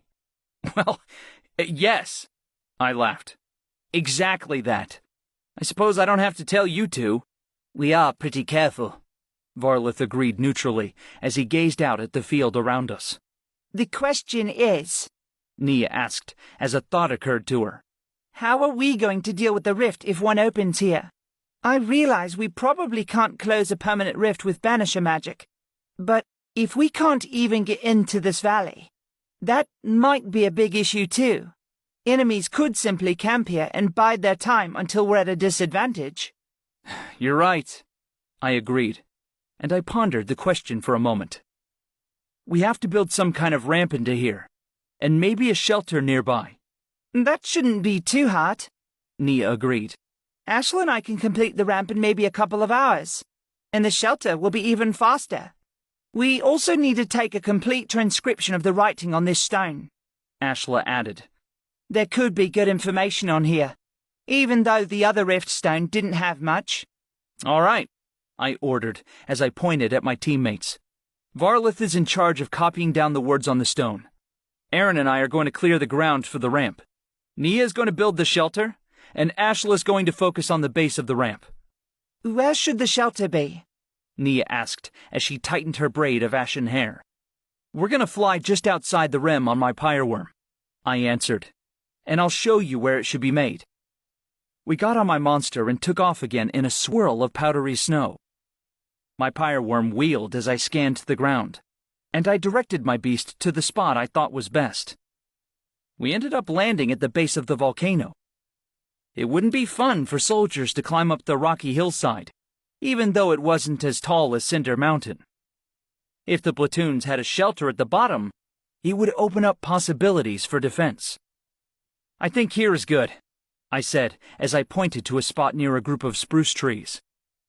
It looks good, Nia agreed. I'll get to work. The ashen-haired mage spun out a fire spell and melted a large swath of snow away to expose the earth below. Her use of fire magic was much more controlled and delicate than Erin's was, and I smiled as I watched Nia work so carefully. She raised the walls from the earth, and they came up nearly smooth and perfectly straight. Her shelter slid from rock and dirt with an impressive speed, and within half an hour, she declared it done. The building was large for a shelter, at least 30 feet across and 30 feet back. It was more like a small house than a temporary structure, though it looked decidedly strange with its thin rock roof and thicker dirt walls. The shape was basic and square, but it would do the job if the soldiers wanted something to fortify when they got here. Looks good, I told Nia as she turned to face me. It looks like a pile of garbage came to life, she corrected. It will do, though. I chuckled at her honesty, and her severe expression lightened into a rewarding smile, as white and bright as the snow around us. Come on, she told me. I have plenty of mana left, and we have a ramp to construct. There's one thing I never thought I'd do on a mission to take care of monsters, I joked as I gestured my pyreworm over to us. Prevention is just as important as running into fights, Nia stated, a fact I'm beginning to really see the value of. I agreed. We hopped onto the back of my pyreworm, and my monster shook out its cold muscles, as a single shudder ran down its spine. When it was ready, it bunched its legs up and sprang from the snow with powerful wing beats. Do you think Vi will actually attack here? Nia asked, as she raised her voice over the wind. Not really, I admitted with a shout. I just can't accept the consequences if I'm wrong, though. You're smart to do this, then, she told me, and she leaned against me from behind in a silent show of understanding. I'm going to miss you, I said, and the words fell from my mouth like ash. I hate to leave you behind again. Sometimes what's best for Mistral isn't what's best for us, Nia told me, and her voice was warm and close behind my ear. You're right, I agreed, but it's still hard. She nodded quietly behind me, and her hair brushed my neck as she did. It left a tingling, ghostly sensation behind that made my heart clench in my chest. I landed the pyreworm near the new ramp site, and Nia and I both hopped off my monster's back. It's getting there, Ashla called to us as she gestured at the cleared earth that she had begun to build up with ice. The rim of the volcano was around 200 feet up from the crater base, if I was guessing correctly, and it looked like an impossible task to actually build up to the top. However, I imagine hordes of climbing and flying monsters swarming from the permanent rift, and I decided it was far more important for us to finish this, rather than just go home. Should I start in on it as well? Nia asked Ashla as she examined the ramp. Not yet, Ashla replied, as she added another dozen feet of crystalline ice to the top. I want you to save your strength for the final part. It needs to not be slippery. All right, Nia responded with reluctance. Just don't tire yourself out completely, okay? Of course, the ice mage answered with a smile. Aaron and Varlith wandered over from the ruins, and I saw much more snow was cleared there than before. We're done writing everything down, Aaron declared as they neared us. We found a few more stones, so I think there was some kind of larger structure there before. I wish we could see it as it was originally built. That's too bad. Ashla sighed longingly as she gestured around another ice spell. I would have loved to look at their construction. It was probably built there at the same time the ciphers were hidden, I suggested. It's no wonder they're not still standing. Especially in this kind of weather, Aaron added with a shiver. Come on, I told Varlith and Aaron. We're gonna go do some lumber work. Varlith groaned, but Aaron nodded determinedly. I had a feeling the orange-haired mimic really just wanted to fly on my pyreworm again. We hopped on my pyreworm and took off, and I brought the three of us back to the shelter Nia built earlier. Wow! Aaron exclaimed. She's good at this, huh? Nia is good at everything, Varlith pointed out with a shrug. She kind of is, I agreed. All right, I'm gonna cut down some of those trees with my axe goblins. It's up to you guys to carry the wood inside and stack it. Ah, sure, Aaron answered. Manual labor. Fun, Varlith commented dryly. I'll be doing most of the work. No need to worry, I told the gypsy as I waved him away. What he means to say, Varlith whispered loudly to Aaron, is that his monsters will be doing most of the work. I didn't hear that, I declared as I walked over to the trees. But if I did, I would remind whoever said it of the simple fact that without me, the monsters would eat your handsome face. My pyreworm trilled and swung its featureless head over to Varlith. The banisher narrowed his eyes and glared right back. You're nothing more than an overgrown lizard, Varlith insulted my monster. I could take you out in a heartbeat. My pyreworm mantled its shadowy wings and shrieked at him with a volume I was certain was a little painful. "Forget it," I commanded my monster as I rolled my eyes. "You two are ridiculous." "Proud of it, too," Varlith declared. "All right, hurry up. I want to get this wood in the shelter before my hands freeze off." I snorted and shook my head before I snagged my axe goblins from the lower end of my bandolier. Their crystals were small, about the size of my pinky, and they looked a little like thin crystals of rock salt. I threw out 3 of them in flashes of light and commanded them to get to work. The axe goblins had green, sickly skin, contrasted by their beady red eyes. They weren't much to look at, since they were rather thin and small with nothing more than little sinewy, ropey muscle. They had small, razor-sharp teeth I suspected were never used in actual fighting, since the metal-like bone that protruded from the ends of their arms was their main weapon.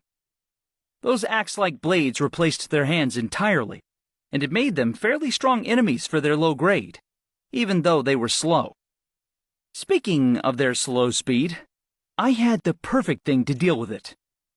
Before I asked my axe goblins to get to work, I threw out 3 speed slugs to augment their work pace.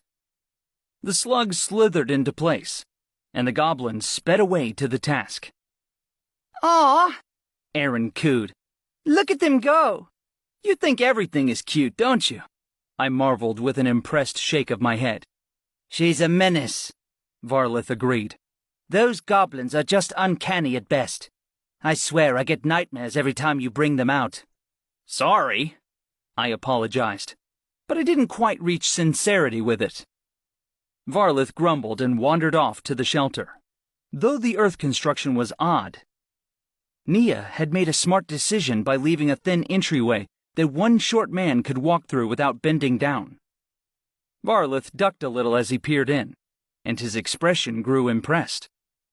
The crack of falling trees and breaking branches filled the air as my axe goblins spun through the forest with their weapons bared. They could do the work of 20 men in just as much time, and soon the grouping of trees was half leveled. Twigs and spruce needles littered the ground, and I picked through the debris to count the number of trees that were downed. 19, I mumbled to myself. Okay, that should be enough. "Isn't that a little overkill?" Erin asked as she gazed at the forest's destruction. "I mean, it doesn't take much heat to warm up one nearly airtight shelter." "Maybe it's too much," I answered as I gestured towards the shelter. "But I want them to be able to build a wood door or some fortifications quickly if they need to. I imagine some wooden stakes at an angle in the ground could hold back a horde of charging monsters pretty well." "Huh," Erin said as she weighed my explanation. "Yeah, that definitely makes sense." I started my axe goblins on cutting branches and stripping twigs. They made speedy progress, and debris flew as they worked with speed slug-enhanced skills. The ground was piled with discarded wood, and slivers of bark layered up until they colored the snow brown. "All right," I called to Varlith. "Time to start carrying pieces inside." The gypsy stopped pacing and heaved a breath of relief before he jogged up to join us. Despite his dry commentary from before, I knew he was eager to get to work. "Where should we start?" Erin asked as she cracked her knuckles in preparation. I directed my teammates toward the finished lumber, and they worked together as they heaved it onto their shoulders. I watched them carry it carefully into the Nia-constructed building, and I was satisfied with their ability to do the job without getting hurt. Another half hour flew by like that, and soon we all had 19 trees chopped up and stacked inside the shelter neatly. Their wood was still green and wet from lying in the snow, but they would begin to dry quickly in the winter weather, and I figured they would be ready for the soldiers soon enough. I raised my eyebrows at the stack of lumber that nearly reached the ceiling of the earth shelter. I decided it was plenty, so I went back outside and dismissed my axe goblins and speed slugs. "That was a pretty impressive pile," Varlith commented as he dusted bits of bark off his hands. "This was a good idea, Griff." "Thanks for going along with me," I told the 2 of them honestly. "I think all that's left is the ramp." I wanted to clear the path a little so the soldiers could get to the permanent rift with ease, but I think it would be futile. Yeah, Varlith agreed. they would just get covered up by fresh snow before too long. Cinder Mountain blows new flurries over here with some regularity, I'm sure. Phew, Aaron sighed. it takes so much effort to melt through this snow. I think a horse and plow could do it faster anyway. Maybe the soldier platoons can ask the governor of this town to do it. I wondered. I'm sure there's some way to get that snow shoveled or packed down, at least. Probably, Varlith agreed. though we shouldn't be the ones to ask. There's no telling what kind of anti-maid sentiment the local government might have. True. I sighed. All right, let's check out that bridge. The three of us loaded on my pyreworm again, and I got the distinct sense of the growing displeasure through my bond with my monster. It didn't like ferrying around people without being able to rip bodies up. I could understand its impatience, even though I didn't share the bloodthirst, and I gave it a comforting pat on one ebony-colored flank. It still launched off with an impressive display of power and speed, and I rolled my eyes as Erin yelled out her joy into the wind.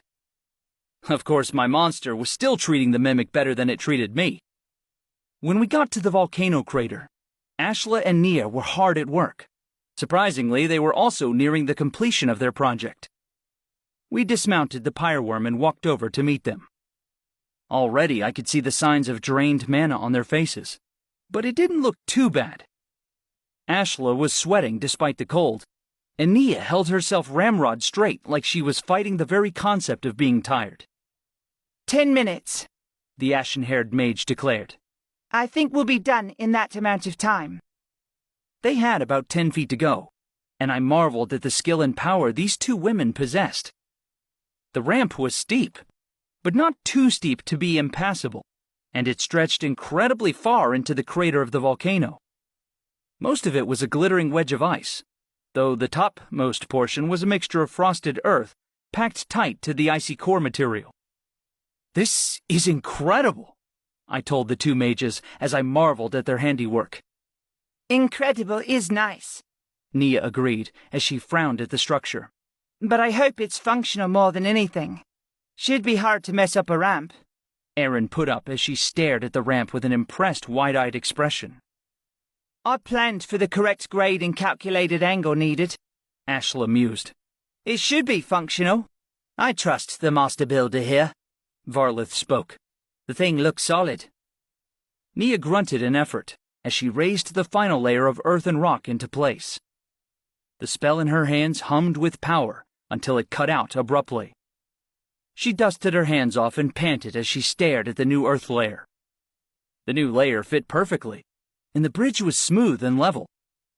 It reached the right height, so the whole thing looked completely done. "Who wants to test it?" I asked as I gestured to my team. My question was met with silence as my friends looked askance and pretended not to notice. "Not one?" I repeated hopefully. It's so much climbing, Erin told me softly as her eyes widened. Please don't make us do it. Fine, fine, I allowed. I'll run the ramp. You all can relax here. I suppose you deserve a break. I popped a speed slug crystal from my bandolier and smashed it between my hands before I applied it to the back of my neck. Instantly, my body began to thrum with an explosive energy that begged to be used. I took off sprinting up the ramp, and it felt great to run on earth instead of snow for once. My legs flew up the angled side of the ramp, and before I knew it, I teetered precariously at the top of the volcano rim. I turned to survey my path, and I noted it wasn't hard to climb, nor was the ramp itself damaged from my headlong sprint. It seemed the partly frozen earth was hard enough to withstand quite a bit of punishment, and my respect for Ashla and Nia's work rose another notch. The curious faces of my friends peered at me from the ground below. Though I'd come so far, their features were nearly indistinct at this distance. I pushed off the craggy rock of the volcano rim and sprinted my way back down the ramp. My legs blurred with speed, and the ground disappeared beneath me as I ran even faster than before. It had been a long time since I last used speed slugs outside of combat, and I had to admit, it felt pretty great. Well? Nia asked as I stopped with the spray of snow. It's perfect, I announced before I peeled the slug off the back of my neck and recalled it to its crystal. Seriously, I wouldn't change a thing. Great, Ashla breathed with relief. I'm so ready to get back to Svelfrey's Rest where I can go inside and be warm for once. I agree, I told them with a grin. All right, let's go back. Of course, it took 2 trips on my pyreworm to reach Svelfrey's Rest, and even then, we had a short hike ahead of us. I was unwilling to land my nightmarish monster directly next to the town, since I was more than certain it would incite a panic, a mob, and possibly an all-out attack on our group. People here didn't like mages, and I wasn't ready to exacerbate the issue by practically throwing my magic in their faces. When we were all grounded and ready to hike back, I led the team towards Svelfrey's Rest, with more confidence in my heart than before. It felt good to scout the last permanent rift so fully, and now we could leave it knowing Nia, Varlith, and the soldiers would have adequate resources at their disposal, if anything happened. Of course, Sarah chose that moment to interrupt my thoughts. 2 platoons and 2 silly mages against my sister, the demigoddess, Sarah crooned. I like your optimism, Griff, but this is just sad. I ignored her in the hopes that she would take the hint and be quiet. You should really stop leaving your friends to die and start taking responsibility for this situation, Sarah continued. I know one way you could stop Fi, for instance. Accept my power, and you'll never have to worry about your friends again. Shut up, I told the Archon with irritation. Oh, you don't like hearing the hard truth? She asked in a mocking voice. I'm sorry. I don't line up on the right side of your predetermined notions of good and evil. But somebody has to actually make things happen around here. I was making things happen right now. She didn't know what she was talking about. Who cares if you're nice, careful, and brave, Griff? Sarah snapped. Do you think a little badge of morality from Headmaster Sleet is going to keep this world from falling to Fi's hands? No, it's not. You can be as nice as you want to be. But it doesn't change the fact that I'm right. Griff? Nia asked as she interrupted my thoughts, and she frowned as I snapped to attention. Lost in thought? Lost in an argument, I said honestly. Don't worry about it, though. Sarah's just being annoying as per usual. Varlith's eyes flickered over to me, and a frown deepened on his face. Do you think it's time for you to start staying in Varley permanently? He asked. We don't want Sarah getting free, and careful observation at the academy could prevent that. I would be a prisoner at my own school, is what Varlith really meant to say. Could I really sit there twiddling my thumbs while my friends fought against Fi? No. If anything, that would put me further in Sarah's grip, and I would start to seriously consider her words. I'll be fine, I told my teammates. There's still time before her influence and power increases, and everybody in Varley has their hands full with the growing monster threat. If anything, I'm safest with you guys. You'll actually notice if there's anything weird going on with me, and I'm not sure an assigned guard at the academy could do the same.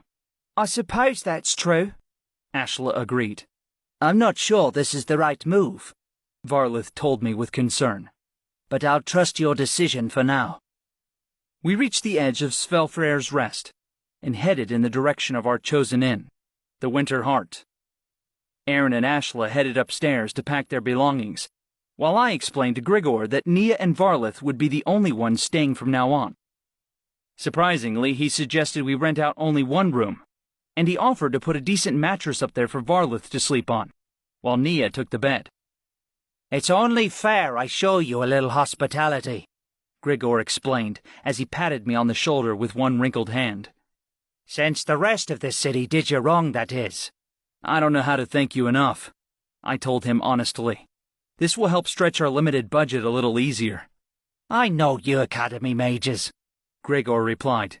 If I'm right, you 5 young folks are doing work that might just save this city.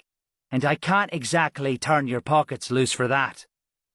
I thanked him again and went upstairs to pack my things.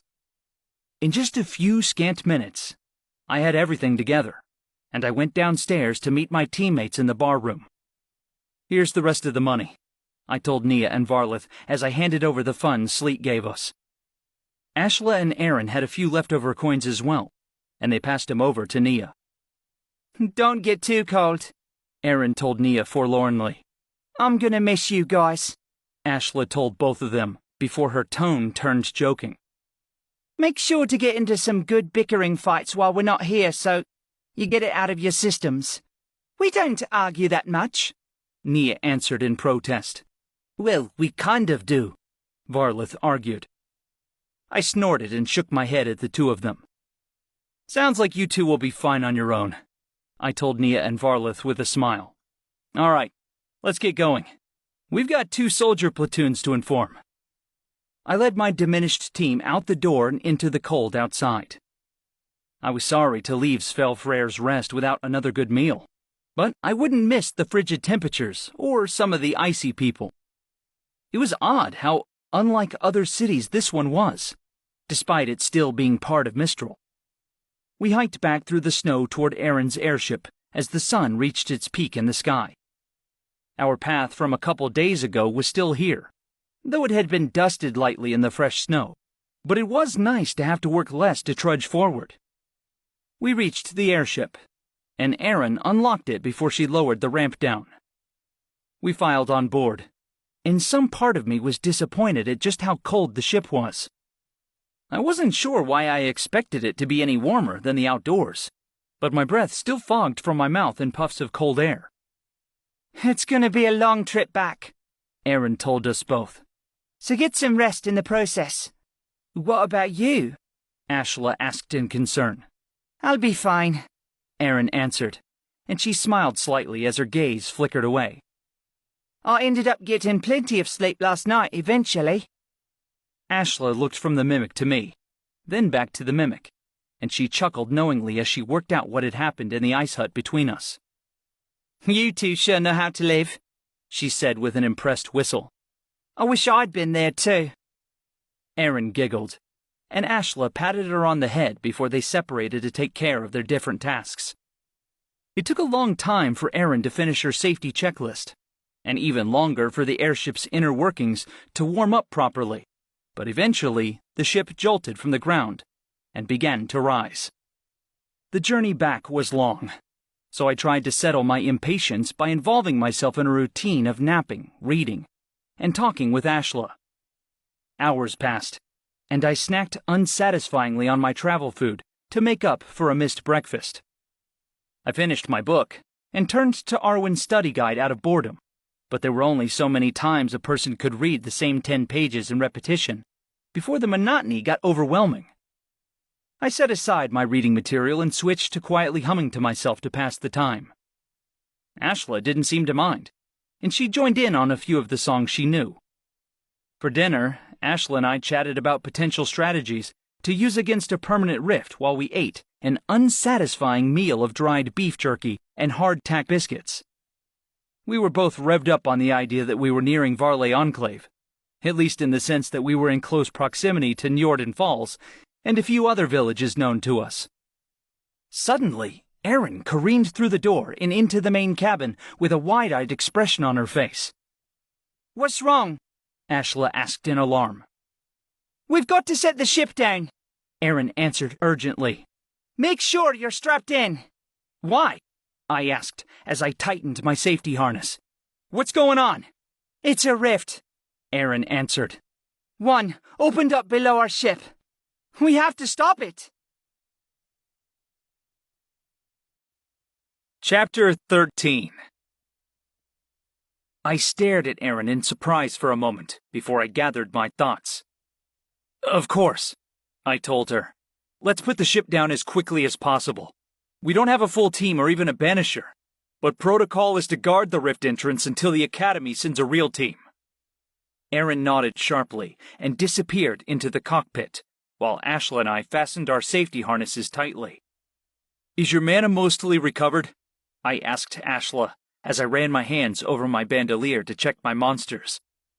I'm pretty much back to normal, the Ice Mage answered with a firm expression. Either way, it doesn't matter. I've got to fight. We all do. We can't let this spread to defenseless villages, I agreed with determination. I wish there was some way to report to Sleet simultaneously, but this takes precedence. I'm sure the soldiers are preparing to mobilize right now anyway. Aaron set the airship down quickly, and our seats shuddered as the slight impact sent vibrations through the hold. The instant the landing legs touched ground, I unbuckled my harness. Ashla did the same, and Aaron ran from the cockpit with well-practiced haste. Should I keep Gawain's fire powers? The Mimic asked as she hit the ramp button to open the hatch. Keep them for now, I told her. You can switch to ice or summoning later, if we think it's necessary, but I'd rather keep options open.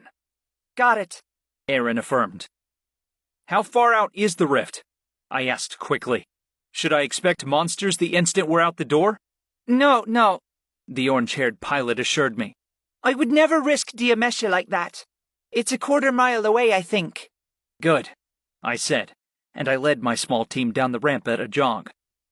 We had sat down in a field of yellow wildflowers, and their beauty clashed oddly with the reason we were here. The splash of golden blooms wandered across the tall grass, all the way to the rift, though the meadow narrowed as a dense forest of trees encroached on it at the western edge. We strode past the edge of the airship, and I got a better look at the rift itself. The murky, dark opening rippled and churned with odd colors as a new group of monsters emerged. If I wasn't mistaken, they looked like gargoyles, a kind of stony monster with wings, and a nasty ability to wield minor earth magic. My blood roared in my ears as I prepared myself for the fight ahead. If you won't free me, Sarah purred suddenly from inside my head, at least have a taste of my power. Open all the rifts you want. Just remember each time that you could have so much more. I huffed in irritation to hear her goad me on so obviously, but I was glad to have her power at my disposal. It had proved integral to the fight I'd last used it in, and I was going to need it now more than ever. All right, I told my team. I only see gargoyles so far, though I expect something else has already come through. Fire isn't going to do much good, Aaron, but I want you to hang back and watch for other monsters while Ashla and I take care of these. Got it, the Mimic agreed. Ashla and I glanced at each other, and a shit-eating grin spread across my face as adrenaline thrummed through me. We faced the gargoyles and charged them simultaneously. Ashla unhooked her double-bladed axe, Bessie, and twirled it in her grip before she hefted it expertly. The gargoyles ranged in size from about the scale of a house cat to a large horse, but they all reacted the same way once they noticed us. Wings flared out with a stony grinding noise, and the gargoyles took to the air en masse to meet us in battle. I knew they had minor earth magic, but I didn't think it would be much of a problem for us. A smaller one flew at the head of the group, and as it reached us, Ashla swung her axe to cleave it straight down the middle. Frost crackled from the metal edge of her weapon, and the gargoyle shattered into a dozen pieces of brittle rock. That was my cue to start kicking ass, and I threw out a handful of essence crystals that shattered across the battlefield. My Rusa and Baroker emerged, and I ordered each to pair with a speed slug. In an instant, they were enhanced and ready to go. This combination would have been impossible for me to control a few months ago, but I was now able to deal with both of them without passing out. The Rusa made an insectoid shriek and skittered into battle on its speed-empowered legs. It met a group of gargoyles and seized two in its claws, before it crushed them easily, and stone debris sprayed across the field. One gargoyle swooped and gestured out a spell, and a chunk of rock flew from the earth toward my scorpion monster. My Rusa took the blow on its metallic carapace, but it barely suffered any damage, and it seized the offending gargoyle in one shiny claw, before it crushed its enemy into oblivion. My Baroker was faring just as well as my Rusa was. He crashed and stomped among the gargoyles as he swung his flaming sword in sweeping deadly motions. Many gargoyles avoided him with nimble aerial maneuvers, but a few got hit and exploded into shards of gray rock. Ashla cast a wide, complex ice spell, and half a dozen gargoyles were partially frozen in the blast. My broker finished them off with a few well-aimed stomps of his armored feet, and I yelled out in victory as our enemies fell before us without a chance. We'd wiped out about 2/3 of the gargoyle flock when Erin called my name with urgency. "Look out!" she shouted. "We've got monsters incoming from the woods on our left, and it seems like trouble!" There was no time to react before 2 mid-sized monsters burst from the forest, and they each charged us on pairs of stilt-like bird legs. "What the fuck are those?" Ashla asked me in alarm as she cleaved another gargoyle in half. The 2 monsters looked like large birds gone terribly wrong, and I could only compare them to herons, or perhaps ostriches, though I'd never personally laid eyes on one of those flightless western birds. Sleek white feathers lay close to their bodies, and they had long necks that ended in predatory heads and dangerous sharp beaks.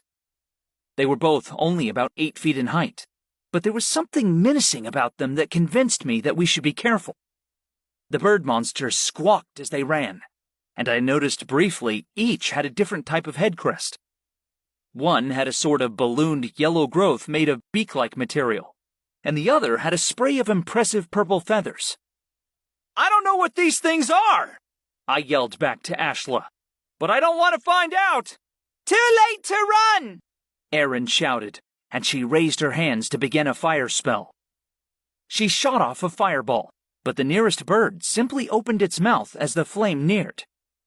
In an instant, it sucked up the ball of fire and closed its beak around it, and I stared in shock as its yellow crest began to glow faintly with radiant power. It absorbs fire magic, I realized. "Erin, stay back!" The mimic backpedaled until she was behind us again, but we needed to do something else quickly. The birds had halved the distance to us, and they weren't slowing down. "I'll take care of this," Ashla assured me as she switched her attention from the remaining gargoyles to the new threat. My baroker swept away another 3 gargoyles, and I directed it to hold the defenses while Ashla focused on the charging birds. A spray of icicles shot from the Ice Mage's hands, and the purple-plumed bird was caught directly in path of her attack. At the last moment, the yellow-crested bird swerved in and opened its beak to suck in the icicles. Each shard dissolved into glittering dust and swirling magic before the bird consumed it entirely.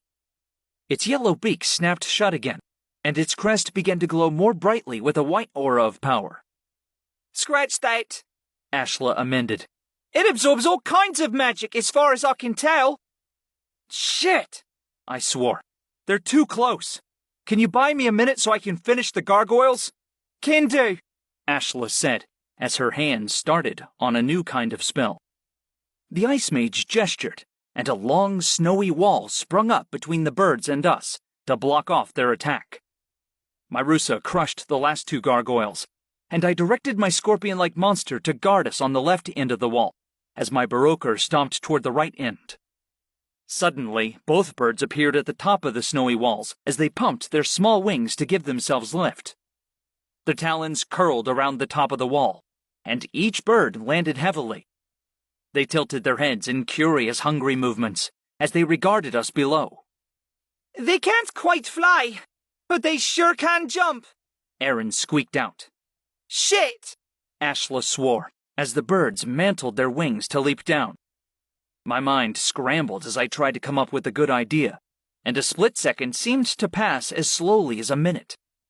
Suddenly, I knew what to do. I reached for Sarah's power and thrust my hands up to open a portal above us.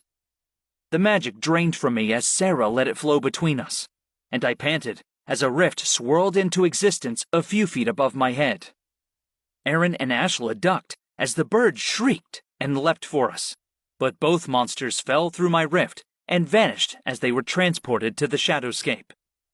I tried to snap the portal shut on them, but the spell twisted out of my control, and it shrank slowly and unevenly before it finally closed and popped out of existence. I saved you once again, Sarah drawled out with heavy meaning layered beneath her words. How many times do you think you have left? Phew, Aaron sighed. It's not over yet, I warned. The main rift is still open, so they're not staying gone for long. I used the precious seconds to call my Rusa and Baroka over. They arrived at my side just as the main rift warped and wrinkled, and the two bird monsters stepped back through. Their pale eyes latched onto us, and the purple-plumed bird let out a squawk as it shook out its stubby white wings. The other bird turned to it and dipped its head oddly, and the yellow crest on its head shone with a blinding bright light. The yellow crest faded, but as it did, the purple-plumed bird beside it lit up like a shining star. As my team stared in surprise, the plumed bird opened its beak to shoot a powerful ray of fire and ice magic directly at us. My Baroker stepped in front of the beam and absorbed the full blast with the armor of his lower legs. The Baroker rumbled as the dual magic damaged him, and I felt his pain echo through our bond. The ice brittled and broke part of his metal armor, and the flame melted and warped other bits of it into craggy, jagged shapes. My Baroker swung his flaming sword in a single desperate attack as he stumbled, but I ordered him to stop at the last second. He froze, and his sword deflected to the side into the ground. The purple-plumed bird swerved away from his swing as the yellow-crested one stepped even closer to it. Quickly, I recalled my Baroker before the bird could steal any of his power. You would have used your Baroker's fire magic, Aaron realized out loud. Ashla and I are practically useless in this fight. We can't even hit those two monsters. But why does the other one dodge? Ashla pointed out. Something is different between these two. I can't be sure, I told my teammates warily. But I think one bird absorbs, and the other bird uses the absorbed power to attack. Makes sense, Ashla agreed, as she hefted her battle axe over one shoulder. The good news, I can still use my axe without ice magic. I'm gonna take this sucker out. Wait, I called as she ran for the birds. We shouldn't act rashly. Ashla's axe came down into a smooth, perfect attack, and the plumed bird ducked away just as its partner stepped in to meet the blow. Ashla's axe swept down just as the bird thrust its yellow crest toward the blade. The axe bounced off the crest, and the entire thing lit up again as energy absorbed directly into it. Ashla yelled wordlessly as her axe bounced off her target, and her eyes widened in surprise. Not to be dissuaded, she darted away quickly toward the purple-plumed bird in a redirection of her attack. Hold on! I called, and I ordered my Rusa after her. The plumed bird made no move to dodge this time, and its partner dipped its head quickly in the same transference of energy we observed last time. Light shone suddenly as the plumed bird received energy from its partner, and it opened its beak to shoot out a ray of pure percussive force that warped the air as it traveled. Ashla froze and held her axe up to stop the blow, but my stomach churned in fear as the deadly blast neared her. At the last moment, my Rusa darted forward and held out a claw to stop the blast. The beam rocketed into the metal claw, and my Rusa's appendage cracked ominously as it absorbed the blow. Thin fracture lines zigzagged up the side of its claw, and my Rusa chittered in anger. It can steal physical force too? Aaron asked in a shocked tone. Only the crested one, I ground out as I focused on my monster. Now the other is ours. My Rusa stabbed forward with its poisonous stinger, and the tip of its tail slammed home in the flank of the purple-plumed bird. The bird squawked and stumbled sideways, but it was merely dazed by the early effects of the poison. Its partner sprinted in as it readied itself to absorb the next blow. My Rusa skittered away from the yellow-crested bird, but the monster was tenacious, and it leapt up to rake my scorpion monster with its talons as it stabbed with its long, deadly beak.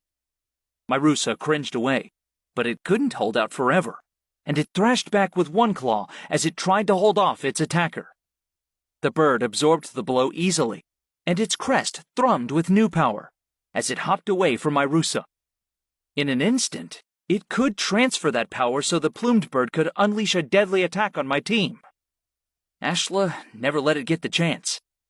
She swept toward the purple-plumed monster, leapt into the air, and chopped her axe into its neck without a moment's hesitation. The bird dropped dead without fanfare, and its partner shrieked as it ran for Ashla with its beak open and snapping. The Ice Mage swung her axe toward the yellow-crested bird, but her weapon glanced ineffectually off its crest. Ashla's blow bounced away, and the Ice Mage was now open to the bird's attack. Simultaneously, Erin stepped in, and she released a white-hot bolt of fire that sliced through the air like a bullet before it exploded against the bird's unsuspecting back. The monster should have burst into flame, but it collapsed almost instantly instead. I could just barely see the charred hold that cut deep into its flank, and I realized the initial spell itself was the killing blow. Gawain's fire magic sure was potent, even when used by a mimic. That's a relief, Erin panted as we stared at the dissolving corpse. I wasn't sure it couldn't absorb 2 attacks at once. I think it has to use its beak or crest to be able to, I agreed with a grateful sigh. Thank the Maker.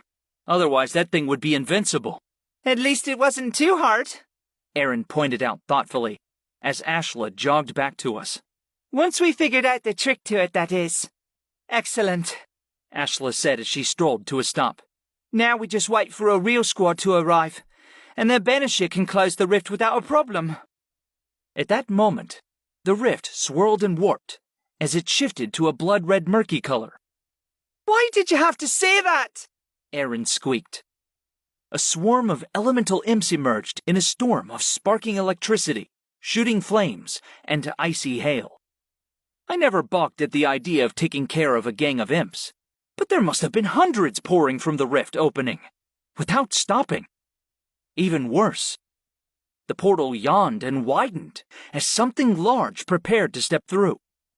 Too late to regret it now, Ashla replied, as a battle-ready grin spread across her face. A spotted, scaly green face as big as a house poked through the rift, and a fat, rotund body followed. It wasn't very tall, but it must have been 100 feet long, including the thin whip-like tail. The monster crouched low to the ground, with its legs spread to the sides, like a squat lizard, and its face was squashed and wrinkled with folds of excess skin. Its stubby maw opened to reveal a toothless mouth, and a kind of green slime dribbled from its jaws to the ground below. Spikes traveled from the top of its head down the center of its spine, and they increased in length as they got farther down the monster's back. The spines on its tail were each longer than I was tall, and I shivered to think of it using those weapons to impale its prey. It's a Crossler, Erin gasped. I've read about this before. Weston? Ashla asked. Yeah, Erin responded. I don't think one has ever been seen this far east. Their slime is corrosive and immobilizing, and a hit from the tail is deadly. It eats its prey whole and digests them to create more slime. That's not promising, Ashla replied hesitantly. To say the least. I don't know about this one, I said carefully. I think we might be outclassed. My team crouched half-hidden beside Ashla's snowy wall, and the imps swirled around by the dozens as they searched for a target. It was only a matter of time before we were spotted. What do you want to do? Ashla asked as she furrowed her brow in thought. Protocol says to guard a rift until backup arrives, I pointed out. But the Academy also doesn't expect us to throw our lives away on principle. There are only 3 of us, and we're not prepared for a rift. We could be justified to leave this fight. The girls glanced at each other before they looked back to me. Whatever you decide, Erin told me. We'll follow it. We'll understand your choice either way, Ashla added, as she nodded in agreement. You're the leader. Don't worry about what we'll think. I pressed my side against the snowy wall while I considered our options. 3 monsters didn't make a full monster response squad, and Erin wasn't usually expected to do much besides piloting and assisting during flights. Ashla wasn't even a member of the Academy anymore, and she wasn't obligated to carry out operations like this. How could I force either of them to go into a battle like this? However, that wasn't what came to my head first. The first thing I thought of was thousands of innocents being slaughtered by imps, and hundreds of homes being wiped off the map by the enormous Crosslar in front of us. Both women had dedicated themselves to helping humanity, so how could we walk away? "We're going to fight," I said with conviction. "Even if we can't beat them, we're going to make them hurt before we're done." I was hoping you'd say that, Ashla answered with a grin. "This is a fight worth the risk," Erin responded, as her amber eyes flashed with determination. "Let's do this." I stood, and the girls rose up behind me. In the back of my mind, Sarah stirred and roused her magic as she prepared for battle. Her dark powers left a strange, insidious feeling in the corner of my thoughts, but I couldn't deny her magic, not when I needed it the most. Suddenly, a pair of flying fire imps swooped a little too close, and they stopped with interest as they spotted us frozen in place by the wall. One chittered and flew a little closer, and its eyes widened as it realized we were enemies. Quick as a striking snake, Ashla shot out a single shard of bullet-like ice, and it went clear through the closer imp's heart. She sent off a second shard in quick succession, but the second imp dodged it with an awkward flutter of leathery wings. "Shit!" Ashla swore, and she readied another spell, but it was too late. The surviving imp shrieked and backpedaled as it screeched out a horrible grating noise. The alarm was given, and our cover was blown. Instantly, the imp horde erupted into angry chatters as they spotted us. In one large cloud of seething monsters, the swarm turned and bolted straight for us. Through the onslaught, I could just barely see the green, spiky form of the Crosslar as it turned to face in our direction. Erin snapped her hands out to produce an enormous fireball, and the blast mowed through dozens of imps in an instant. They screeched as they burned and fell from the sky, but more took their place without a moment's pause.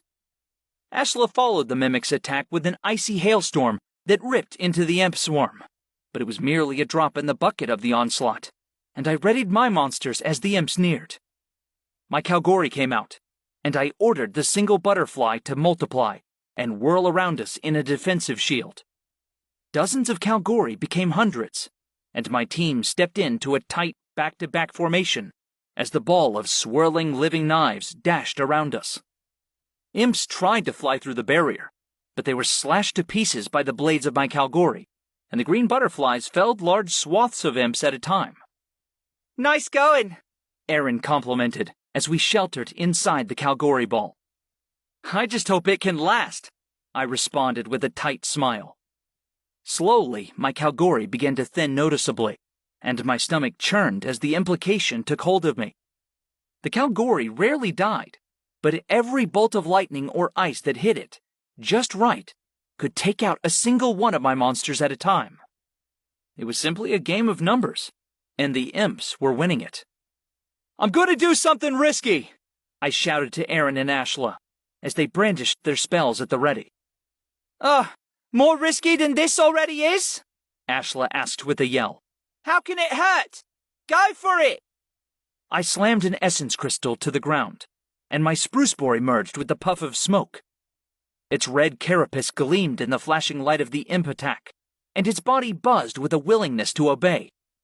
"Light 'em up," I told it, and the mental command I gave echoed my words. My spruce boar flickered its wings once in agreement, and then it began to draw lightning to its tree-like metal rod. The sparks surrounding my Kalgori storm drew to the rod in quick succession, and it then began to absorb even the bolts of lightning from the imps. A few of my Kalgori fell due to getting caught between my spruce boar and bolts of electricity, but I knew the loss would be worth it. "Griff, you better do something quick!" Erin yelped, while she shot down an imp that slipped through the barrier. Its leathery wings fried and curled as the fireball consumed it, but more were going to follow, and soon. "Just a second!" I yelled as I waited anxiously for my spruce boar to build up more power. My beetle monster began to glow with a powerful light that hinted at the tremendous amount of electricity it carried within. Yellow sparks shivered over its lightning rod growth, and its abdomen hummed faintly with restrained power. Then I ordered it to let it loose. An enormous explosion of electrical discharge rocketed from my monster and sliced a wide path of destruction straight through my Kalgori. From there, it shot onward and arced from imp to imp in a multi-layered burst of lightning that instantly destroyed every monster it touched. Over 100 imps shuddered once and died even as the intense heat lit their bodies aflame. Our shield! Aaron shouted in a warning as my Kalgori formation fell into disarray. Too many had died in my spruce boar's attack, and the few remaining members struggled to swarm around us. Many of the survivors were injured, and their wings flapped unevenly as they attempted to follow my command. "It's fine," I answered back, as I recalled my Kalgori. "They weren't going to last anyway. Instead, I know the perfect monster for this battle." I threw out my pyreworm, and it shrieked as it launched onto the field with an eager thirst for blood. It was unsatisfied with ferrying around my teammates at Svelfreyr's Rest, and now it was going to show exactly the kind of battling it was made for. My pyreworm launched into the sky on my command, and it spiraled into the midst of the swarm as imps of every color turned their focus to killing it. On my order, the pyreworm started on its onslaught with an ear-splitting cry that made my teammates wince and flinch, even from this far away. The imps thrashed in pain and confusion, and those closest to my serpentine monster fell dead and bleeding from the sky. Not all of the imps were drawn away, though, and a thick cloud of them swarmed toward us as they prepared their blasts of magical energy. Incoming! Aaron shouted, and she downed a few imps from the air with gouts of hot fire. Ashla followed it up with a blast of chilled air that frosted many of the imps' wings and hindered their movement, and a few more dropped to their deaths on the ground below. I accessed Sarah's power with a grunt of effort, and I snapped a portal open just as the horde advanced dangerously close. 100 or so imps blasted through my rift and into the Shadowscape before I squeezed the portal shut again. "They'll be back," I panted to my teammates. Not comfortably, though, Ashla warned with a grimace as she twisted her hands around a new spell. Open up another portal right above me, and I can give them a proper welcoming.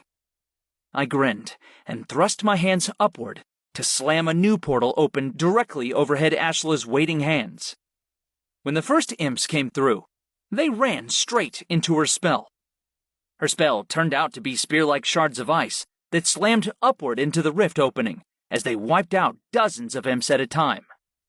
Their corpses stacked over the spears as dozens of imps fell prey to the unstoppable force of their own momentum, and Ashla's icy shards piled high with bodies. As soon as Ashla's spell slowed, Aaron stepped in with her own gout of billowing flame. Ashla swung her axe off its holster to pick off stragglers that flew from the fire, and our enemies piled to the ground in gruesome displays of scorched flesh, dismembered corpses, and frosted stab wounds. I shut my rift when the swarm was gone, and it closed more easily before it winked out entirely in a matter of a few seconds. It seemed like Sarah's power was beginning to flow through me more easily. I regarded the change with mistrust as I considered what it possibly meant. You know what it means, Sarah hummed as she languished in the back of my mind. My power grows, and you grow too as you learn to accept me. Soon you'll be mine, and both realms will tremble in fear at the sight of me and my mortal consort, side by side, as we lay waste to my dear traitorous sister and every inch of land she has ever dared to set foot on. No, it wasn't like that. I was using the Arcan, and not the other way around. I wouldn't let her take over, not while I knew what she was capable of. Suddenly, a fresh batch of gargoyles burst from the main portal, and they flew toward my pyreworm on wings that grated with the terrible sound of stone on stone. They were followed up by a shrieking flock of beak rocks that shot toward us on naked membranous wings. More flying monsters? Ashla gasped in despair. Why are there so many? Aaron asked in confusion. We can't take them all, can we? We have to try, I said as I gritted my teeth and clenched my fist around my Rhine dagger. I had more monsters I could use, but conserving mana was of utmost importance right now. I would have to rely on my own hands to get this job done. A group of beakrocs spotted us, and they flew toward us as their long beaks snapped with uncanny strength. Their grayish naked skin glinted with sweat in the light of the sun, and the disturbing sight of them made my gut churn with anticipation. I thought they were bad enough to fight at night on the airship, but this was worse, if anything. I dashed to meet them, and my companions followed behind me closely. I ducked under one, slashed another with my Rhine dagger, and pierced a third with my father's dagger, as I ripped it from the hilt and jammed it into the nearest body. Blood sprayed at my face as I fought, but I didn't let the gore bother me as I fought to keep my fighting rhythm. Bodies became nothing but a series of coordinated targets, and I could feel my arms and legs following the motions of my academy training. I buried my daggers into rib cages, through skulls, and across spines as I stepped from one monster to the next. When too many beakrocs came at me, I dropped my daggers and thrust my hands into opening a portal with barely a moment of delay. I snapped it closed with just as much precision, and I sheared off a few naked rat-like tails as the beakrocs hurtled past me into the Shadowscape. Beyond the fight, I barely registered the movement of the crosslar as it began to draw near on its steady lizard-like legs. My fighting rhythm thrummed along to the beat of my heart, and I snapped one dagger out to score a gouge along the side of a beakroc as it angled toward my back. Another threatened to dart past Ashla's guarded stance, and I slammed a tiny rift open just in time to send it home. More! More! More! Sarah crooned, as the Archon fed me power with willing glee. Embrace how we could work together. We're perfect for each other, made for one another. Let my magic free! I slid away from Sarah's wild thoughts with a shiver as I blocked her hastily from the forefront of my mind, but I couldn't pay much attention to keeping her away. Beakrocs swarmed me, and my hands and legs flashed as I fought them with dodges, kicks, and daggers. Fire flew from Erin's hands as she picked beakrocs from the sky, and Ashla's axe swirled in mesmerizing movements as frost crackled from Bessie's double blades. I thought for one moment that we had a real, actual chance of beating them. Then the crosslar began its attack. The scaly monster's mouth opened, and green liquid dribbled from its toothless jaws. Slime oozed across the battlefield in a pool of thin green acid that spread rapidly over the ground. The grass sizzled and smoked as it came into contact with the slime, and we stepped back in alarm as the 100-odd feet between us and the crosslar was quickly filled with corrosive ooze. We need higher ground! Aaron shouted. Order back your pyreworm! It can't come back, I responded as I backpedaled away from the advancing slime. It's trapped there for now. My pyreworm was stuck in a dense ball of flying magic and stony blows as imps and gargoyles writhed around it in vicious, unrelenting attacks. It was taking out a truly impressive number of enemies, but we would need another method if we wanted to escape the Crosslar's flood. I threw out my Vinghund's essence crystal, and my monster emitted a frantic bark as it faced the battlefield. Its pale blue canine-like form was interrupted by 2 arched horns and 2 feathered wings that sprouted from its back. That would have to be our ticket out of this situation before it was too late. I jabbed my father's dagger into another diving beakroc and carved a deep hole into its side before it collapsed, keened, and died. What do we do? Ashla asked as she swung Bessie through another winged monster and sliced its elongated head from its shoulders. Both of you, on my Vinghund! I ordered in a loud voice. One at a time, and Aaron goes first. We can't go far, but it will have to be enough. The mimic dashed for my Vinghund, and she swung on to my cane-like monster's back. My Vinghund pumped her wings as she strove to lift off from the ground, and eventually she managed to take flight. I directed her to set Aaron at the top of Ashla's snowy wall, and my Vinghund followed her orders quickly before she flitted back to us. Next went Ashla, which left me to defend against the beak rocks alone. Slime oozed through the grass toward me, and I stepped back as it came within inches of my shoes. The sizzling grass charred with an odd smell that made me nauseous, and my stomach churned as I waited for the Vinghund to return. She did, and I hopped on eagerly as I directed her to her final flight. She set me down near the other two mages, and all three of us reunited on the thin rounded top of Ashla's snowy wall. Then the ice mage gestured out a spell to thicken our footing into a compact, steady plane of snow and ice. A pair of beak rocks followed us up, and I nabbed one with my Rhine dagger, while Aaron blew the other one out of the sky with a fireball. What if the snow melts? Aaron asked in concern, as the green slime puddled around the base of Ashla's wall. Then we figure out a new plan, I said grimly. Suddenly, an alarmed thrill went through the bond between me and my pyreworm. It was in trouble, and the gargoyles had the upper hand. I could do nothing but watch as my pyreworm began to plummet from the sky, and the women gasped as they noticed it fall.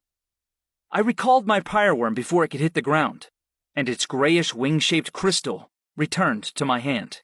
Yet another monster down. This isn't looking good, Ashla ground out as she clenched her hands around the haft of her axe. The ground was covered in slime. We still had hundreds of flying monsters on the loose, and the enormous crosslar was fixed on making us its next meal. Its stubby legs carried it over the ground with surprising speed, as it narrowed the gap between us. Ashla's wall stood slightly higher than the top of the crosslar's back, but I had no doubt it would knock us down and finish us off in no time, if it got the chance.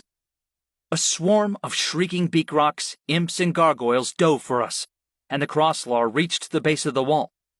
It pushed up on its stumpy legs, as slime ballooned in the back of its throat, and it prepared to coat our wall in corrosive liquid.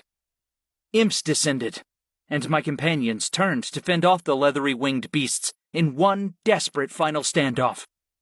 My Vinghund barked and joined in on the fray as she launched herself at the horde with her fangs bared. I stared the crosslar directly in its slim reptilian eyes, and I readied my best attack in the clenched grip of my fist. Sweat trickled down my forehead, and the fetid stench of the crosslar's slime filled my nostrils, but I straightened my shoulders for my next throw. I might not win, but I'd be damn certain to give this bastard the fight of its life. Chapter 14. My arm let fly the crystal from my arachnus, just as an airship swung into view overhead. I glanced up in surprise as the mid-sized airship loomed in the sky overhead, and I felt a spark of relief as I saw backup finally arriving. The cavalry was here, but I couldn't stop fighting yet. My arachnus essence crystal shattered on the stubby snout of the crosslar, and smoke puffed from the surface of its face as my spidery monster appeared. She skittered across the crosslar's scaled skin toward his left eye. "Backup's on the way!" Ashla shouted as she swung Bessie in a complicated arc that took out 4 imps at a time. "Let's not rely on them for everything," I answered, but I was far more desperate than I sounded. My arachnus had one amazing power at her disposal, but it would do no more than delay the inevitable. As she reached the crosslar's left eyeball, she moved her tawny face directly in line of its sight. The crosslar's yawning jaw froze, and the entire monster seized up as paralysis took hold of it. "Nice going," Erin complimented in a gasp as she summoned a crude flaming sword to her hand. A beak rock dove for the mimic, and she separated one of its wings from its body in a burst of flame. "It'll break free soon," I warned as I stepped forward with my dagger to score a deep cut across an incoming imp. A big monster like that can resist this kind of magic, or I'd use it more often. Let's hope whoever that is knows what they're doing, Ashla responded over her shoulder in a concerned tone. The airship set down with impressive haste, not too far from Aaron's Diomesha, but the Crosslar wasn't waiting around for reinforcements to arrive. A muscle under its jaw began to twitch, and the long reptilian talons on its feet kneaded fitfully into the ground beneath it. Hurry up, I muttered as I ran my mind over the list of monsters I could use. My Baroka and Rusa were out, my Kalgori and Pyreworm were down for the count, and my Arachnus was carefully balanced on the Crosslar's face with almost nothing more she could possibly do. Her pointed spider legs were her secondary weapon, but she couldn't do so much as make a dent in the thick scaly hide of lizard-like Crosslar. She was a useful monster, but she wasn't even in the same league as something like my Rusa. We were up against a behemoth, with our mana nearly depleted, and my most powerful monsters would cost a large dose of mana to resummon. I sure hoped the response squad in that airship could pull a good fight out of their asses, or we'd all be dead. The Crosslar began to move its stumpy legs forward in short, jerky motions, and my shoulders tightened as I prepared for the onslaught. The hatch of the new airship dropped, and a team of red-clad fighters filed off at a fast jog. All fire mages? Aaron asked in bafflement, as she glanced at the red-clad newcomers. No, Ashla corrected, and a shit-eating grin spread across her face. All wild raids! Fuck yes, I growled as I thrust my dagger through the exposed throat of a beakrock. Now, let's show them a good fight. My Vinghund howled out an eerie cry and launched into the air to tear through a gargoyle with nothing but her fangs and claws. An ice imp tried to crowd her, but I sent her a warning, and she thrust her arced horns back into the imp's soft flesh. The monster screeched as it retreated with bloody rends sliced across its torso. Monsters flew for us, but we fended them off with the same desperate rhythm as before. I popped open 2 portals at once, and a half-dozen gargoyles dove through before I snapped them shut again. Take it! Take it all! Sarah laughed as she siphoned more power to me. You'll need to free me soon, and you know it. What hope do you have without my godlike power, Griff? Join me, in mind and body, and will. I shoved her to the corner of my head again. We could do this. We just had to stay focused on our task. The Wild Reds would help us clear the monsters out, and we wouldn't have to worry about a thing. Imps, gargoyles, and beakrocks were small fry, no matter how many there were. Then the Crosslar broke free, and it spat a sloping billow of slime that oozed across the top of our wall. Green liquid hissed as it sizzled across the flat portion of Ashla's wall, and the snow beneath us ran with water as it sunk limply under the corrosive strength of the slime. The 3 of us stumbled away from the slime, and Erin scraped green gel from her shoe onto the snow wall to stop her boot from sizzling away. The Wild Reds reached the edge of the lake of ooze and stopped helplessly as they stared at us from a distance. We're running out of places to stand! Ashla shouted as she sprayed bullets of ice into the sky. Sweat dripped down her temples, and her face flushed with exertion as she leaned heavily into her next axe swing. My friends were almost dangerously out of mana. Our footing was rapidly disappearing, and our backup didn't know quite how to reach us. I'll be back! I shouted as I turned and jumped off the edge of the snow wall. Aaron yelped in fear as I disappeared, but my Vinghund swooped by at the perfect moment and scooped me onto its back. I clutched tightly to its blue feathers as we shot away at high speed. The Crosslar eyed us with interest as we passed by its snout, and it made a half-hearted snap with its toothless maw to try and swallow us whole. My Vinghund avoided the bite effortlessly as it spiraled away and toward the Wild Reds. I dropped the final feet off the back of my Vinghund, even as I snagged a string of crystals from my bandolier. Good to see you, Doc. I greeted as I smashed essence crystals between my hands. Doc was a heavy-set man with black hair, though his kind eyes were the most recognizable part of him. Usually he wore a red scarf draped over his healer's cloak, but he had on a new set of red-dyed leather for protection. All the Wild Red members did, in fact, and they looked impressive in their united garb. I have to admit, Doc said with a bewildered blink, I didn't expect to see you three here. Just coming back from our mission, I explained before I handed out a speed slug to each of the Wild Red members. Doc was accompanied by 4 other people, and there were a few unfamiliar faces, but I didn't have time for introductions. What are these? Asked an older blonde-haired woman as she held the slug gingerly in one hand. Put it on the back of your neck, I instructed. It'll speed you up, and we're going to use that speed to charge the Crosslar. As for the acid, I'm going to give us a protective coating, but it will wear off. Try to be quick and take every opportunity to get out of the slime if you can. Got it, Doc agreed easily as he tightened the strap to his first aid pouch. You must be the Griff we've heard so much about, the woman realized as her eyes widened. Knowing that, your plan sounds good. Perfect, I concluded as I tossed out my bullet bass. Ashla and Aaron are depending on us. Let's take this thing down. My bullet bass floated in place on its tiny rubbery wings, and I directed it to cover us with metal. Chrome flowed over our skin as the 6 of us were coated in our new protection. Then we turned toward the Crosslar, and I led the charge as we sprinted into battle. My legs flew beneath me as I barely touched the slime, but I could hear my shoe soles begin to bubble and sizzle as the slime ate through them.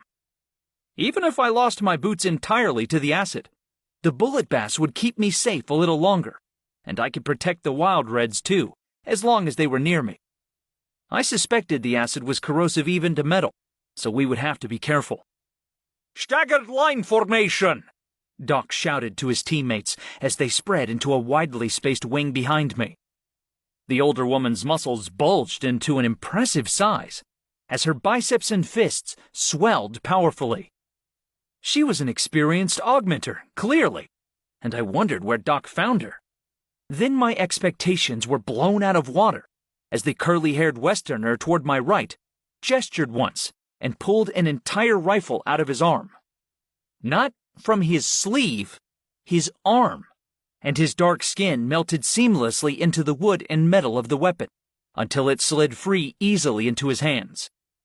We zipped up to meet the Crosslar as it slowly turned to focus on us.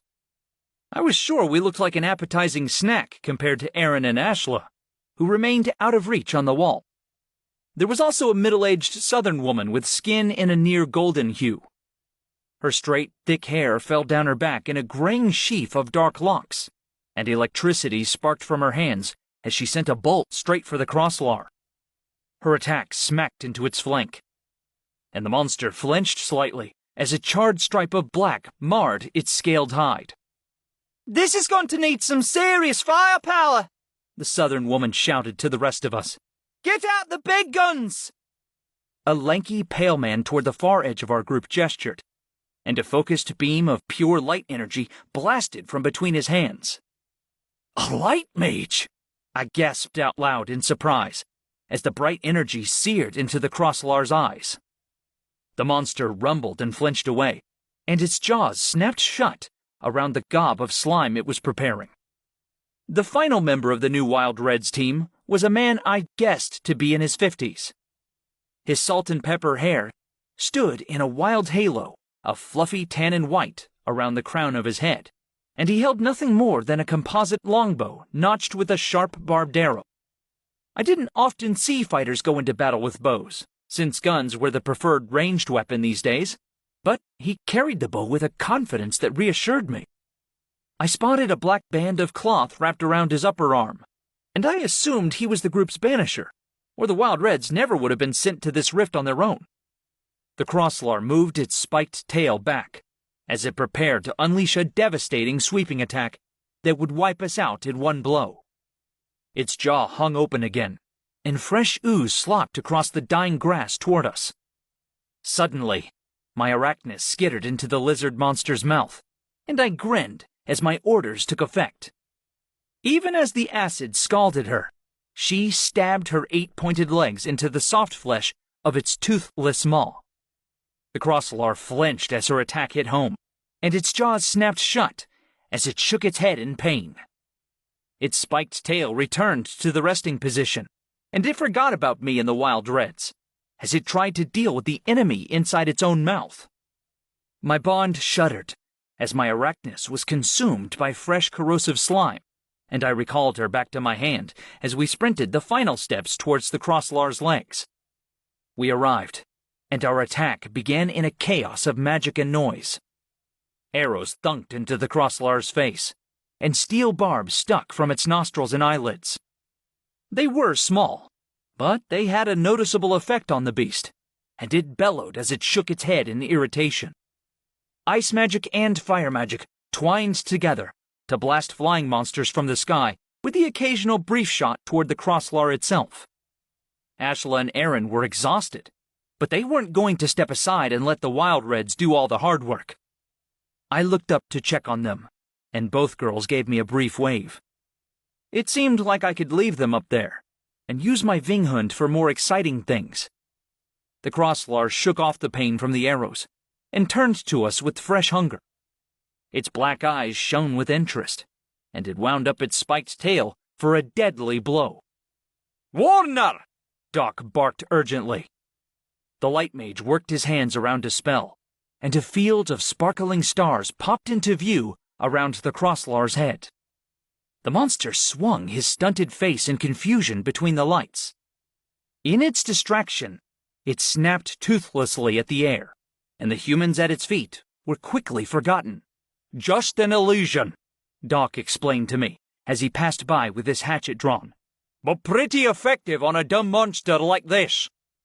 We threw ourselves towards the crosslar's legs, and I hopped up onto one talented foot to spare my shoes the corrosive acid. Doc hopped up beside me and began to swing his hatchet at the ankle of the beast. His blade wasn't enchanted, but Doc himself had a powerful set of biceps on him, and the steel bit deep into the crosslar's tough hide.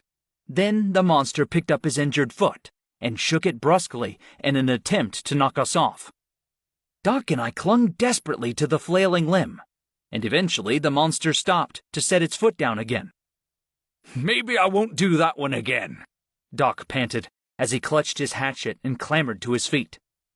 "It'll take me a dog's age before I hack through this leg. I don't want you getting crushed," I agreed. "Hold on, I'm gonna take the fight to its face." "That doesn't seem safe," Doc warned as he frowned. "What if you fall off?"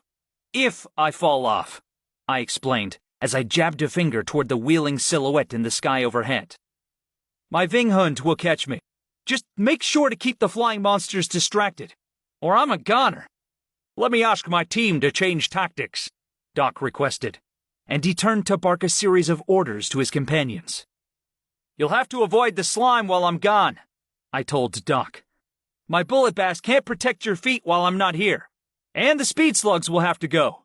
"I'll get right on it," Doc reassured me with a firm nod.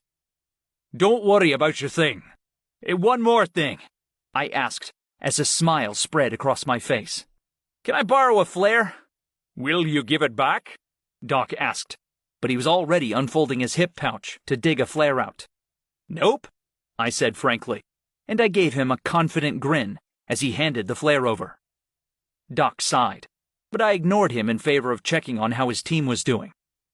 The Banisher directed his arrows at the imps and beak rocks, and the electricity mage gave her attention to zapping monsters from the sky. The fabricator held his rifle up and let loose a series of popping shots that took out gargoyles left and right.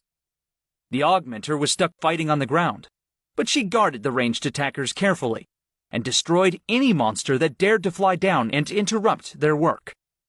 Her fists and feet grew and shrank with smoothly guided magic use, and her display of control was astonishingly impressive.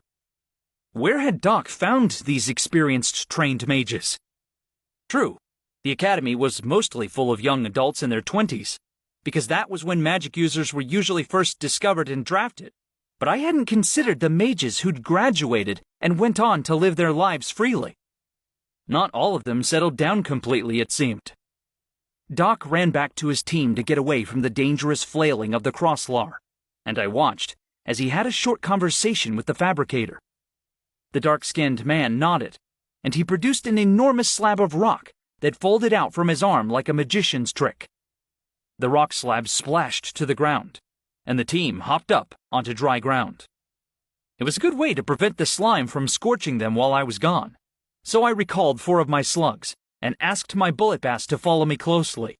Then I called my Vinghund, and she dove past me with her wings outstretched, just in time for me to hop onto her back. We swooped skyward, and I gave her the orders to bring me to the scaly neck of the beast. With any luck, I could sneak forward without it minding too much, especially since it would have its attention on the Wild Red's light illusions. I landed lightly on the green hide at the back of the Crosslar's neck, and the beast twitched uncomfortably beneath me. It seemed to notice something was wrong, and it could move at any second to knock me off, or worse. Then an icy beam slammed into the Crosslar's snout, and the beast huffed in irritation as its attention was drawn away. With the Crosslar's untimely discovery of me circumvented, I crept forward and dodged around spines as I moved over the unstable, bumpy hide of the creature. My breath caught in my throat as I transitioned onto the top of its head, and I crouched to carefully move sideways over to one of its large black eyes. I took out my Rhine dagger, brandished it carefully, and slid down to reach the eye. The enormous creature startled as I dropped into its field of vision, but before it could react, I plunged my knife deep into its eyeball. The reaction was instantaneous, and the Crosslar thrashed and bellowed as it tried to knock me from its face. Clear fluid and blood streamed from its eyeball, and I could tell the eye was beyond repair. It tossed its head back hard, and my grip began to loosen. I made the job easy, and I leapt from its head as hard as I could. Air whistled past me, and I stretched my arms out in the hopes of catching my target before I hit the ground. My Vinghund darted underneath me, and I made a rough, bumpy landing on her feathered back before we swooped away again. Great! Ashla shouted as we swept past her and Aaron on the wall. You made it angry! She was definitely right, but that was exactly what I had in mind. The Crosslar focused its remaining eye on me, and I grinned as rage overtook its actions. I was a quick flying target, and the Crosslar had only one ranged attack in its arsenal, so I knew exactly what it would do. The scaled beast stretched up its 4 stumpy legs, and its enormous mouth opened as slime gathered in the back of its throat. It was the perfect opportunity. I flew my Vinghund into the mouth at an angle, and we zipped into the cavernous, toothless jaws just as the slime began to build to the breaking point. I threw out my hands to open a rift, and the slime erupted just as my portal sealed over the opening of the Crosslar's throat. Several tons of caustic fluid poured straight into the Shadowscape, and I imagined the pool of green ooze coating the barren ground of the monster realm. It was funny to think of it emerging from nowhere, but the Shadowscape wasn't my concern. The flow of slime stopped, and I snapped my portal shut. The Crosslar's jaws began to close around me, but I wasn't concerned about it. I ordered my bullet bass to stay close, and activated its power to coat me and my Vinghund in protective metal. Then I dove deep into the monster's empty throat. I lit my borrowed flare to see our path ahead, and my Vinghund navigated the narrow throat with expert maneuvering. I'd succeeded in tricking the monster to open wide for me without becoming devastated by its acidic attack, and now I was right where I wanted to be. As my Vinghund and I shot down the creature's muscled throat, I dropped daggerdillos enhanced with speed slugs in our wake. The pig-like bodies were covered in a dense coating of long metallic spikes, and my daggerdillos curled into protective balls as they rocketed down the Crosslar's throat. Each daggerdillo left a series of deep, bloody gashes in their wake, and the Crosslar thundered out a deafening bellow as my attacks hit home. We dropped into the stomach of the beast, and each daggerdillo scored a deep cut, as they fell from the throat opening to the bottom of the crosslar's stomach. I noticed a particularly thin portion forming on the flesh below, and I threw out a series of axe goblins to help hack away at the wound. My Vinghund darted around in tight circles as my goblins got to work, and slime began to ooze up from the bottom of the stomach as the crosslar replenished its supply. I coated my goblins in bullet bass protection, but I knew they wouldn't last long once the liquid rose again. I'd have to speed things up myself. "Down, girl!" I called, as I requested my Vinghund to land, and the two of us filed in next to the goblins and daggerdillos. I took my pair of daggers out and began to slash at the tough flesh below. My Vinghund followed suit, and she tore at the ground with her sharp claws to hasten the progress. The crosslar shook and trembled in pain as we tore through its insides, and the turbulence made it hard to keep my balance, but I hung on and slashed harder. Gobbets of flesh peeled away from the stomach floor, and I marveled at the toughness of the crosslar. It was an easy foe to distract, but its defense was nearly impenetrable, and I couldn't fathom how long it would take to hack through its hide from the tough exterior. Suddenly, an odd bubbling sound interrupted my progress, and I turned, just in time to come face to face with the snapping jaws of a flying long-toothed fish. On instinct, I brought my hands up, and the fish flew directly into the blade of my Rhine dagger. The impaled fish struggled for a moment as it flopped wetly on the end of my knife, and I stared in shock as it died. It shivered and stilled as the life left it, and green slime trailed slowly from its thick lips. The fish was about a foot long, and its green flanks glimmered with slimy green skin instead of scales. But that wasn't the weirdest thing about it.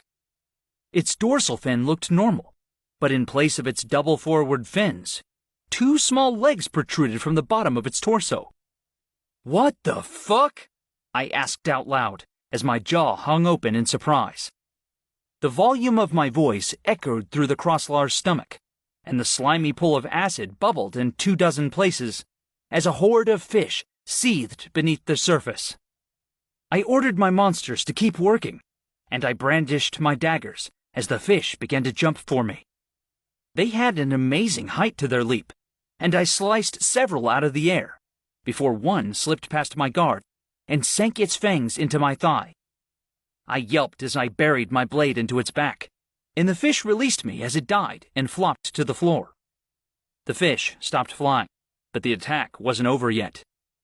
Some popped their heads from the green surface of the pool to spray me with jets of pressurized liquid.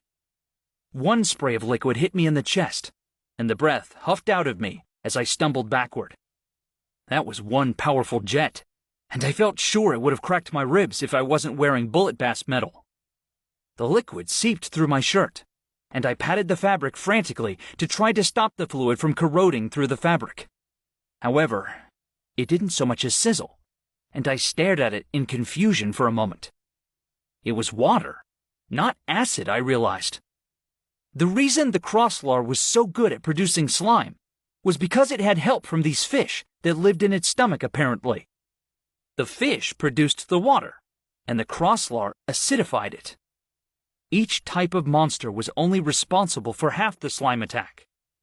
Another jet of water shot past me, and I dodged narrowly out of the way. The spray hit one of my axe goblins in the shoulder, and it squealed in pain as it was knocked forward by the blast. I redirected it to chopping at the stomach, and focused on keeping the fish off my workers. "Oh yeah?" I shouted. "Come at me for real! I always wanted a pack of water monsters!"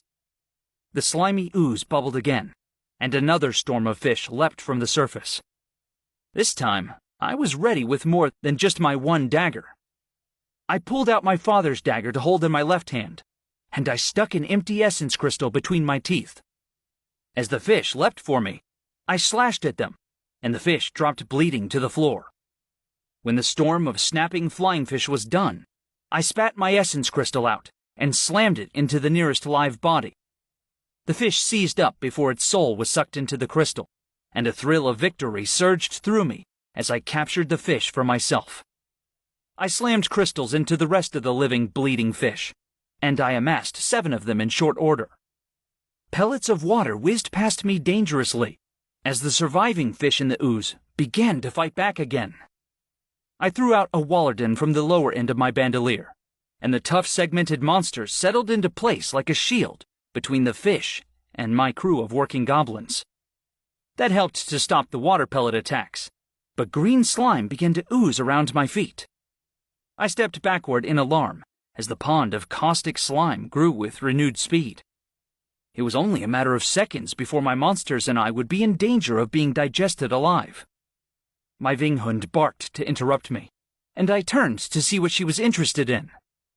The faint glow of light from outside had just begun to seep through our hole.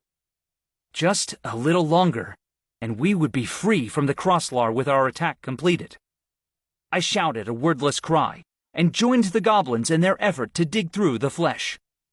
My Rhine-dagger cleaved through fatty tissue once, then twice, and then my third stroke burst through the stomach lining entirely. The stomach suddenly split wide as my attack chopped through the final layers of skin, and the entire stomach lining tore to release the pool of acid directly into the Crosslar's abdomen. Green acid poured through the opening and flooded the entire cavity between skin and stomach lining, and the Crosslar bellowed as its own slime began to eat away at its torso. "Once more!" I shouted, and my goblins scrambled as they brought their axes down on the thin layer of skin that separated us from the outside world. The hide burst open, and sunlight flooded my eyes as we dropped a dozen feet from the belly of the beast to the slimy ground below. "Griff!" shouted the familiar voices of Ashla and Aaron in tandem. I coughed and rolled out of the way as an enormous flood of stomach acid burst through the hole we had carved. "Get him out of the way!" Doc barked urgently. "This whole beast is about to collapse!" Strong hands seized me by the shoulders and tugged me away as I blinked monster blood out of my eyes. I squinted as I opened them, and I caught a glimpse of my Vinghund following me at a trot as she whimpered in concern. The strong hands stopped dragging me, and I used my newfound freedom to recall my daggerdillos, Vinghund, and axe goblins. Then I stuffed their crystals back into the proper slots as I wiped blood and slime away from my face. The Crosslar collapsed onto its stomach, and it twitched feebly into its death throes. I couldn't believe my eyes, but it seemed like I'd actually done it. "Keep that bullet bash going," Doc ordered me as he crouched to meet my gaze. "We're going to wash you off. Then you can take it away." "Wash with what?" I coughed out in confusion. As the question left my mouth, Ashla cast a low, ringed wall of snow to surround me. I stared at it in bewilderment, but then Aaron threw out a fiery spell of intense heat and warmth to heat it quickly. The snow instantly turned to slush, and the augmenting mage from the Wild Red strode across the patch of half-liquid snow to grab me by the shoulders. She unceremoniously picked me up and dunked me directly into the slush.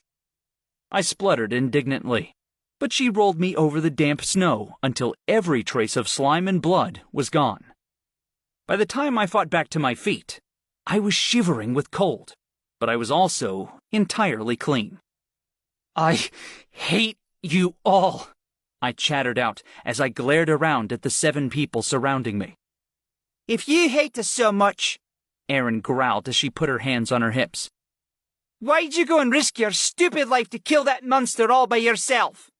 I replied succinctly, and I gave her a cocksure grin. "Sorry about that, but hey, that monster isn't getting up anytime soon." Erin took a deep breath, as if to ream me out, but instead she burst into light, uncontrollable laughter. Suddenly, chuckles bubbled up in my throat, and I had to join in. "You're the luckiest idiot around," she gasped out between giggles. "I'm so glad you're all right.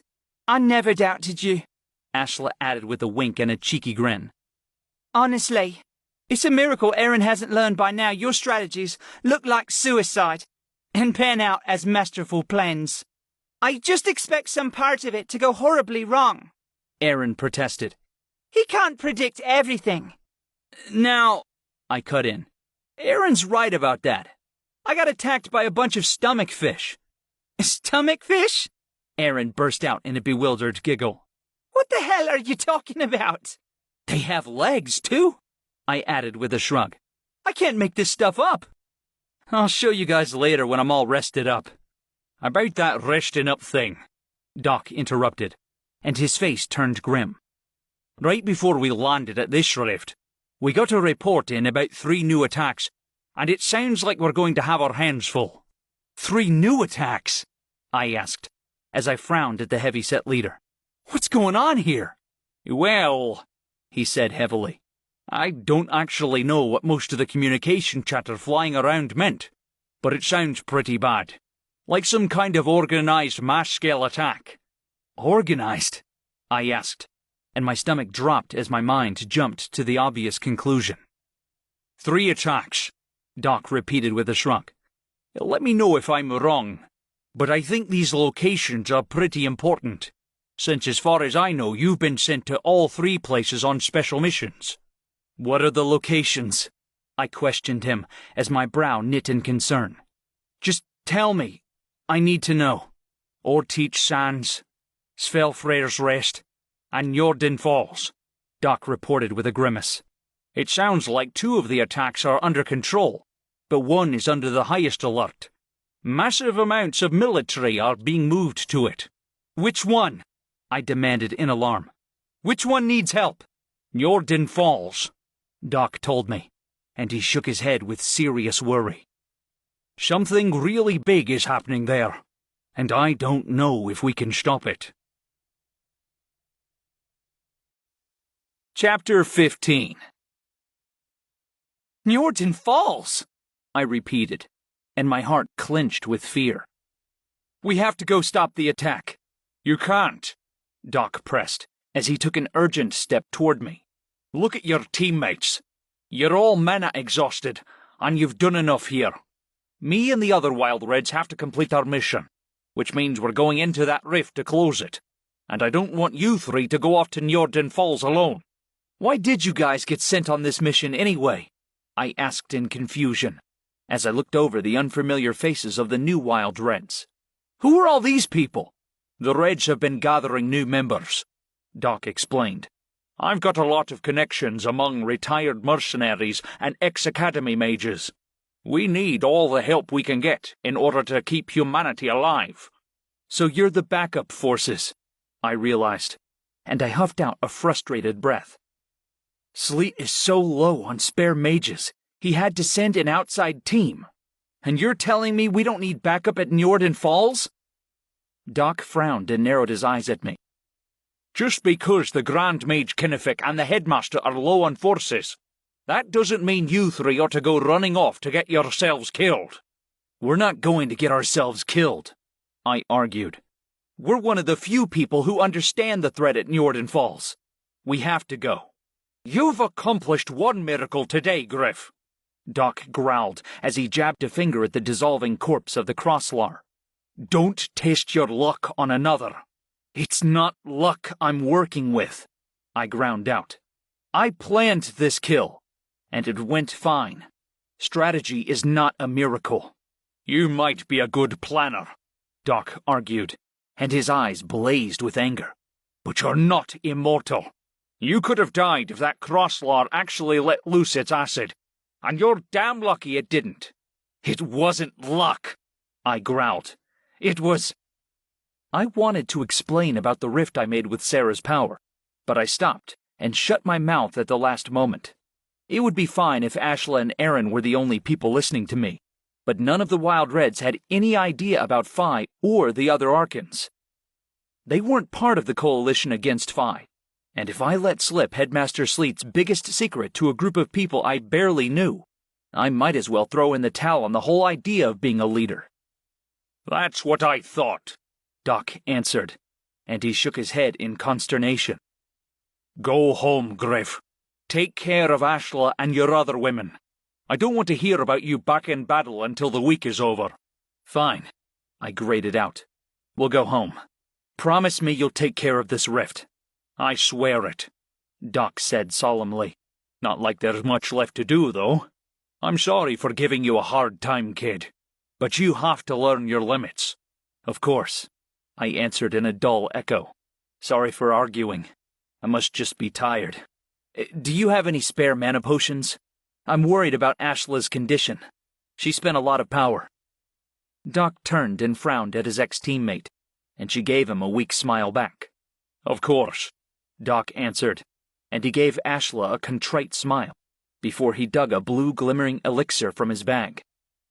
This should take care of all three of you, including any injuries. Wow, Erin replied in awe as she peered at the vial of elixir. this sounds amazing. Be careful now, Doc warned. This is potent stuff. None of that academy garbage. You mixed it yourself? I asked, as I quirked a curious eyebrow at the healer. Of course, he sniffed. I don't carry around store-bought potions. Do you even know me? Sorry, I apologized, and I slapped him on the shoulder in an expression of friendship. We'll go home and stop bothering you now. Get that rift done. I'll introduce the new teammates to you next time then. Doc agreed. We should get going. Don't hurt your back, old man, Ashla added in a teasing voice. I won't, as long as you kids fly home safe, Doc responded, and he smiled at us warmly as we said our goodbyes. Erin and Ashla followed me at a tired pace as we trudged back to Erin's airship. By the time I next turned to look at the wild reds, I just caught the tail end of a red scarf disappearing into the rift. Think they'll be okay without us? Erin asked, as her amber eyes glowed with concern. I think so, I said confidently. From what I saw, Doc has a pretty perfect lineup of teammates there. Not more perfect than we are, I hope, Ashla inserted with a chuckle. I threw my arm around the Ice Mage's shoulders and gave her a reassuring squeeze. Never more perfect than you are, I confirmed. Ashla snorted while Erin giggled, and the three of us limped up the ramp back into Diomesha. Erin sighed and walked into the cockpit, and Ashla slumped into her seat as she strapped the safety harness around her chest. Maker, Ashla sighed. I'm certainly tired, but I'm not sure I need the elixir just to get home. Should we save it? No, I replied simply. I think it's a very good idea to take it. How about you drink your third, and I'll have mine right after. Ashla downed her portion of the elixir, and she made a grimace as she coughed in reaction to the taste of it. I think he doesn't ever put any sweetener in, the Ice Mage rasped out. That's why it's so potent. I can't imagine I'll notice the difference, I replied, as she handed the vial over. I downed my portion, and nearly gagged, as the taste of overwhelmingly salty, bitter fluid trickled thickly down my throat. This is awful, I choked out. I forgot since last time how terrible his potions are. I'll never forget, Ashla moaned. Years of it. I'm cursed to remember forever. I'm so sorry, I told her seriously. The airship jolted into the air, and we made our ascent at a rapid pace. I tapped my knee impatiently as we rocked through the turbulent currents and up into the smoother air the ship usually rode in. Say, Ashla mused in a slow, considering tone. You didn't just ask for this elixir so we could go home and rest, did you? Ashla, I answered as a sly smile spread over my face. You might be onto something. How would you mind if we took a detour east to the very close, very small town of Njorden Falls? Njorden Falls, you say? Ashla asked, as she tilted her head in mock consideration. That's your hometown, right? Maybe we should stop by. Ought to be quiet. Peaceful, lots of room for relaxation. We certainly didn't hear any reports of an enormous monster attack there, I agreed before I raised my voice. Erin, can you come out here once we're at elevation? Coming, came the pilot's faint voice before the sound of her footsteps drew near. Erin poked her head out and raised her eyebrows expectantly at Ashla and me. A faint frown spread across the mimic's face as she looked between our two grinning expressions. Erin, Ashla began sweetly. How would you like to take a detour? Set a course for Njorden Falls. I cut in with excitement. We're gonna go give Syra and Layla the backup they deserve. Erin burst into a dazzling smile as she heard exactly what we were up to. I've never made a more wonderful course correction in my life, Erin chirped happily at us both. Great to hear, I answered with a wide smile. Now, come take your medicine before you go back there.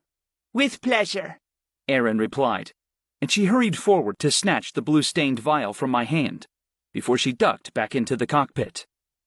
The airship tilted noticeably as it swerved to change course, and then it leveled back out with its nose firmly pointed east. There was a moment of pleased silence between Ashla and me as we considered our change of plans, but then we were interrupted by the sound of coughing and hacking from the cockpit room. You okay in there? Ashla called as she stifled a chuckle. What did he put in this? Erin wailed in a hoarse voice. An entire salt mine? Sorry! Ashla yelled back, but her laughter broke free, and she snickered into the palm of her hand. Sounds like she's topped up on mana, I pointed out happily, as a low chuckle shook my shoulders. Ashla sobered, and the two of us fell silent as we considered the possibilities of what was happening at Njorden Falls. Do you think it's Phi? Ashla asked worriedly. How could it not be? I responded. Attacks at all 3 permanent rift locations, and Njorden Falls is the epicenter? Even if she's not marching around Battlefield personally, it sounds like she's launching a war on humanity. And we know that's exactly what she wants, Ashla added grimly. At least we scouted all 3 locations, I said, as I tapped at my knee nervously. I wish we knew how far out the soldiers are from Svelfare's Rest and Orteach Sands. Let Sleet and Kinnefik worry about that, the Ice Mage pressed. Doc said Njorden Falls were by far the biggest attack of the 3, so that's what we should focus on. Right, I agreed as I let out a heavy sigh.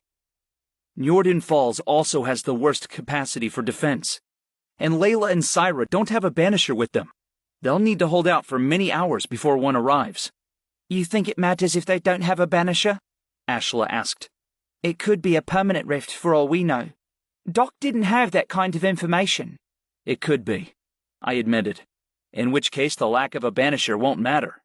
Still, I have a feeling this isn't a permanent rift. Ashla gave me a questioning glance, but I didn't have any real answers for her. I didn't think Phi had managed to open a permanent rift, though my only reasoning was the gut feeling in my stomach that told me she hadn't.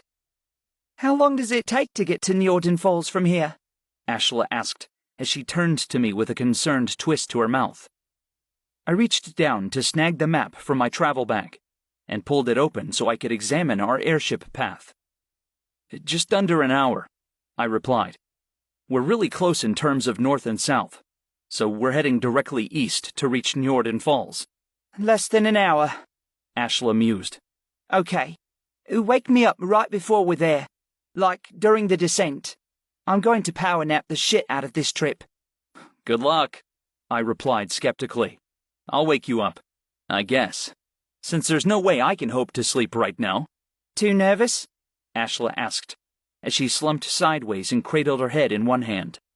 Too eager, I replied seriously. I've been waiting to take Phi out for a long, long time. She sure likes running.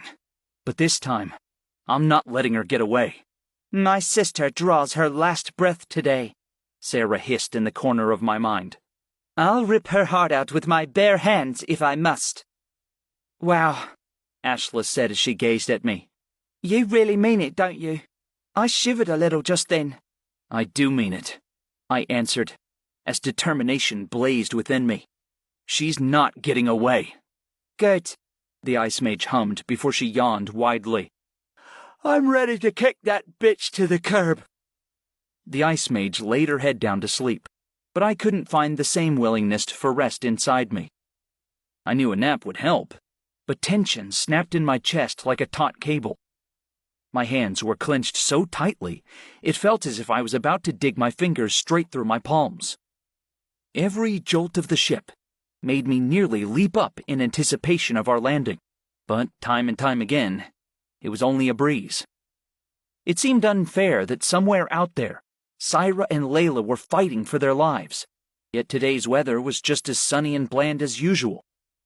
The mundane growl of hunger in my stomach seemed ridiculous when only a few miles away, Phi could be commanding an army of monsters to wreak destruction on the land of Mistral. Would Syra and Layla really be all right? Would Nia and Varlith win without help? And could Braden, Gawain, and Almasi seize victory on their own? I felt like a fool for leaving anybody behind, but I couldn't save everyone at once. I was just a man. Just a summoner. Just one mortal in a sea of mortals. Why stay ordinary? Sarah questioned in a curious whisper.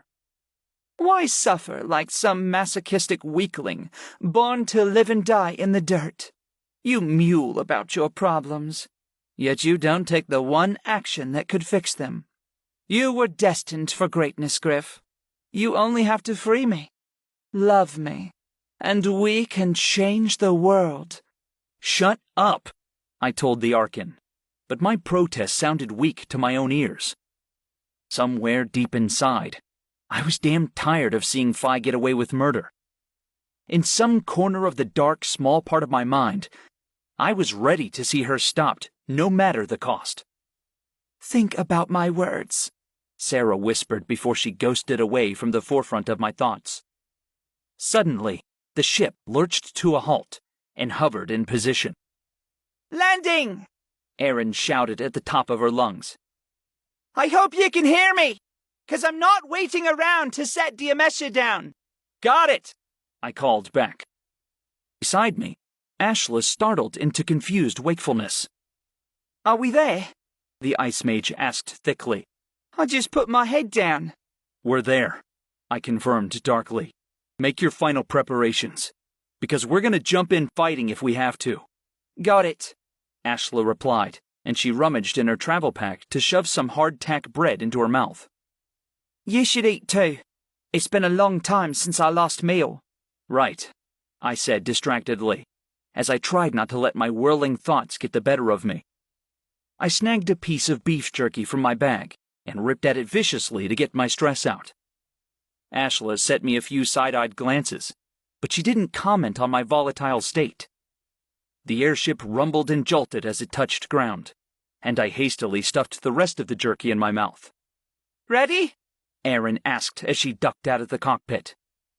Give me a minute. Then I'd better be, Ashla replied intensely as she unbuckled her safety harness. Almost there, I said as I rose from my seat and checked my bandolier and pouches. My hand ran into a new shape of crystal in my hip pouch, and I pulled it out to examine it. It was green and globular, with a sort of dull, muddy-colored streak through it, but otherwise, it didn't have much distinction. What's that? Ashla asked me as she frowned at my new essence crystal. Fish monster, I replied, as I remembered stuffing the new crystals into my pouch during the action. I've got a lot of them now. I'm glad I always carry so many empty essence crystals with me. You're always prepared, Ashla observed, as she strapped on a pair of white leather gauntlets. I'm not surprised you've got a whole stash of extra crystals.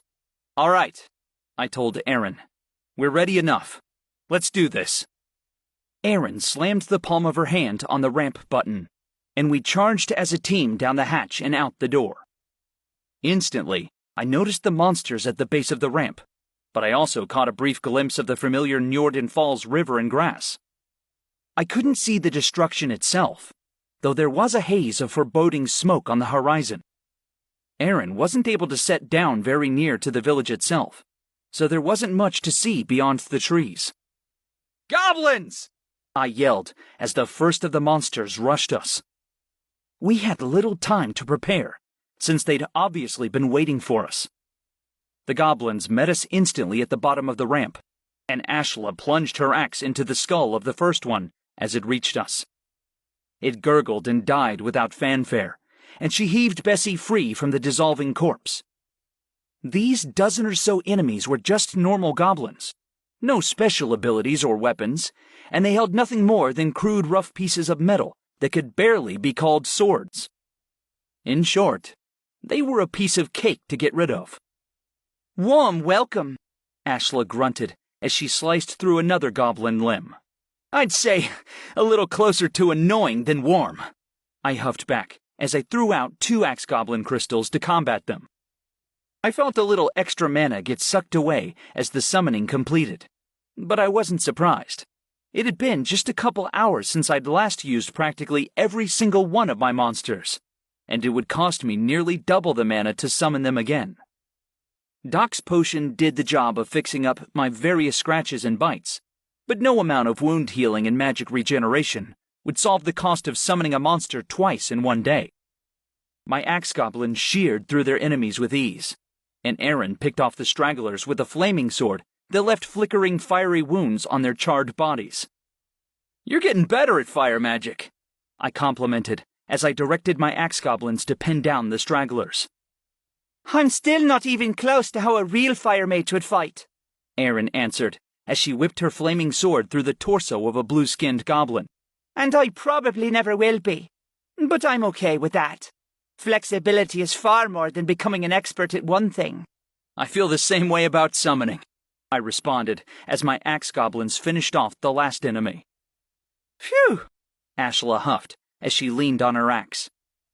"I hope it's not a bad sign that a bunch of grunts were all the way out here." "I hope not," I echoed in similar worry. "I'm guessing Syra, Layla, and the other soldiers have their hands full with worse monsters." "Let's go," Aaron urged. I recalled my axe goblins before I led my team at a jog along the river of my childhood. We passed a few copses of trees before we were greeted by the vision of a meadow with an empty, half-destroyed military encampment. Tents were ripped open by claw marks, and various crates of supplies had been trampled and strewn across the ground. Hardtack was crumbled into the dust, and a few uniformed bodies lay strewn around like discarded children's dolls. Most lay in large pools of their own blood, and all were silent and unmoving. "Should we check for survivors?" Aaron asked, as her expression tightened in concern. "I don't think the military left anybody here except for the dead," I answered grimly. "Let's keep going. We need to hurry." We dashed along the small trail that led up the river, and grass gave way to dirt as we neared the town itself.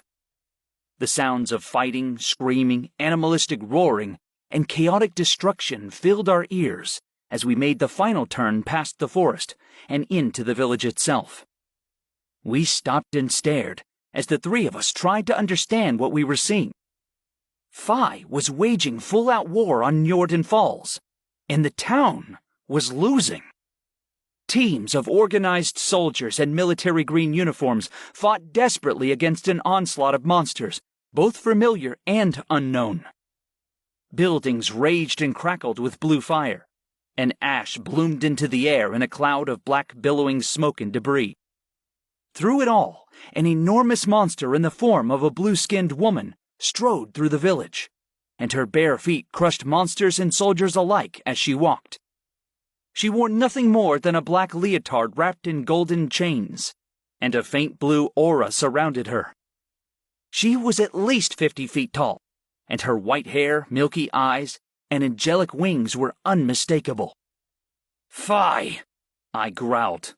"My sister," Sarah spat with vehemence. "She's really here in the flesh," Ashla breathed. "This must be the epicenter of her attack. What should we do?" Aaron asked as she ran her fingers distractedly through her short orange hair.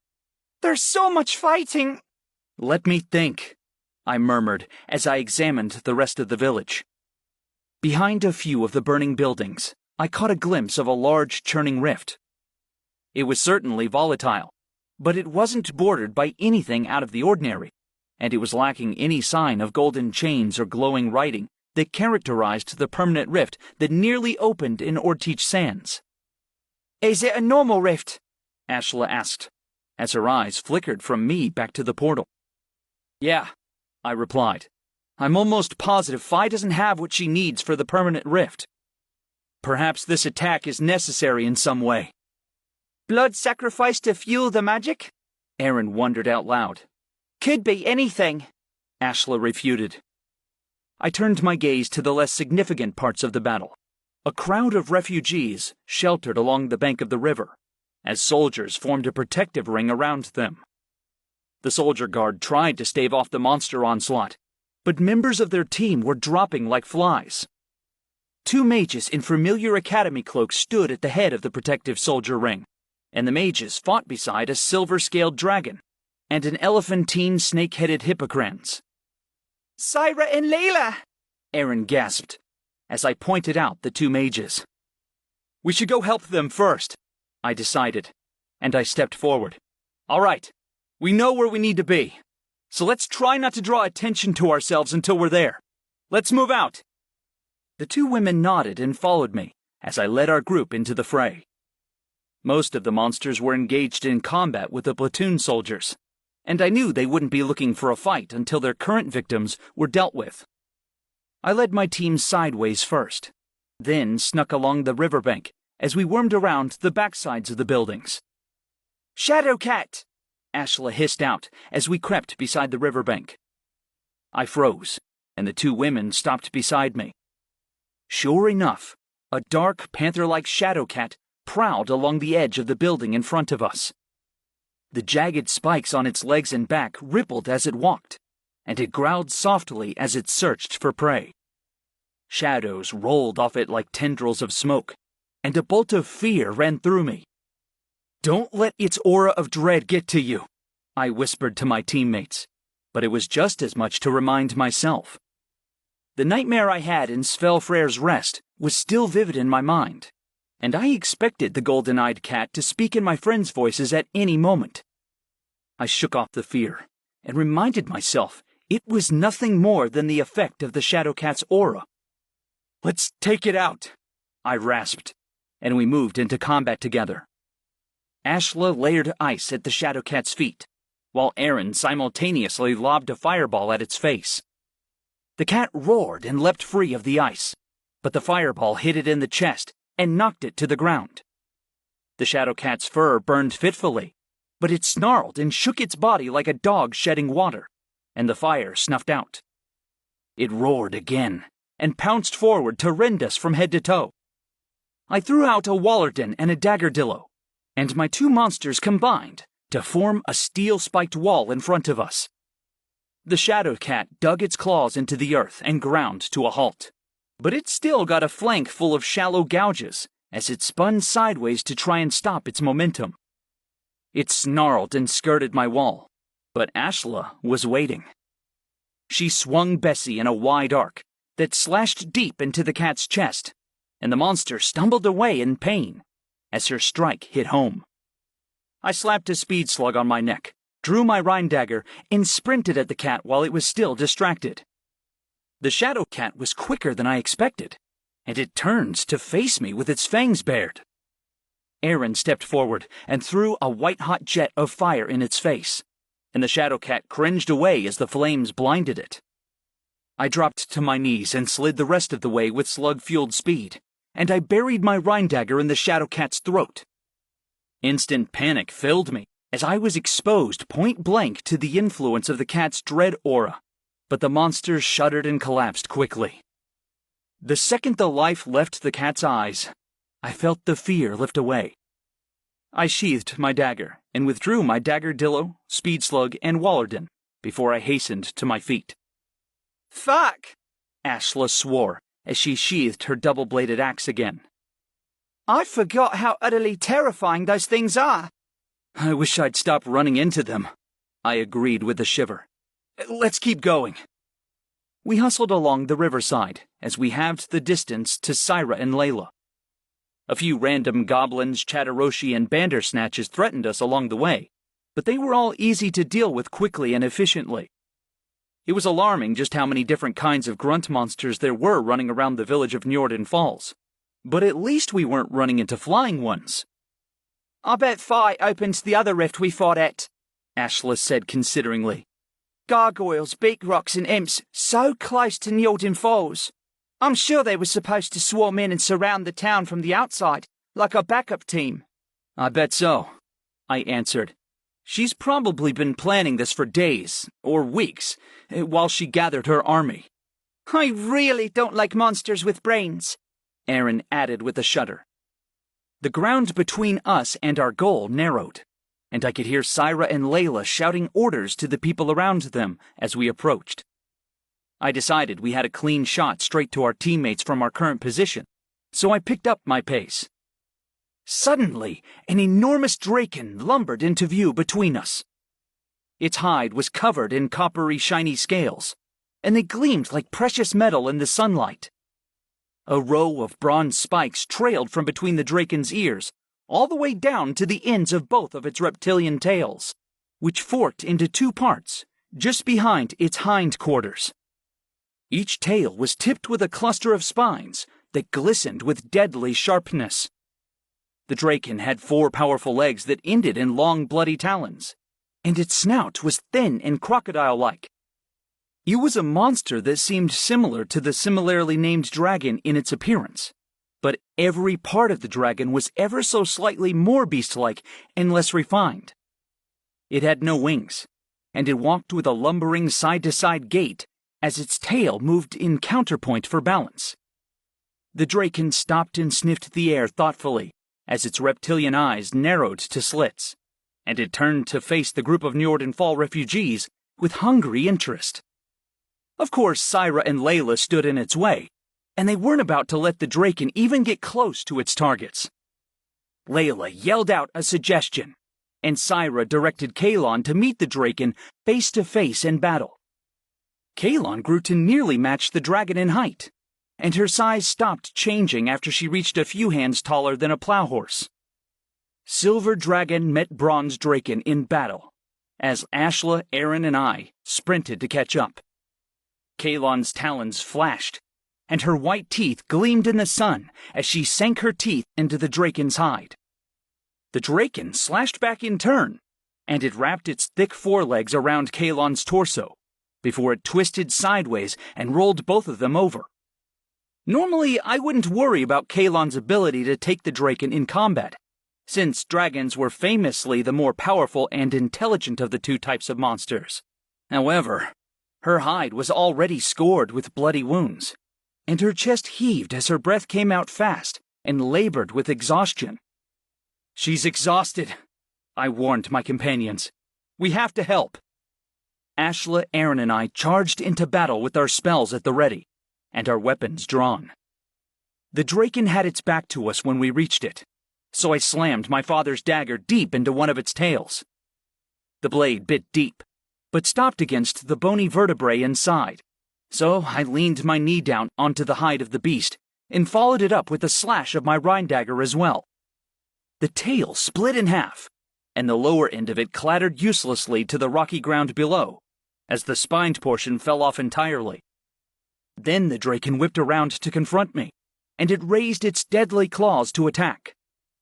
Kalon chose that moment to leap up, and she clawed her way to the top of the draken before she bit down hard between the spines on the back of its neck. Her teeth punctured straight through the coppery scales, and the draken reared back in agony as it tried to claw her off. Ashla shot out a spear of ice that struck into the draken's side like a planted flag, but it didn't quite go deep enough. Aaron shot out a fireball that seared away at the same spot, and the ice spear melted enough to fall out. Kalon tore off one of the draken's ears as she fought viciously to overcome it, but the draken rolled sideways and tossed her off. The little silver dragon was thrown toward the riverbank, but she snapped her wings out for balance and recovered quickly. The draken advanced on her to deal another blow, but I sunk my Rhine dagger into its lower right leg and dragged a deep line across the tendon at the back of its heel. Something snapped under my blade, and I stumbled away as the draken roared in pain and anger.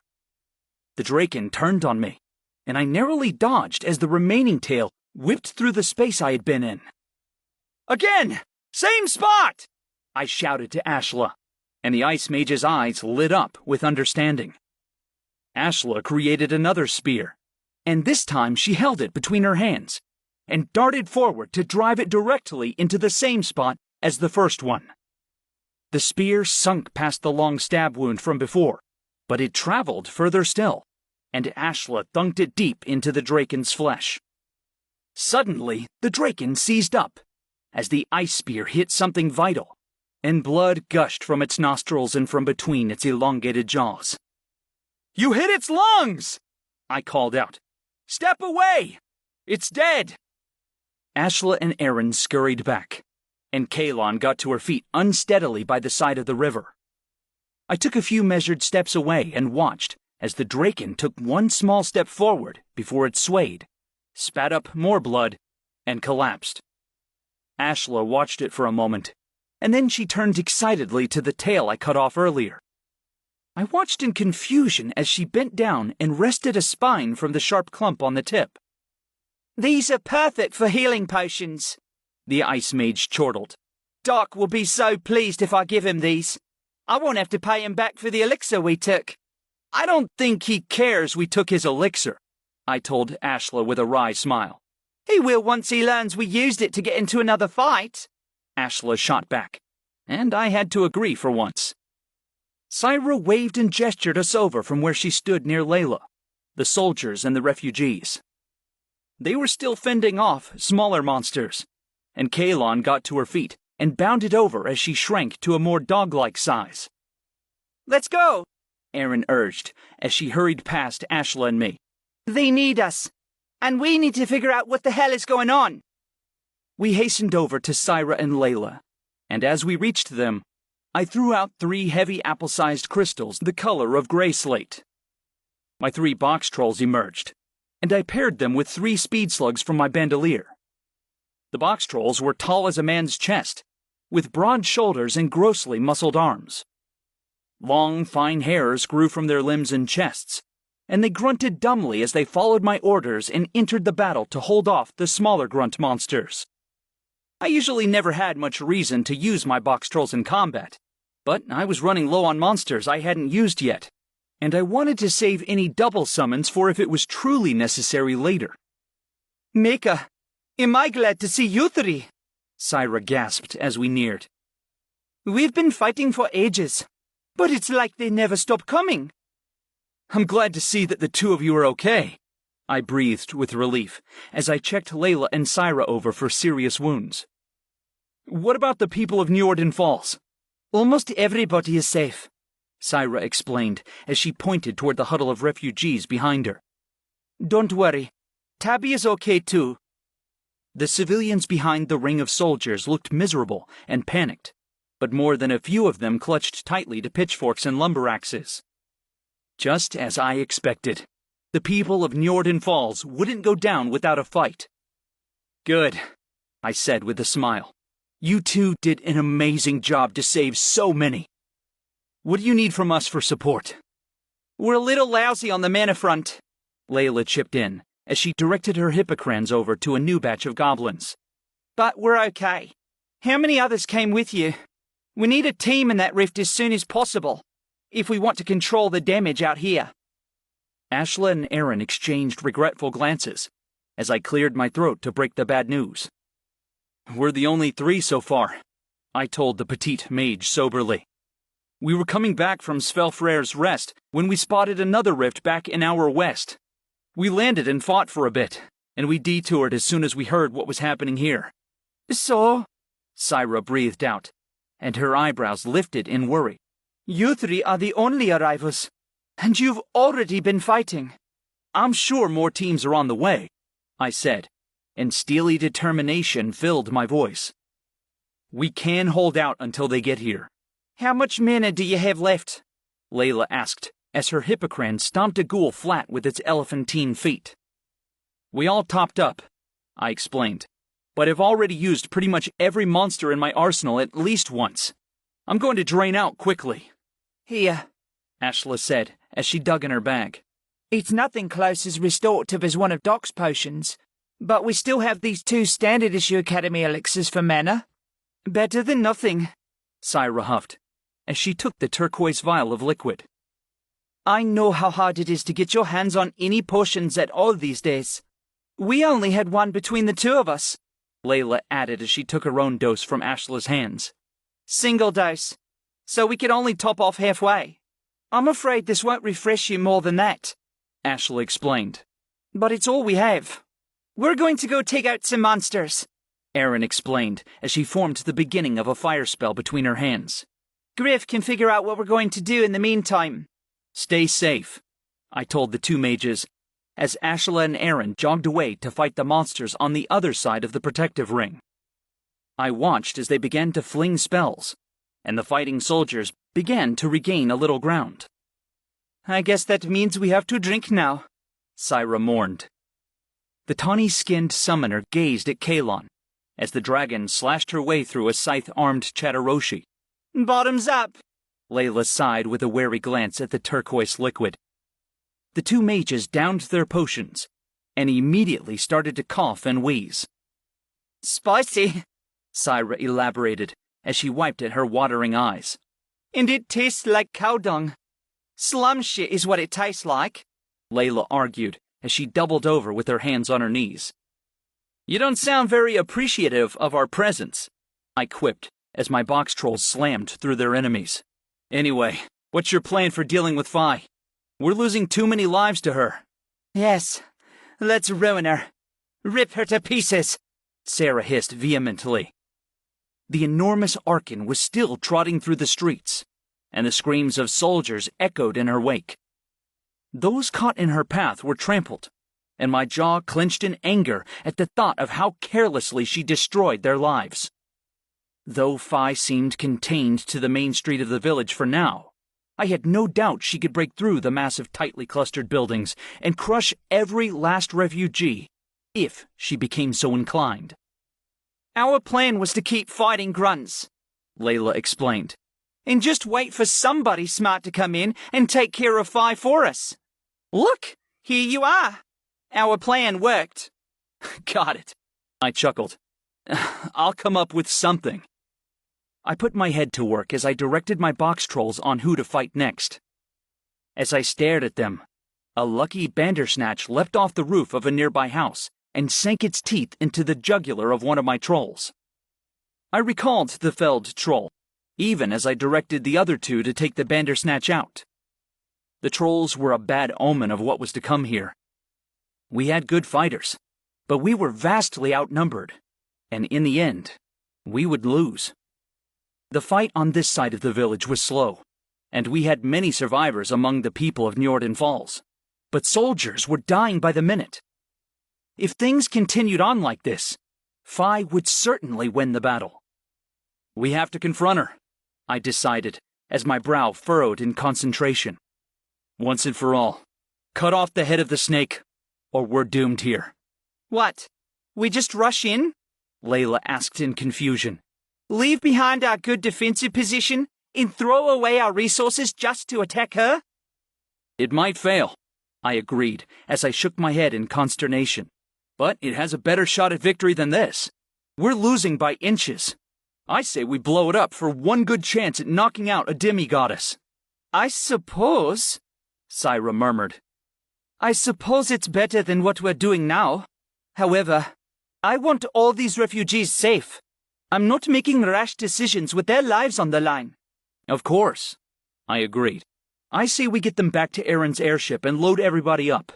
Send them off back to Varley Enclave if the ship isn't too heavy.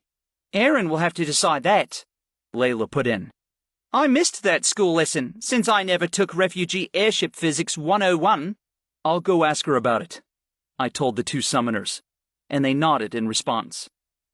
I directed my two remaining box trolls to follow me as I jogged over to Aaron and Ashla's portion of the perimeter. The Mimic and the Ice Mage were dealing with a particularly nasty ogre, and it still fought with brutal strength, despite being peppered with arrow wounds. What's up? Aaron panted between fireballs as I jogged up to her. I need your help figuring out some airship stuff, I said, and I relayed my refugee evacuation plan.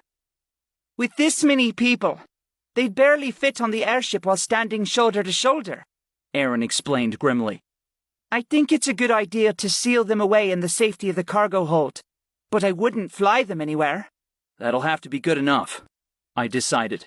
All right, let's get these villagers moving.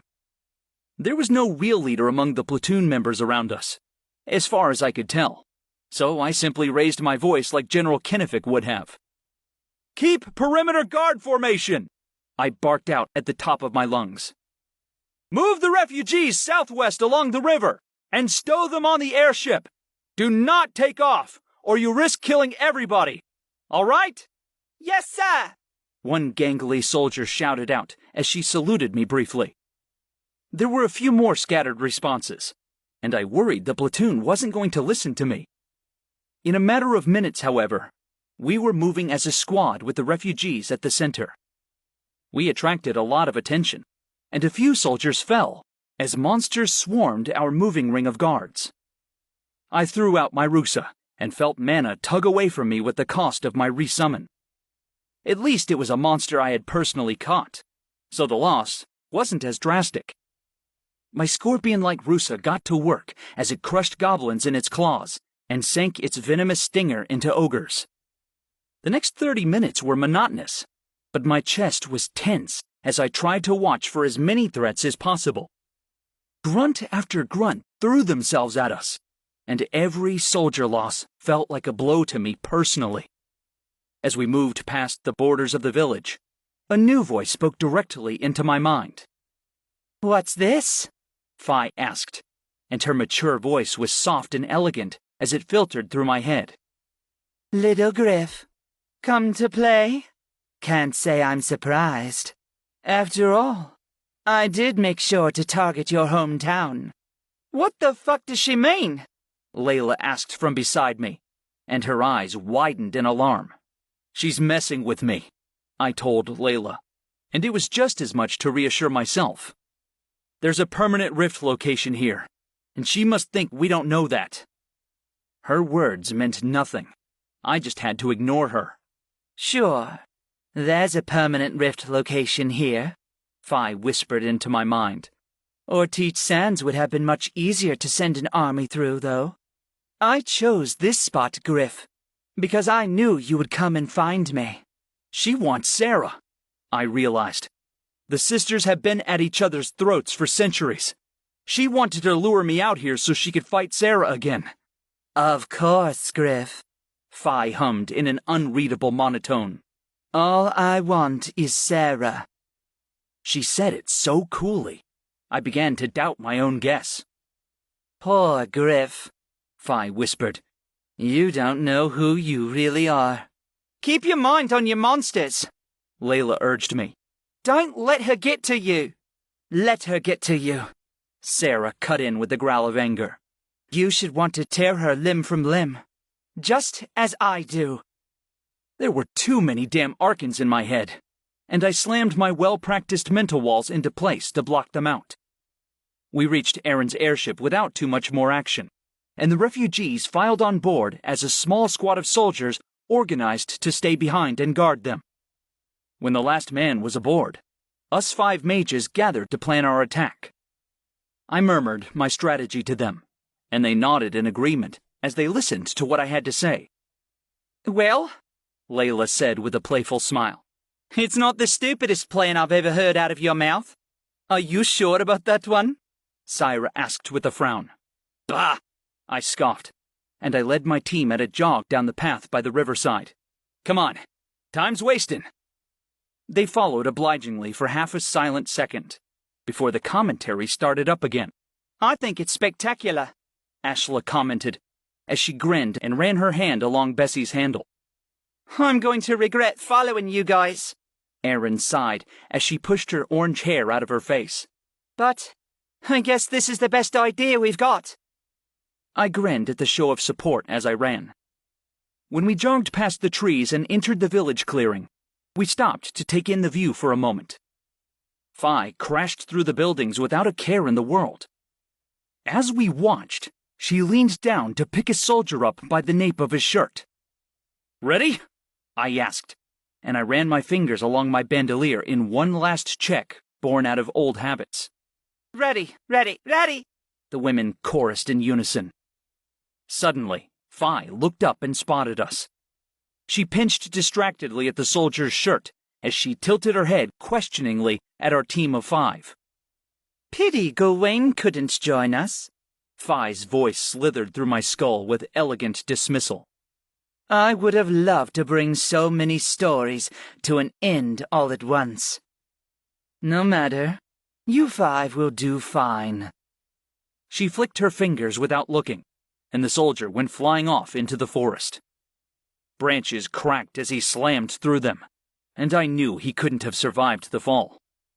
Aaron gasped beside me, and Syra flinched in response to the soldier's death. "You're going to regret doing that," I ground out under my breath, and my jaw tightened in fury as I glared at Fi. Am I? Fi asked, and she brushed an idle hand through her snow-white hair. Are you picking a fight, little Griff? "You bet your ass we are," I snapped back. Lovely, Fi replied simply. Let's see what you're really made of then. The blue-skinned Arkan crouched, and a puff of dust and ash kicked up around her feet. Then she let loose at a dead sprint. And the 50-foot angel woman came charging straight for us. Chapter 16. Fi charged us, and she smashed houses underfoot as her bare feet carved out furrows in the earth. The ground beneath me trembled as the vibrations from her approach grew stronger. Mika, help us! Syra breathed in anticipation. This wasn't in my plan. Of course, it wasn't in my plan to get into a snappy argument with the 50-foot demi-goddess in the first place. I had assumed we would stroll back to the perimeter of the village, and Fi would ignore us for long enough so I could get my monsters rolling. Still, I wasn't about to go down without a fight. "Let's kick her ass!" I barked out, and I moved my hand to a different crystal on my bandolier. I threw out an essence crystal shaped like a shooting star, and an enormous flash of smoke cleared away to reveal my Baroker. Mana drained from me as I resummoned him for the second time today, and I felt the elixir's fresh mana drain away partly. My Baroker unfolded to his full height, and I ordered him to brace himself as I gave him a speed slug for augmented fighting ability. The slug wiggled into place, and my Baroker crouched and laid his blade down as he stepped 1 foot back in preparation for Fi's arrival. Too weak! Fi boomed through my mind, and she jumped the final building before she sprinted straight for my Baroker. My Baroker held out his hands to catch Fi so he could throw her using her own momentum. It was a standard trick I learned in academy training duels, and my Baroker followed my instructions to the letter. Instead of finishing her charge normally, Fi dropped to the earth and slid forward with her feet angled drastically to stop her momentum. Dust kicked up in enormous clouds as she dug giant trenches in the earth with her heels. Fi slid straight up to my Baroker, and in a flash of a second, she planted her hands on the ground to kick directly upward into his helmeted head.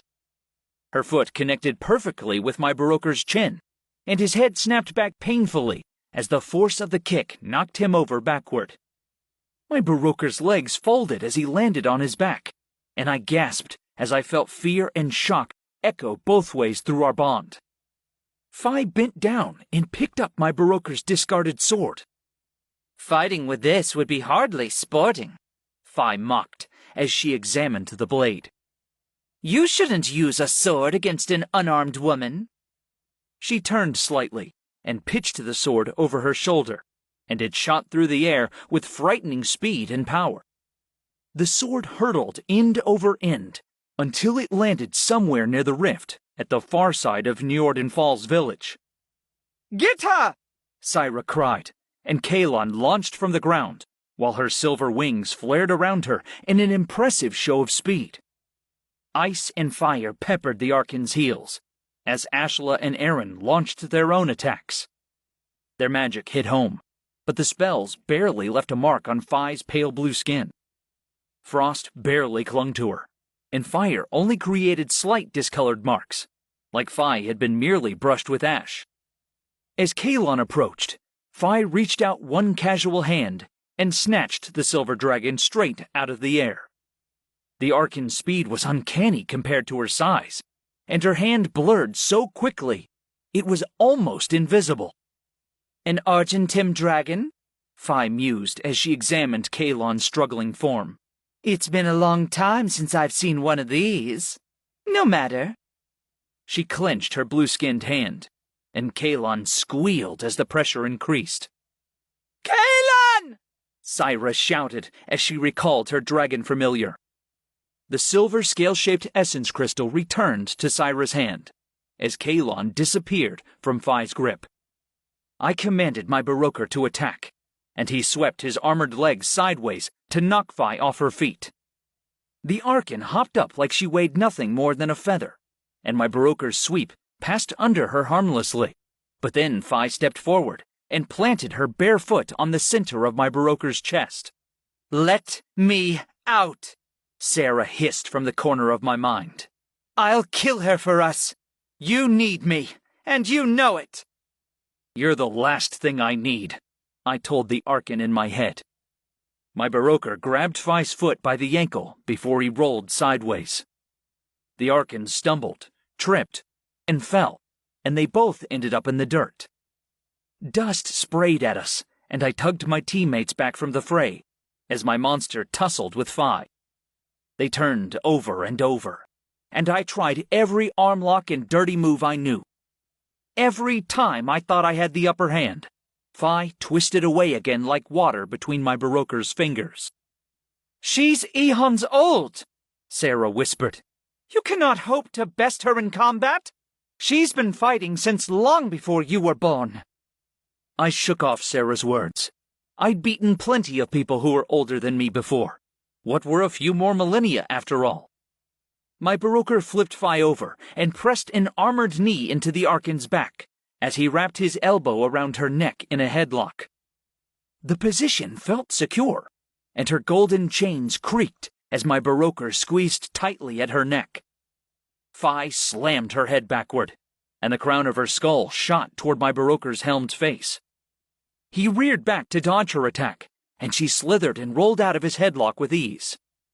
In a split second, she blurred with speed and threw him groundward. A childlike giggle echoed through our heads as Phi slammed her palm into his chest. The blue-skinned Archon dug her fingers into my Baroker, and his chest plate popped as her fingernails punctured 4 deep holes in his armor. Shit! I swore, and I commanded him to knee her in the chest. My Baroker's armored boots planted directly on Phi's tender stomach, and he pushed with all his might to throw her away. The Archon merely went with the blow, and she took a couple of steps back, until she ended in a crouch without breaking a sweat. A white-toothed smile spread across her face, and her milky eyes glowed with contentment. She's not even trying, I huffed out. I've been throwing my best spells at her, Ashla panted, as a complex ice spell glowed and rotated between her fingers. Nothing makes a dent. Nothing here either, Aaron rasped. It's like she's immune to magic entirely. I wish I could say I was doing better, but as my Baroker leveled a kick at her, she seized his foot and twisted until he slammed to the ground. The earth underneath us trembled, and I bit my lip as Phi launched herself at my Baroker with a straight-armed punch that dented his chest plate. Pain echoed through our bond as he suffered yet another blow. She was faster, stronger, and more experienced, and my mind raced as I tried to think of something, anything that would turn the tide of the battle. Layla smashed an essence crystal between her hands, and I shook my head at her. "What are you doing?" I asked in a hushed tone. She won't catch my Kachum, Layla whispered. Since she can't see it coming. Layla's bat-like familiar could deliver a pretty good electric shock after it gathered energy in its wings, and it had the added benefit of being near invisible on command. "Be careful," I murmured back. "There's no telling what she can do." "She's distracted," Layla dismissed, as her expression grew concerned. "And for that matter, so are you." Phi swung a right hook at my Baroker while I wasn't paying attention, and her fist left a deep dent in his left shoulder plate. I quickly commanded him to block her next punch, and he just barely managed to avoid a similar dent on his other shoulder. "Having fun, Griff?" Phi asked in my head. I enjoy a good fight, you know. Playing games always makes me happy. If you like playing so much, I yelled, stop killing your opponents! My Baroker backed up my words with a series of simple jabs and feints designed to confuse and tire the opponent. Fi dodged and stepped away effortlessly with perfect footwork, as she avoided every real attack and ignored every fake one. My Baroker kept his guard tight and close to his face, but she didn't throw any counterattacks. Winning without a good kill at the end isn't a win at all, Fi retorted as she weaved under another jab. Though I'll make an exception for you, Griff. I need your body for what I have in mind. Suddenly, electricity arced through the air, and fire sparked across the crown of Fi's head. The silvery outline of Layla's near-invisible Kachum still darted around Fi's face as it let loose a series of electrical attacks. Fi shoved my Baroker by the shoulders, and he was thrown backward into the copse of trees behind the two fighters. Get fucked, bitch! Layla shouted, as she commanded her Kachum to let loose incredible bolts of light directly into Fi's face. Fi leaned back and bared her teeth in irritation as the Kachum set fire to part of her snowy hair. Then the Archon ran her blue-skinned hand along the white strands, and the flames snuffed out as if they had never existed. There wasn't even a mark on her pure ivory-colored hair. A Kachum, if I'm not mistaken, Fi huffed. What an annoying little rodent. The Archon opened her mouth and breathed out a cloud of white vapor, which quickly spread and settled around her. Layla gasped, and I didn't realize what had happened until her Kachum slammed into the ground below. Its camouflage flickered and disappeared, and I caught a glimpse of the still unmoving body of the Kachum before Layla recalled it.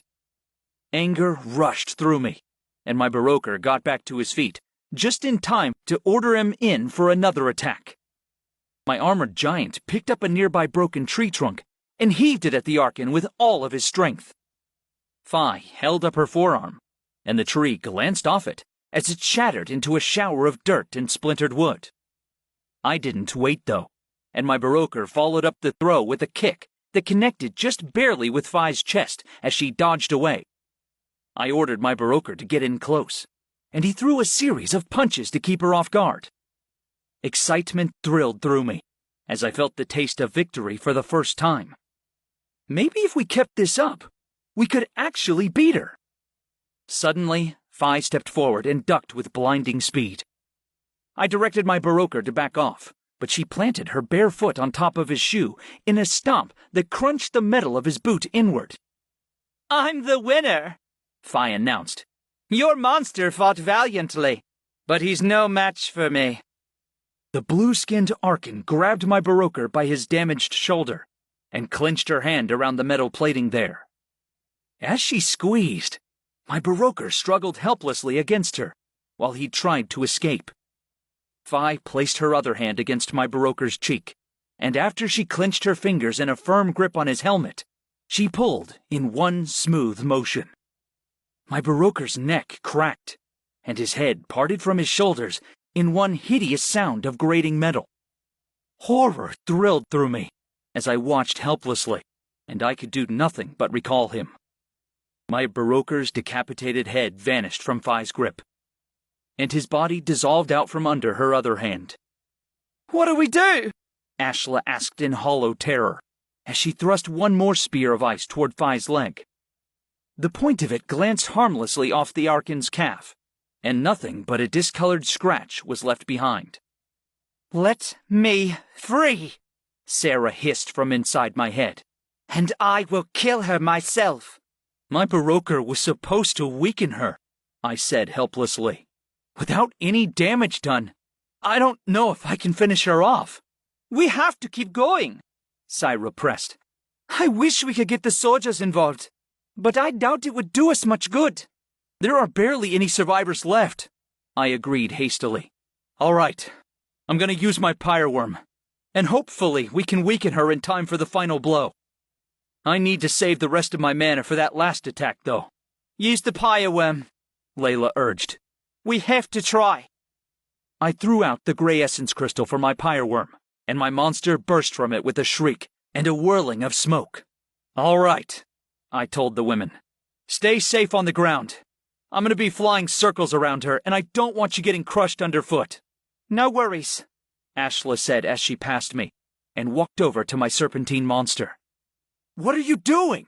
I asked as I met her at my pyreworm's side. I'm going to ride it, Ashla announced as she pulled Bessie out and rested the axe on one shoulder. If your pyreworm can't do any damage, at least my Bessie can make a dent in her. "No way," I argued. "It's not safe." None of this is safe, Ashla retorted. And sitting here wasting my mana is far more likely to get us all killed in the long run. I'm sorry, Griff, but it's not up to you. I watched in shock as the ice mage rested her hands on my pyreworm's flank as she waited for me to command him to bend down. "Wait," I said brusquely. "If you're going to do this, we have to take Erin. She knows how to fly better than I do, and my pyreworm has experience in listening to her." Erin was already ahead of me, and she joined us by my pyreworm's side.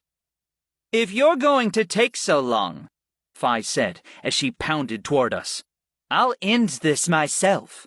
"Shit!" I swore. "Let's hurry!" I ordered my pyreworm to bend down, and I helped the two girls mount it before I followed them and clambered aboard myself. I won't fail, Erin told me as she leaned forward to speak into my ear, and her voice was steely with determination. Trust me on this. I won't. "I trust you," I said as my pyreworm spread its shadowy wings wide. "You'll keep us all safe." My pyreworm crouched, and it burst from the ground with powerful wing beats as it took to the air. Fi stopped to watch my monster fly toward her. 4 for 1, she observed in her mature, elegant voice. More fun to destroy. As we flew, I slipped a speed slug crystal from my bandolier and cracked it between my hands to release the monster within. I attached the speed slug to my pyreworm's neck, and we instantly picked up speed. The wind whistled as we cleaved through the air like a knife through warm butter. My stomach lurched as we dipped and wove, and we avoided a clear path to keep Fi from knowing where we would be next. Ashla was sitting behind both Erin and me, and she twirled her axe menacingly as I directed my pyreworm to shoot past Fi's face. As we did, the ice mage thrust her double-bladed axe outward in a display of pure muscle, and the weapon sheared a section of Fi's snowy hair off as we passed. A fine pink line about 2 feet long opened on Fi's cheek, and red blood trickled from the wound. You're starting to get on my nerves, Fi hissed, and real anger filled her voice this time. She breathed out another cloud of white deadly vapor, but Erin pressed against me to direct us as we twisted away from the cloud and into clean air. Fi swiped out an eager hand to catch us, but Erin turned us away in a teeth-chattering upward pull that made my head feel strange with the force. We leveled out just in time to sweep past Fi's face again, and Ashla laid open an identical scratch on the Arkan's other cheek. Fi's golden chains rattled as she snatched toward us again, with growing anger. But we dipped out of the way smoothly, as Erin guided me from behind. You're lucky I need Griff alive, Fi snapped, or I'd crush you all like fleas. I don't buy it, Erin replied in my ear. We've got this. We rose again as the pyreworm made it as if to do another flyby, but Fi was expecting it this time. Her hands snapped up toward her ears, and she turned her palms toward us as she prepared to snatch us out of the air. Instead, my pyreworm dropped straight down and darted directly under Fi's upper arm. Ashla laid her axe heavily into the soft flesh of Fi's upper torso, and her blade cut deep until it glanced off a rib bone and bounced away. The black fabric of Fi's leotard split open, and blood flowed out readily to drip onto the ground below. The ice mage rested her axe back under her control as we peeled away behind Fi's back. As we went, Erin threw out a gout of fire that seared a flaming line across the lower portion of Fi's long ivory hair. The blue-skinned Arkan shrieked and twisted around to try to grab us, but my pyreworm dropped again and twisted between her bare, pale legs. I snapped my Rhine dagger into my hand as we brushed closely past Phi's leg, and I ripped a clean line through the soft meat of her thigh as we went. Blood gushed from the wound as my knife sliced clean through the dermal layers, and Phi swung her leg around to kick us. "We're going to get hit!" Ashla screamed over the sound of wind in our ears. She was right. The kick was inescapable. I crushed my bullet bass crystal between my hands just as the blow neared. Metal covered our skin in the instant before Phi's shin connected with my pyreworm, and my chrome-coated monster took the blow. We hurtled through the air as we lost control of our momentum, and the ground flew up to meet us rapidly. I took off the bullet bass coating to give my pyreworm every ounce of lift it could use, but we still continued to plummet. I caught a glimpse of Layla and Syra's terrified faces as we whirled, and then they vanished again in a blur of movement. If I didn't do something drastic, we would crash into the earth at full speed. Suddenly, Aaron clutched tightly to me to show me exactly how to bend the tail and move the wings. We spun uncontrollably for a few seconds before her careful directions took effect, and my pyreworm leveled out with muscles that trembled in effort. A shock of pain rippled through the bond between us, but I checked on my pyreworm's condition carefully and decided nothing was broken. We could still fly unhindered, so we couldn't afford to rest now. "Another pass," I murmured to Aaron, and the mimic nodded tightly. We climbed high and stayed clear of Phi while our speed was still low. My pyreworm gained back its strength as we flew, and the trembling in its muscles faded. "You humans are like gnats," Phi snapped as she watched us fly. "Buzzing around, pestering people. Good for nothing except breeding and dying in the span of a sunrise. It makes it all the more infuriating that you stole my world from me." We climbed higher still, and the wind whipped at us as we spiraled overhead of the Arkan. "When I get a hold of you, Griff," Phi continued, "I'm going to rip Sarah out of your mind myself. When I seat my mind in her place, there will be nothing left to keep me from reclaiming my rightful land." "Why do you want me so badly?" I shouted into the wind, but my voice tore away on the air, and I doubted she could hear me. "Griff," Sarah spoke up, "you cannot let her win. At all costs, you cannot let her take your mind. She'll cripple us both if she gets what she wants. Your mind will never be whole again. Not with that kind of brute telepathic attack." I would rather die than let Phi in my skull. I saw what she did to Gawain, and I had no doubt it would be even worse with me. "Good," Sarah whispered. "Remember that. When she's about to win, you always have a way out by freeing me." "She won't win," I told Sarah firmly. "Why the fuck does Phi want in your head so badly?" Ashla yelled. "I don't know," I shouted back honestly, and frustration rose within me.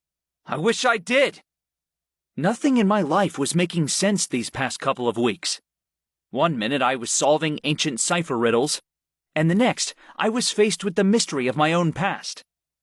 My parents were named, but they were unfindable. My birth village was gone, but there was no record of it ever having existed. Now, Phi was going to lay ruin to the entire Earth by starting in my hometown, for the express purpose of drawing me in. I didn't have any idea what to believe anymore. "Dive!" I shouted as I shook off my misgivings. "Let's give her hell!" My pyreworm folded its wings and dropped like a rock. The three of us clutched tightly to its spikes as our legs lifted up with the force of the fall. Tiny adjustments of my pyreworm's folded wings and tail sent us spiraling in completely different directions, and I knew we were nearly impossible to track reliably. Phi breathed out a cloud of deadly vapor, and it spread like a protective layer over her head. It was difficult to see her through the wisps of white, but I still had my eyes on my target. "Everybody, hold your breath!" I yelled as we neared the cloud. I took a deep gulp of air, and we shot through the white mist as a puff of vapor parted before us. Once we were through, I released my held breath and thanked the Maker I'd been right about how it worked. Phi's eyes widened in surprise as we zipped unscathed through the mist, but she had no time to react. My pyreworm shot directly past her face, and Ashla had her axe primed and ready. Bessie's ice-honed blade carved a deep furrow from the middle of Phi's forehead, through her right eyeball, and halfway through her cheek, before it jammed up along the cheekbone. We were going too fast for Ashla to regain her grip, however, and the axe tore free from her hands as we zipped past our target. Immediately, Phi began to shriek and rage. My face! My face! She screamed as she covered the right side of her face with her blue-skinned hands. Phi ripped Bessie free from her cheekbone by the haft, and in a second, she crushed the axe in the palm of her hand. Metal powder crumbled away between her fingers, and Ashla yelped at the sight. Bessie! The Ice Mage cried out mournfully as she watched her axe blow away on the wind. How dare you! Phi bellowed in our heads with ear-splitting volume. I'll destroy you all! Insolence does not begin to cover your actions today. When I get through with you, there won't be a shard of bone large enough to bury. Another pass! I yelled to Aaron. Closer this time! We only have my daggers left! Are you sure? She responded with worry. Maybe this is where we move on to the next step of the plan. She could be weak enough like this. Look, I pointed out, and the mimic's eyes flicked up to watch the Archon. Phi had regained control of her temper, and she removed her hands from her face. Blood dripped down her fingertips and painted her chin red, but the wounds themselves no longer flowed. Her wounded eye ran pink with bloody tears, and I doubted she could see out of it, but her eye wasn't even swollen shut. She seemed able to ignore it as easily as a human would ignore a paper cut. Micah! Ashla breathed. My poor Bessie is gone. And for what? She's barely even bothered. She's bothered, all right, I answered. Her pride is hurt, even though she's just as good at fighting with one working eye. So we take the other one out, Aaron continued grimly. We take the other one out, I confirmed. One more pass this time with the daggers. Let's do it, the orange-haired mimic agreed with determination. My pyreworm dashed low to the ground away from Phi, and I gave the signal with waving arms as we flew. There, Syra and Layla crouched among the trees at the sidelines of the battlefield, and I saw them signal back as they got my message. Suddenly, a white-scaled monster flashed out onto the field. It was built like a snake, with a wide flat head, no eyes, and small segmented legs that jutted out from its sides. Syra's petripede was dazzling to look at in the sun, but its gleaming scales were nothing compared to its ability to stun and blind an opponent. I'd seen Syra use it successfully on some bandits when I first met her, and I knew how potent the ability could be. Accompanying Syra's petripede was Layla's Kachum, though it was difficult to see it, even when I knew where to look. Layla folded her legs underneath her and sat on the ground as the toll of using so much mana took hold of her. At least Syra hadn't summoned the petripede yet today, so she had just enough mana left to control it, which would be a difficult task. Unlike Layla's familiar, which was easy to manage even at long distances, Syra's management of the petripede would be stretched to its very breaking point as it got further from her. The silvery outline of Layla's Kachum fluttered on the wind and grew until it was big enough to load the petripede onto its back. The white-scaled petripede winked out of view, and both monsters were practically invisible now. So far, so good. Layla's Kachum had the ability to grow and shrink at will, but even at its maximum size, it would have a difficult time flying while laden with the petripede. It was up to us to distract, stall, and protect them until they were close enough to Phi to attack. The pyreworm swept back toward the blue-skinned Archon, and we engaged her for a while by flying wide circles around her. We never got close enough to attack, but we also weren't close enough to be caught, and that was good enough for now. Fi's face formed into an angry snarl as her rage at us grew. You run only because you know you can't win, Fi snapped through our minds. Suddenly, a telltale flutter of a silvery outline caught my eye close by, and I knew the Kachum was close enough for the final moment. I ordered my pyreworm toward the Archon, and with Aaron's careful guidance, my monster darted just over the top of Fi's head. Fi looked up with her eyes wide as she reached to snag us, but it was then that the Kachum flickered into view, just in front of her face. Then the Petripede released its flash. Blinding light filled the clearing, but my pyreworm flew true and straight, as its eyeless face kept it protected. Yellow piercing light filled my vision despite my own tightly shut eyes, and I waited for it to fade before I dared to open them again. When we zipped around the side of the Archon's head, the Petripede was already recalled. I was amazed Syro was able to control it so well at this distance at all, and I knew she was probably exhausted now. Fi was struck temporarily blind by the Petripede's attack, and now was our chance to take out her other eye. Once she was fully blind, then we'd have a fighting chance. I unsheathed my daggers to give the blow, just as we skirted past her ear, and I raised my Rhine dagger high as I gripped the hilt tightly. Suddenly, Fi's hand rose up and slammed into us. I felt bones crunch as her palm connected with my pyreworm's flank and left wing. Her fingers slammed into my left leg, and I yelled in pain at the full force of it, bruising my bones in my foot and leg. The angle was even worse for Ashla and Aaron, and the two mages screamed in agony as Fi's fingers crushed into them.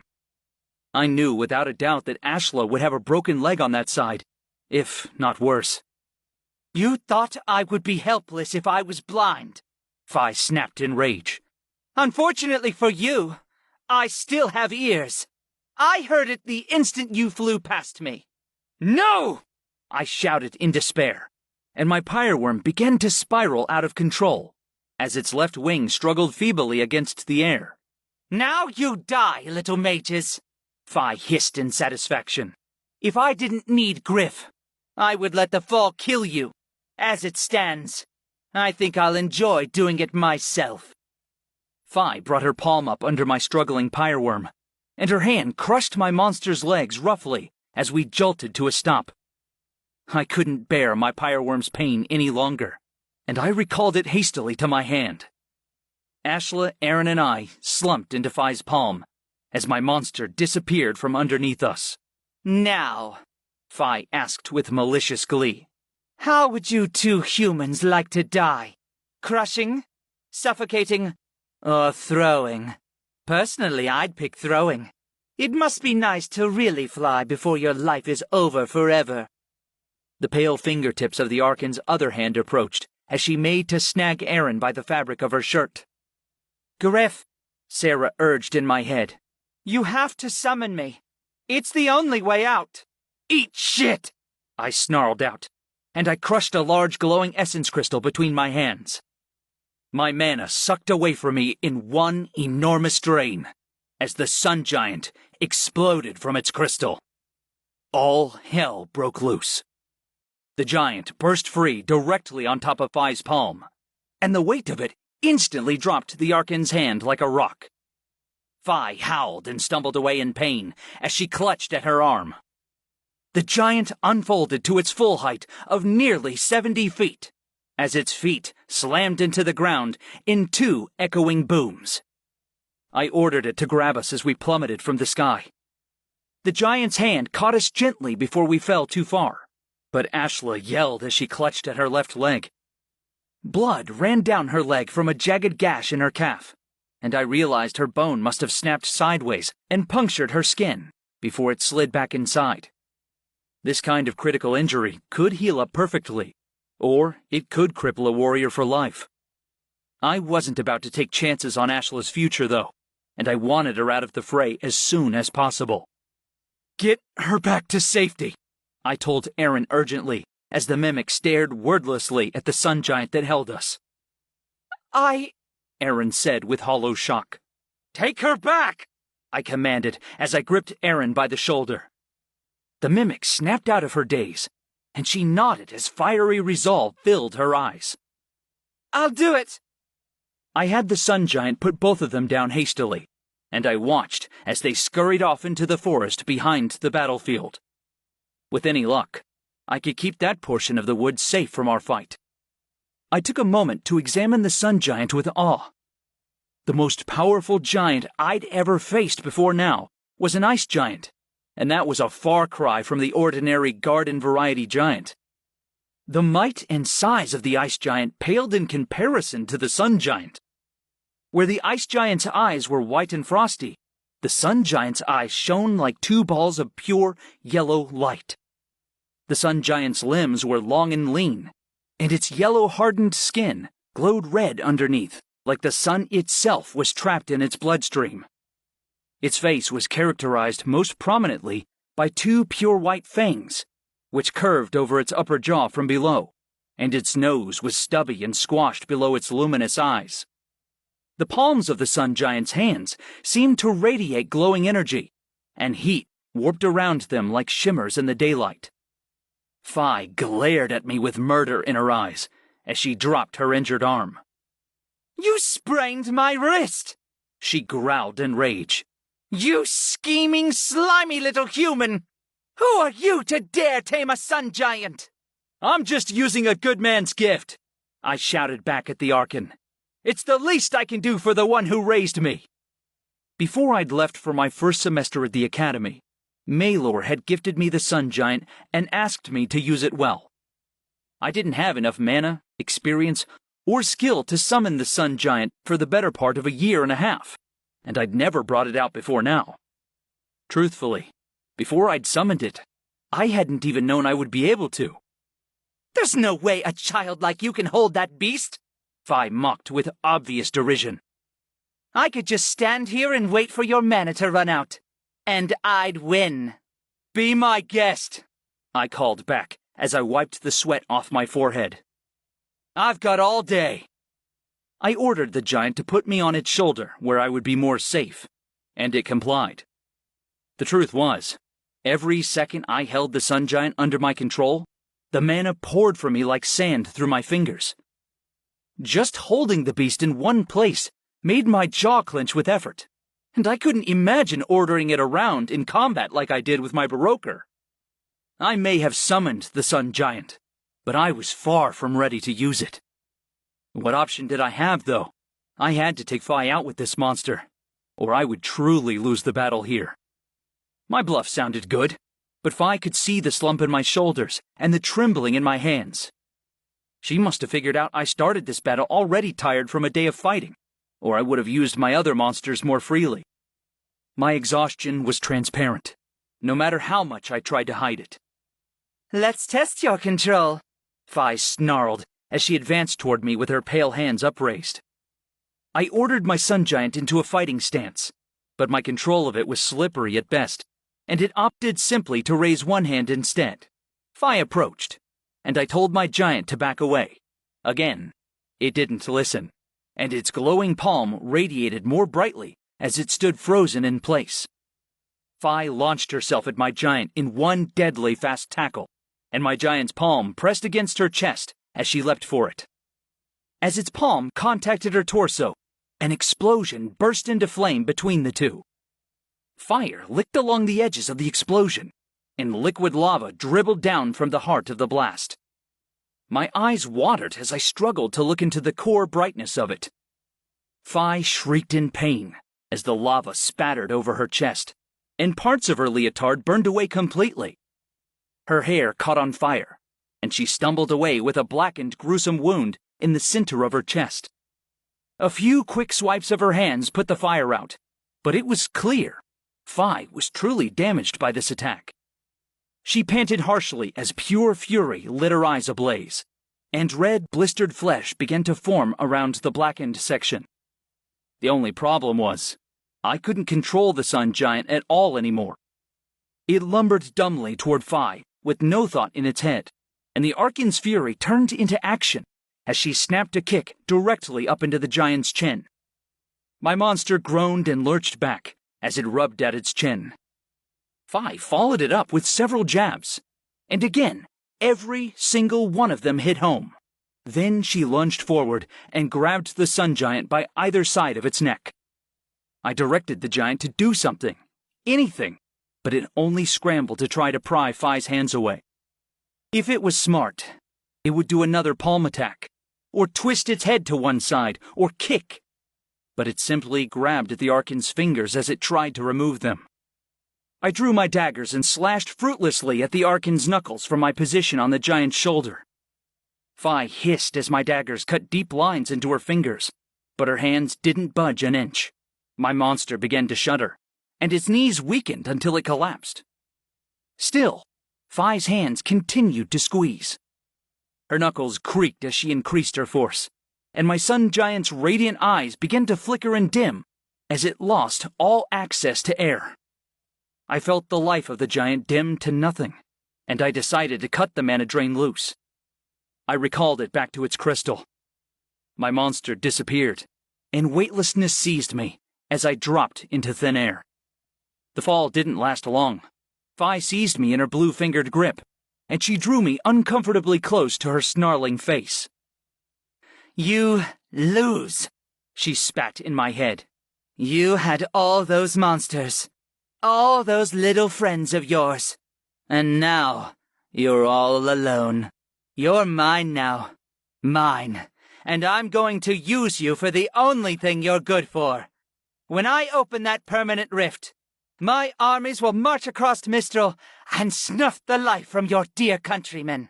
When I'm done with them, I'll move on to the rest of humanity, and your sickness will be stamped out for good. No child will be spared. No mewling infant will sway me to mercy. Mankind slighted me, and now all mankind will pay. Rage flared inside of me, but frustrated curiosity warred with it almost as strongly. "Why do you need me?" I asked as I grew desperate for answers. Why don't you ask Sarah? Fi sneered back. After all, it's not like she chose you by accident. Sarah just wanted a strong summoner to possess, didn't she? I assumed she tried to overpower me instead of Syra or Layla because she had a much better chance of seducing a man. Wasn't that why the Archon chose me? There is a power within you, Sarah whispered in a voice that teased at hidden knowledge. You have unique potential, Griff.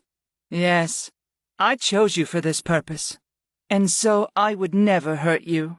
Think of this, and make the right decision now. Free me, and I will destroy Fi for the both of us. Silence! Fi demanded with a smirk. You're finished, dear sister. Griff's power will be mine, even if I have to tear his mind to shreds to get it. Suddenly, Fi's vice-like grip around me tightened, and a simultaneous shock of pain shot through my mind as I felt the blue-skinned Archon pry at the walls of my willpower. She was blunt and wild in her actions as she battered at my mind, but I began to shudder with the pain of it as she chipped away at my defenses. Let me free, Sarah insisted urgently. Summon me, and I will kill her myself. Use your head, Griff. This is the only option left for both of our sakes. I couldn't let Sarah win. Not after so long. But Fi's grip around my body was beginning to make me dizzy with lack of air. As my vision blurred and darkened, my mental defenses began to soften. Slowly, Fi was beating me. I twisted weakly in the blue-skinned Archon's giant hand as I struggled to free myself, but I didn't even have an inch of space to gain. Sparks of random color began to pop before my eyes as my chest heaved ineffectually for the air it couldn't draw in. Do it, Griff, Sarah's voice insisted distantly. Summon me! No, Griff, Fi gloated. Give in to my power. I'm the stronger of us sisters now, and I will have you no matter how long it takes. Why drag out the pain? Do it. Give in. My vision blurred into one streak of colorful darkness, but I clung to consciousness with iron determination. Do it! The voice in my head insisted. Was it right for me to make a choice? Was there really a lesser of two evils here? And was it worse to let both into the world? I sparked the mana inside me, and I reached for the one summon that could possibly win me this fight. I set Sarah free. Chapter 17.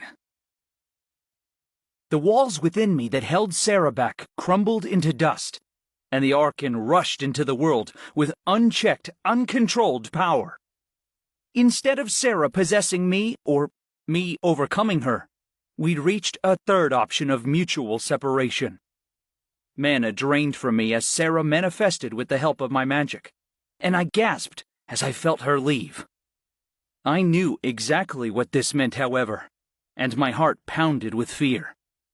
Sarah was out in the world with nothing to control her, and I would pay for it if she beat Phi. I was used to the familiar flash and whirl of smoke that accompanied a summon, but this was immediately different. Instead of Sarah appearing simultaneously, a cloud of black smoke flowed from the wing-shaped marking on my back. I'd had that tattoo-like pattern on me ever since Sarah first possessed my mind, and now it flowed away like liquid shadow to hover atop Phi's knuckles. No! Phi snapped in wild anger, and her fist clenched around my chest.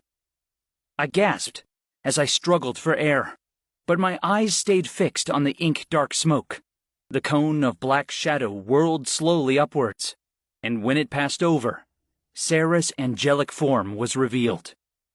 The shadows parted to show her bare toes, ankles, coal-colored outfit, and it continued all the way up her midnight black hair. Hello, dear sister, Sarah crooned, and she stretched her arms theatrically, like a woman waking up from a long nap. You always did have a flair for the dramatics. But this is just gaudy, isn't it? Tall as a building, all telepathy, and no actual speech. You're truly impressing every dirt-groveling mortal you come across.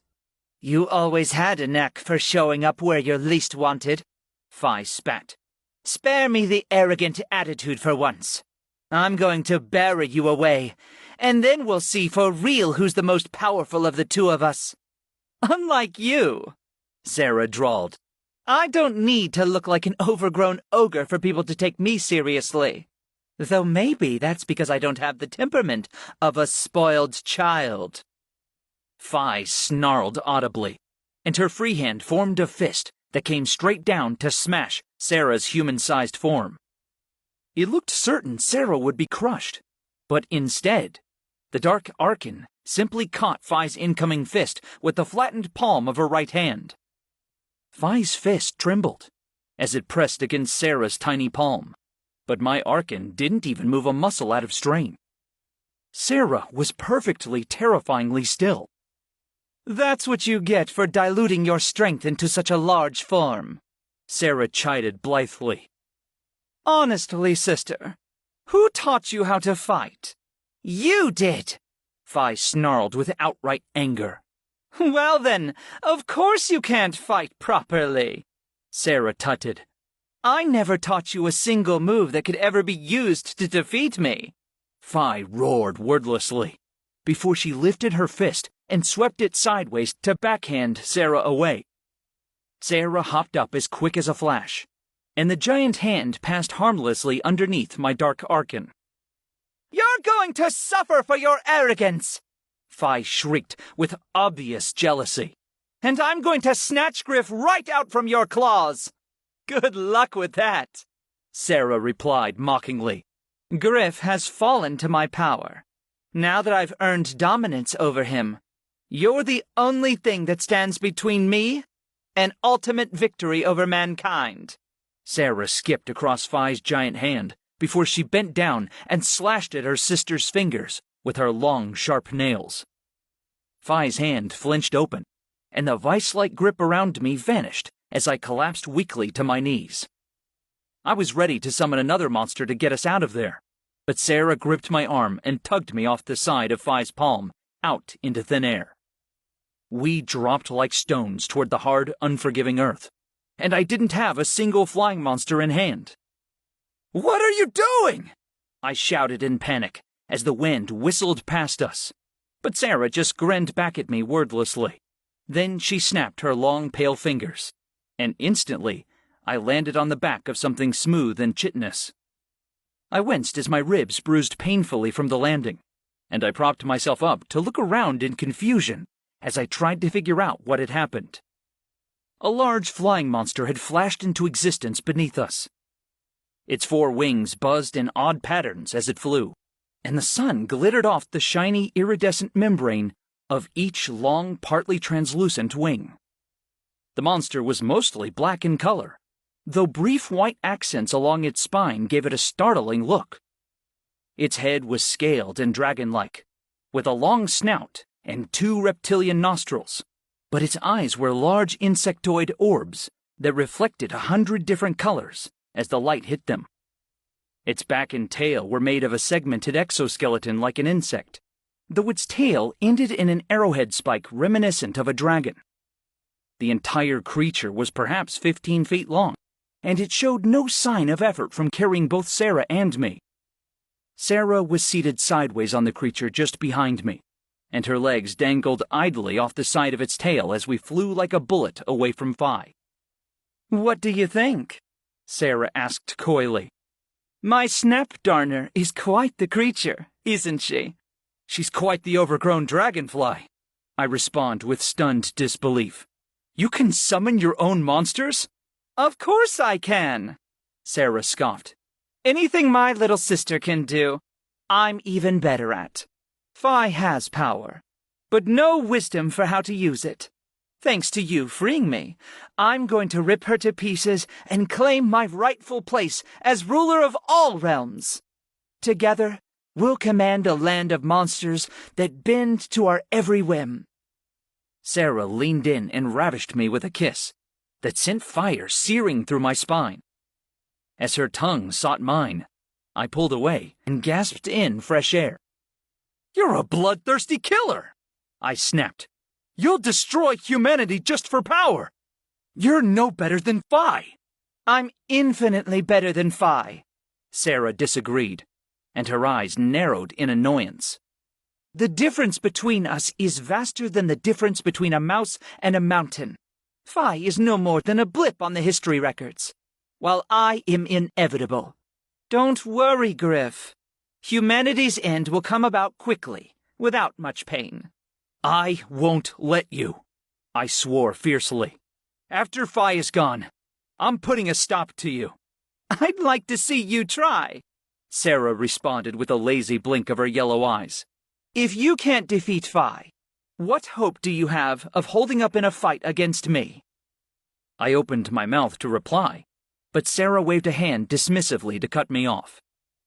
The snapdarner turned suddenly and zoomed back toward Phi as the blue-skinned Archon thundered toward us on giant feet. "We'll see if you can even beat Phi!" I yelled over the roaring wind. "So far, you don't have me convinced." "Simply watch," Sarah hissed as her yellow eyes narrowed at her sister. "and you'll see." Sarah snapped her fingers again, and a new monster flashed into existence on the ground below us. It looked almost like a wild boar, though it was maybe 30 or 40 feet long, and larger than an elephant by a long shot. 2 wicked tusks curled from its lower lip, and each tooth gleamed ebony black in the light. The beast's irises glowed the same yellow color as Sarah's eyes, and its black hooves left imprints of festering black liquid in its wake. "It's tar," Sarah explained without waiting for me to ask. "Stepping in the Bragura's path is a sure way to lose to me." "How many monsters do you have on call?" I asked as my brow furrowed into a tense knot. The snapdarner buzzed and swerved underneath us, and I clutched at its segmented carapace to keep my balance. "Just 3 monsters," Sarah answered easily, and a smile curved over her luscious lips. 3 is all I need." The Bragura suddenly charged, and dust flew behind it as it left a trail of sticky black hoofprints in its wake. Phi's giant form crouched in response, and the blue-skinned Arkan braced for the boar monster's arrival. Her ivory-colored wings usually stayed tucked against her back, but she spread them to balance herself as the Bragura approached. The final feet between them disappeared, and Phi met the Bragura halfway as she lunged to catch it by its ebony tusks. She underestimated its power, however, and the balls of her feet skidded through the grass as she fought to maintain her position. The Bragura tossed its head, and its right tusk gored a huge slash across Phi's stomach. Blood spattered onto the ground, and the Arkan bared her teeth in a snarl as she pushed against the monster's tusks. "This old trick?" Phi growled through our heads. "You forget, sister. I haven't been imprisoned for centuries, and things have changed since then." Phi twisted her hands sideways, and one of the Bragura's tusks cracked loudly before it snapped entirely in half. The Bragura squealed, and Phi flipped the broken tusk around in her hand before she stabbed it forward directly into the monster's snout. The Bragura erupted into pained squeals that made me flinch with their volume. The beast stumbled away from the blue-skinned Arkan, and black blood dribbled from its face as it did. Sarah hissed and recalled her monster with a quick gesture, and the Bragura vanished from the field. "Better to rest it than waste its life on a fight it won't win," my dark Arkan murmured. My breath caught in my throat at how quickly Phi had gotten the upper hand. If Sarah was down to only 2 monsters now, how could she possibly hope to win? As if to underscore my point, Phi snapped her huge fingers, and a monster of her own flashed into existence by her side. It was about the size of a large cow, and it was neon blue and amphibian-like, as far as I could tell. Though its skin was slimy and smooth, it had a long narrow tail that ended in an odd tuft of feathers. 2 pointed feathered ears sprouted from its frog-like head at an angle, and its cheeks bulged and shrank repeatedly as it fixed its unblinking eyes on us. "What the hell is that?" I asked as I leaned over the side of the snap darner to get a better look. "I haven't seen this one before," Sarah mused. "though it appears to be a blue variant of a Venlusi, which frequent the southern regions far from Mistral. If it has the same abilities as a normal Venlusi, its skin is venomous, and its retractable tongue is powerful enough to reel an enemy in." "In other words," I groaned as I stared down at the Venlusi, "we're in trouble being this low to the ground."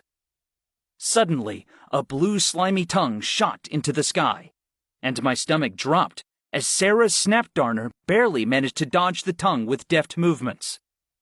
"You're old, sister," Phi shouted mentally.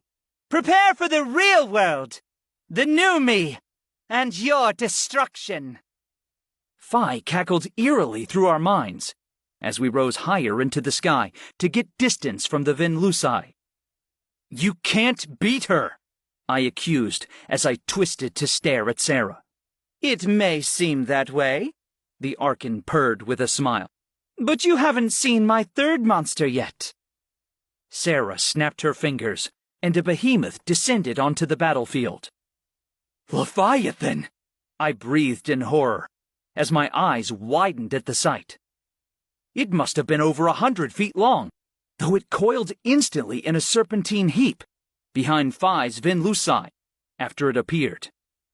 The Leviathan's fish-like hide was dark gray and rough, and a tiny sliver of a yellow eye gleamed from its giant head. Dozens of thick muscular tentacles split off from its main body, all along the 2/3 of its length, and 2 bony frontal fins propped the creature up partially. Its tail ended in a whale-like fin that lay flat on the ground, and its mouth was a mass of writhing tentacles. I caught a glimpse of a bony, beak-like part within the mouth tentacles, and I shuddered to think of it closing around an enemy. The Leviathan lunged, and in an instant, it seized the Venlusi in its long body tentacles. Those limbs squeezed with terrifying power around the Venlusi's body, and the frog-like monster struggled to free itself with helpless desperation. In an instant, the tentacles twisted, and the Vinluci's bones crackled before it shivered and died. You fool! Phi gloated. Your Leviathan is poisoned now. Good luck winning with only a Snapdarner and an injured Bregura. Really? I'm the fool! Sarah shouted in a querying tone, and I frowned in perplexity at the exchange. The tentacles the Leviathan had used to strangle the Vinluci suddenly blackened and shriveled, and I watched in shock as they dropped off the monster's body entirely. The limb loss seemed to not affect the Leviathan at all, and the only damage was a series of slightly lighter calluses that formed on the monster's body where the tentacles had once attached.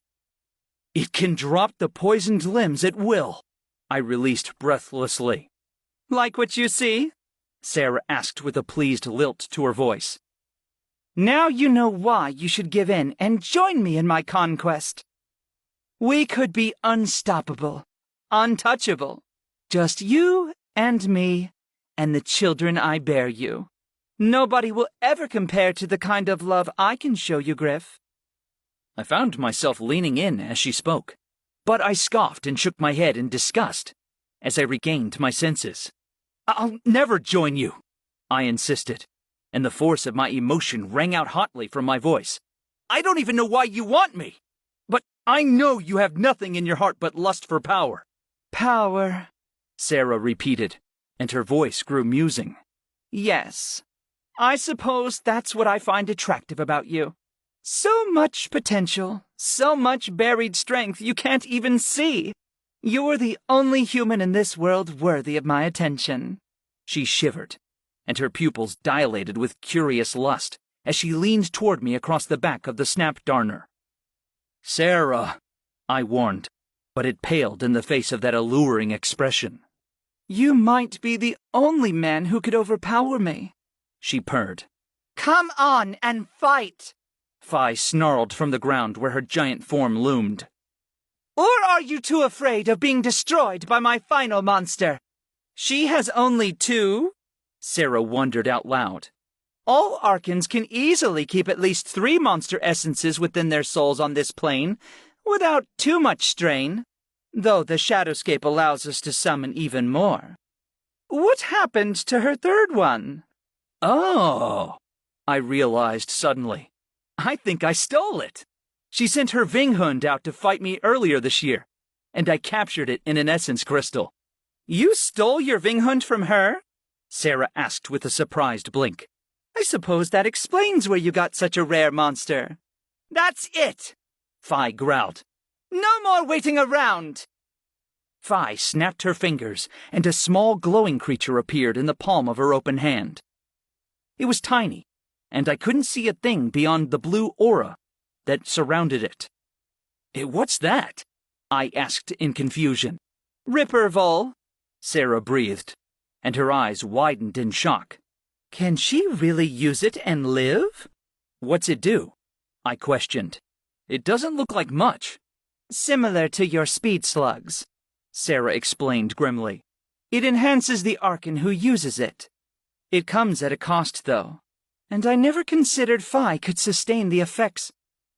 Quick as a shot, the Rippervol scampered up Phi's arm and settled at the back of her neck, where it disappeared under the Archon's snow-white hair. The blue-skinned Archon flinched briefly, and I imagined the Rippervol attaching to her with sharp rodent teeth. Yes, yes! Phi bellowed as she stretched out her arms. Face me now, and die! Her white wings spread out at her sides, and Phi's blue aura suddenly swirled with shocks of blood red that overtook her natural color and turned it muddy and vile in appearance. Meanwhile, Phi's blue skin underwent a similar change, and it darkened to a sickly shade of indigo gray that reminded me of rotting flowers. 2 scarlet bony horns burst from the Archon's forehead, and her muscles rippled into bulging unnatural sizes. She smiled, and I noticed every one of her teeth had lengthened into pointed curving fangs. Behold! Phi gloated. and the telepathic power of her words seared into my brain like a scalding iron. Your destruction awaits! She laughed in a hoarse, blood-curdling voice, and I flinched as the sound of it washed over me. "How bad is this?" I asked Sarah, as dread settled in the pit of my stomach. This is the worst-case scenario, Sarah responded, and worry colored her voice for the first time. My Leviathan is strong, but it's not precisely meant for fighting out of the water. The Rippervol's effects are powerful, though they are slightly different for every Archon. It's impossible to say if I can wield it properly, but if she can, we're in trouble. Phi charged Sarah's Leviathan, and her hands met its large tentacles halfway. They struggled for a moment, and then Phi dipped her head to slash a long wound along the Leviathan's upper body. Sarah hissed and recalled her Leviathan with a hand gesture. "Aren't you worried about the mana it will take to send it out again?" I asked with concern. It's different for the monsters Archons summon, Sarah explained distractedly. In the human realm, it doesn't take me any mana to summon them, but my monsters don't heal instantly like yours would. It might be days before my Bragura regrows its tusk. I marveled at Sarah's easy admission of such important information, but I shook off my awe as my mind raced over possibilities for how to handle this situation. We had a difficult fight ahead of us, for certain. Right, I decided. Time to bring out the support team. I snagged 4 essence crystals from the lower end of my bandolier, and I tossed them out as one big group. I watched as they dropped out of sight toward the distant ground below. Then I snagged 9 crystals from my pouch with a bit of searching, and one by one I threw those out as well. "What are you doing?" Sarah asked in bafflement. "Building your Leviathan in ocean," I explained with a grunt of exertion as I directed 13 monsters at once.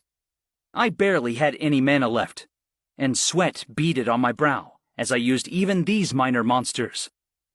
Resummoning anything large would likely knock me out instantly if I tried it. My first 4 monsters, the drill moles, quickly burrowed into the ground far below, and I watched the ground churn as they rocketed through dirt and stone to loosen it one layer at a time. As soon as they started, my other 9 fish-like creatures got to work. Truly, I was impressed by the 2-legged fish I had picked up in the crosslar. I doubted the actual applicability of my plan, but the fish spread out in a line on their weak land-capable legs, and water gushed from each one by the gallon as it flowed without fail into the churned earth. Loosened dirt quickly turned to mud, and soon the entire clearing was morphing into sloppy, unstable ground. "Ridiculous!" Phi mocked as she stepped back from the growing sludge of mud and water in the clearing. "Are you going to filth me to death? Let me show you what a real attack looks like." Phi snapped her wings open, and muscles bulged in her torso and shoulders as she launched herself from the ground.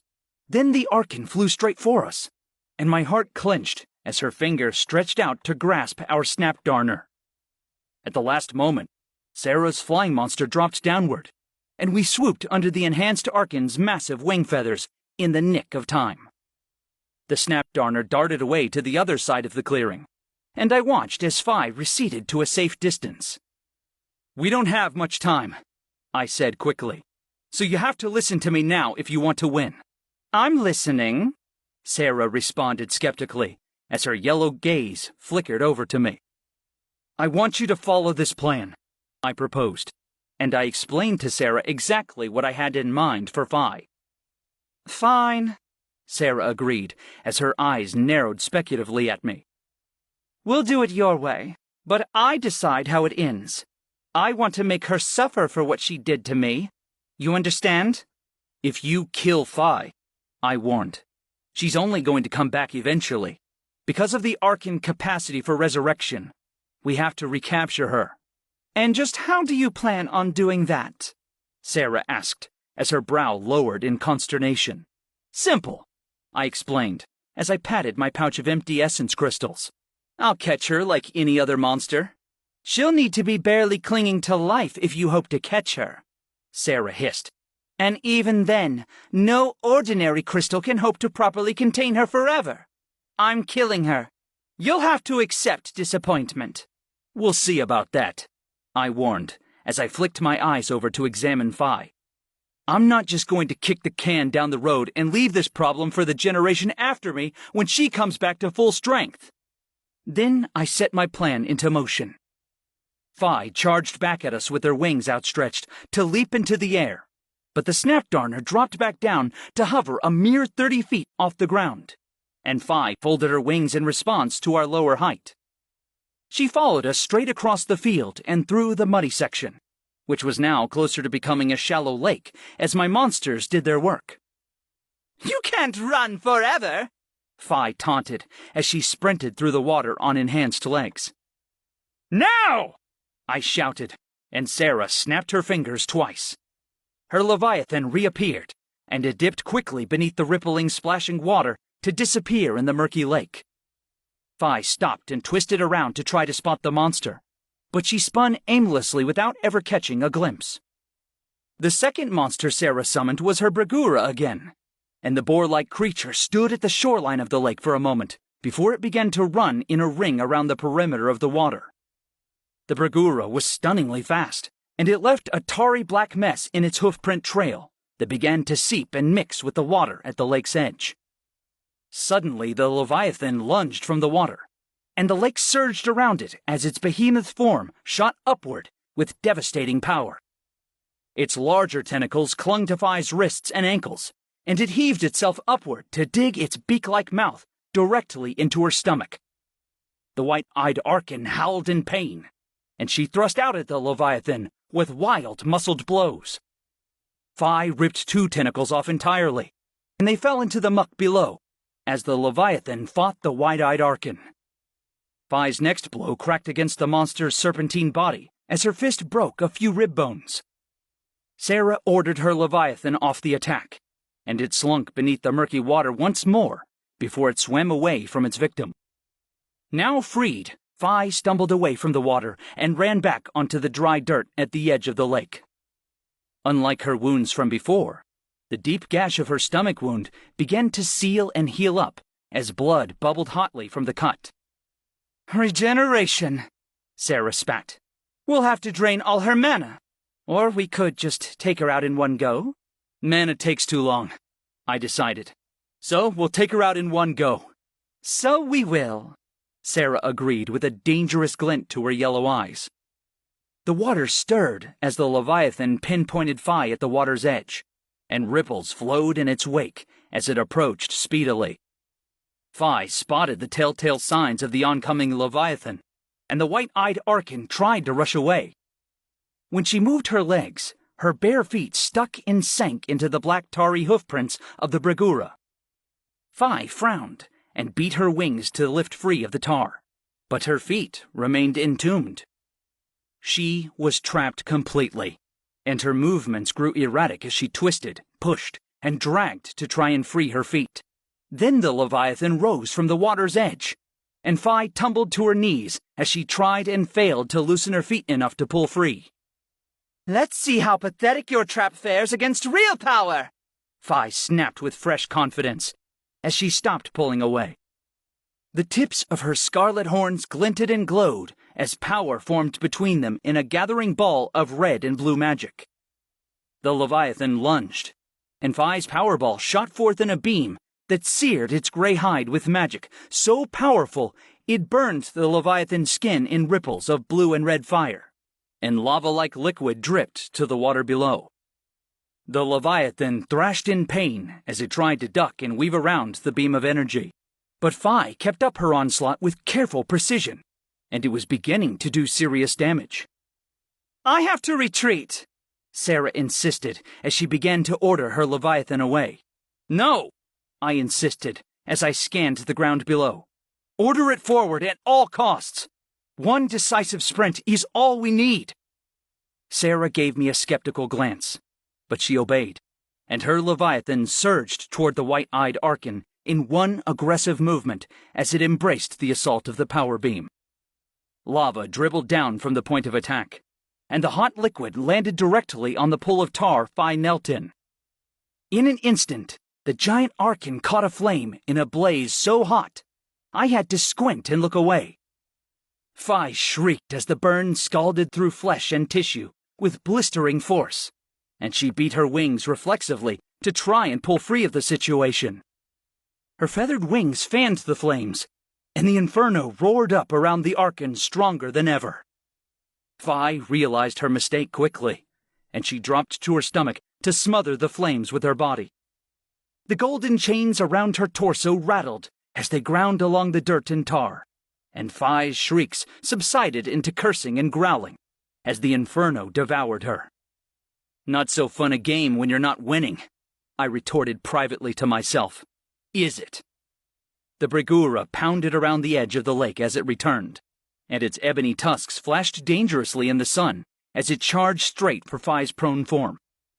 The white-eyed Arkan heaved herself up from the charred remains of the burnt tar, just in time to receive 2 Brigura tusks directly to her lower back.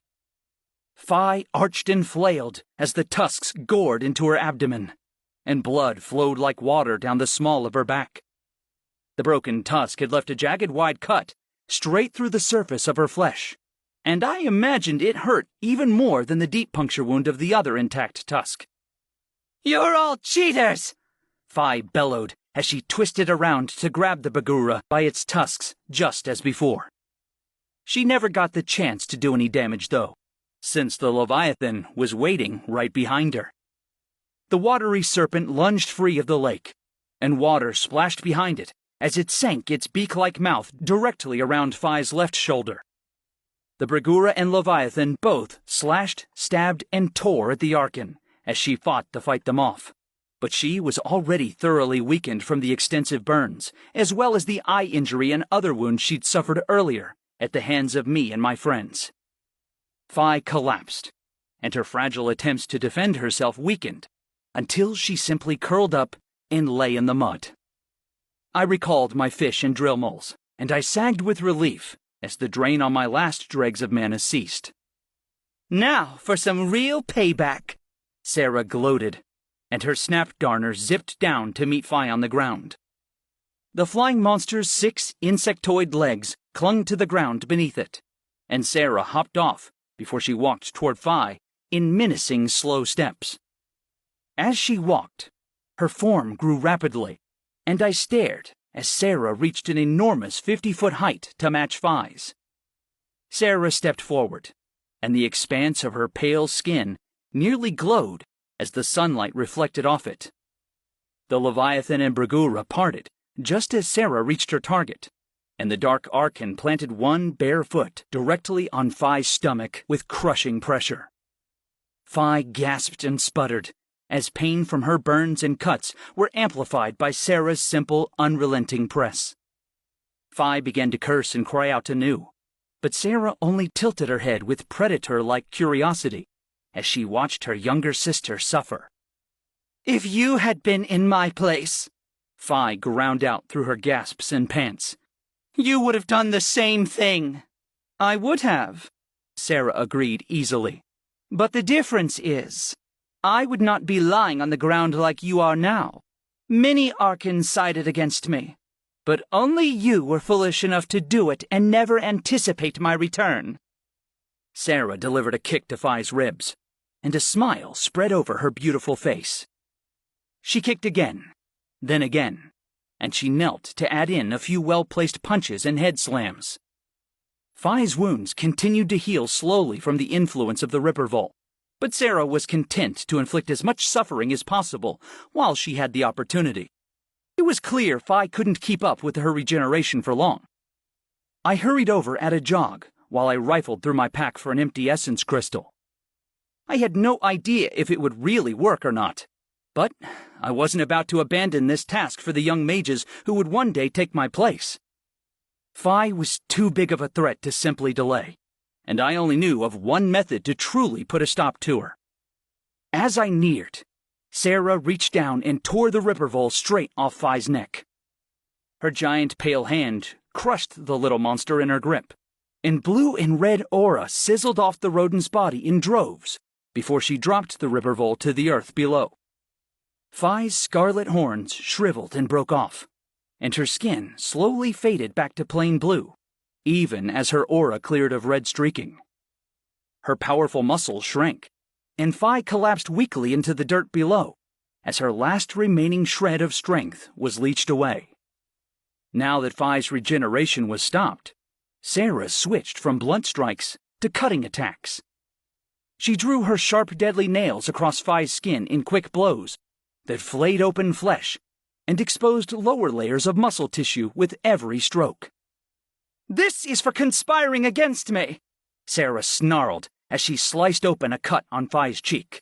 "And this is for the dark cave in which you left me." Another terrible slice opened up across Phi's neck, and blood welled up as the white-eyed Arkan choked out a pained cry. "Here's for the silence and the pain and the boredom," Sarah growled as she cut more strokes into Phi's arms. "This is for the sheer arrogance that you thought I wouldn't beat you this time." Sarah plunged her fingernails deep into Phi's chest, and the blue-skinned Arkan choked out a breathless gasp as her left lung was punctured.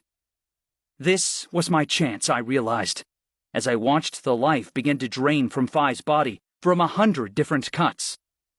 I sprinted in with my Rhine dagger and my crystal clutched in each of my hands, and I shot past Sarah just as she began to realize what I was about to do. "Stop!"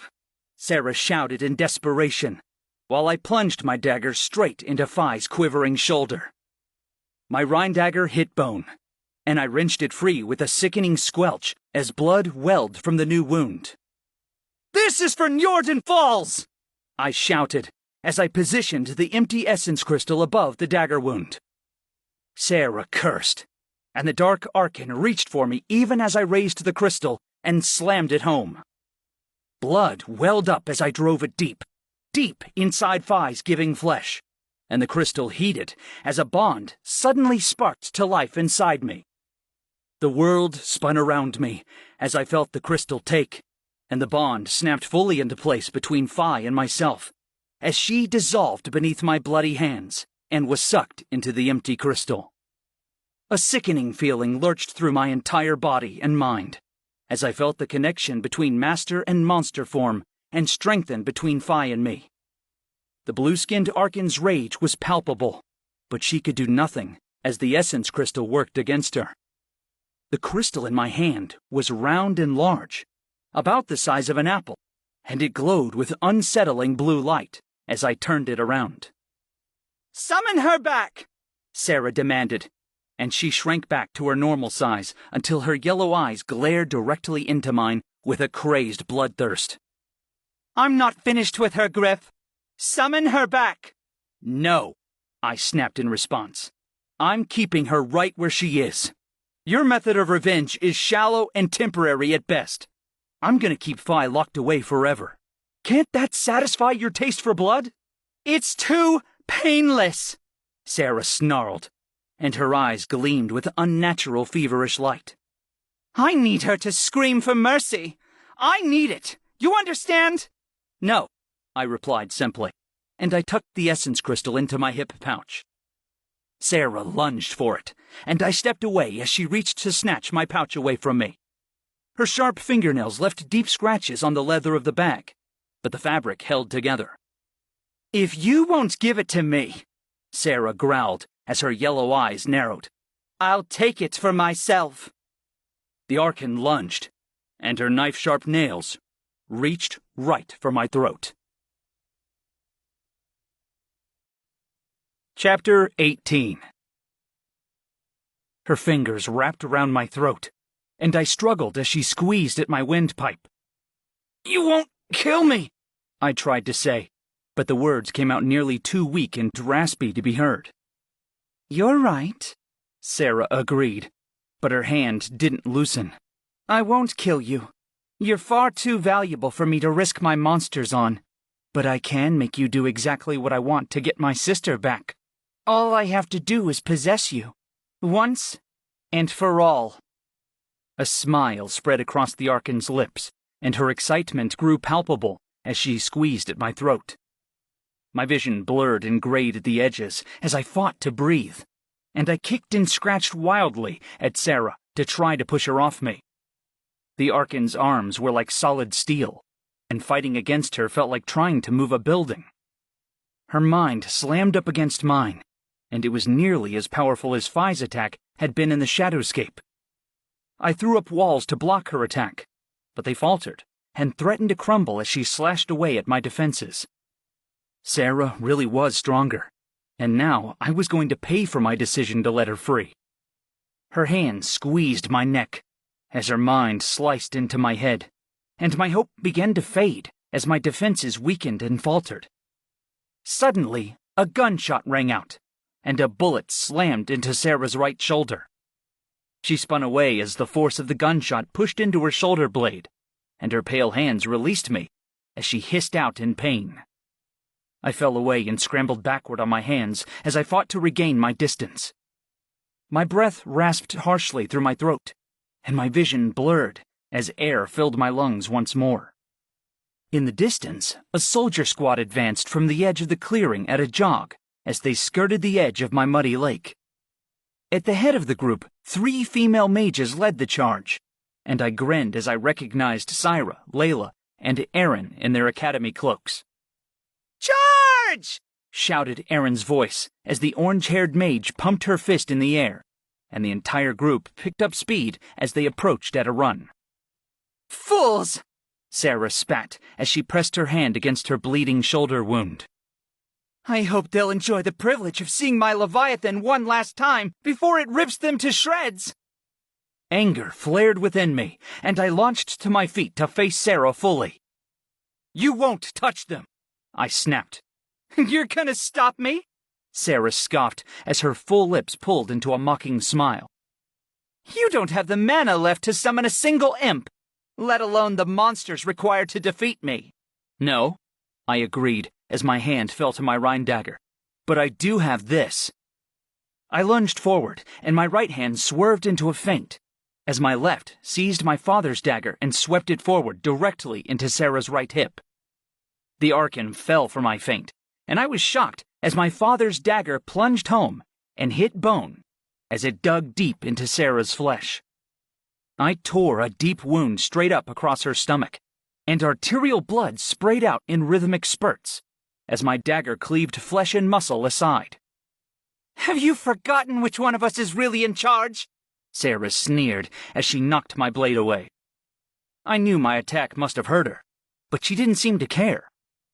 Even the advancing horde of soldiers and mages didn't make her flinch, and my stomach turned over as I met Sarah's alien yellow gaze. For a moment, I thought I could see exactly how old she was, and she no longer seemed like a woman, but more like a hungry creature from a dark cave. Her eyes reflected the passage of millennia, and when she smiled, it looked more like a wolf baring its teeth. Then the Archon grinned wider, and her mind slammed into mine in the powerful wave of a telepathic attack. I staggered under the mental blow, but I shored up my defenses and met her attack halfway. I felt the walls of my mind buckle under the strain of Sarah's power, and instead of focusing on stabilizing my defenses, I abandoned the task altogether to sharpen my offense into a single pointed spear of willpower. How dare you threaten the people I love? I spat as I advanced on her with my daggers drawn. You've stolen my mind, terrorized me at every turn, and hurt my closest friends for weeks. Nia and Varlith are alone in the north, and they're probably fighting right now. Ashla's leg is broken, and she might never walk again. Brayden, Orin, Nia, so many people have lost their homes and families to monsters like you. The anger bolstered my willpower, and heat filled my gut and boiled over into my emotions. My mental power hardened like quenched steel, and I poured the sharpened edge of my rage into the next thrust at Sarah's mind. Sarah's eyes widened as she staggered away from me by a single small step. I'm sick and tired of being thrown around by demigods and monsters, I continued, and cold fire laced my words as my fury grew. You say I have special power? Well, I'm done sitting around and letting you manipulate me like some kind of helpless puppet. You can't hope to stand against me, Sarah hissed. but her yellow eyes flickered with new uncertainty. "You want my power?" I asked in a voice full of thunder, and a strange new feeling bubbled up within me. "Here, take it!" The new force inside me blasted outward, and I felt Sarah's mind crumble under mine as power thrummed inside my chest. The Archon tried to retreat away from my mind, but I stabbed a spear of willpower through her and pinned her down like an insect. As Sarah's mind folded under the weight of my own, her physical body collapsed as well. Her knees hit the ground, and I walked forward as I solidified my mental power over her. "You're wrong, Sarah," I said in a tone as calm and cold as a frozen lake. "You hold no dominion over me, and you never have." "How can you be doing this?" she gasped as she panted from the ground. "It's not about how strong or weak you are," I told her as I stopped and stared down at her desperate face. "It's about how well I know you. And I do know you, Sarah. I know you better than you know yourself." I flexed the strange new power within me, and the Archon gasped as she stared up at me. "For weeks we've lived with our minds fused together," I muttered. "For the first time, I think I can truly grasp how you think and feel. I'm sorry for how you've suffered. I truly am. Humanity pushed you out, and Phi locked you away. For over 1,000 years, you languished alone in your cave, just waiting for the perfect opportunity to free yourself." "Release me!" Sarah pleaded, and she stared at me with desperation written across her face.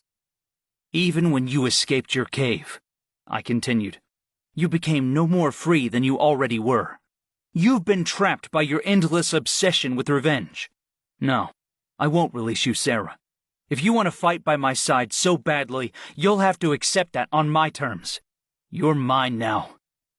I reached out my hand and placed it on Sarah's forehead gently, and the growing force within me flowed freely between us. Drop by drop, our power mingled, and the bond between us strengthened into an entirely new category. Our minds and emotions mingled for a moment, and Sarah finally stopped fighting the mental pressure I held over her. "How is this possible?" Sarah asked as she gazed up at me with wide eyes. "You've surprised me, Griff. I knew you were powerful, but I didn't suspect you could wield it just yet." "I'm full of surprises," I answered as my eyes narrowed at the Archon. "Now that you've had a taste of power," Sarah murmured with a mysterious smile, "I wonder if you'll want even more." Before I could respond, my back suddenly tingled and burned, and I recognized it as the same feeling from before, when I first absorbed Sarah. I didn't know for sure, but if I had a mirror, I'd guess a new wing tattoo had etched itself into my skin. The opposite side of my shoulder tingled and burned, and I suspected the single wing from before had finally formed into a complete set. "You're done here," I told her with a weary, relaxed sigh. "Come back and rest." My order held the ring of a true command, and Sarah's form faded and dissipated into black, swirling smoke as she returned to the tattooed markings on my shoulder blades. Liquid shadow misted up my arms and disappeared under my shirt as I recalled Sarah, and I turned around as the final drop vanished. Layla and Cyrus stared at me from a dozen feet away, and at twice that distance, Aaron held back the rifle-bearing squad of soldiers with firm orders and a stern gaze. I caught a few nervous, wide-eyed glances from the battle-ragged squad as they examined me from far back, and I could tell the soldiers were uneasy with what they'd just witnessed. "Don't worry," I called out as I waved a hand at the squad. "Just capturing a tough monster. Everything is fine now." My casual tone seemed to ease a few concerned minds, though I knew what they'd witnessed was decidedly strange. As far as the public was concerned, monsters didn't talk, and any of the squad members who had basic knowledge of summoning would know the capture and recall I'd just performed looked fishy. Hell, if I was being honest, I was as freaked out as they were. "Griff!" Layla squeaked out, and she darted up close to me as Syra followed in her wake. "I'm so glad to see you're okay," I returned awkwardly, and I tried to shake off the distraction of the adrenaline still pumping through my veins. "Did I just see what I think I saw?" Syra asked urgently in a lowered voice. You caught Sarah for real? Are you still partly possessed? Layla asked with wide eyes. Is she gonna take over? Can you summon her like a monster? Is she talking to you still? Hold on, I said with a wry smile as I held up my hands. I'm not even sure what happened myself, much less what's going to happen next. If I'm not mistaken, though, I think I don't have to worry about Sarah anymore. What about Fi? Syra asked in concern as she glanced around. We were busy clearing up the monsters and evacuating the injured, but I thought I saw her fall earlier. Sarah wanted to kill her, I explained as I rummaged in my hip bag. But I put her inside a crystal instead. I don't want her returning from death to terrorize us later. I pulled out the apple-sized orb of glowing blue crystal, and the girls gaped in surprise as they examined it. I didn't realize you could put an archon in a crystal, Syra murmured in bafflement as she tapped a fingernail against the surface of the orb. Is she yours now? Just like any other captured monster? Maybe, I said doubtfully, but something about it doesn't feel right. It's almost malicious in some way. I think if I let her out, she would go right back to trying to destroy the world. Ah, well, Layla sighed with a shrug. Guess we'll just leave her in there forever then. A sudden shock blazed from my fingertips down my arm, and I yelped as I nearly dropped the glowing orb. Did she hurt you through the orb? Syra asked in shock. Put it away! Put it away! Layla chanted as she pulled my hip pouch open. We're so fucking screwed if that crystal breaks. I hastily set the crystal back in my hip pouch, and I sealed it shut with the drawstring. This doesn't seem like a good way to restrain a demigoddess, Syra said nervously as she stared at the thin bag which held the orb. Definitely not, I admitted with equal concern. I can't worry about it now, though. We have a rift to guard, don't we? Who's watching it now? Don't worry about the rift, Syra dismissed with an amazed shake of her head. 2 monster response squads got here just before we ran over to help you, and I think there'll be enough. That was fast, I said in surprise. Whatever Grand Mage Kennefic is doing to speed up response times, it's working. Arwen came too, Layla added with a relieved smile. Ashla's getting looked at, and it seems like her leg is going to heal fine.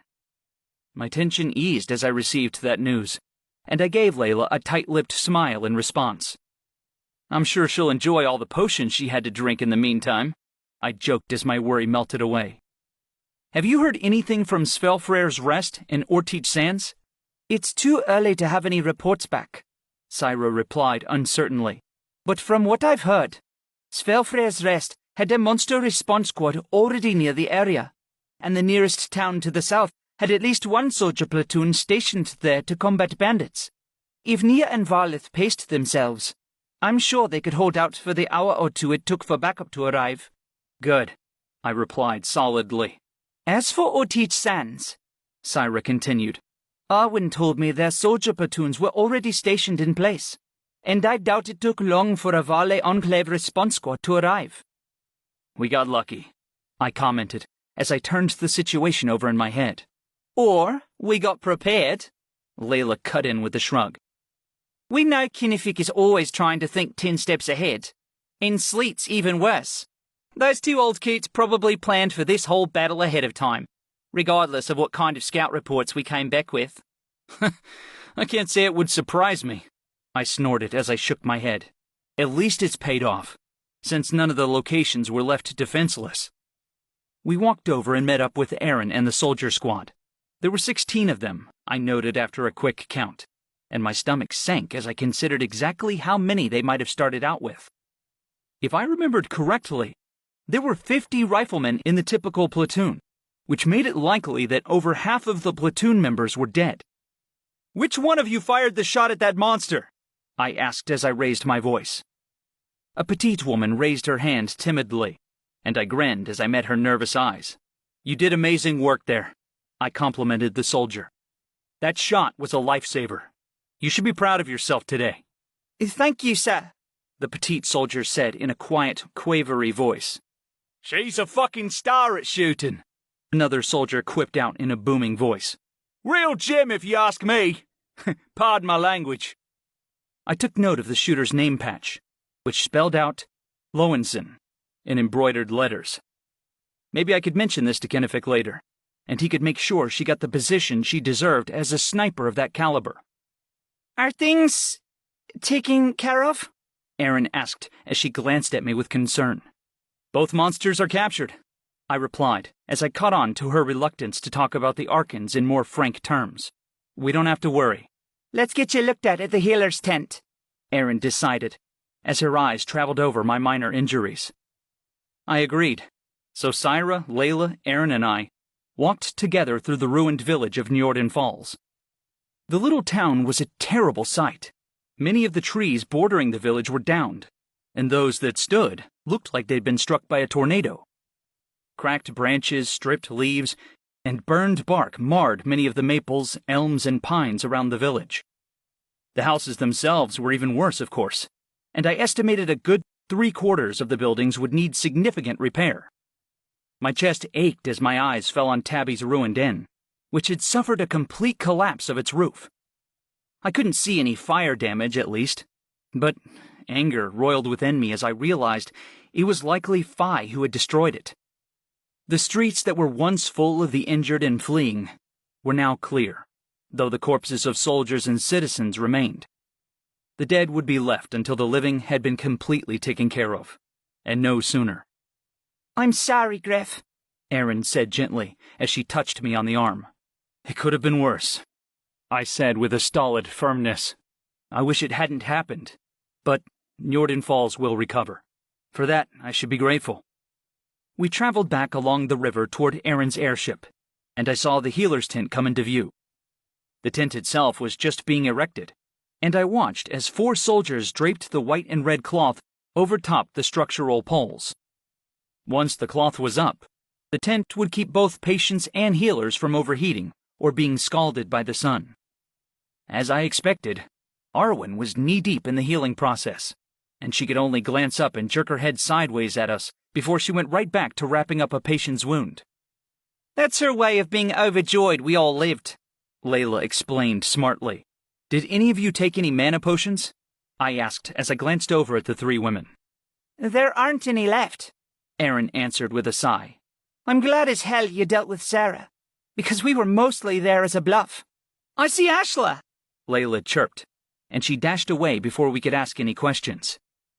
Let's go say hi to her, Syra suggested in a calmer fashion, and we followed in Layla's wake to find the Ice Mage.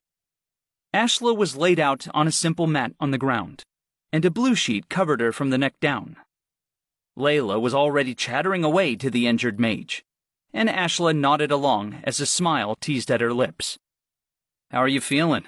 I asked as we knelt around Ashla's mat to talk to her more closely. Like a giant punched me in the leg, she responded, and her chocolate eyes sparkled with humor. It was more of an open-handed hit, I amended, and I frowned at the blue sheet as I fought the urge to peel it back and see the damage for myself. Don't worry, idiot, Ashla quipped, and she lifted an arm to flick me on the shoulder. It's a broken leg, not a mortal wound. I could have gotten this falling out of a tree. I'll be healed up in no time. You'll see. I'll visit you in Meriden clinic, I promised decidedly. You might heal quickly, but I'll be there just in case. You're a sweetie, Ashla responded with a smile. I'm glad to hear it. Now, before I die from the anticipation, will you guys tell me what the hell happened with the giant monster who's been terrorizing this village? Ah, I said as I gleaned her meaning. That giant monster. It was difficult to explain what had happened without spouting top-secret knowledge to all the patients and healers nearby, but I skirted Phi and Sarah's actual identities with some vague pronoun usage, and the word Arkan never came out of my mouth. Ashla and Erin nodded along in tense anticipation as my story continued, but they both seemed satisfied at the end of it. That's it then, Ashla exclaimed in joy. A final victory, don't you think? It could be, I said cautiously, and a smile lit my face, despite myself. I feel like I won't be truly relaxed until I hear Svelfrer's Rest and the Ortiz Sands teams are all right. Nia, Varlith, Almasi, Braden, and Gawain could still be fighting for all we know. They'll be fine, Ashla dismissed with a gleeful grin. Nia and Varlith could outlast the end of the world with how careful they are. And Orteach Sands has all the backup in Mistral. I know, I allowed with a shrug, but I'm still waiting to celebrate. Just watch, Ashla retorted. The day will be over before you know it, and everybody will turn up just fine. If you say so, I answered reluctantly. Of course, Ashla ended up being exactly correct. The rest of the cleanup operation flew by, and I joined the crew of soldiers to help with body disposal. Layla was commandeered by the healing team to help with assistant tasks in the patient tent, but Syra, Aaron, and I joined the few remaining soldiers in the work to clean up the dead. As we labored to carry away bodies, the few able soldiers who were left helped us as they gave reports and told their sides of the story. Hearing the soldiers speak was a stark reminder of just how much had been lost in the fight against 5. 9 Jordanfall citizens were missing or found dead in total, and 52 soldiers were dead, or presumed dead. 100 soldiers had entered battle, and only 17 survived in the first platoon, while 31 survived in the other. The larger number of survivors in the second platoon was only attributed to the fact they were stationed in a camp near the perimeter rift location, a little further from Jordanfall's village. When the fighting broke out, they suddenly found themselves the lucky ones. Soon the first airship back to Varley Enclave was ready, and Arwen found us as we bagged up a victim of a clawed monster. Vacation is over, the red-haired professor announced with a tired sigh as she wiped the sweat from her forehead. I'm going back to Varley Enclave with the victims who need clinical treatment. I suggest you all come as well, and don't make Sleet wait any longer for a proper report. Understood, I responded with proper seriousness. Arwen nodded, but she broke into a sudden smile that lifted my heart. Good work, you idiots, she said as she gave Aaron and me firm pats on the shoulders.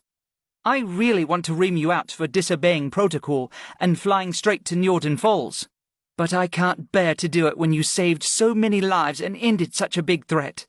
You're the luckiest, stupidest leader I've ever met, Griff. Thank you, I said in a hesitant, questioning tone. You're welcome, the professor responded smartly as she gave me a lightning-quick wink. Now let's go before they get impatient waiting for their pilot. Your ship is the one using Aaron. We filed into Aaron's airship, and my eyes widened at the sight of it now packed with the wounded. The orange-haired pilot gawked for a moment before she picked her way gingerly through the chaos and disappeared into the hold. I guess it fits within the weight limits, I assumed as I watched Aaron go. Kinda amazing what these new airships can do. No kidding, Layla replied with a whistle. Guys! Ashla's voice called from the back of the ship, and I picked my way through the injured on the floor to find her. After I evaded a few sprawled bodies, I stopped at Ashla's side. She was propped up against the back wall of the airship, with her legs stretched out in front of her. The blue sheet was gone, and I could see her bandaged leg in its full splinted glory. Little cramped in here, huh? The ice mage asked with a grin. I guess safety harnesses get forgotten about in an emergency, I replied as I looked at the critical conditions of a few of the patients. Hopefully we won't run into any turbulence. Even if we do, Ashla snorted. We'll be in Meriton's hands soon. She'll heal everybody on this ship with pure mother-hen power. No kidding, I agreed in amusement. I'm sure she'll be delighted to find out you've got hurt, Syra added with a rueful expression of regret. Don't mind me, the ice mage groaned. Hey, I said as an idea occurred to me. Can somebody look at my back for me? I felt something after the battle, and I need to know for certain what happened to Sarah's marking. Syra helped to lift my shirt, and the girls leaned in to look at my shoulders. The tattoo from before, Ashla murmured. It's not just the one side anymore. There are 2 symmetrical wing shapes now, like they've always been there or something.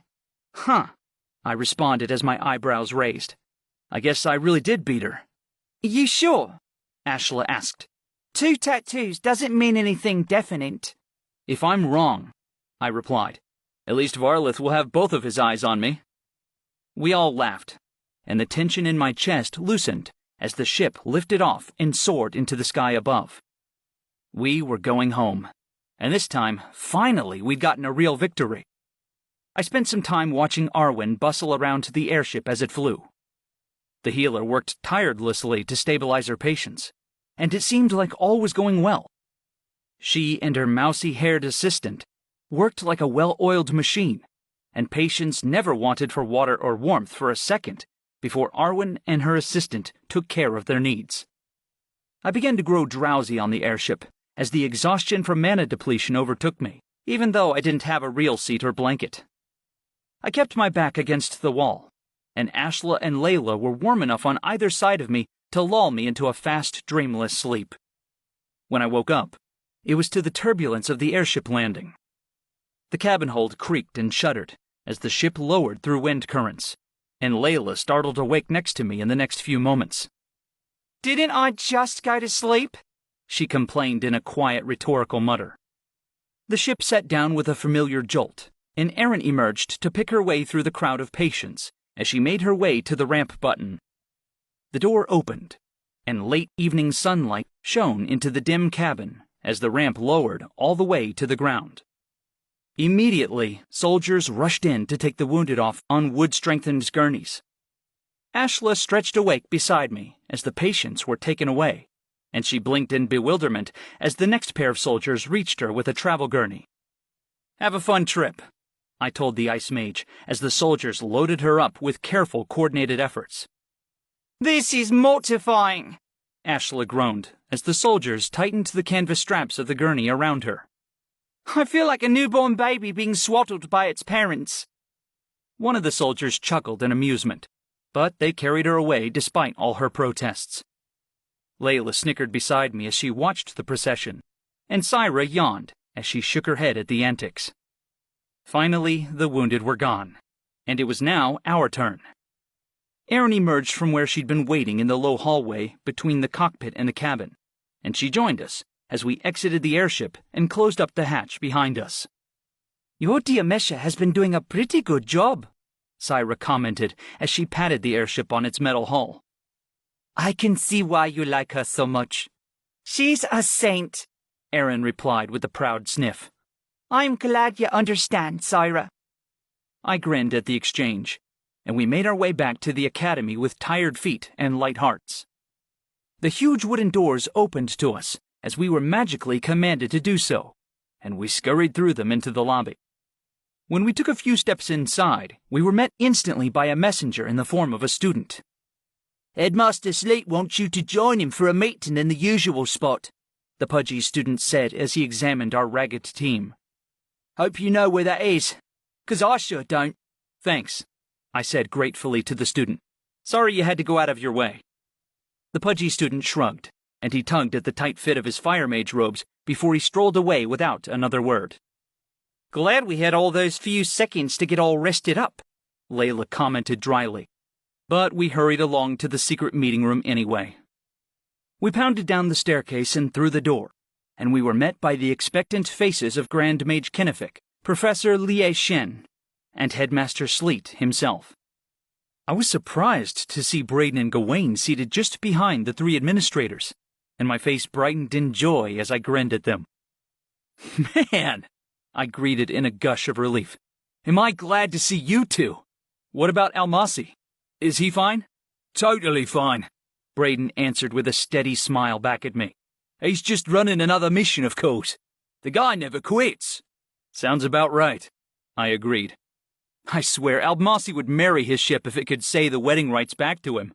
"He'll find a way someday," Braden answered. "I bet he could weld the ring to the steering wheel." "And now that we've all had a friendly chat," the Grand Mage Kennefic interrupted in a dry tone, "perhaps we could get to some actual reporting of events?" "Sorry," I apologized quickly as I took my seat. "I should have jumped up straight in with that part. Just a little giddy from the long day." We settled into our chairs, and Syra started the narration of their experience in Njorden Falls, before Ashla, Erin, and I arrived. Fi had come through the rift almost the second it opened, it sounded like. Tabby had run to warn both soldier platoons, while Syra and Layla coordinated evacuation efforts. The reason the casualty count among the Njorden Falls citizens was so low was almost entirely because of this initial effort. and I was thoroughly impressed by how well the two women handled the situation. Eventually, Syra's narrative ran up against the moment when Ashla, Aaron, and I arrived, and I took over to explain our own piece of the day's events. I described everything starting from Svelfrer's rest, and my teammates filled in the gaps with details whenever my story began to grow sparse. One spot I did get stumped at was when I tried to describe what had transpired between Sarah and myself at the end of our encounter. My story was already filled with vague insinuations that Phi and Sarah needed me for something, and the truth was, it upset me to describe out loud the level of their desire to possess me. My description of the mental battle between me and Sarah wasn't very comprehensive, and in the end, I couldn't explain how I'd won over the Dark Archon. You subjugated her? Grand Mage Kennefic asked, as a frown creased his mouth and brow in consternation. Was it some kind of magical word? A certain trick with summoning magic because of the bond between you two? It was nothing like I've ever felt before, I described honestly. I couldn't tell you where it came from, or if I could do it again. All I know is that Sarah is now under control, and that's good enough for me. Is she still talking to you? Headmaster Sleet asked as he gave me a long, scrutinizing look. Not anymore, I replied, but I'm not sure if her silence will last. Professor Li Xian looked disturbed, and her eyes were wide as she sat stiffly back in her chair. Grand Mage Kennefic was just as tense, though his stiffness stemmed from the frustrated burning desire to know more. Well, Headmaster Sleet cut in as he stroked his white beard. It's certainly unusual. However, I trust Griff on his assessment of however dangerous he thinks the situation is. It certainly doesn't sound like Sarah will be bothering him anymore, but we can't know for sure until some time has passed, and he has examined the new bond fully. What about Phi? Professor Li Xian put in as she leaned forward in her chair, and her frown deepened. Even if Sarah is somehow taken care of, and the ciphers were incomplete in their knowledge of Archons, there's still the matter of this Archon Essence Crystal. I don't know much, I said honestly with a grimace. I have it here, so I invite you to help me figure out exactly what this Essence Crystal's properties are.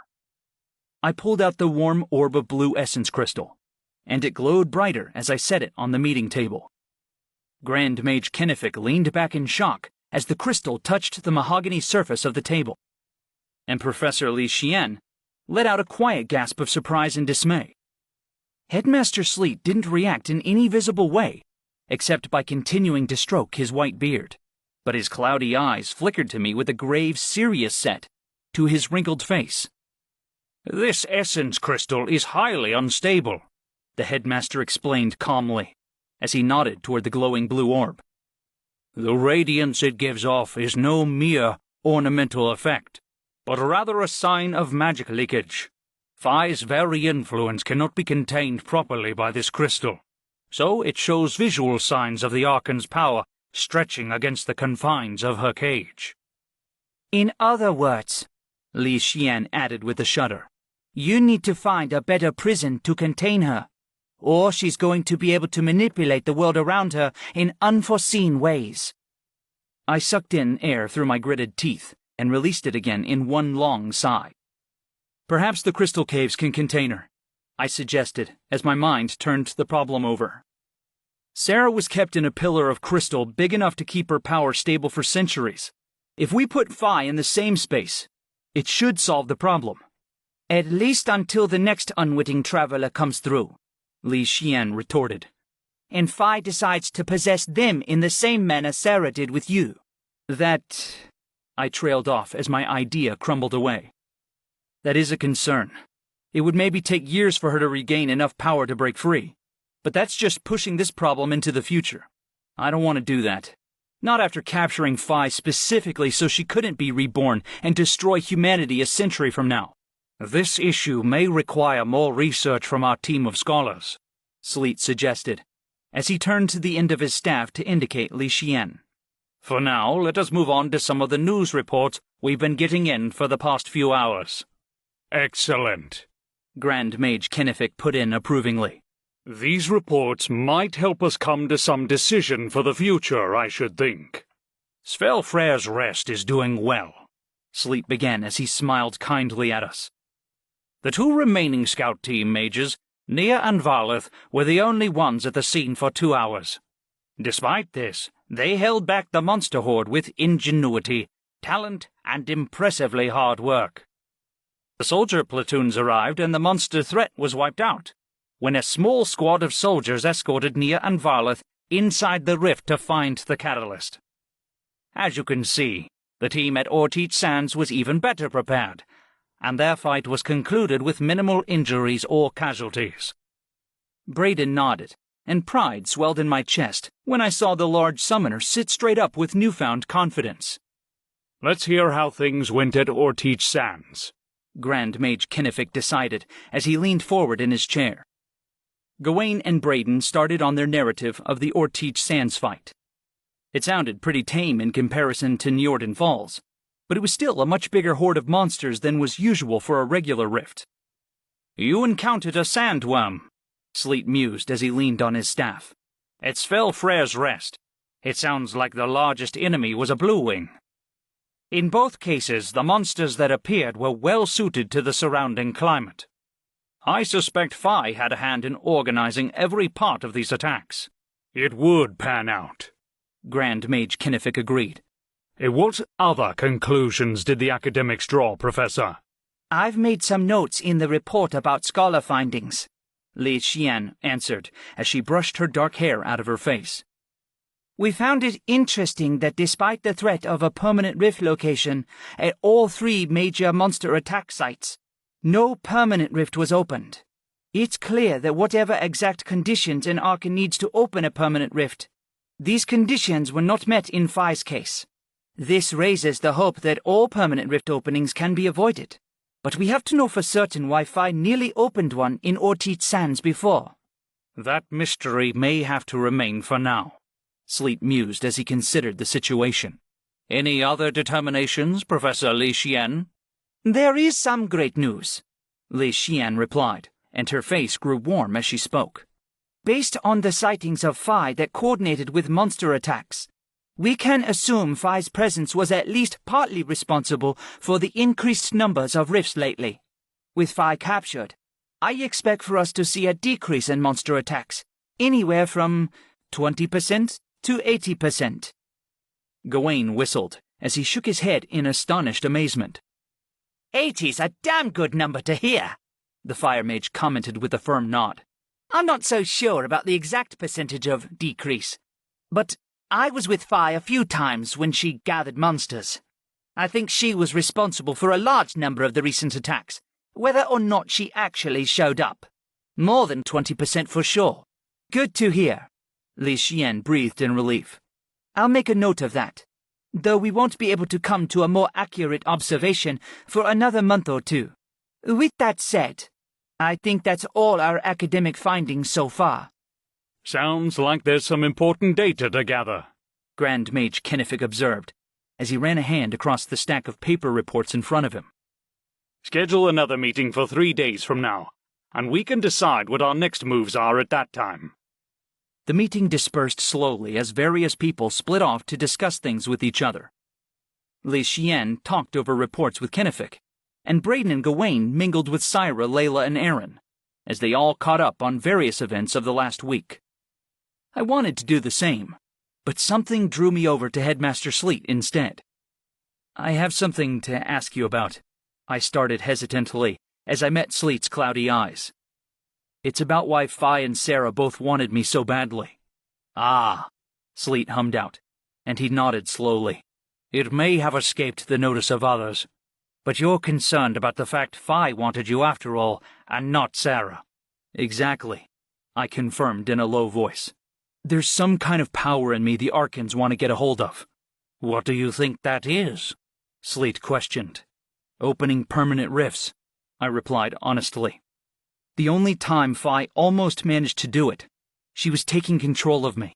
Then she attacked Njorden Falls to lure me in, partly because it's my hometown. I think she wanted to use me again. I suspect you may be right, Sleet admitted. However, Permanent rifts are not the only odd thing that has happened around you, Griff. You have to consider the way in which you subdued Sarah and added her full marking to your skin. You seem to have a singular talent for controlling Archons. Maybe anybody can control an Archon, I debated, with the right circumstances. Perhaps, Sleet mused. Perhaps not. There is something special about you, Griff, and only time will tell exactly what that is. You don't sound very concerned about this, I pointed out. What about that prophecy? Maybe I shouldn't be allowed to go out and fight with Sarah under my control. What if... Don't worry about the possibilities, the headmaster interrupted. Keep doing what you think is right, Griff, and that's all you should be concerned about. My protests died within me as I looked at Sleet's serious expression. If you say so, I agreed reluctantly. I do want to help against the monsters as much as possible, but there's so much I just don't know about myself. For now, Sleet suggested, you should just relax. Take the time to rest and recuperate whilst you have the chance. I nodded in response and filed away my concerns for later as I left the meeting room. My friends followed me in good cheer, and I joined their conversation about the sandworm as we wandered down the cafeteria. When it opened its mouth, it smelled exactly like an earthworm, Braden decided. Kinda like wet rain or rotting leaves. This was in the middle of the desert, though, Gawain argued. Plus, it's a carnivore. Did you not see thousands of teeth? Smelling like earthworms doesn't make sense at all. That's what it smelled like, Braden protested. I'm sure you had to smell it. You were right there. I didn't smell a thing, the fire mage retorted as he crossed his arms. Maybe Braden was just smelling Gawain's perfume, Layla suggested as a wicked grin stretched across her petite face. The fire mage scoffed and jerked his head up in a proud huff. You're so low to the ground, Gawain retorted. You'd probably need a ladder to smell anything but dirt and grass. Hey!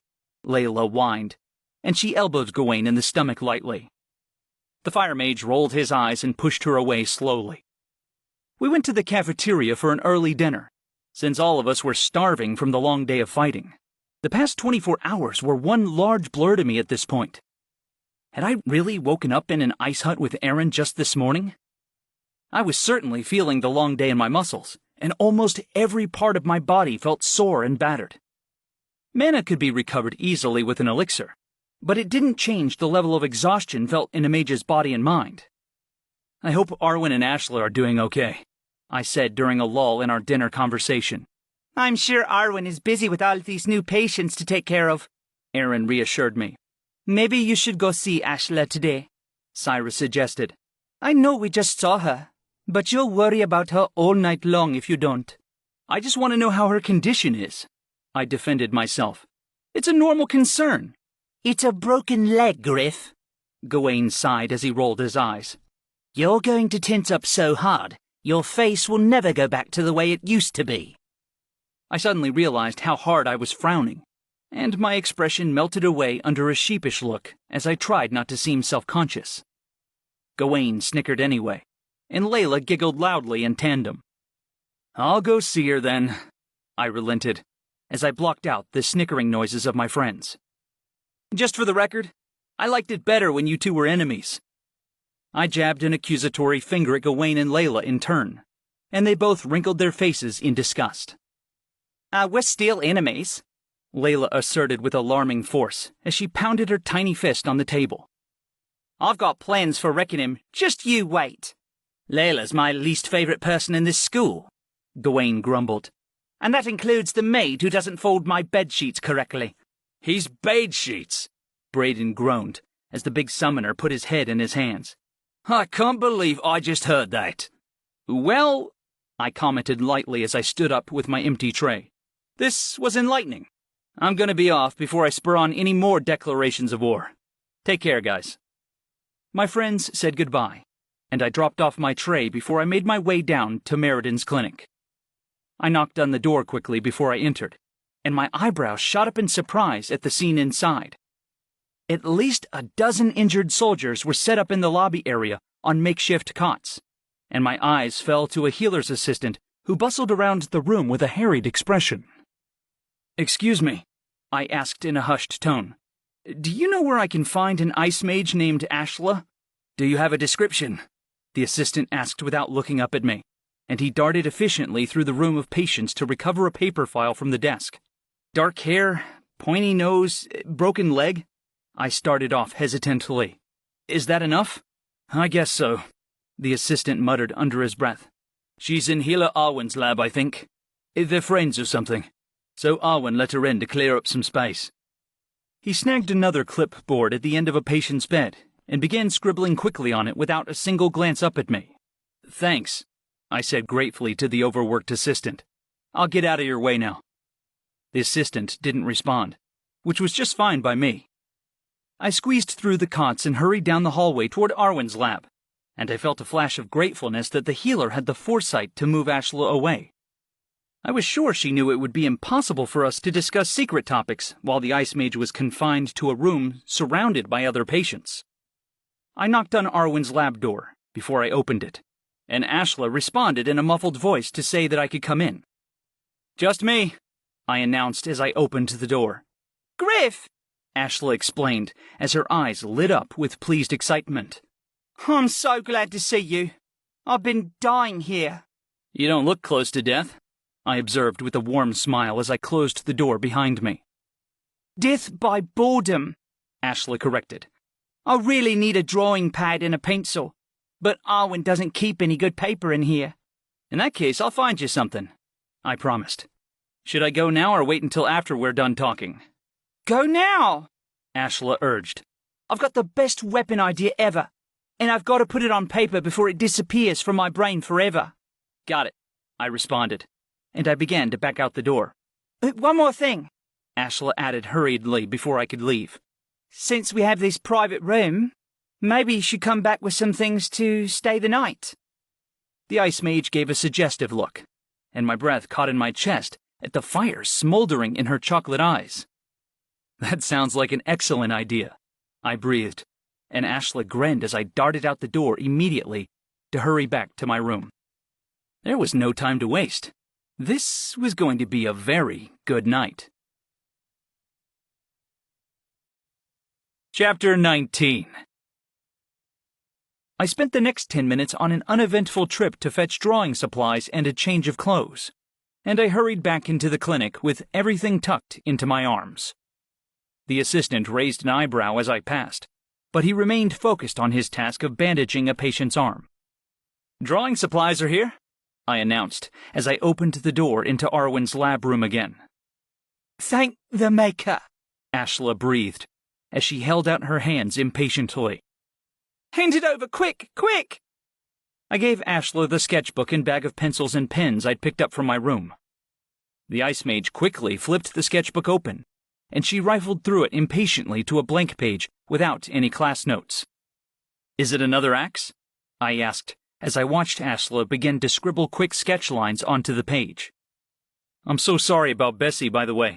It's fine, Ashla dismissed as her pencil flew across the page. I miss her, but I never would have improved on my original design if she was still intact. Once I got over the morning loss, I realized I could do so much better. "What's different?" I asked as I examined the shape she was etching out.